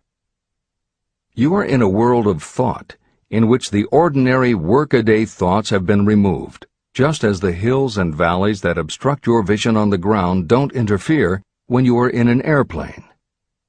While on this exalted plane of thought, the creative faculty of the mind is given freedom for action. The way has been cleared for the 6th sense to function. It becomes receptive to ideas that could not reach the individual under any other circumstances. The 6th sense is the faculty that marks the difference between a genius and an ordinary individual. Developing your creative imagination. A mind stimulant is any influence that will either temporarily or permanently increase the intensity of thought. The previously mentioned 10 major stimulants are those most commonly resorted to. Through these sources you may commune with infinite intelligence, enter the storehouse of your subconscious mind, or perhaps even that of another person. That is all there is to genius. The more you use your creative faculty, the more alert and receptive it becomes to factors originating outside your conscious mind. And the more this creative faculty is used, the more you will rely upon it for your thoughts and ideas. This faculty can be cultivated and developed only through use. What we generally refer to as our conscience operates entirely through the faculty of the 6th sense. The great artists, writers, musicians, and poets become great because they acquire the habit of relying upon the still small voice that speaks from within, through their creative imagination. Anyone with a keen imagination knows that some of their best ideas come through so-called hunches.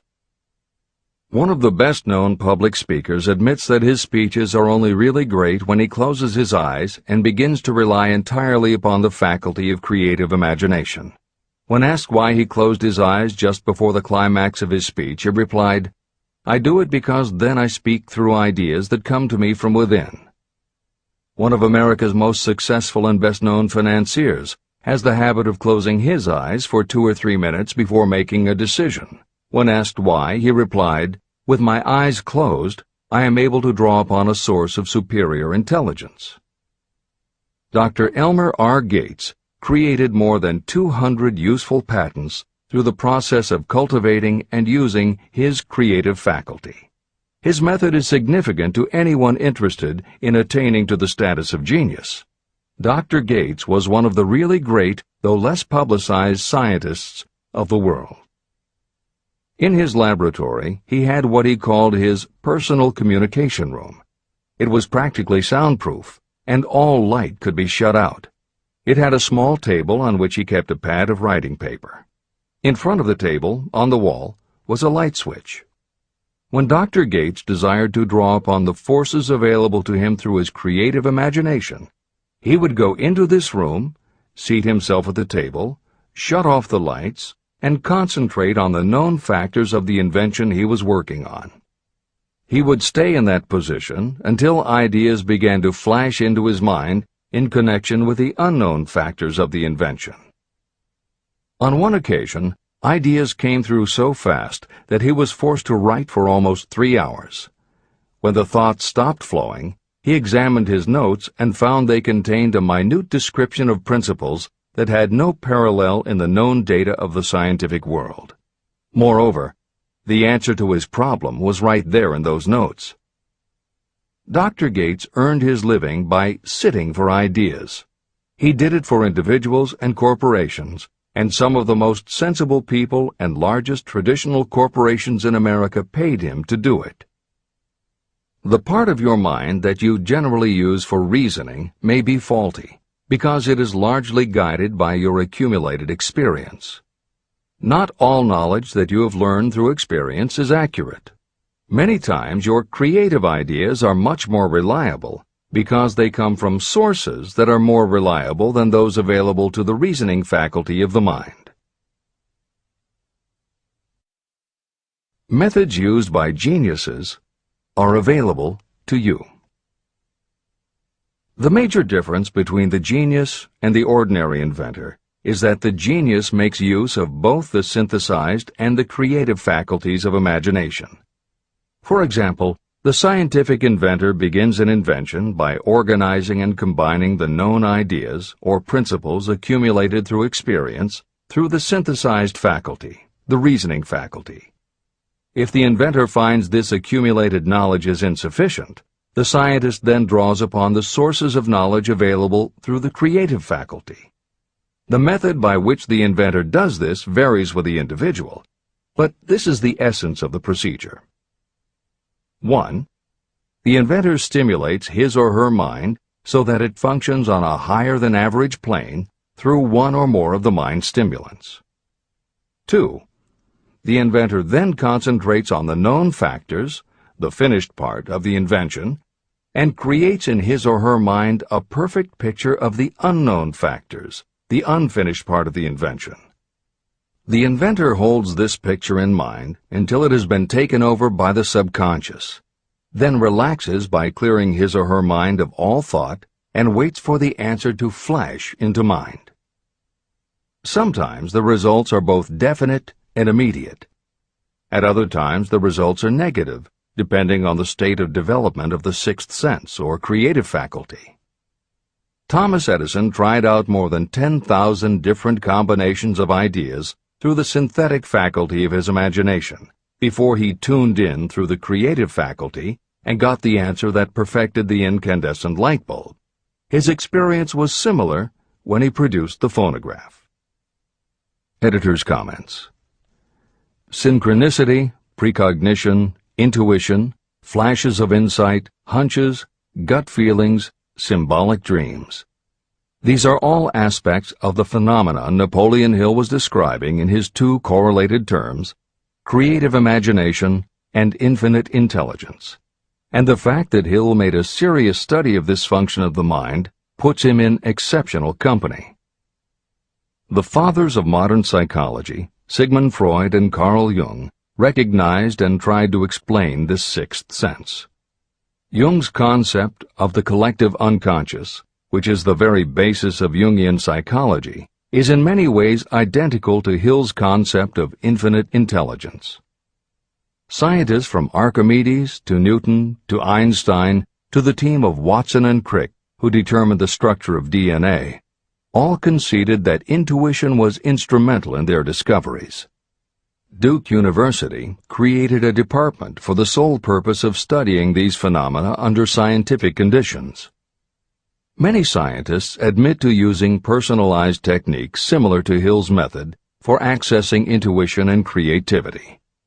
These include Friedrich Kekule, who discovered the molecular structure of benzene through a dream symbol; physiologist Otto Loewi, who had a hunch followed by a dream that won him the Nobel Prize in Medicine; and as mentioned above, James Watson's breakthrough in the structure of DNA.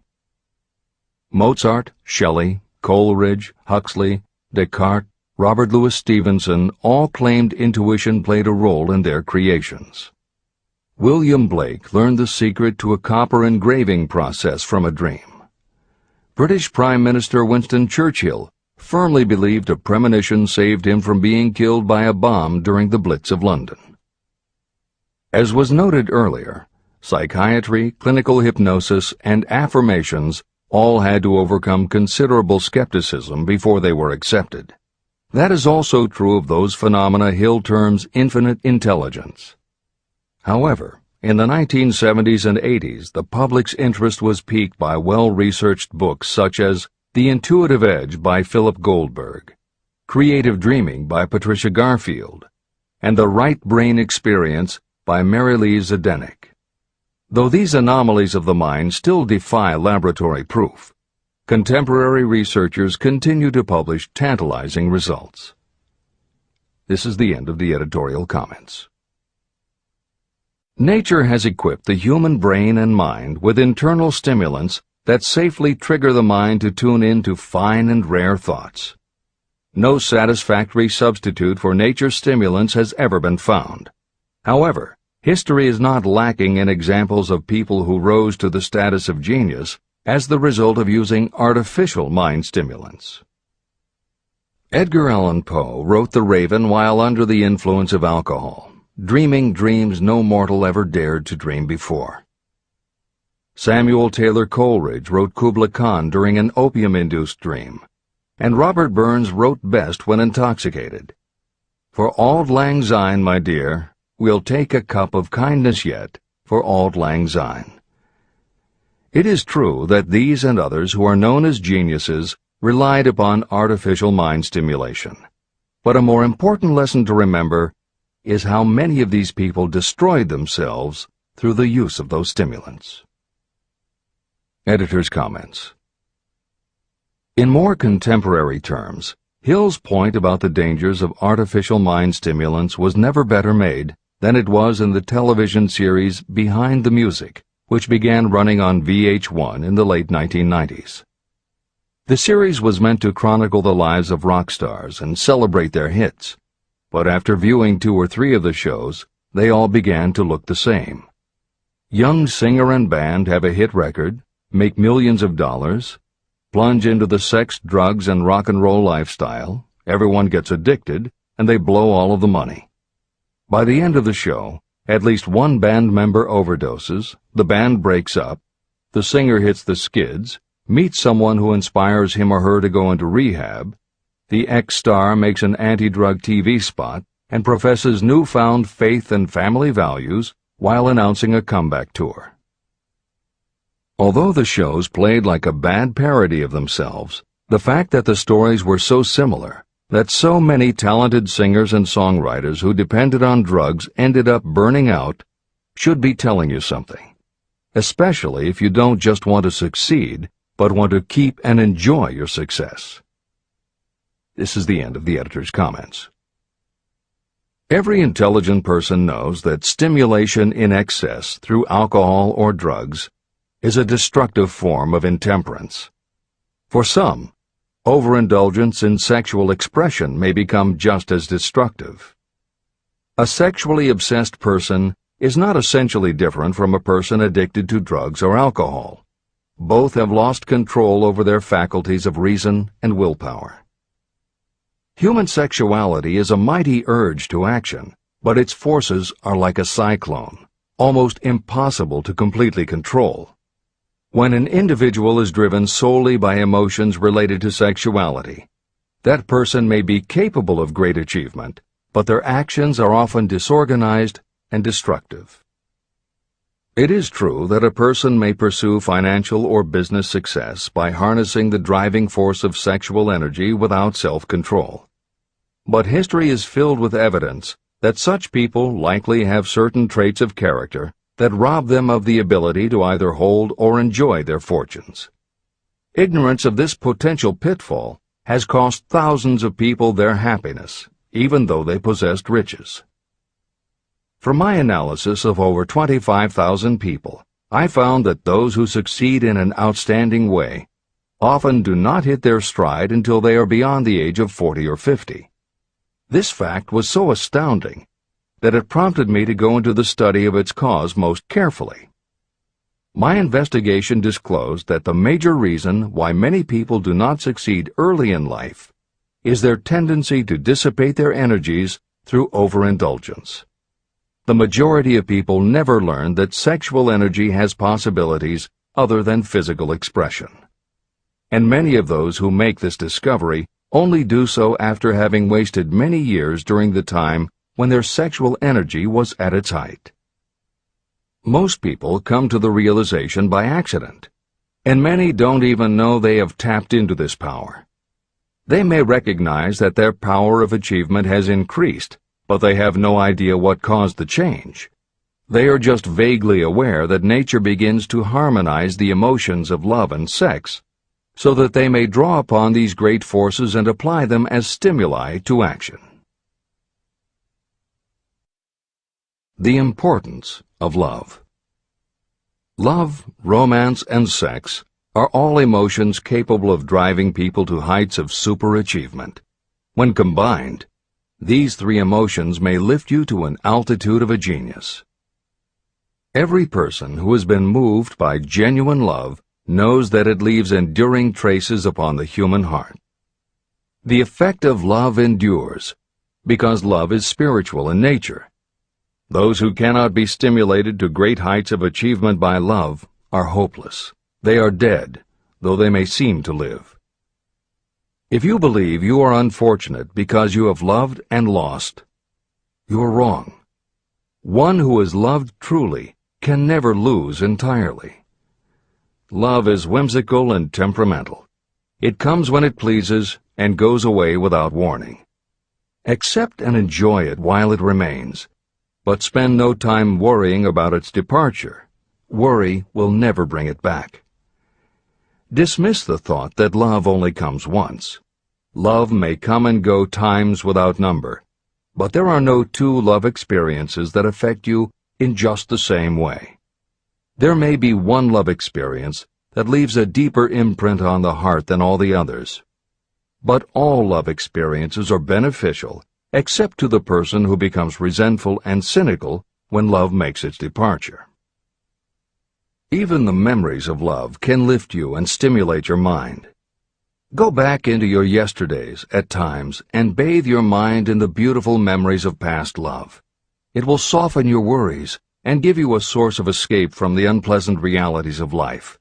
And maybe, during this temporary retreat into the world of fantasy, your subconscious mind will yield to you ideas or plans that may change the entire financial or spiritual status of your life.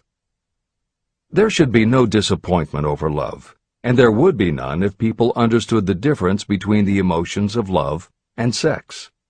Love is an emotion of many shades and colors, but the most intense and burning of all is that experienced in the blending of the emotions of love and sex. Marriages or committed relationships that are not blessed with love properly balanced with sex cannot be happy ones, and seldom endure. Love alone will not bring happiness, nor will sex alone. Love is spiritual. Sex is biological. No experience that touches the human heart with a spiritual force can possibly be harmful, except through ignorance or jealousy. The presence of destructive emotions in the human mind may poison it in a way that destroys your sense of justice and fairness. Just as a chemist can take certain chemical elements, none of which are harmful in themselves, and by mixing them together create a deadly poison, in a similar manner the emotions of sex and jealousy, when mixed, may turn just as lethal. Love is the emotion that serves as a safety valve and brings balance, reason, and constructive effort. Love is, without question, life's greatest experience. It can bring you into communion with infinite intelligence. When love guides the emotions, it may lead you well on your way toward creative effort. The road to genius consists of the development, control, and use of sex, love, and romance. Briefly, the process may be stated as follows. Encourage the presence of the positive emotions as the dominating thoughts in your mind, and discourage all the destructive emotions. The mind is a creature of habit. It thrives on the dominating thoughts fed to it. Through your willpower, you may discourage the presence of any emotion and encourage the presence of any other. Control of your mind, through the power of your will, is not difficult. Control comes from persistence and habit. The secret of control lies in understanding the process of transmutation.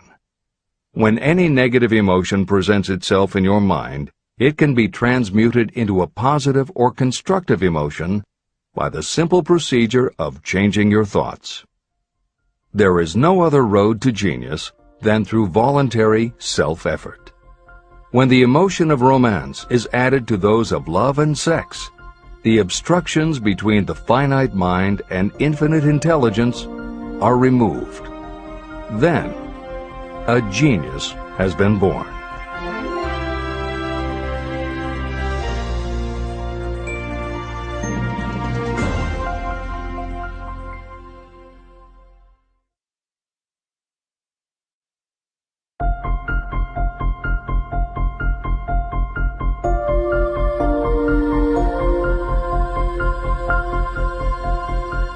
Success requires no explanations.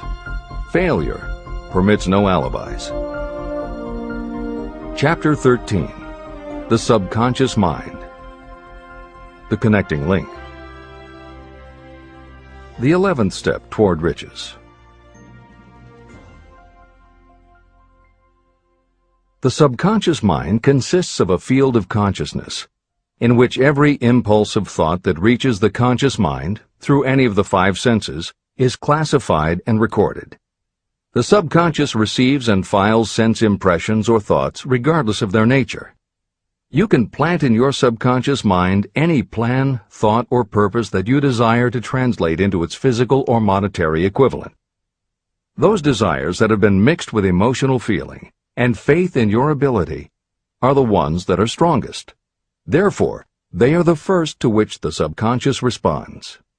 The subconscious mind works day and night, and in some way which is not fully understood, the subconscious seems able to draw upon the forces of infinite intelligence for the power to transmute your desires into their physical equivalent. And it does it in the most straightforward and practical way. You cannot entirely control your subconscious mind, but you can hand over to it any plan, desire, or purpose that you wish transformed into concrete form. Refer again to the instructions for using the subconscious mind in Chapter 5, Autosuggestion. Editor's comments. In the chapter on autosuggestion, the four primary methods for planting and reinforcing suggestions in your subconscious are: 1. The formulation and writing out of your desire. 2. The repetition of positive affirmations. 3. The creative visualization of your goal. And 4. By acting as though the goal is already yours. This is the end of the editor's comment. From my research, I have concluded that the subconscious mind is the connecting link between the finite mind of man and infinite intelligence. It is the intermediary through which you may draw upon the forces of infinite intelligence. From my research, I have concluded that the subconscious mind is the connecting link between the finite mind of man and infinite intelligence. It is the intermediary through which you may draw upon the forces of infinite intelligence. Only the subconscious mind contains the process by which mental impulses, thoughts, are modified and changed into their spiritual, energy, equivalent. It alone is the medium through which prayer, desire, may be transmitted to the source capable of answering prayer, infinite intelligence. How to energize your subconscious mind for creative effort. The possibilities of what you can do when you connect creative effort with the subconscious mind are stupendous. They inspire me with awe. I never approach the discussion of the subconscious mind without a feeling of littleness and inferiority, due to the fact that man's entire stock of knowledge on this subject is so pitifully limited. First, you must accept as a reality the existence of the subconscious mind and what it can do for you. This will enable you to understand its possibilities as a medium for transmuting your desires into their physical or monetary equivalent, and then you will comprehend the full significance of the instructions given in Chapter 3, Desire. You will also understand the importance of making your desires clear and putting them in writing. You will understand as well the necessity of persistence in carrying out instructions. The 13 principles that are the basis of this book are the stimuli with which you acquire the ability to reach and to influence your subconscious mind. Do not become discouraged if you cannot do this on your first attempt. Remember that the subconscious mind can be directed only through habit. You have not yet had time to master faith. Be patient. Be persistent. Editor's comments. There are two aspects to Hill's theory of the subconscious mind. There are two aspects to Hill's theory of the subconscious mind. One is the concept of the subconscious as the storehouse of all information and thoughts that you have ever experienced. The second is the concept of the subconscious as the gateway to infinite intelligence. In this chapter, Hill focuses primarily on the subconscious as a storehouse. Expanding on the editorial comment about the subconscious mind that appears in the chapter on autosuggestion, proof that the subconscious is a storehouse of information is confirmed in the use of hypnotherapy by psychiatrists. Through hypnosis, psychiatrists are able to help patients open the door to their subconscious so that they can retrieve information about traumatic situations that have been filtered out or repressed by the conscious mind. Further proof is in the use of hypnosis by law enforcement officials to recapture information such as license plate numbers and other details that the conscious mind of a witness has filtered out. Although results vary from person to person, there is no doubt that the subconscious has access to information that the conscious mind does not. This storehouse aspect of the subconscious is what accounts for some ideas that come to us through creative imagination. In some instances, bits of information and ideas that our conscious mind has forgotten will connect with each other on a subconscious level to create a new idea, and that idea will be received by our creative intelligence, which presents it to us as a flash of inspiration. You can't completely control this process, but you can condition yourself to come up with more and better ideas. It is a fact that a traumatic experience, the result of which creates a strongly planted idea, can influence the way a person thinks and acts.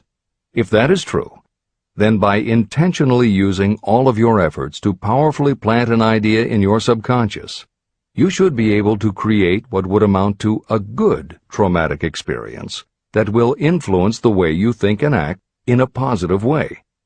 This is exactly how you develop what Hill calls a money consciousness. If you do everything within your power to strongly, firmly, and with complete faith and conviction plant the idea that you will be successful and achieve your desire, your subconscious will accept and store that idea.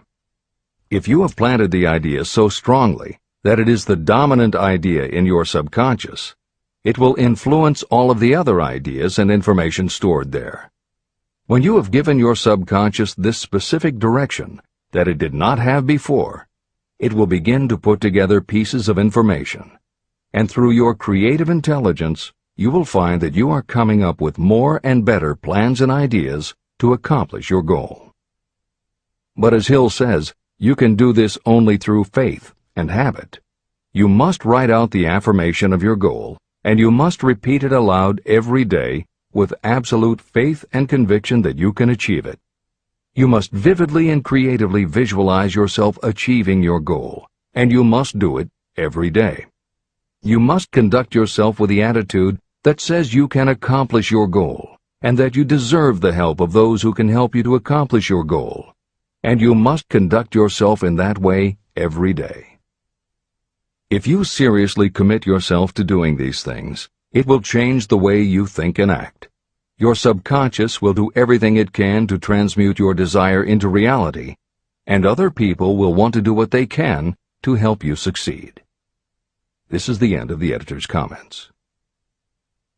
Many statements in the chapters on faith and on autosuggestion are repeated here for the benefit of your subconscious mind. Remember, your subconscious mind functions whether you make any effort to influence it or not.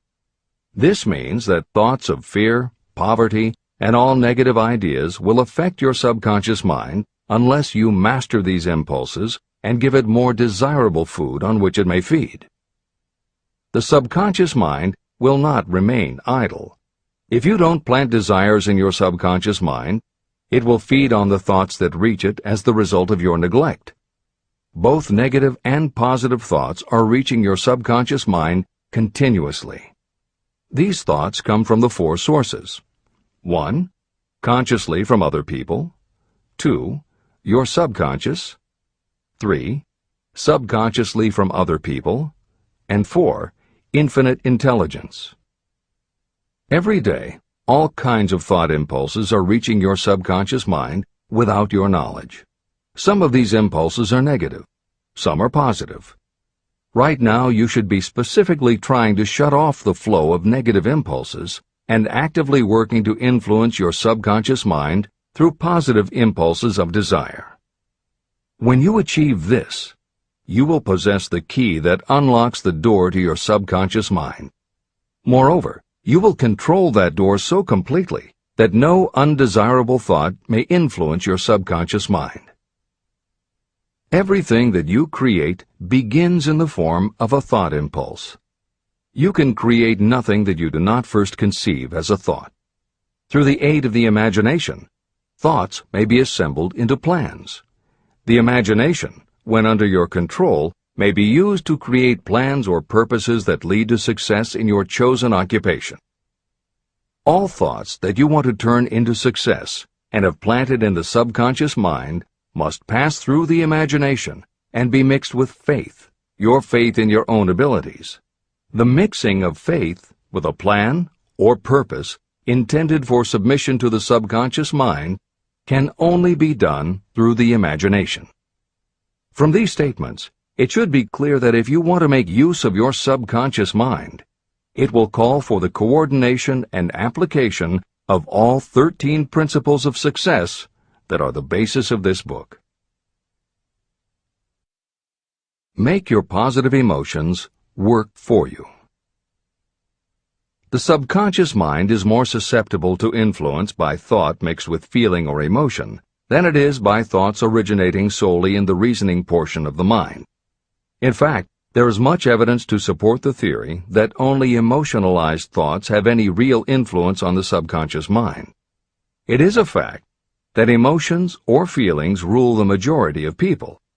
If it is true that the subconscious mind responds better and faster to thoughts that are well mixed with emotion, it is essential to become familiar with the more important of the emotions. There are 7 major positive emotions and 7 major negative emotions. The negatives get into your thoughts naturally and go directly to your subconscious without any help from you. The positive emotions must be injected by you through the principle of autosuggestion into the thought impulse that you wish to pass on to your subconscious mind. These emotions or feeling impulses may be likened to yeast in a loaf of bread. They are the action element which transforms thought impulses from the passive to the active state. That is why thought impulses that have been well mixed with emotion are acted upon more readily than thought impulses originating in cold reason. Editor's comments. W. Clement Stone, Napoleon Hill's friend, mentor, and business partner, arranged for the publication of many of Napoleon Hill's later writings. The following is adapted from material that appears in 2 of these books, Napoleon Hill's Keys to Success and Believe and Achieve. Enthusiasm is a positive mental attitude, an internal impelling force of intense emotion, a power compelling creation or expression. Being enthusiastic is an impelling external expression of action. When you act enthusiastically, you accentuate the power of suggestion and autosuggestion. The sales manager, public speaker, minister, lawyer, teacher, or executive who acts enthusiastic by speaking in an enthusiastic, sincere manner develops genuine enthusiasm. If you act enthusiastic, your emotions will follow. By filling your conscious mind with enthusiasm, you also impress upon your subconscious mind that your burning obsession and your plan for obtaining it are certain things. Then, if your conscious enthusiasm dims, your subconscious will be there, full of images of your success, to help you stoke your conscious fires of enthusiasm once again. This is the end of the editor's comments. You are preparing yourself to influence and control the inner audience of your subconscious mind in order to hand over to it the desire for money, which you wish transmuted into its physical, monetary equivalent. It is essential, therefore, that you understand the method of approach to this inner audience. You must speak its language. It understands best the language of emotion or feeling. Following are the 7 major positive emotions and the 7 major negative emotions. I am listing them here so that you may draw upon the positives and avoid the negatives when giving instructions to your subconscious mind. The 7 major positive emotions. The emotion of desire, the emotion of faith, the emotion of love, the emotion of sex, the emotion of enthusiasm, the emotion of romance, the emotion of hope. There are other positive emotions, but these are the 7 most powerful and the ones most commonly used in creative effort. Master these 7 emotions. They can be mastered only by use, and the other positive emotions will be at your command when you need them. Remember that you are studying a book that is intended to help you develop a money consciousness by filling your mind with positive emotions. The 7 major negative emotions to be avoided. The emotion of fear, the emotion of jealousy, the emotion of hatred, the emotion of revenge, the emotion of greed, the emotion of superstition, the emotion of anger. Positive and negative emotions cannot occupy the mind at the same time. One or the other must dominate. It is your responsibility to make sure that positive emotions constitute the dominating influence of your mind. That is where the law of habit will help you. Form the habit of applying and using the positive emotions. Eventually, they will dominate your mind so completely that the negatives cannot enter it. Only by following these instructions literally and continuously can you gain control over your subconscious mind. The presence of a single negative in your conscious mind is sufficient to destroy all chances of constructive aid from your subconscious mind. Editor's comments. Napoleon Hill's concern about the susceptibility of the subconscious mind to negative thoughts, emotions, and comments is well known to professionals who work with these techniques. In clinical hypnotherapy, there is an axiom referred to as the law of reversed effect, which states that whenever there is a conflict between imagination and willpower, the imagination wins. When you attempt to plant an idea, if the subconscious already harbors a negative, trying to force the new idea has the reverse effect, because the subconscious becomes obsessed with defending its established negative idea. And the harder you try to do something, the more the subconscious resists, and the more difficult it becomes. Even the use of the word try is warned against, because it gives the suggestion to the subconscious of a preconceived failure. The concept of trying implies an ongoing effort. You don't want to try. You want to succeed.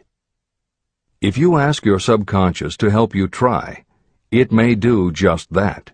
It may help you try, but it will prevent you from succeeding. Because if you did succeed, then it could no longer help you try, which is what you asked it to do. The cautionary note about using the word try is just one example of the care that should be taken when formulating affirmations and using autosuggestion. The following are some other rules of thumb that most modern experts agree on. 1. Affirmations should always be stated as a positive. Affirm what you do want, not what you don't want. 2. Affirmations work best when they are short and very clear about a single desired goal. Take the time to write, rewrite, and polish your affirmation until you can express your desire in a short statement of precise and well-chosen words. 3. Affirmations should be specific about the desired goal, but not about how to accomplish it. Your subconscious knows better than you what it can do and how it can do it. 4. Do not make unreasonable time demands. Your subconscious can't make anything happen suddenly or now. 5.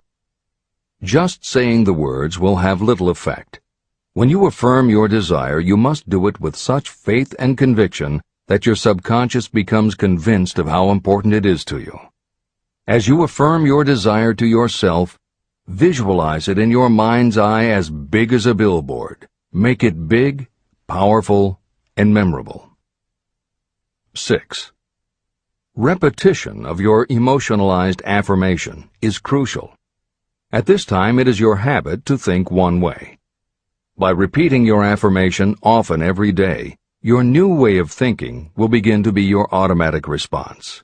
Keep reinforcing it until it becomes second nature to you, and your habit will have become to think the new way, the way you want to think. This is the end of the editor's comments. We form habits based on the degree of reinforcement we receive. Habits make no moral judgments. They can be either good or bad. Both are formed through repetition. If we try something and like the results, we repeat the action. You can replace negative thoughts with positive ones. You can replace inaction with action, and you can form any habit you choose. Your thoughts are the only thing that you can completely control if you choose to do so. You can control your thoughts to control your habits. The secret of effective prayer. Most people resort to prayer only after everything else has failed, or else they pray by a ritual of meaningless words. And because most people who pray do so only after everything else has failed, they go to prayer with their minds filled with fear and doubt. Because fear and doubt are the emotions that are mixed with their prayer, these are the emotions the subconscious mind passes on, and these are the emotions that infinite intelligence receives and acts upon. If you pray for a thing, but as you pray you have fear that you may not receive it, or that your prayer will not be acted upon by infinite intelligence, your prayer will have been in vain. Prayer does sometimes result in the realization of that for which one prays. If you have ever had the experience of receiving something for which you prayed, go back in your memory and recall your actual state of mind while you were praying, and you will know for sure that the theory here described is more than a theory. The method by which you may communicate with infinite intelligence is very similar to the way the vibration of sound is transmitted by radio waves. Sound cannot be transmitted through the atmosphere until it has been changed into a very high rate of vibration. The radio station takes the sound of the human voice and modifies it by stepping up the vibration millions of times. Only in this way can the energy of sound be sent over distances. After this transformation has taken place, the energy, which originally was in the form of vibrations of sound, is broadcast or transmitted as a radio signal. When a radio set receives the high-speed transmission, it then reconverts that energy back to its original slower rate of vibration. And when it is stepped down to its original rate, it vibrates the diaphragm of the speaker, which reproduces the original sound of the voice. The subconscious mind is the intermediary that translates prayers or desires into terms that infinite intelligence can receive. The answer comes back to you in the form of a definite plan or idea for procuring the object of your prayer. When you understand this principle, you know why mere words read from a prayer book cannot serve as an agency of communication between the mind of man and infinite intelligence. Do not expect troubles, as they have a tendency not to disappoint. Chapter 14. The Brain. A broadcasting and receiving station for thought. The 12th step toward riches. It was while I was working with the late Dr. Alexander Graham Bell and Dr. Elmer R. Gates that I first proposed the idea that every human brain is both a broadcasting and receiving station for the vibration of thought. In some way similar to the principle behind the operation of a radio receiver, every human brain is capable of picking up vibrations of thought that are being released by other brains. These are received as hunches and flashes of intuition. As was explained in previous chapters, it is your creative imagination that is the receiving set of your brain, which receives thoughts from your subconscious and, under certain circumstances, receives thoughts released by the brains of others. Your creative imagination is the interconnection between your conscious or reasoning mind and the four sources from which you receive thought stimuli. 1. Consciously from other people. 2. Your subconscious. 3. Subconsciously from other people. And 4. Infinite intelligence. When stimulated, or stepped up to a high rate of vibration, the mind becomes more receptive to thoughts that reach it from outside sources. This stepping up process takes place through either the positive emotions or the negative emotions. Through the emotions, the vibrations of thought may be increased. The brain that has been stimulated by emotions functions at a much more rapid rate than it does when that emotion is quieted or absent. The result is the increase of thought to such a pitch that the creative imagination becomes highly receptive to ideas. On the other hand, when the brain is functioning at a rapid rate, it also gives to your own thoughts the emotional feeling that is essential before those thoughts will be picked up and acted upon by your subconscious mind. The subconscious mind is the sending station of the brain, through which vibrations of thought are broadcast. Autosuggestion is the medium by which you may put into operation your sending station. The creative imagination is the receiving set through which the energies of thought are picked up. Editor's comments. The following combines the above concept with the related materials from previous chapters to provide a step-by-step recap of Napoleon Hill's view of the process. 1. The brain is simultaneously both a broadcaster and a receiver. 2. Emotion affects both your ability to send and your ability to receive. When under the effect of strong emotion, the more powerfully you can send thoughts. When under the effect of strong emotion, the more receptive you are to receiving thoughts. 3. When you send thoughts, to where do you send them? You send them to your subconscious by using autosuggestion. 4. When you receive thoughts, where do they come from?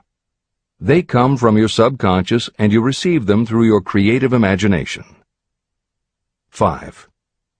Your subconscious mind has two aspects.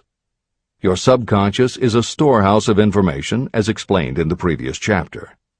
Your subconscious is your connection to infinite intelligence. 6. Infinite intelligence is the medium through which you receive thoughts from other brains. Infinite intelligence is Hill's term for describing the following basic law of physics. Because everything in the universe is made of time, space, energy, or matter, and because matter is just energy in a different form, then everything is actually different parts of the same thing. This means that your subconscious mind, energy, has a common base with every other subconscious mind, energy. 7. Thoughts from other brains come to you as follows. When you are under the effect of a strong emotion and your receiver is especially receptive, sometimes its pull is so strong that it attracts a thought from the subconscious mind of another brain.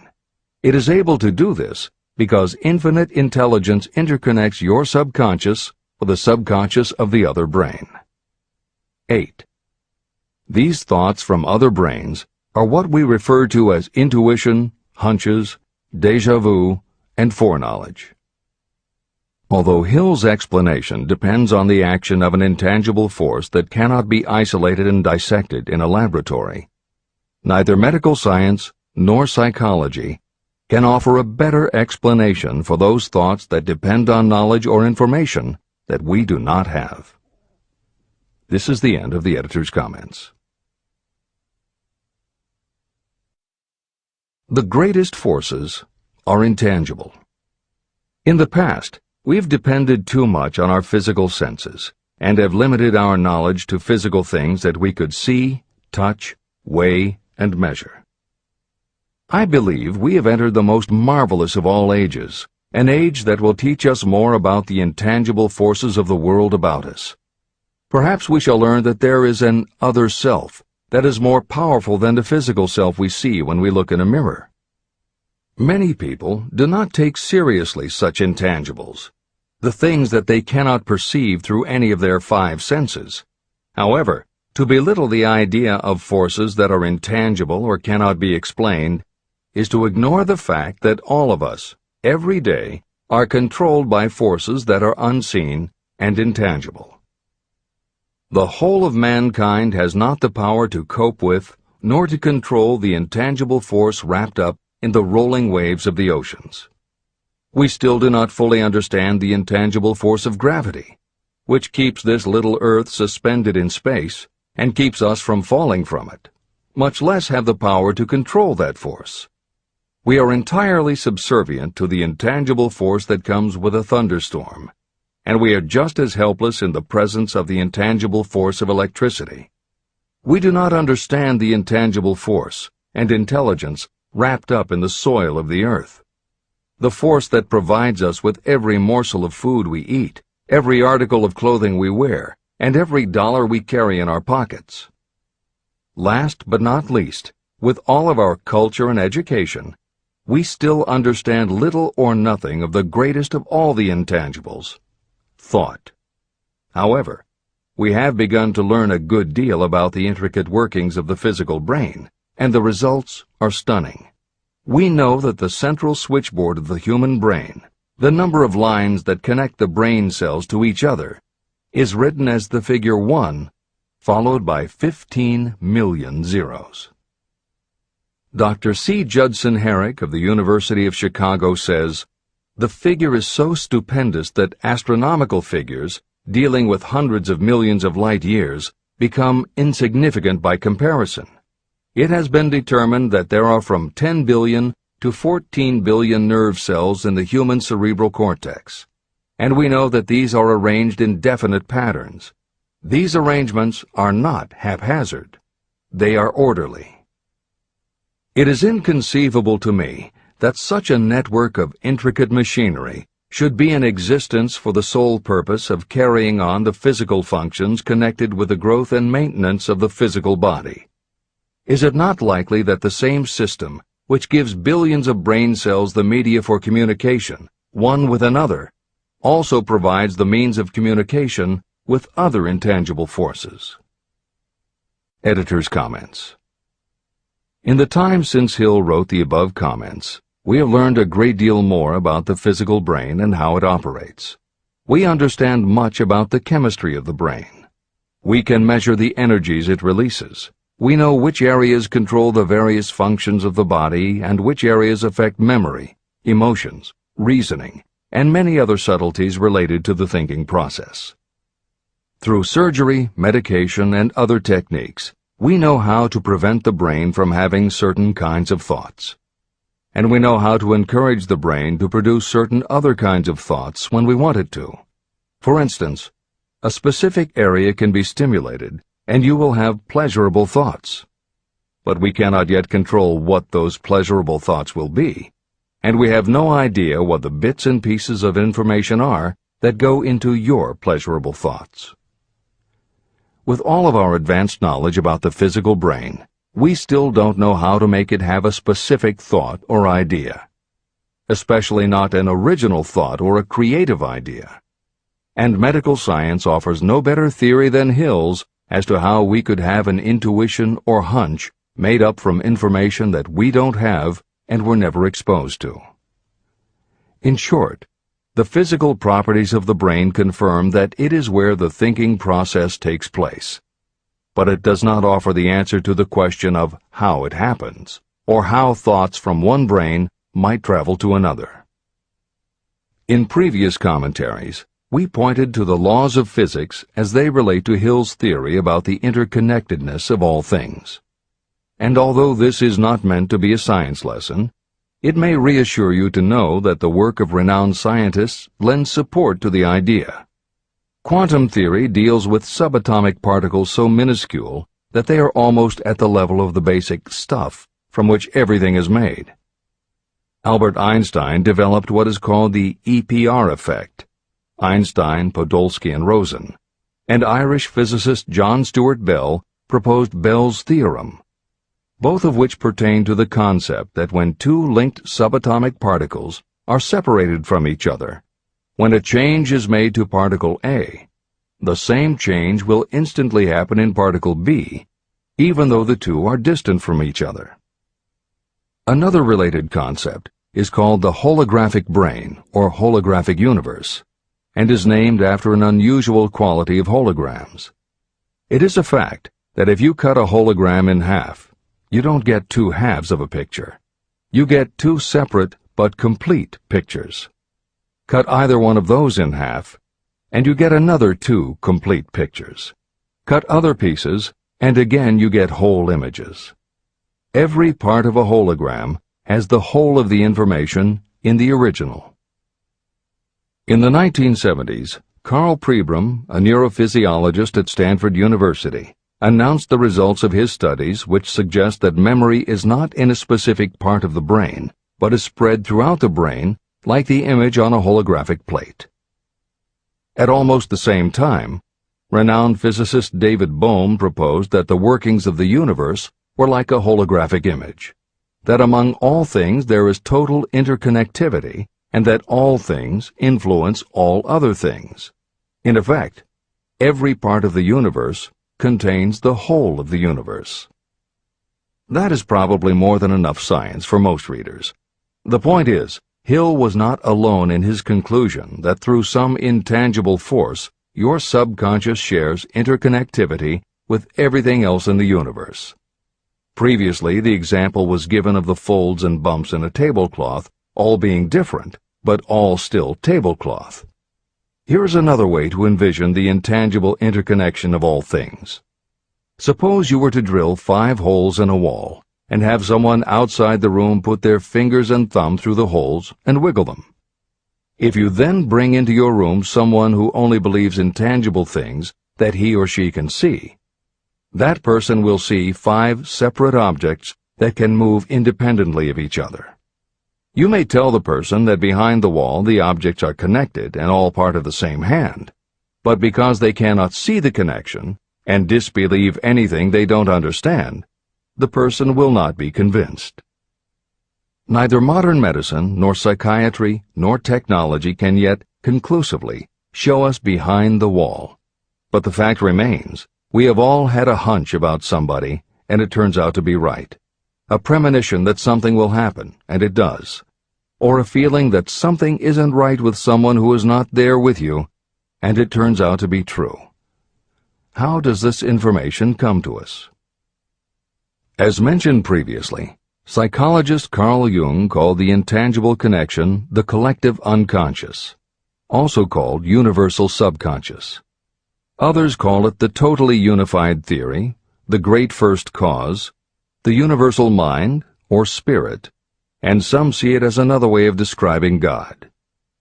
Napoleon Hill calls it infinite intelligence and offers a common-sense explanation that allows you to work with a phenomenon, even if it is not completely understood. And that, after all, is what Hill was aiming for, to give you a way to access intangible forces that will help you turn your desire into reality. This is the end of the editor's comments.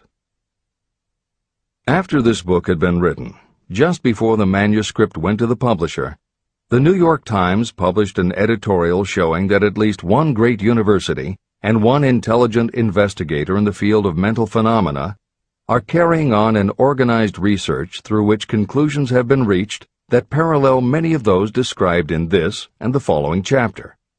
The editorial briefly analyzed the work carried on by Dr. J.B. Rhine and his associates at Duke University. From the New York Times. What is telepathy? A month ago, we cited on this page some of the remarkable results achieved by Professor Rhine and his associates in Duke University from more than 100,000 tests to determine the existence of telepathy and clairvoyance. These results were summarized in the first 2 articles in Harper's Magazine. In the second, which has now appeared, the author, E.H. Wright, attempts to summarize what has been learned, or what it seems reasonable to infer, regarding the exact nature of these extrasensory modes of perception. The actual existence of telepathy and clairvoyance now seems to some scientists enormously probable as the result of Rhine's experiments. Various percipients were asked to name as many cards in a special pack as they could without looking at them and without other sensory access to them. About a score of men and women were discovered who could regularly name so many of the cards correctly that there was not one chance in many a million of their having done their feats by luck or accident. But how did they do them? These powers, assuming that they exist, do not seem to be sensory. There is no known organ for them. The experiments work just as well at distances of several hundred miles as they did in the same room. These facts also dispose, in Mr. Wright's opinion, of the attempt to explain telepathy or clairvoyance through any physical theory of radiation. All known forms of radiant energy decline inversely as the square of the distance traversed. Telepathy and clairvoyance do not. But they do vary through physical cause, as our other mental powers do. Contrary to widespread opinion, they do not improve when the percipient is asleep or half asleep, but on the contrary, when he is most wide awake and alert. Rhine discovered that a narcotic will invariably lower a percipient score, while a stimulant will always send it higher. The most reliable performer apparently cannot make a good score unless he tries to do his best. One conclusion that Wright draws with some confidence is that telepathy and clairvoyance are really one and the same gift. That is, the faculty that sees a card face down on a table seems to be exactly the same one that reads a thought residing only in another mind. There are several grounds for believing this. So far, the two gifts have been found in every person who has either of them. If you have the abilities, both seem to be of equal strength. Screens, walls, distances have no effect at all on either. Wright expresses his hunch that other extrasensory experiences, such as prophetic dreams, premonitions of disaster, and the like, may also prove to be part of the same faculty. The reader is not asked to accept any of these conclusions, but the evidence that Rhine has piled up must remain impressive. In 1927, Dr. J.B. Rhine and his wife, Dr. Louisa E. Rhine, joined Professor William McDougall, chairman of the psychology department at Duke University, to create a lab that would apply strict scientific procedures to the study of psychic phenomena. They developed scientific methodologies and procedures to study, identify, and test individuals who demonstrated unusual abilities. It was Dr. Rhine who coined the term extrasensory perception, ESP, and he adopted the word parapsychology to describe their studies. It is fair to say that the research done at the Rhine lab is some of the most advanced work on the entire subject. In 1962, they created the Foundation for Research into the Nature of Man in order to continue their studies independent of the university and to publish related works. In 1995, the name was changed to the Rhine Research Institute. This is the end of the editor's comments. How to join minds in teamwork. In view of Dr. Rhine's findings about the conditions under which the mind responds to what he terms extrasensory modes of perception, I would like to add my own observations. My associates and I have discovered what we believe to be the ideal conditions under which the mind can be stimulated so that this sixth sense can be made to function in a practical way. To begin with, I should explain that there is a close working alliance between myself and two members of my staff. Through experimentation and practice, we have discovered how to stimulate our minds so that we can, by a process of blending our three minds into one, find the solution to a great variety of problems that are submitted by my clients. The procedure is very simple. We sit down at a conference table, clearly state the nature of the problem we have under consideration, then begin discussing it. Each contributes whatever thoughts may occur by applying the principle used in connection with the invisible counselors described in the next chapter.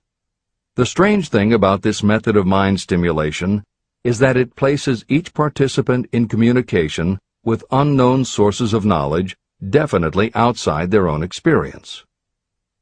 If you understand the principle described in the chapter on the mastermind, you of course recognize the round table as being a practical application of the mastermind. This method of mind stimulation, through the discussion of definite subjects between three people, illustrates the simplest and most practical use of the mastermind. When you tap into the power of your mastermind group, you will find that the more you work together, the more each member will learn to anticipate the ideas of others and to connect immediately with their intense enthusiasm and inspiration. You cannot completely control this process, but the more you use it, the more it will come into play. By adopting and following a similar plan, you will be making use of the famous Carnegie formula described in Chapter 1. If it means nothing to you at this time, mark this page and read it again after you have finished the last chapter. Great achievement is usually born of great sacrifice and is never the result of selfishness. Chapter 15. The Sixth Sense. The Door to the Temple of Wisdom. The 13th Step Toward Riches.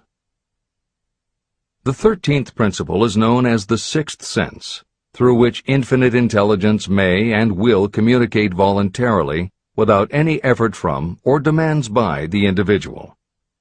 This principle is the apex of the philosophy of success. It can be assimilated, understood, and applied only by first mastering the other 12 principles. The sixth sense is that portion of the subconscious mind that has been referred to as the creative imagination. It has also been referred to as the receiving set through which ideas, plans, and thoughts flash into the mind. The flashes are sometimes called hunches or inspirations. The sixth sense defies description. It cannot be described to a person who has not mastered the other principles of this philosophy, because such a person has no knowledge and no experience with which the sixth sense may be compared. After you have mastered the principles in this book, you will be prepared to accept as truth a statement that may otherwise be incredible to you. Through the sixth sense, you will be warned of impending dangers in time to avoid them and notified of opportunities in time to embrace them. As you develop your sixth sense, it is almost as though a guardian angel comes to you to be of help and assistance, a guardian angel who will open to you at all times the door to the temple of wisdom. Miracles of the Sixth Sense. I am not a believer in, nor an advocate of, miracles, for the simple reason that I have enough knowledge of nature to understand that nature never deviates from her established laws. However, I believe that some of nature's laws are so incomprehensible that they produce what appear to be miracles. The sixth sense comes as near to being a miracle as anything I have ever experienced. This much I do know, that there is a power, or a first cause, or an intelligence which permeates every atom of matter and embraces every unit of energy perceptible to man. I know that this infinite intelligence is the thing that converts acorns into oak trees, causes water to flow downhill in response to the law of gravity, follows night with day and winter with summer, each maintaining its proper place and relationship to the other. Through the philosophy explained in this book, this intelligence can help turn your desires into concrete or material form. I know this because I have experimented with it, and I have experienced it. Step by step through the preceding chapters, you have been led to this, the last principle. If you have mastered each of the preceding principles, you are now prepared to accept, without being skeptical, the extraordinary claims made here. If you have not mastered the other principles, you must do so before you may determine definitely whether or not the claims made in this chapter are fact or fiction. Let great people shape your life. I have never completely divested myself of the habit of hero worship. While I was passing through the stage of hero worship, I found myself trying to imitate those whom I most admired. My experience has taught me that the next best thing to being truly great is to emulate the great, to try to act like them, be like them, and feel like them as much as I could. I discovered that the faith with which I tried to imitate my idols gave me great capacity to do so quite successfully. Long before I had ever written a line for publication or delivered a speech in public, I followed the habit of reshaping my own character by trying to imitate the 9 men whose lives and life works had been most impressive to me. These 9 men were Emerson, Paine, Edison, Darwin, Lincoln, Burbank, Napoleon, Ford, and Carnegie. Every night, over a long period of years, I held an imaginary council meeting with this group, whom I called my invisible counselors. This is how I did it. Just before going to sleep at night, I would shut my eyes and see, in my imagination, this group of men seated with me around my council table. Here I had not only an opportunity to sit among those whom I considered to be great, but I actually dominated the group by serving as the chairman. I had a very definite purpose in using my imagination in this way. My purpose was to rebuild my own character, so it would become a composite of the characters of my imaginary counselors. Realizing that I had to overcome the handicap of being born and raised in an environment of ignorance and superstition, I deliberately assigned myself the task of voluntary rebirth through the method I have described above. Building character through autosuggestion. I knew, of course, that we all become what we are because of our dominating thoughts and desires. I knew that every deeply seated desire causes a person to find a way to turn that desire into reality. I knew that self-suggestion is a powerful factor in building character. In fact, it is the sole principle through which character is built. With this knowledge of how the mind works, I was fairly well armed with the equipment needed to rebuild my character. In these imaginary council meetings, I called on my cabinet members for the knowledge I wished each to contribute. I would even speak out loud to each of them as follows. Mr. Emerson, I desire to acquire from you the marvelous understanding of nature which distinguished your life.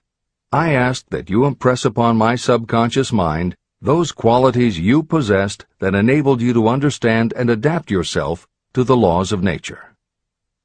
Mr. Burbank, I request that you pass on to me the knowledge that enabled you to so harmonize the laws of nature that you caused the cactus to shed its thorns and become an edible food. Give me access to the knowledge that enabled you to make 2 blades of grass grow where but 1 grew before. Napoleon, I desire to acquire from you the marvelous ability you possess to inspire men and will rouse them to greater and more determined spirit of action. I desire also to acquire the spirit of enduring faith, which enabled you to turn defeat into victory and to surmount staggering obstacles. Mr. Paine, I desire to acquire from you the freedom of thought and the courage and clarity with which to express convictions which so distinguished you. Mr. Darwin, I wish to acquire from you the marvelous patience and ability to study cause and effect without bias or prejudice, so exemplified by you in the field of natural science. Mr. Lincoln, I desire to build into my own character the keen sense of justice, the untiring spirit of patience, the sense of humor, the human understanding, and the tolerance that were your distinguishing characteristics. Mr. Carnegie, I wish to acquire a thorough understanding of the principles of organized effort, which you use so effectively in the building of a great industrial enterprise.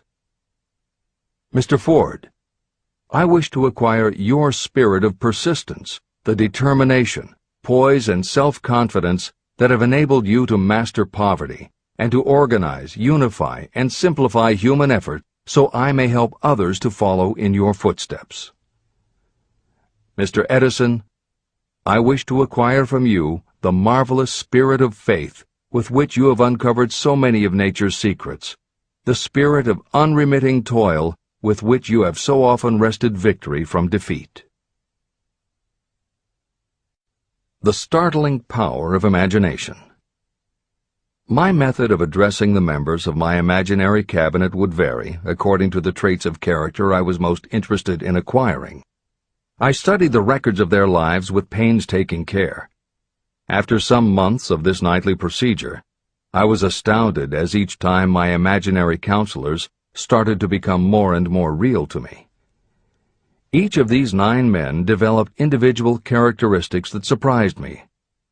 For example, Lincoln developed the habit of always being late, then walking around in solemn parade. He always wore an expression of seriousness on his face. Rarely did I see him smile. This was not true of the others. Burbank and Payne often indulged in witty repartee, which seemed at times to shock the other members of the cabinet. On one occasion, Burbank was late. When he came, he was excited with enthusiasm, and explained that he had been late because of an experiment he was making, through which he hoped to be able to grow apples on any sort of tree. Payne chided him by reminding him that it was an apple that started all the trouble between man and woman. Darwin chuckled as he suggested that Payne should watch out for little serpents when he went into the forest to gather apples, as they had the habit of growing into big snakes.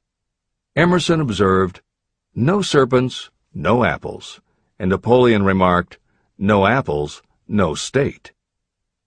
These meetings became so realistic that I became fearful of their consequences and discontinued them for several months. The experiences were so uncanny, I was afraid that if I continued them, I would lose sight of the fact that the meetings were purely experiences of my imagination. In writing this book, this is the first time that I've had the courage to mention this. I knew from my own attitude in connection with such matters that I would be misunderstood if I described my unusual experience. I now have the courage to put this on the printed page, because I am now less concerned about what they say than I was in the years that have passed. While the members of my cabinet may be purely fictional, and the meetings existed only in my own imagination, they have led me into glorious paths of adventure, rekindled my appreciation of true greatness, encouraged my creativity, and inspired me to be honest and bold in expressing my thoughts. Editor's comments.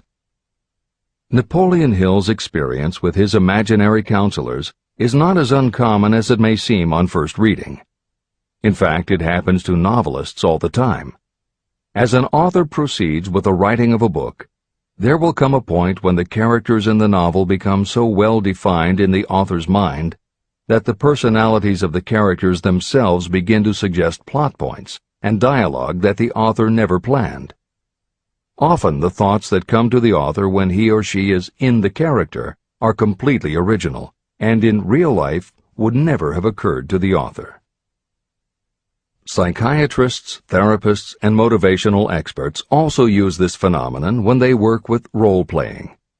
The usual procedure is to ask 2 people to act out a scenario as if they were in each other's shoes. If this is done in a situation where the participants do not feel embarrassed or self-conscious, and if the people will allow themselves to become submerged and seriously try to become the other person, the results can be stunning. Depending on the faith with which you approach it, you can get not just a general sense of what the other person is going through, but also have flashes of insight, actually feel what the other person feels, and gain a real understanding about the reactions or motivations of others. Why it works is just as much a mystery as why you get hunches. It may be simply that when your imagination creates a character, it doesn't give the character inhibitions. So when you think through the character, your mind is less restricted. Regardless, the fact is that by using your imagination to project yourself into other characters, you can open yourself to ideas that you don't normally have access to, and you can use this mental phenomenon as one of the tools that will help you turn your desire into success. This is the end of the editor's comments. Tapping the source of inspiration. Somewhere in the cell structure of the brain is something that receives the vibrations of thought ordinarily called hunches. So far, science has not discovered where this sixth sense is located, but this is not important. The fact remains that human beings do receive accurate knowledge through sources other than the physical senses. Generally, such knowledge is received when the mind is under the influence of extraordinary stimulation. Any emergency that arouses the emotions and causes the heart to beat more rapidly may bring the sixth sense into action. Anyone who has experienced a near accident while driving knows that the sixth sense often comes to your rescue and by split seconds helps to avoid the accident. I mention this as background to the following statement of fact.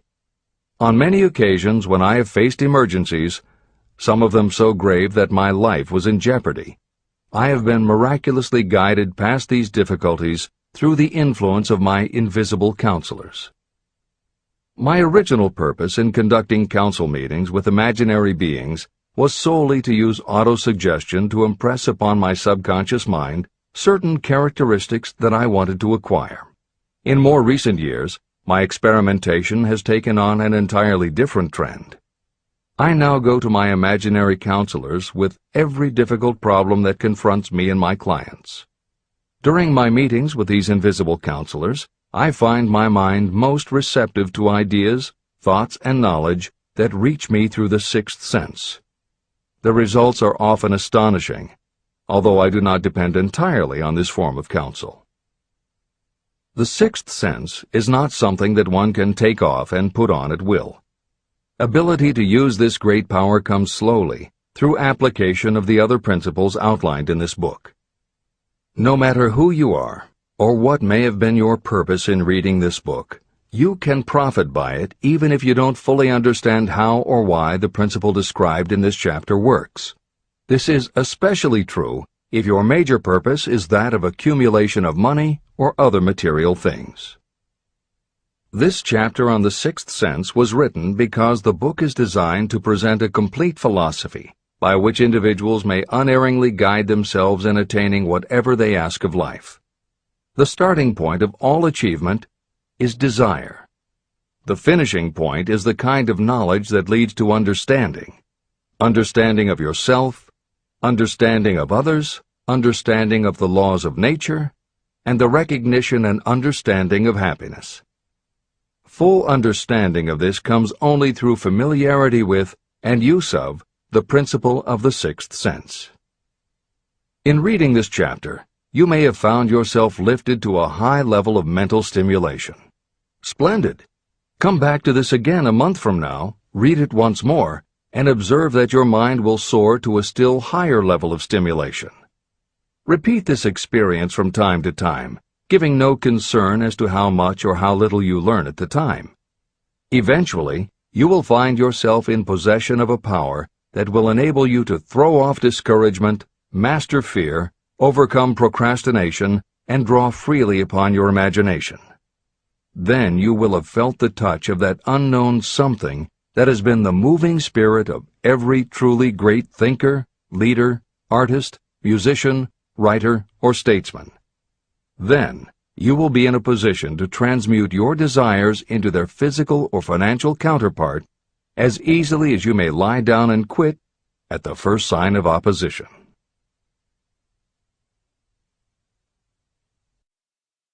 The man who actually knows just what he wants in life has already gone a long way toward attaining it. Chapter 16. The Six Ghosts of Fear. How many are standing in your way? Take inventory of yourself as you read this closing chapter, and find out how many of the ghosts are standing in your way. Before you can put any portion of this philosophy into successful use, your mind must be prepared to receive it. The preparation is not difficult. It begins with study, analysis, and understanding of three enemies that you will have to clear out: indecision, doubt, and fear. The sixth sense will never function while these three negatives, or any one of them, remain in your mind. The members of this unholy trio are closely related. Where one is found, the other two are close at hand. Indecision is the seedling of fear. Remember this as you read. Indecision crystallizes into doubt. The two blend and become fear. The blending process often is slow. This is one reason why these three enemies are so dangerous. They germinate and grow without their presence being observed. The remainder of this chapter describes a state of mind that you must attain before the philosophy can be put into practical use. This chapter also analyzes a condition that has reduced huge numbers of people to poverty, and it states a truth that must be understood by all who accumulate riches, whether measured in terms of money or in terms of a state of mind that may be of far greater value than money. The purpose of this chapter is to turn the spotlight of attention on the cause and the cure of the 6 basic fears. Before you can master an enemy, you must know its name, its habits, and where to attack it. As you read, analyze yourself carefully and determine which, if any, of the 6 common fears have attached themselves to you. And keep in mind that sometimes they are hidden in the subconscious mind, where they are difficult to locate and still more difficult to eliminate. The 6 basic fears. There are 6 basic fears. At one time or another, every person suffers from some combination of these fears. Most people are fortunate if they do not suffer from the entire 6. Named in the order of their most common appearance, they are the fear of poverty, the fear of criticism, the fear of ill health, the fear of loss of love of someone, the fear of old age, and the fear of death. All other fears are of minor importance, and are in fact just variations on these 6. Fears are nothing more than states of mind.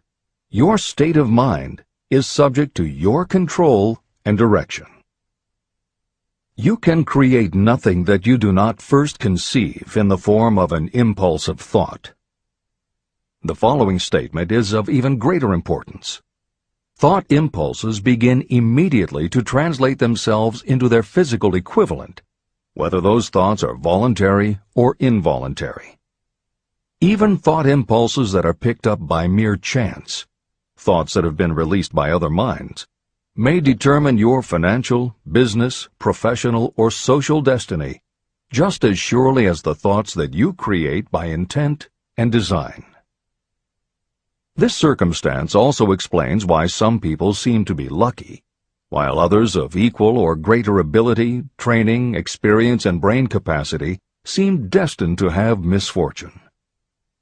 The explanation is that you have the ability to completely control your own mind. With this control, you may open your mind to the thought impulses that are being released by other brains, or you can close the doors tightly and admit only thought impulses of your own choice. Nature has endowed human beings with absolute control over only one thing, and that one thing is thought. This fact, coupled with the additional fact that everything we create begins in the form of a thought, leads us very near to the principle by which fear may be mastered. If it is true that all thought has a tendency to clothe itself in its physical equivalent, and this is true beyond any reasonable room for doubt, it is equally true that thought impulses of fear and poverty cannot be translated into terms of courage and financial gain. The first basic fear. The fear of poverty. There can be no compromise between poverty and riches. The two roads that lead to poverty and riches travel in opposite directions. If you want riches, you must refuse to accept any circumstance that leads toward poverty. The word riches is used in its broadest sense, meaning financial, spiritual, mental, and material wealth. The starting point of the path that leads to riches is desire. In Chapter 3, you received full instructions for the proper use of desire. In this chapter on fear, You have complete instructions for preparing your mind to make practical use of desire. Here is the place to give yourself a challenge, which will definitely determine how much of this philosophy you have absorbed. Here is the point at which you can tell what the future holds in store for you. If, after reading this chapter, you are willing to accept poverty, you may as well make up your mind to receive poverty.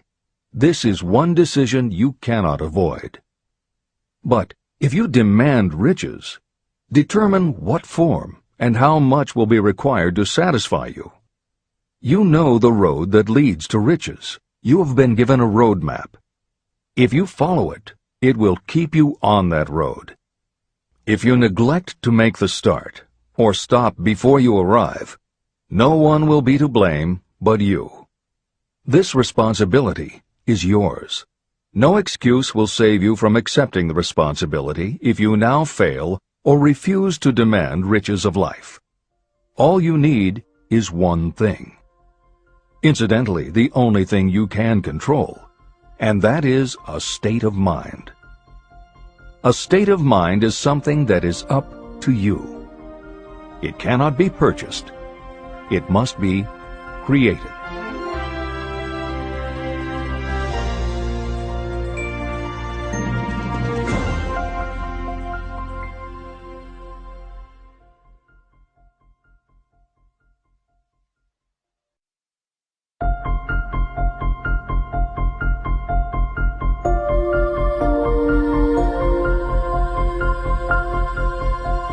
The most destructive fear. Fear of poverty is a state of mind, nothing else. But it is sufficient to destroy your chances of achievement in any undertaking. This fear paralyzes your ability to use reason, destroys the imagination, kills off self-reliance, undermines enthusiasm, discourages initiative, leads to uncertainty of purpose, encourages procrastination, wipes out enthusiasm, and makes self-control an impossibility. It takes the charm from your personality, destroys the possibility of accurate thinking, diverts concentration of effort. It defeats persistence, turns willpower into nothingness, destroys ambition, clouds the memory, and invites failure in every conceivable form. It kills love and assassinates the finer emotions of the heart, discourages friendship and invites disaster in 100 forms, leads to sleeplessness, misery, and unhappiness, and all this despite the obvious truth that you live in a world of overabundance of everything your heart could desire, with nothing standing between you and your desires except lack of a definite purpose. The fear of poverty is, without doubt, the most destructive of the 6 basic fears. It has been placed at the head of the list because it is the most difficult to master. The fear of poverty grew out of our inherited tendency to prey upon our fellow human beings economically. Nearly all animals lower than us are motivated by instinct, but their capacity to think is limited, and therefore they prey upon one another physically. We, with our superior sense of intuition, with the capacity to think and to reason, do not eat others bodily. Human beings get more satisfaction out of eating others financially. Humans are so avaricious that every conceivable law has been passed to safeguard us from one another. Nothing brings so much suffering and humility as poverty. Only those who have experienced poverty understand the full meaning of this.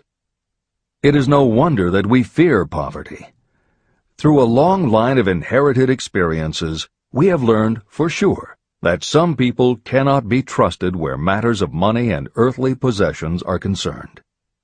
So eager are we to possess wealth that we will acquire it in whatever manner we can, through legal methods if possible, through other methods if necessary or expedient. Self-analysis may disclose weaknesses that you do not like to acknowledge, but this form of examination is essential if you are going to demand of life more than mediocrity and poverty.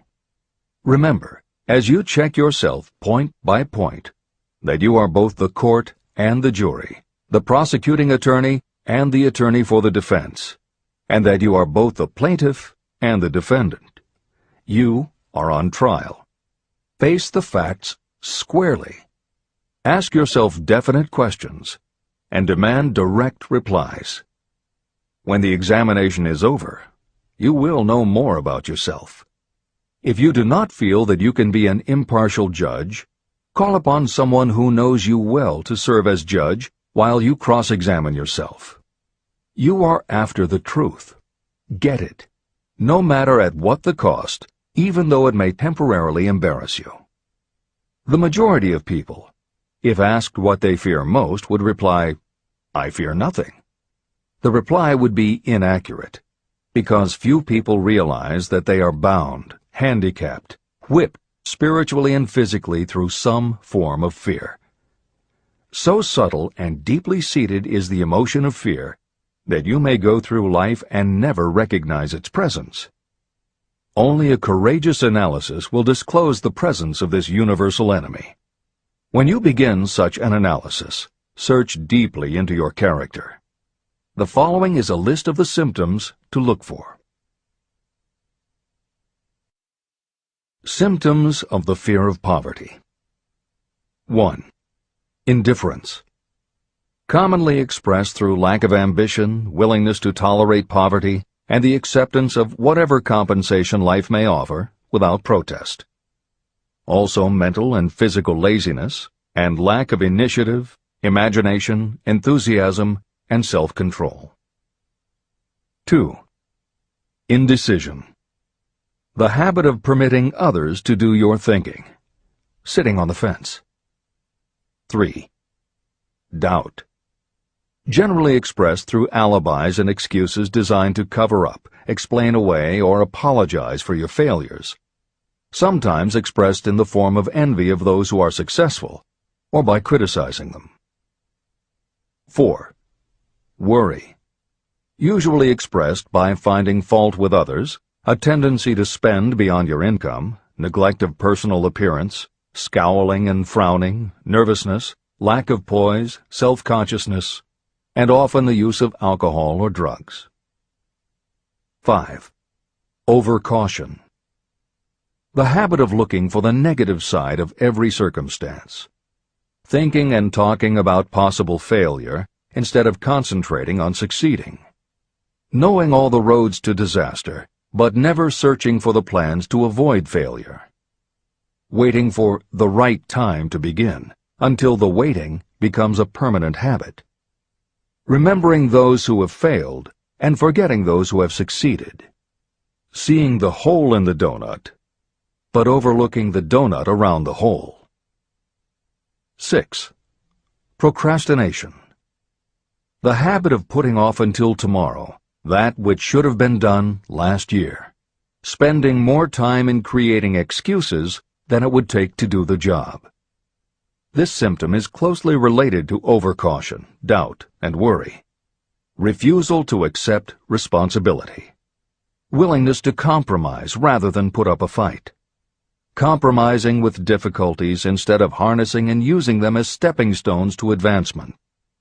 Bargaining with life for a penny instead of demanding prosperity, opulence, riches, contentment, and happiness. Planning what to do if you fail, instead of burning all bridges and making retreat impossible. Weakness of, and often total lack of, self-confidence, definiteness of purpose, self-control, initiative, enthusiasm, ambition, thrift, and sound reasoning ability. Expecting poverty instead of demanding riches. Associating with those who accept poverty instead of seeking the company of those who demand and receive riches. Money talks. Some will ask, why did you write a book about money? Why measure riches in dollars alone? Some will believe, and rightly so, that there are other forms of riches more desirable than money. Yes, there are riches that cannot be measured in terms of dollars. But there are also millions of people who say, "Give me all the money I need," and I will find everything else I want. The major reason why I wrote this book on how to get money is that millions of men and women are paralyzed with the fear of poverty. What this sort of fear does to one was well described by Westbrook Pegler. Editor's comments. James Westbrook Pegler was a controversial newspaper columnist for the Chicago Daily News and the Washington Post. Although his career lasted into the 1960s, he was most widely read and quoted during the 1930s and 1940s. During that period, he went from being a public supporter of Franklin Roosevelt and the New Deal policies to the opposite end of the political spectrum, championing conservative points of view.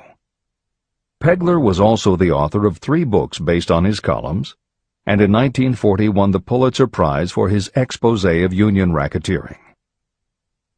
This is the end of the editor's comments. We continue with the article by Westbrook Pegler.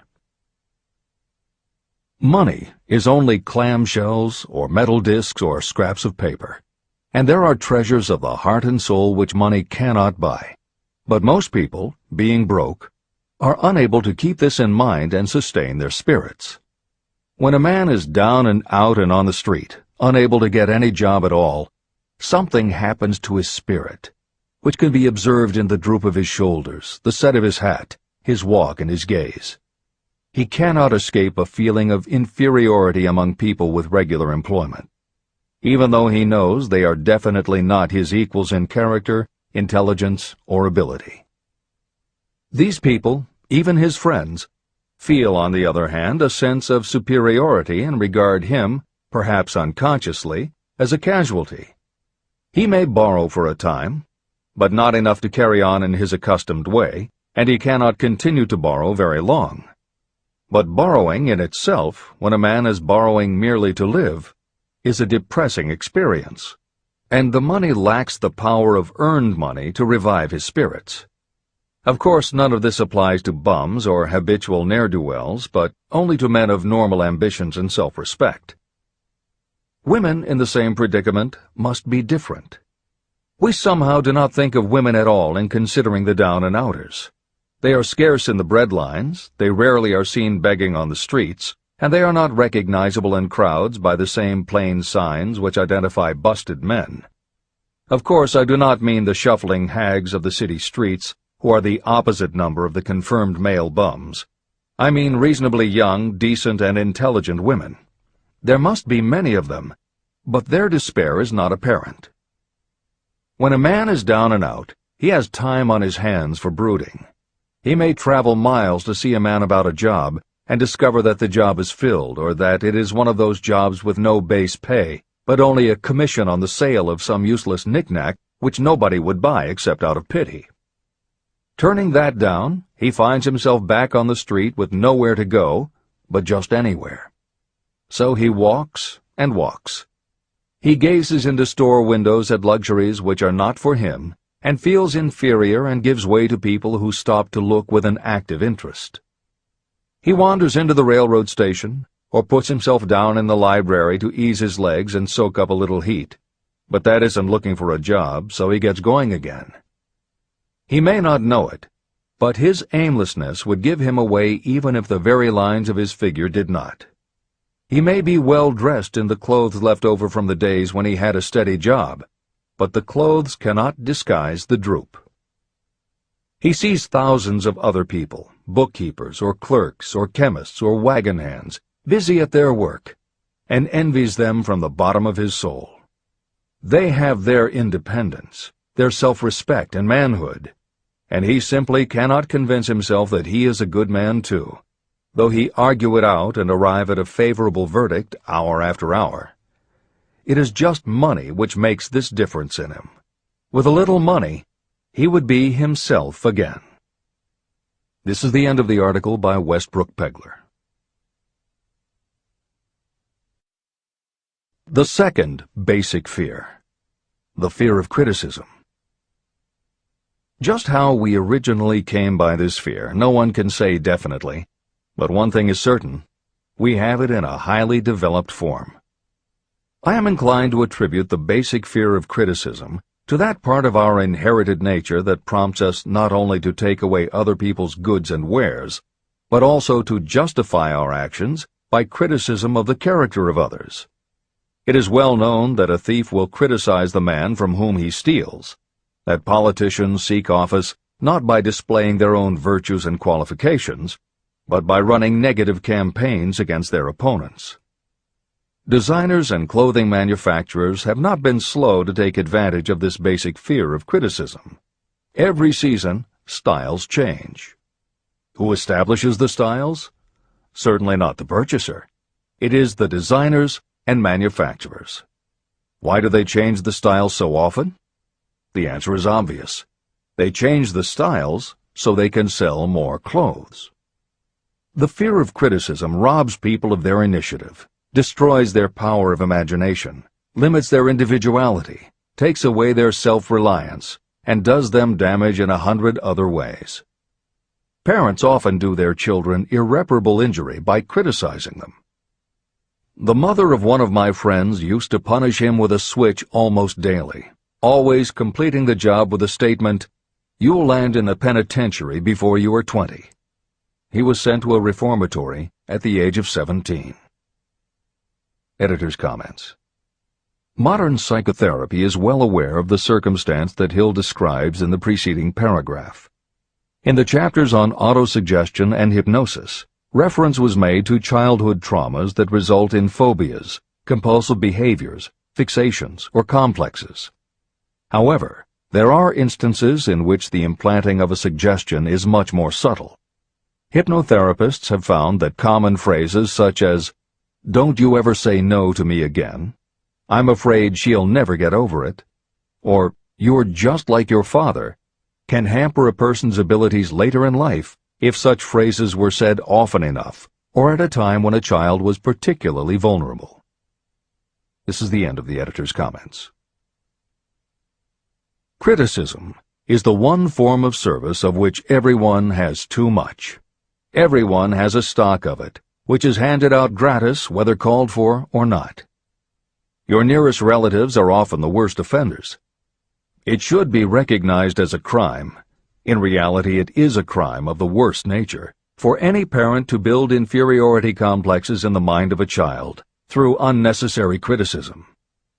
Employers who understand human nature get the best there is in people not by criticism, but by constructive suggestion. Parents may accomplish the same results with their children. Criticism will plant fear in the human heart, or resentment, but it will not build love or affection. Symptoms of the fear of criticism.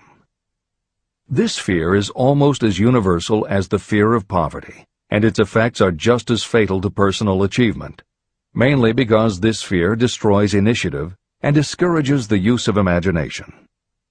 The major symptoms of the fear are 1. Self-consciousness, generally expressed through nervousness, timidity in conversation and in meeting strangers, awkward movements, and shifting of the eyes. 2. Lack of poise, expressed through lack of voice control, nervousness in the presence of others, poor posture, poor memory. 3. Personality weaknesses, lacking in firmness of decision, personal charm, and ability to express opinions definitely, the habit of sidestepping issues instead of meeting them squarely, agreeing with others without careful examination of their opinions. 4. Inferiority complex, the habit of expressing your own self-approval as a means of covering up your feeling of inferiority, using big words to impress others, often without knowing the real meaning of the words, imitating others in dress, speech, and manners, boasting of imaginary achievements, and acting superior to cover up the fact that you feel inferior. 5. Extravagance, the habit of trying to keep up with the Joneses and spending beyond your income. 6. Lack of initiative, failure to embrace opportunities for self-advancement, fear to express opinions, lack of confidence in your own ideas, giving evasive answers to questions asked by superiors, hesitancy of manner and speech, deceit in both words and deeds. 7. Lack of ambition. Mental and physical laziness, lack of self-assertion, slowness in reaching decisions, being too easily influenced, the habit of accepting defeat without protest, or quitting an undertaking when opposed by others. Also the habit of criticizing others behind their backs and flattering them to their faces, suspicion of other people without cause, lack of tactfulness of manner and speech, and unwillingness to accept the blame for mistakes. The third basic fear, the fear of ill health. This fear may be traced to both physical and social heredity.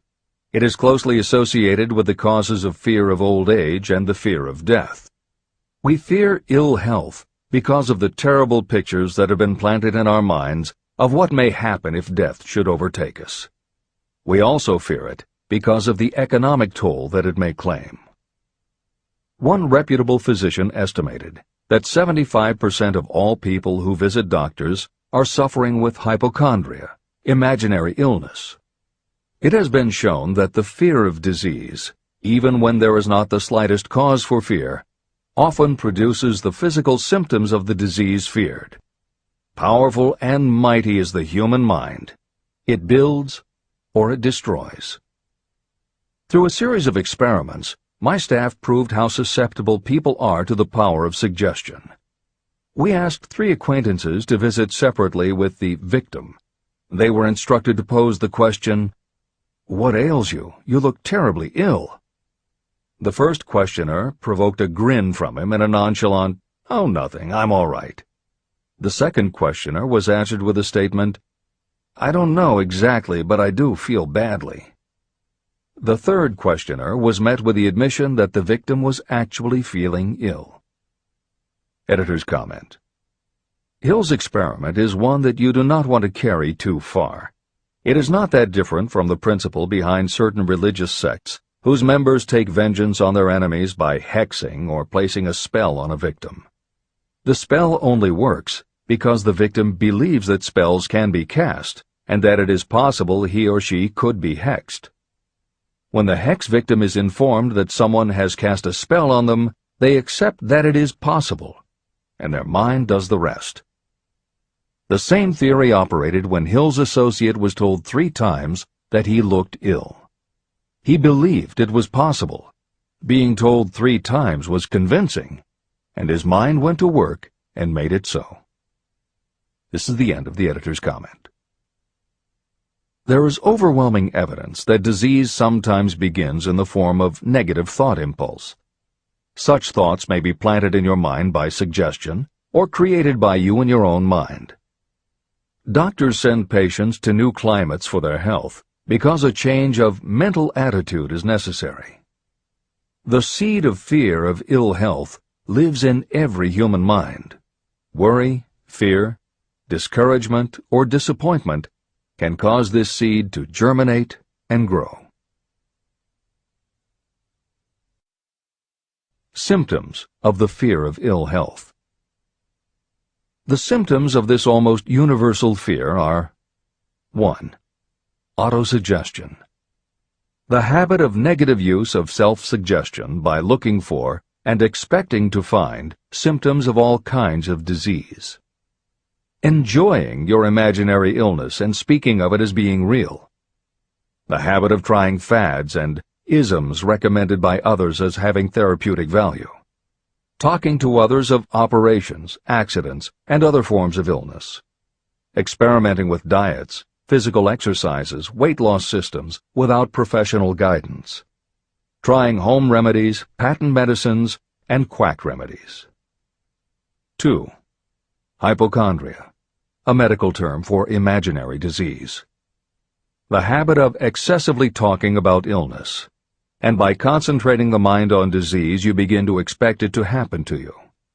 Nothing that comes in bottles can cure this condition. It is brought on by negative thinking, and nothing but positive thought can cure it.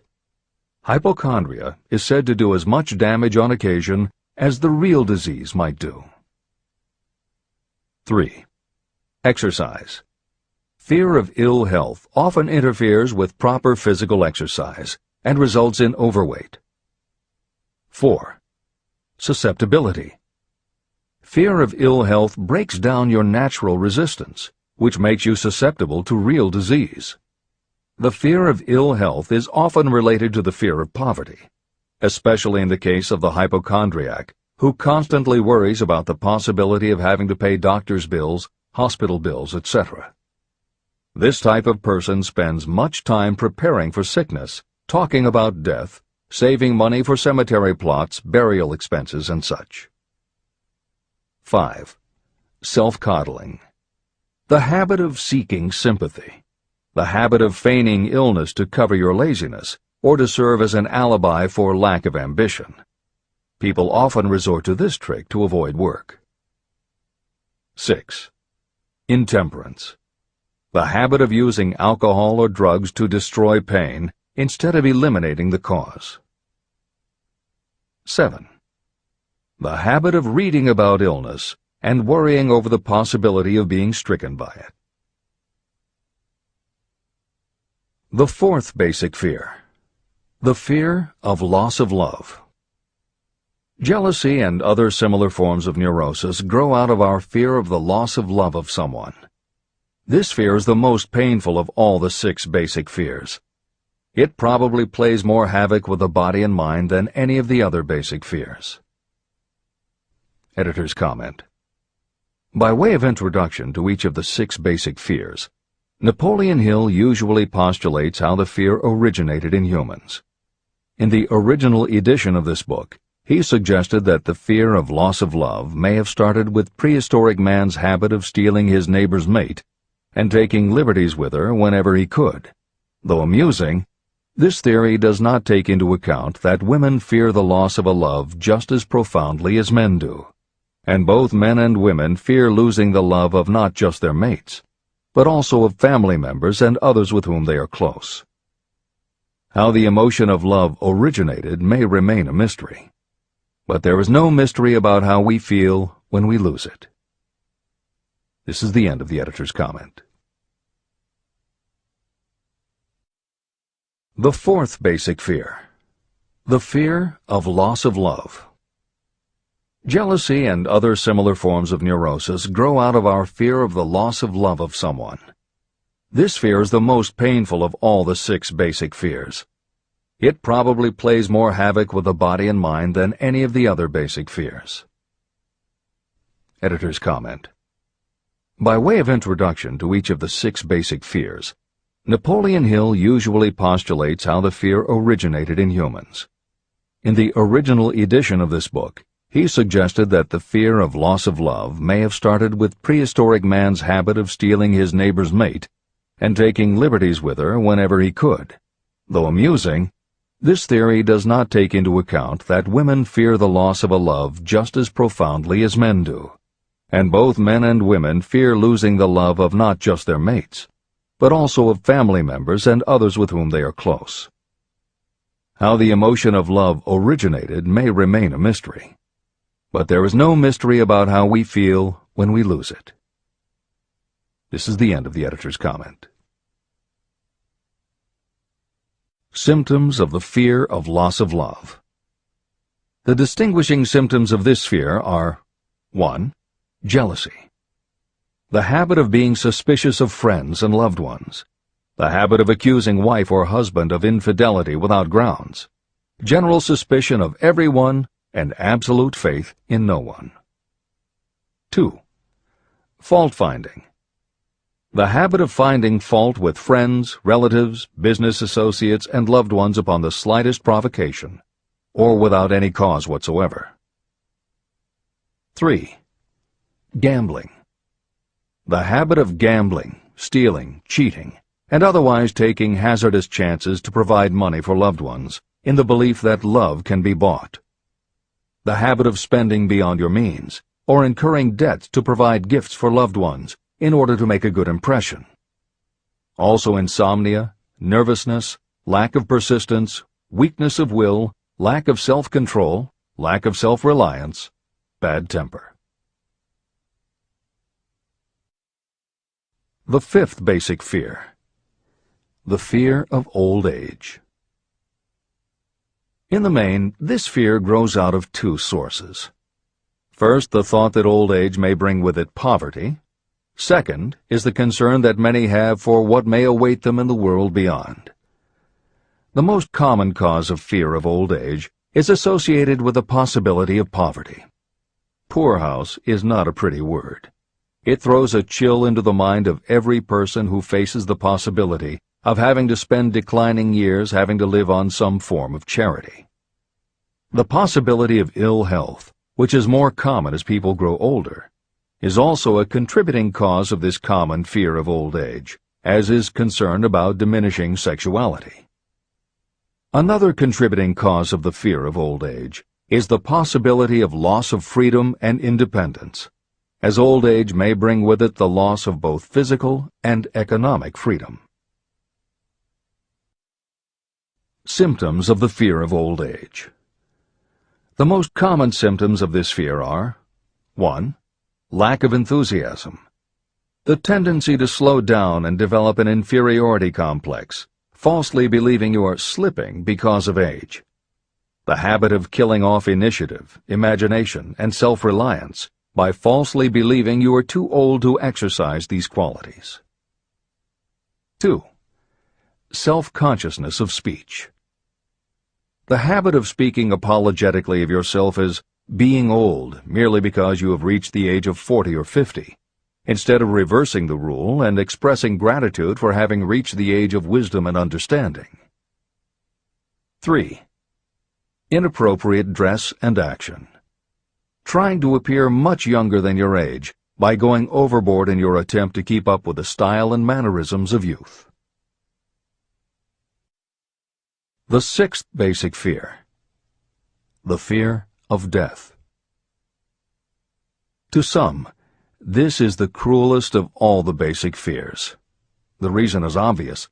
The terrible pangs of fear associated with the thought of death, in the majority of cases, may be charged to religious fanaticism.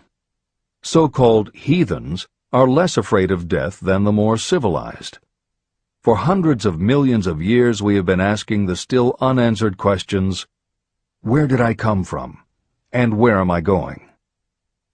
During the darker ages of the past, the more cunning and crafty were not slow to offer the answer to these questions for a price.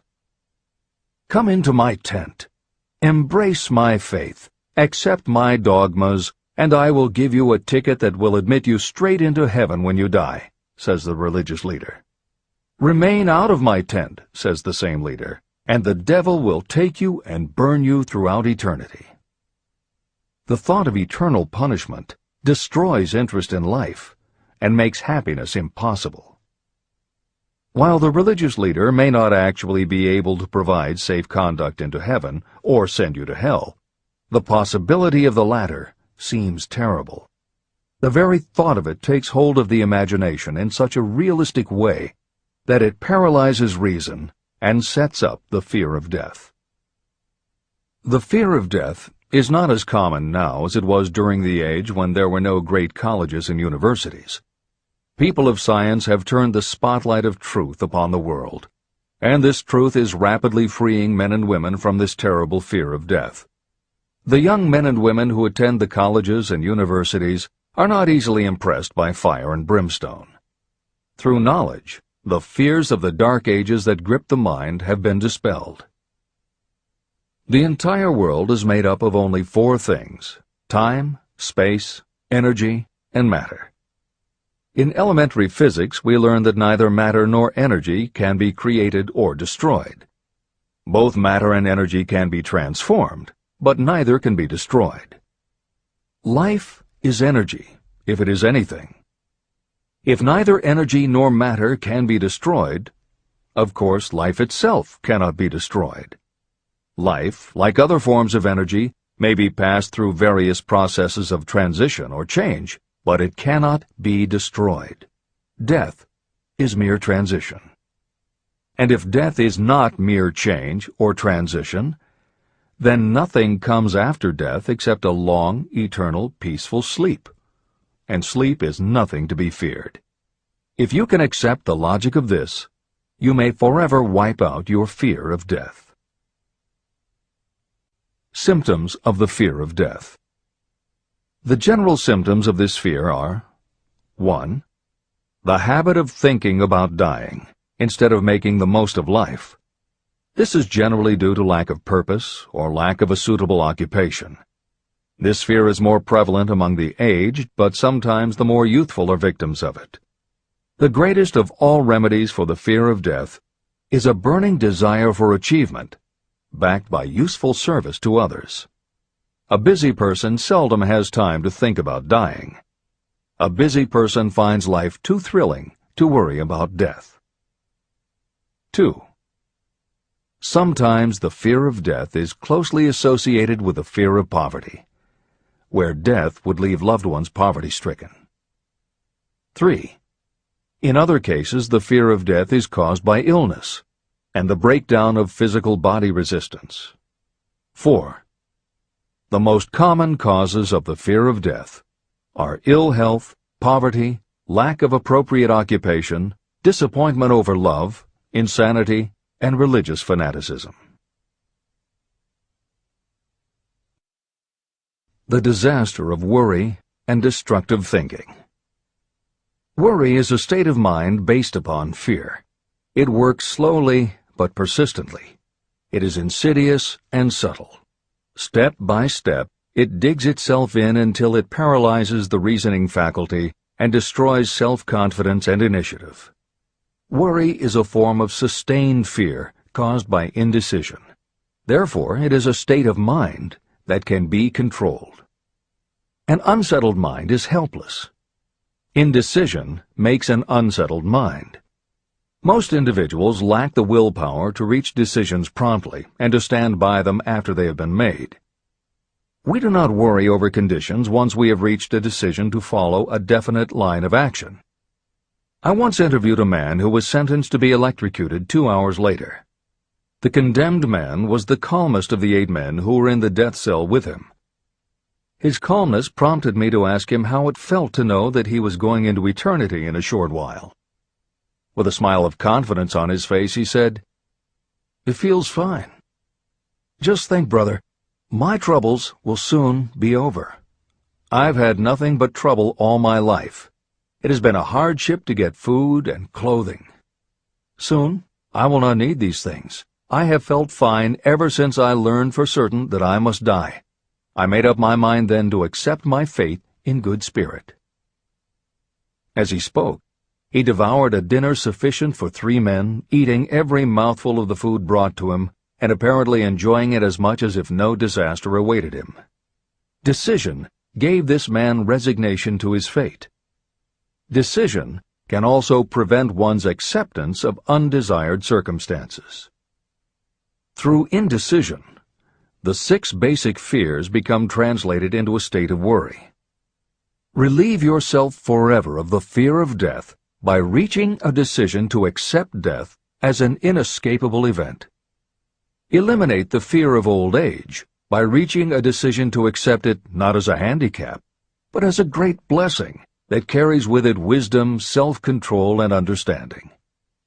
Master the fear of loss of love by reaching a decision to get along without love, if that is necessary. Defeat the fear of criticism by reaching a decision not to worry about what other people think, do, or say. Overcome the fear of ill health by the decision to forget symptoms, and whip the fear of poverty by reaching a decision to get along with whatever wealth you can accumulate without worry.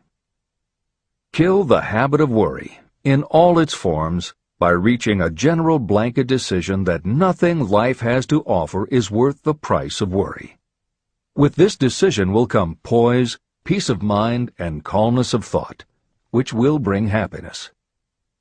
If your mind is filled with fear, you not only destroy your own chances of intelligent action, but you transmit these destructive vibrations to the minds of all who come into contact with you, and you destroy their chances too. Even a dog or a horse knows when its master lacks courage, It will pick up the vibrations of fear given off by its master and behave accordingly. The vibrations of fear pass from one mind to another just as quickly and as surely as the sound of the human voice passes from the broadcasting station to a radio receiver. The person who constantly speaks of negative or destructive thoughts is practically certain to experience the results of those words in the form of destructive feedback. But even negative thoughts without words will come back to you. The release of destructive thought impulses alone also produces feedback in more ways than one. First, and perhaps most important to be remembered, the person who releases thoughts of a destructive nature must suffer damage through the breaking down of creative imagination. Secondly, the presence in the mind of any destructive emotion develops a negative personality, which repels people and often converts them into antagonists. The third source of damage is that negative thoughts not only affect others, but they also embed themselves in the subconscious mind of the person releasing them and there become a part of that person's character. Your business in life is to achieve success. To be successful, you must find peace of mind, acquire the material needs of life, and above all, attain happiness. All of these indications of success begin in the form of thought impulses. You control your own mind. You have the power to feed it whatever thought impulses you choose. With this goes the responsibility of using your mind constructively. You are the master of your own earthly destiny, just as surely as you have the power to control your own thoughts. You may influence, direct, and eventually control your own environment, making your life what you want it to be. Or you may neglect to make your life what you want, and you will be adrift on the seas of circumstance, where you will be tossed like a wood chip on the waves of the ocean. The Devil's Workshop. In addition to the 6 basic fears, there is another evil by which people suffer. It constitutes a rich soil in which the seeds of failure grow abundantly. It is so subtle that its presence often is not detected. It is more deeply rooted and more often fatal than all of the 6 fears. For want of a better name, let us call this evil susceptibility to negative influences. Those who accumulate great riches always protect themselves against negative influences. The poverty-stricken never do.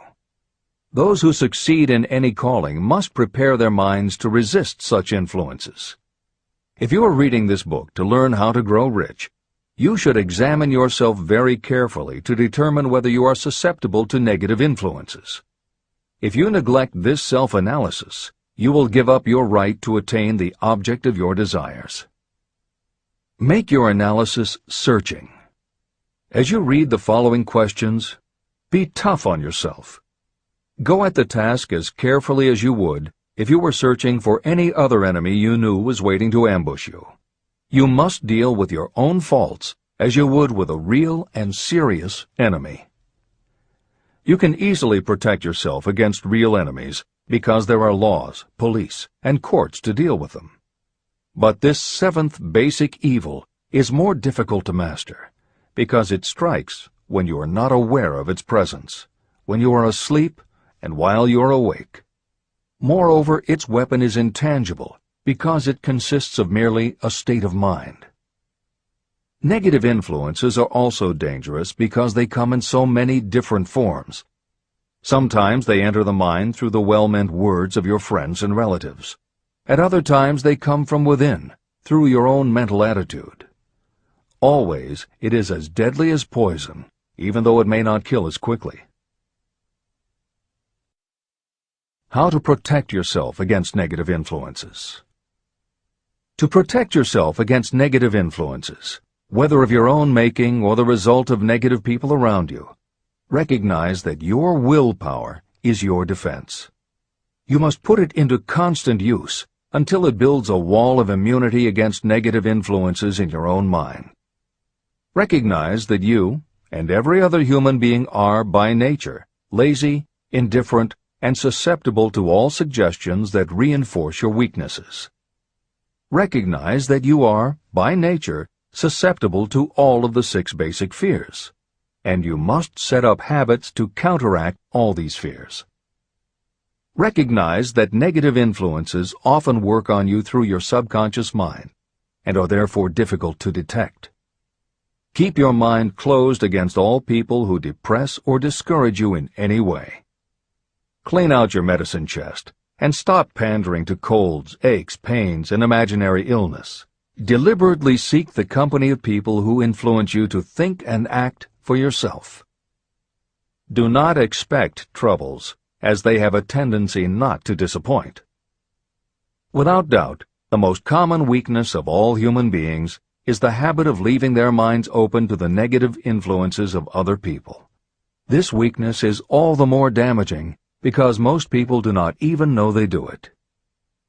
The following list of questions is designed to help you see yourself as you really are. You should read through the list now. Then set aside a day when you can give adequate time to go through the list again and thoroughly answer each question. When you do this, I advise that you read the questions and state your answers aloud so you can hear your own voice. This will make it easier for you to be truthful with yourself. Self-analysis questions. Do you complain often of feeling bad, and if so, what is the cause? Do you find fault with other people at the slightest provocation? Do you frequently make mistakes in your work, and if so, why? Are you sarcastic and offensive in your conversation? Do you deliberately avoid the association of anyone, and if so, why? Do you suffer frequently with indigestion? If so, what is the cause? Does life seem futile and the future hopeless to you? Do you like your occupation? If not, why? Do you often feel self-pity? And if so, why? Are you envious of those who excel you? To which do you devote most time, thinking of success or of failure? Are you gaining or losing self-confidence as you grow older? Do you learn something of value from all mistakes? Are you permitting some relative or acquaintance to worry you? If so, why? Are you sometimes excited about life, and at other times in the depths of despondency? Who has the most inspiring influence upon you, and for what reason?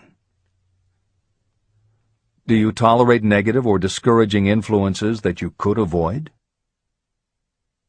Are you careless of your personal appearance? If so, when and why? Have you learned how to ignore your troubles by being too busy to be annoyed by them? Would you call yourself a spineless weakling if you permitted others to do your thinking for you? How many preventable disturbances annoy you, and why do you tolerate them? Do you resort to alcohol, drugs, cigarettes, or other compulsions to quiet your nerves? If so, why do you not try willpower instead? Does anyone nag you, and if so, for what reason? Do you have a definite major purpose? And if so, what is it, and what plan do you have for achieving it? Do you suffer from any of the 6 basic fears? If so, which ones? Have you developed a method to shield yourself against the negative influence of others? Do you use autosuggestion to make your mind positive? Which do you value most, your material possessions or your privilege of controlling your own thoughts? Are you easily influenced by others against your own judgment? Has today added anything of value to your stock of knowledge or state of mind? Do you face squarely the circumstances that make you unhappy, or do you sidestep the responsibility? Do you analyze all mistakes and failures and try to profit by them, or do you take the attitude that this is not your duty? Can you name 3 of your most damaging weaknesses? What are you doing to correct them? Do you encourage other people to bring their worries to you for sympathy? Do you choose from your daily experiences lessons or influences that aid in your personal advancement? Does your presence have a negative influence on other people as a rule? What habits of other people annoy you most? Do you form your own opinions, or do you permit yourself to be influenced by other people? Have you learned how to create a mental state of mind with which you can shield yourself against all discouraging influences? Does your occupation inspire you with faith and hope? Are you conscious of possessing spiritual forces of sufficient power to enable you to keep your mind free from all forms of fear? Does your religion help to keep your mind positive? Do you feel it your duty to share other people's worries? If so, why? If you believe that birds of a feather flock together, what have you learned about yourself by studying the friends whom you attract? What connection, if any, do you see between the people with whom you associate most closely and any unhappiness you may experience? Could it be possible that some person whom you consider to be a friend is, in reality, your worst enemy because of his or her negative influence on your mind? By what rules do you judge who is helpful and who is damaging to you? Are your intimate associates mentally superior or inferior to you? How much time out of every 24 hours do you devote to your occupation, sleep, play and relaxation, acquiring useful knowledge, plain wasted time? Who among your acquaintances encourages you most, cautions you most, discourages you most? What is your greatest worry? Why do you tolerate it? When others offer you free, unsolicited advice, do you accept it without question, or do you analyze their motive? What, above all else, do you most desire? Do you intend to acquire it? Are you willing to subordinate all other desires for this one? How much time daily do you devote to acquiring it? Do you change your mind often? If so, why? Do you usually finish everything you begin? Are you easily impressed by other people's business or professional titles, college degrees, or wealth? Are you easily influenced by what other people think or say about you? Do you cater to people because of their social or financial status? Whom do you believe to be the greatest person living? In what respect is this person superior to yourself? How much time have you devoted to studying and answering these questions?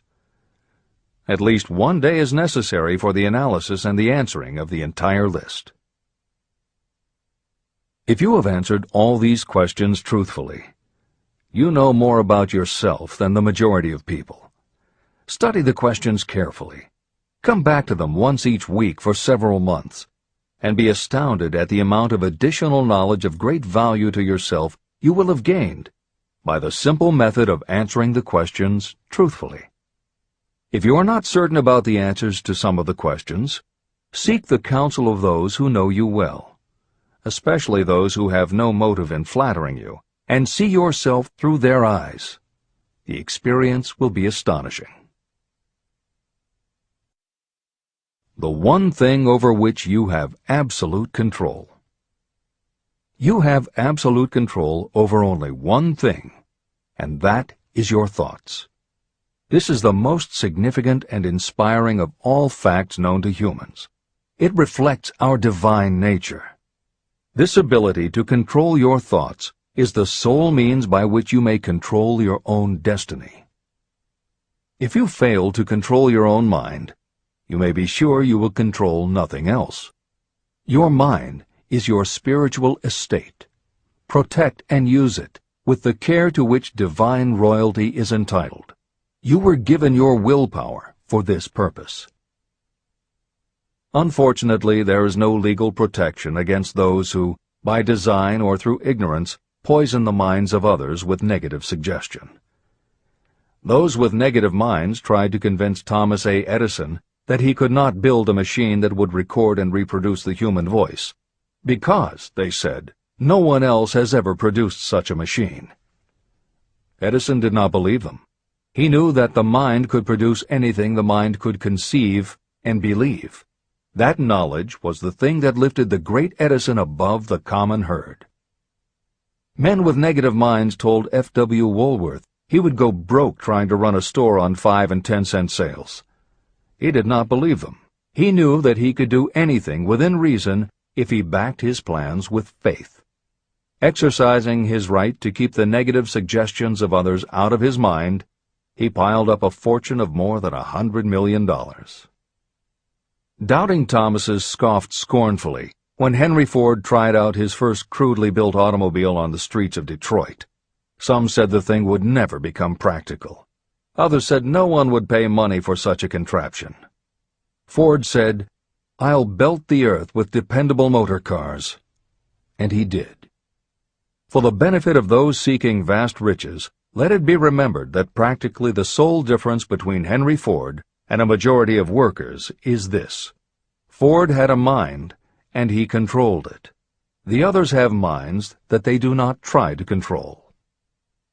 Mind control is the result of self-discipline and habit. You either control your mind, or it controls you. There is no halfway compromise. The most practical method for controlling your mind is the habit of keeping it busy with a definite purpose, backed by a definite plan.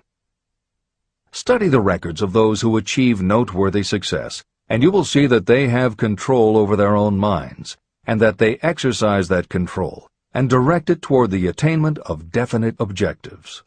Without this control, success is not possible. 55 Famous Alibis by Old Man If. People who do not succeed have one distinguishing trait in common. They know all the reasons for failure and have what they believe to be airtight alibis to explain away their own lack of achievement. Some of these alibis are clever, and a few of them are justifiable by the facts, but alibis cannot be used for money. The world wants to know only one thing: have you achieved success? A character analyst compiled a list of the most commonly used alibis. As you read the list, examine yourself carefully and determine how many of these alibis you use. Remember, the philosophy presented in this book makes every one of these alibis obsolete. If I didn't have a wife and family. If I had enough pull. If I had money. If I had a good education. If I could get a job. If I had good health. If I only had time. If times were better.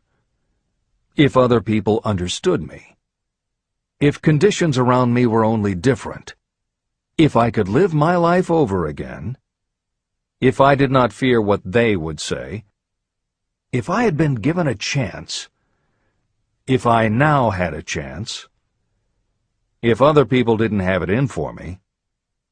If nothing happens to stop me. If only I were younger. If I only could do what I want. If I had been born rich. If I could meet the right people. If I had the talent that some people have. If I dared to assert myself. If only I had embraced past opportunities. If people didn't get on my nerves. If I didn't have to keep house and look after the children. If I could save some money. If the boss only appreciated me. If I only had somebody to help me. If my family understood me. If I lived in a big city. If I could just get started. If I were only free. If I had the personality of some people. If I were not so fat. If my real talents were known. If I could just get a break.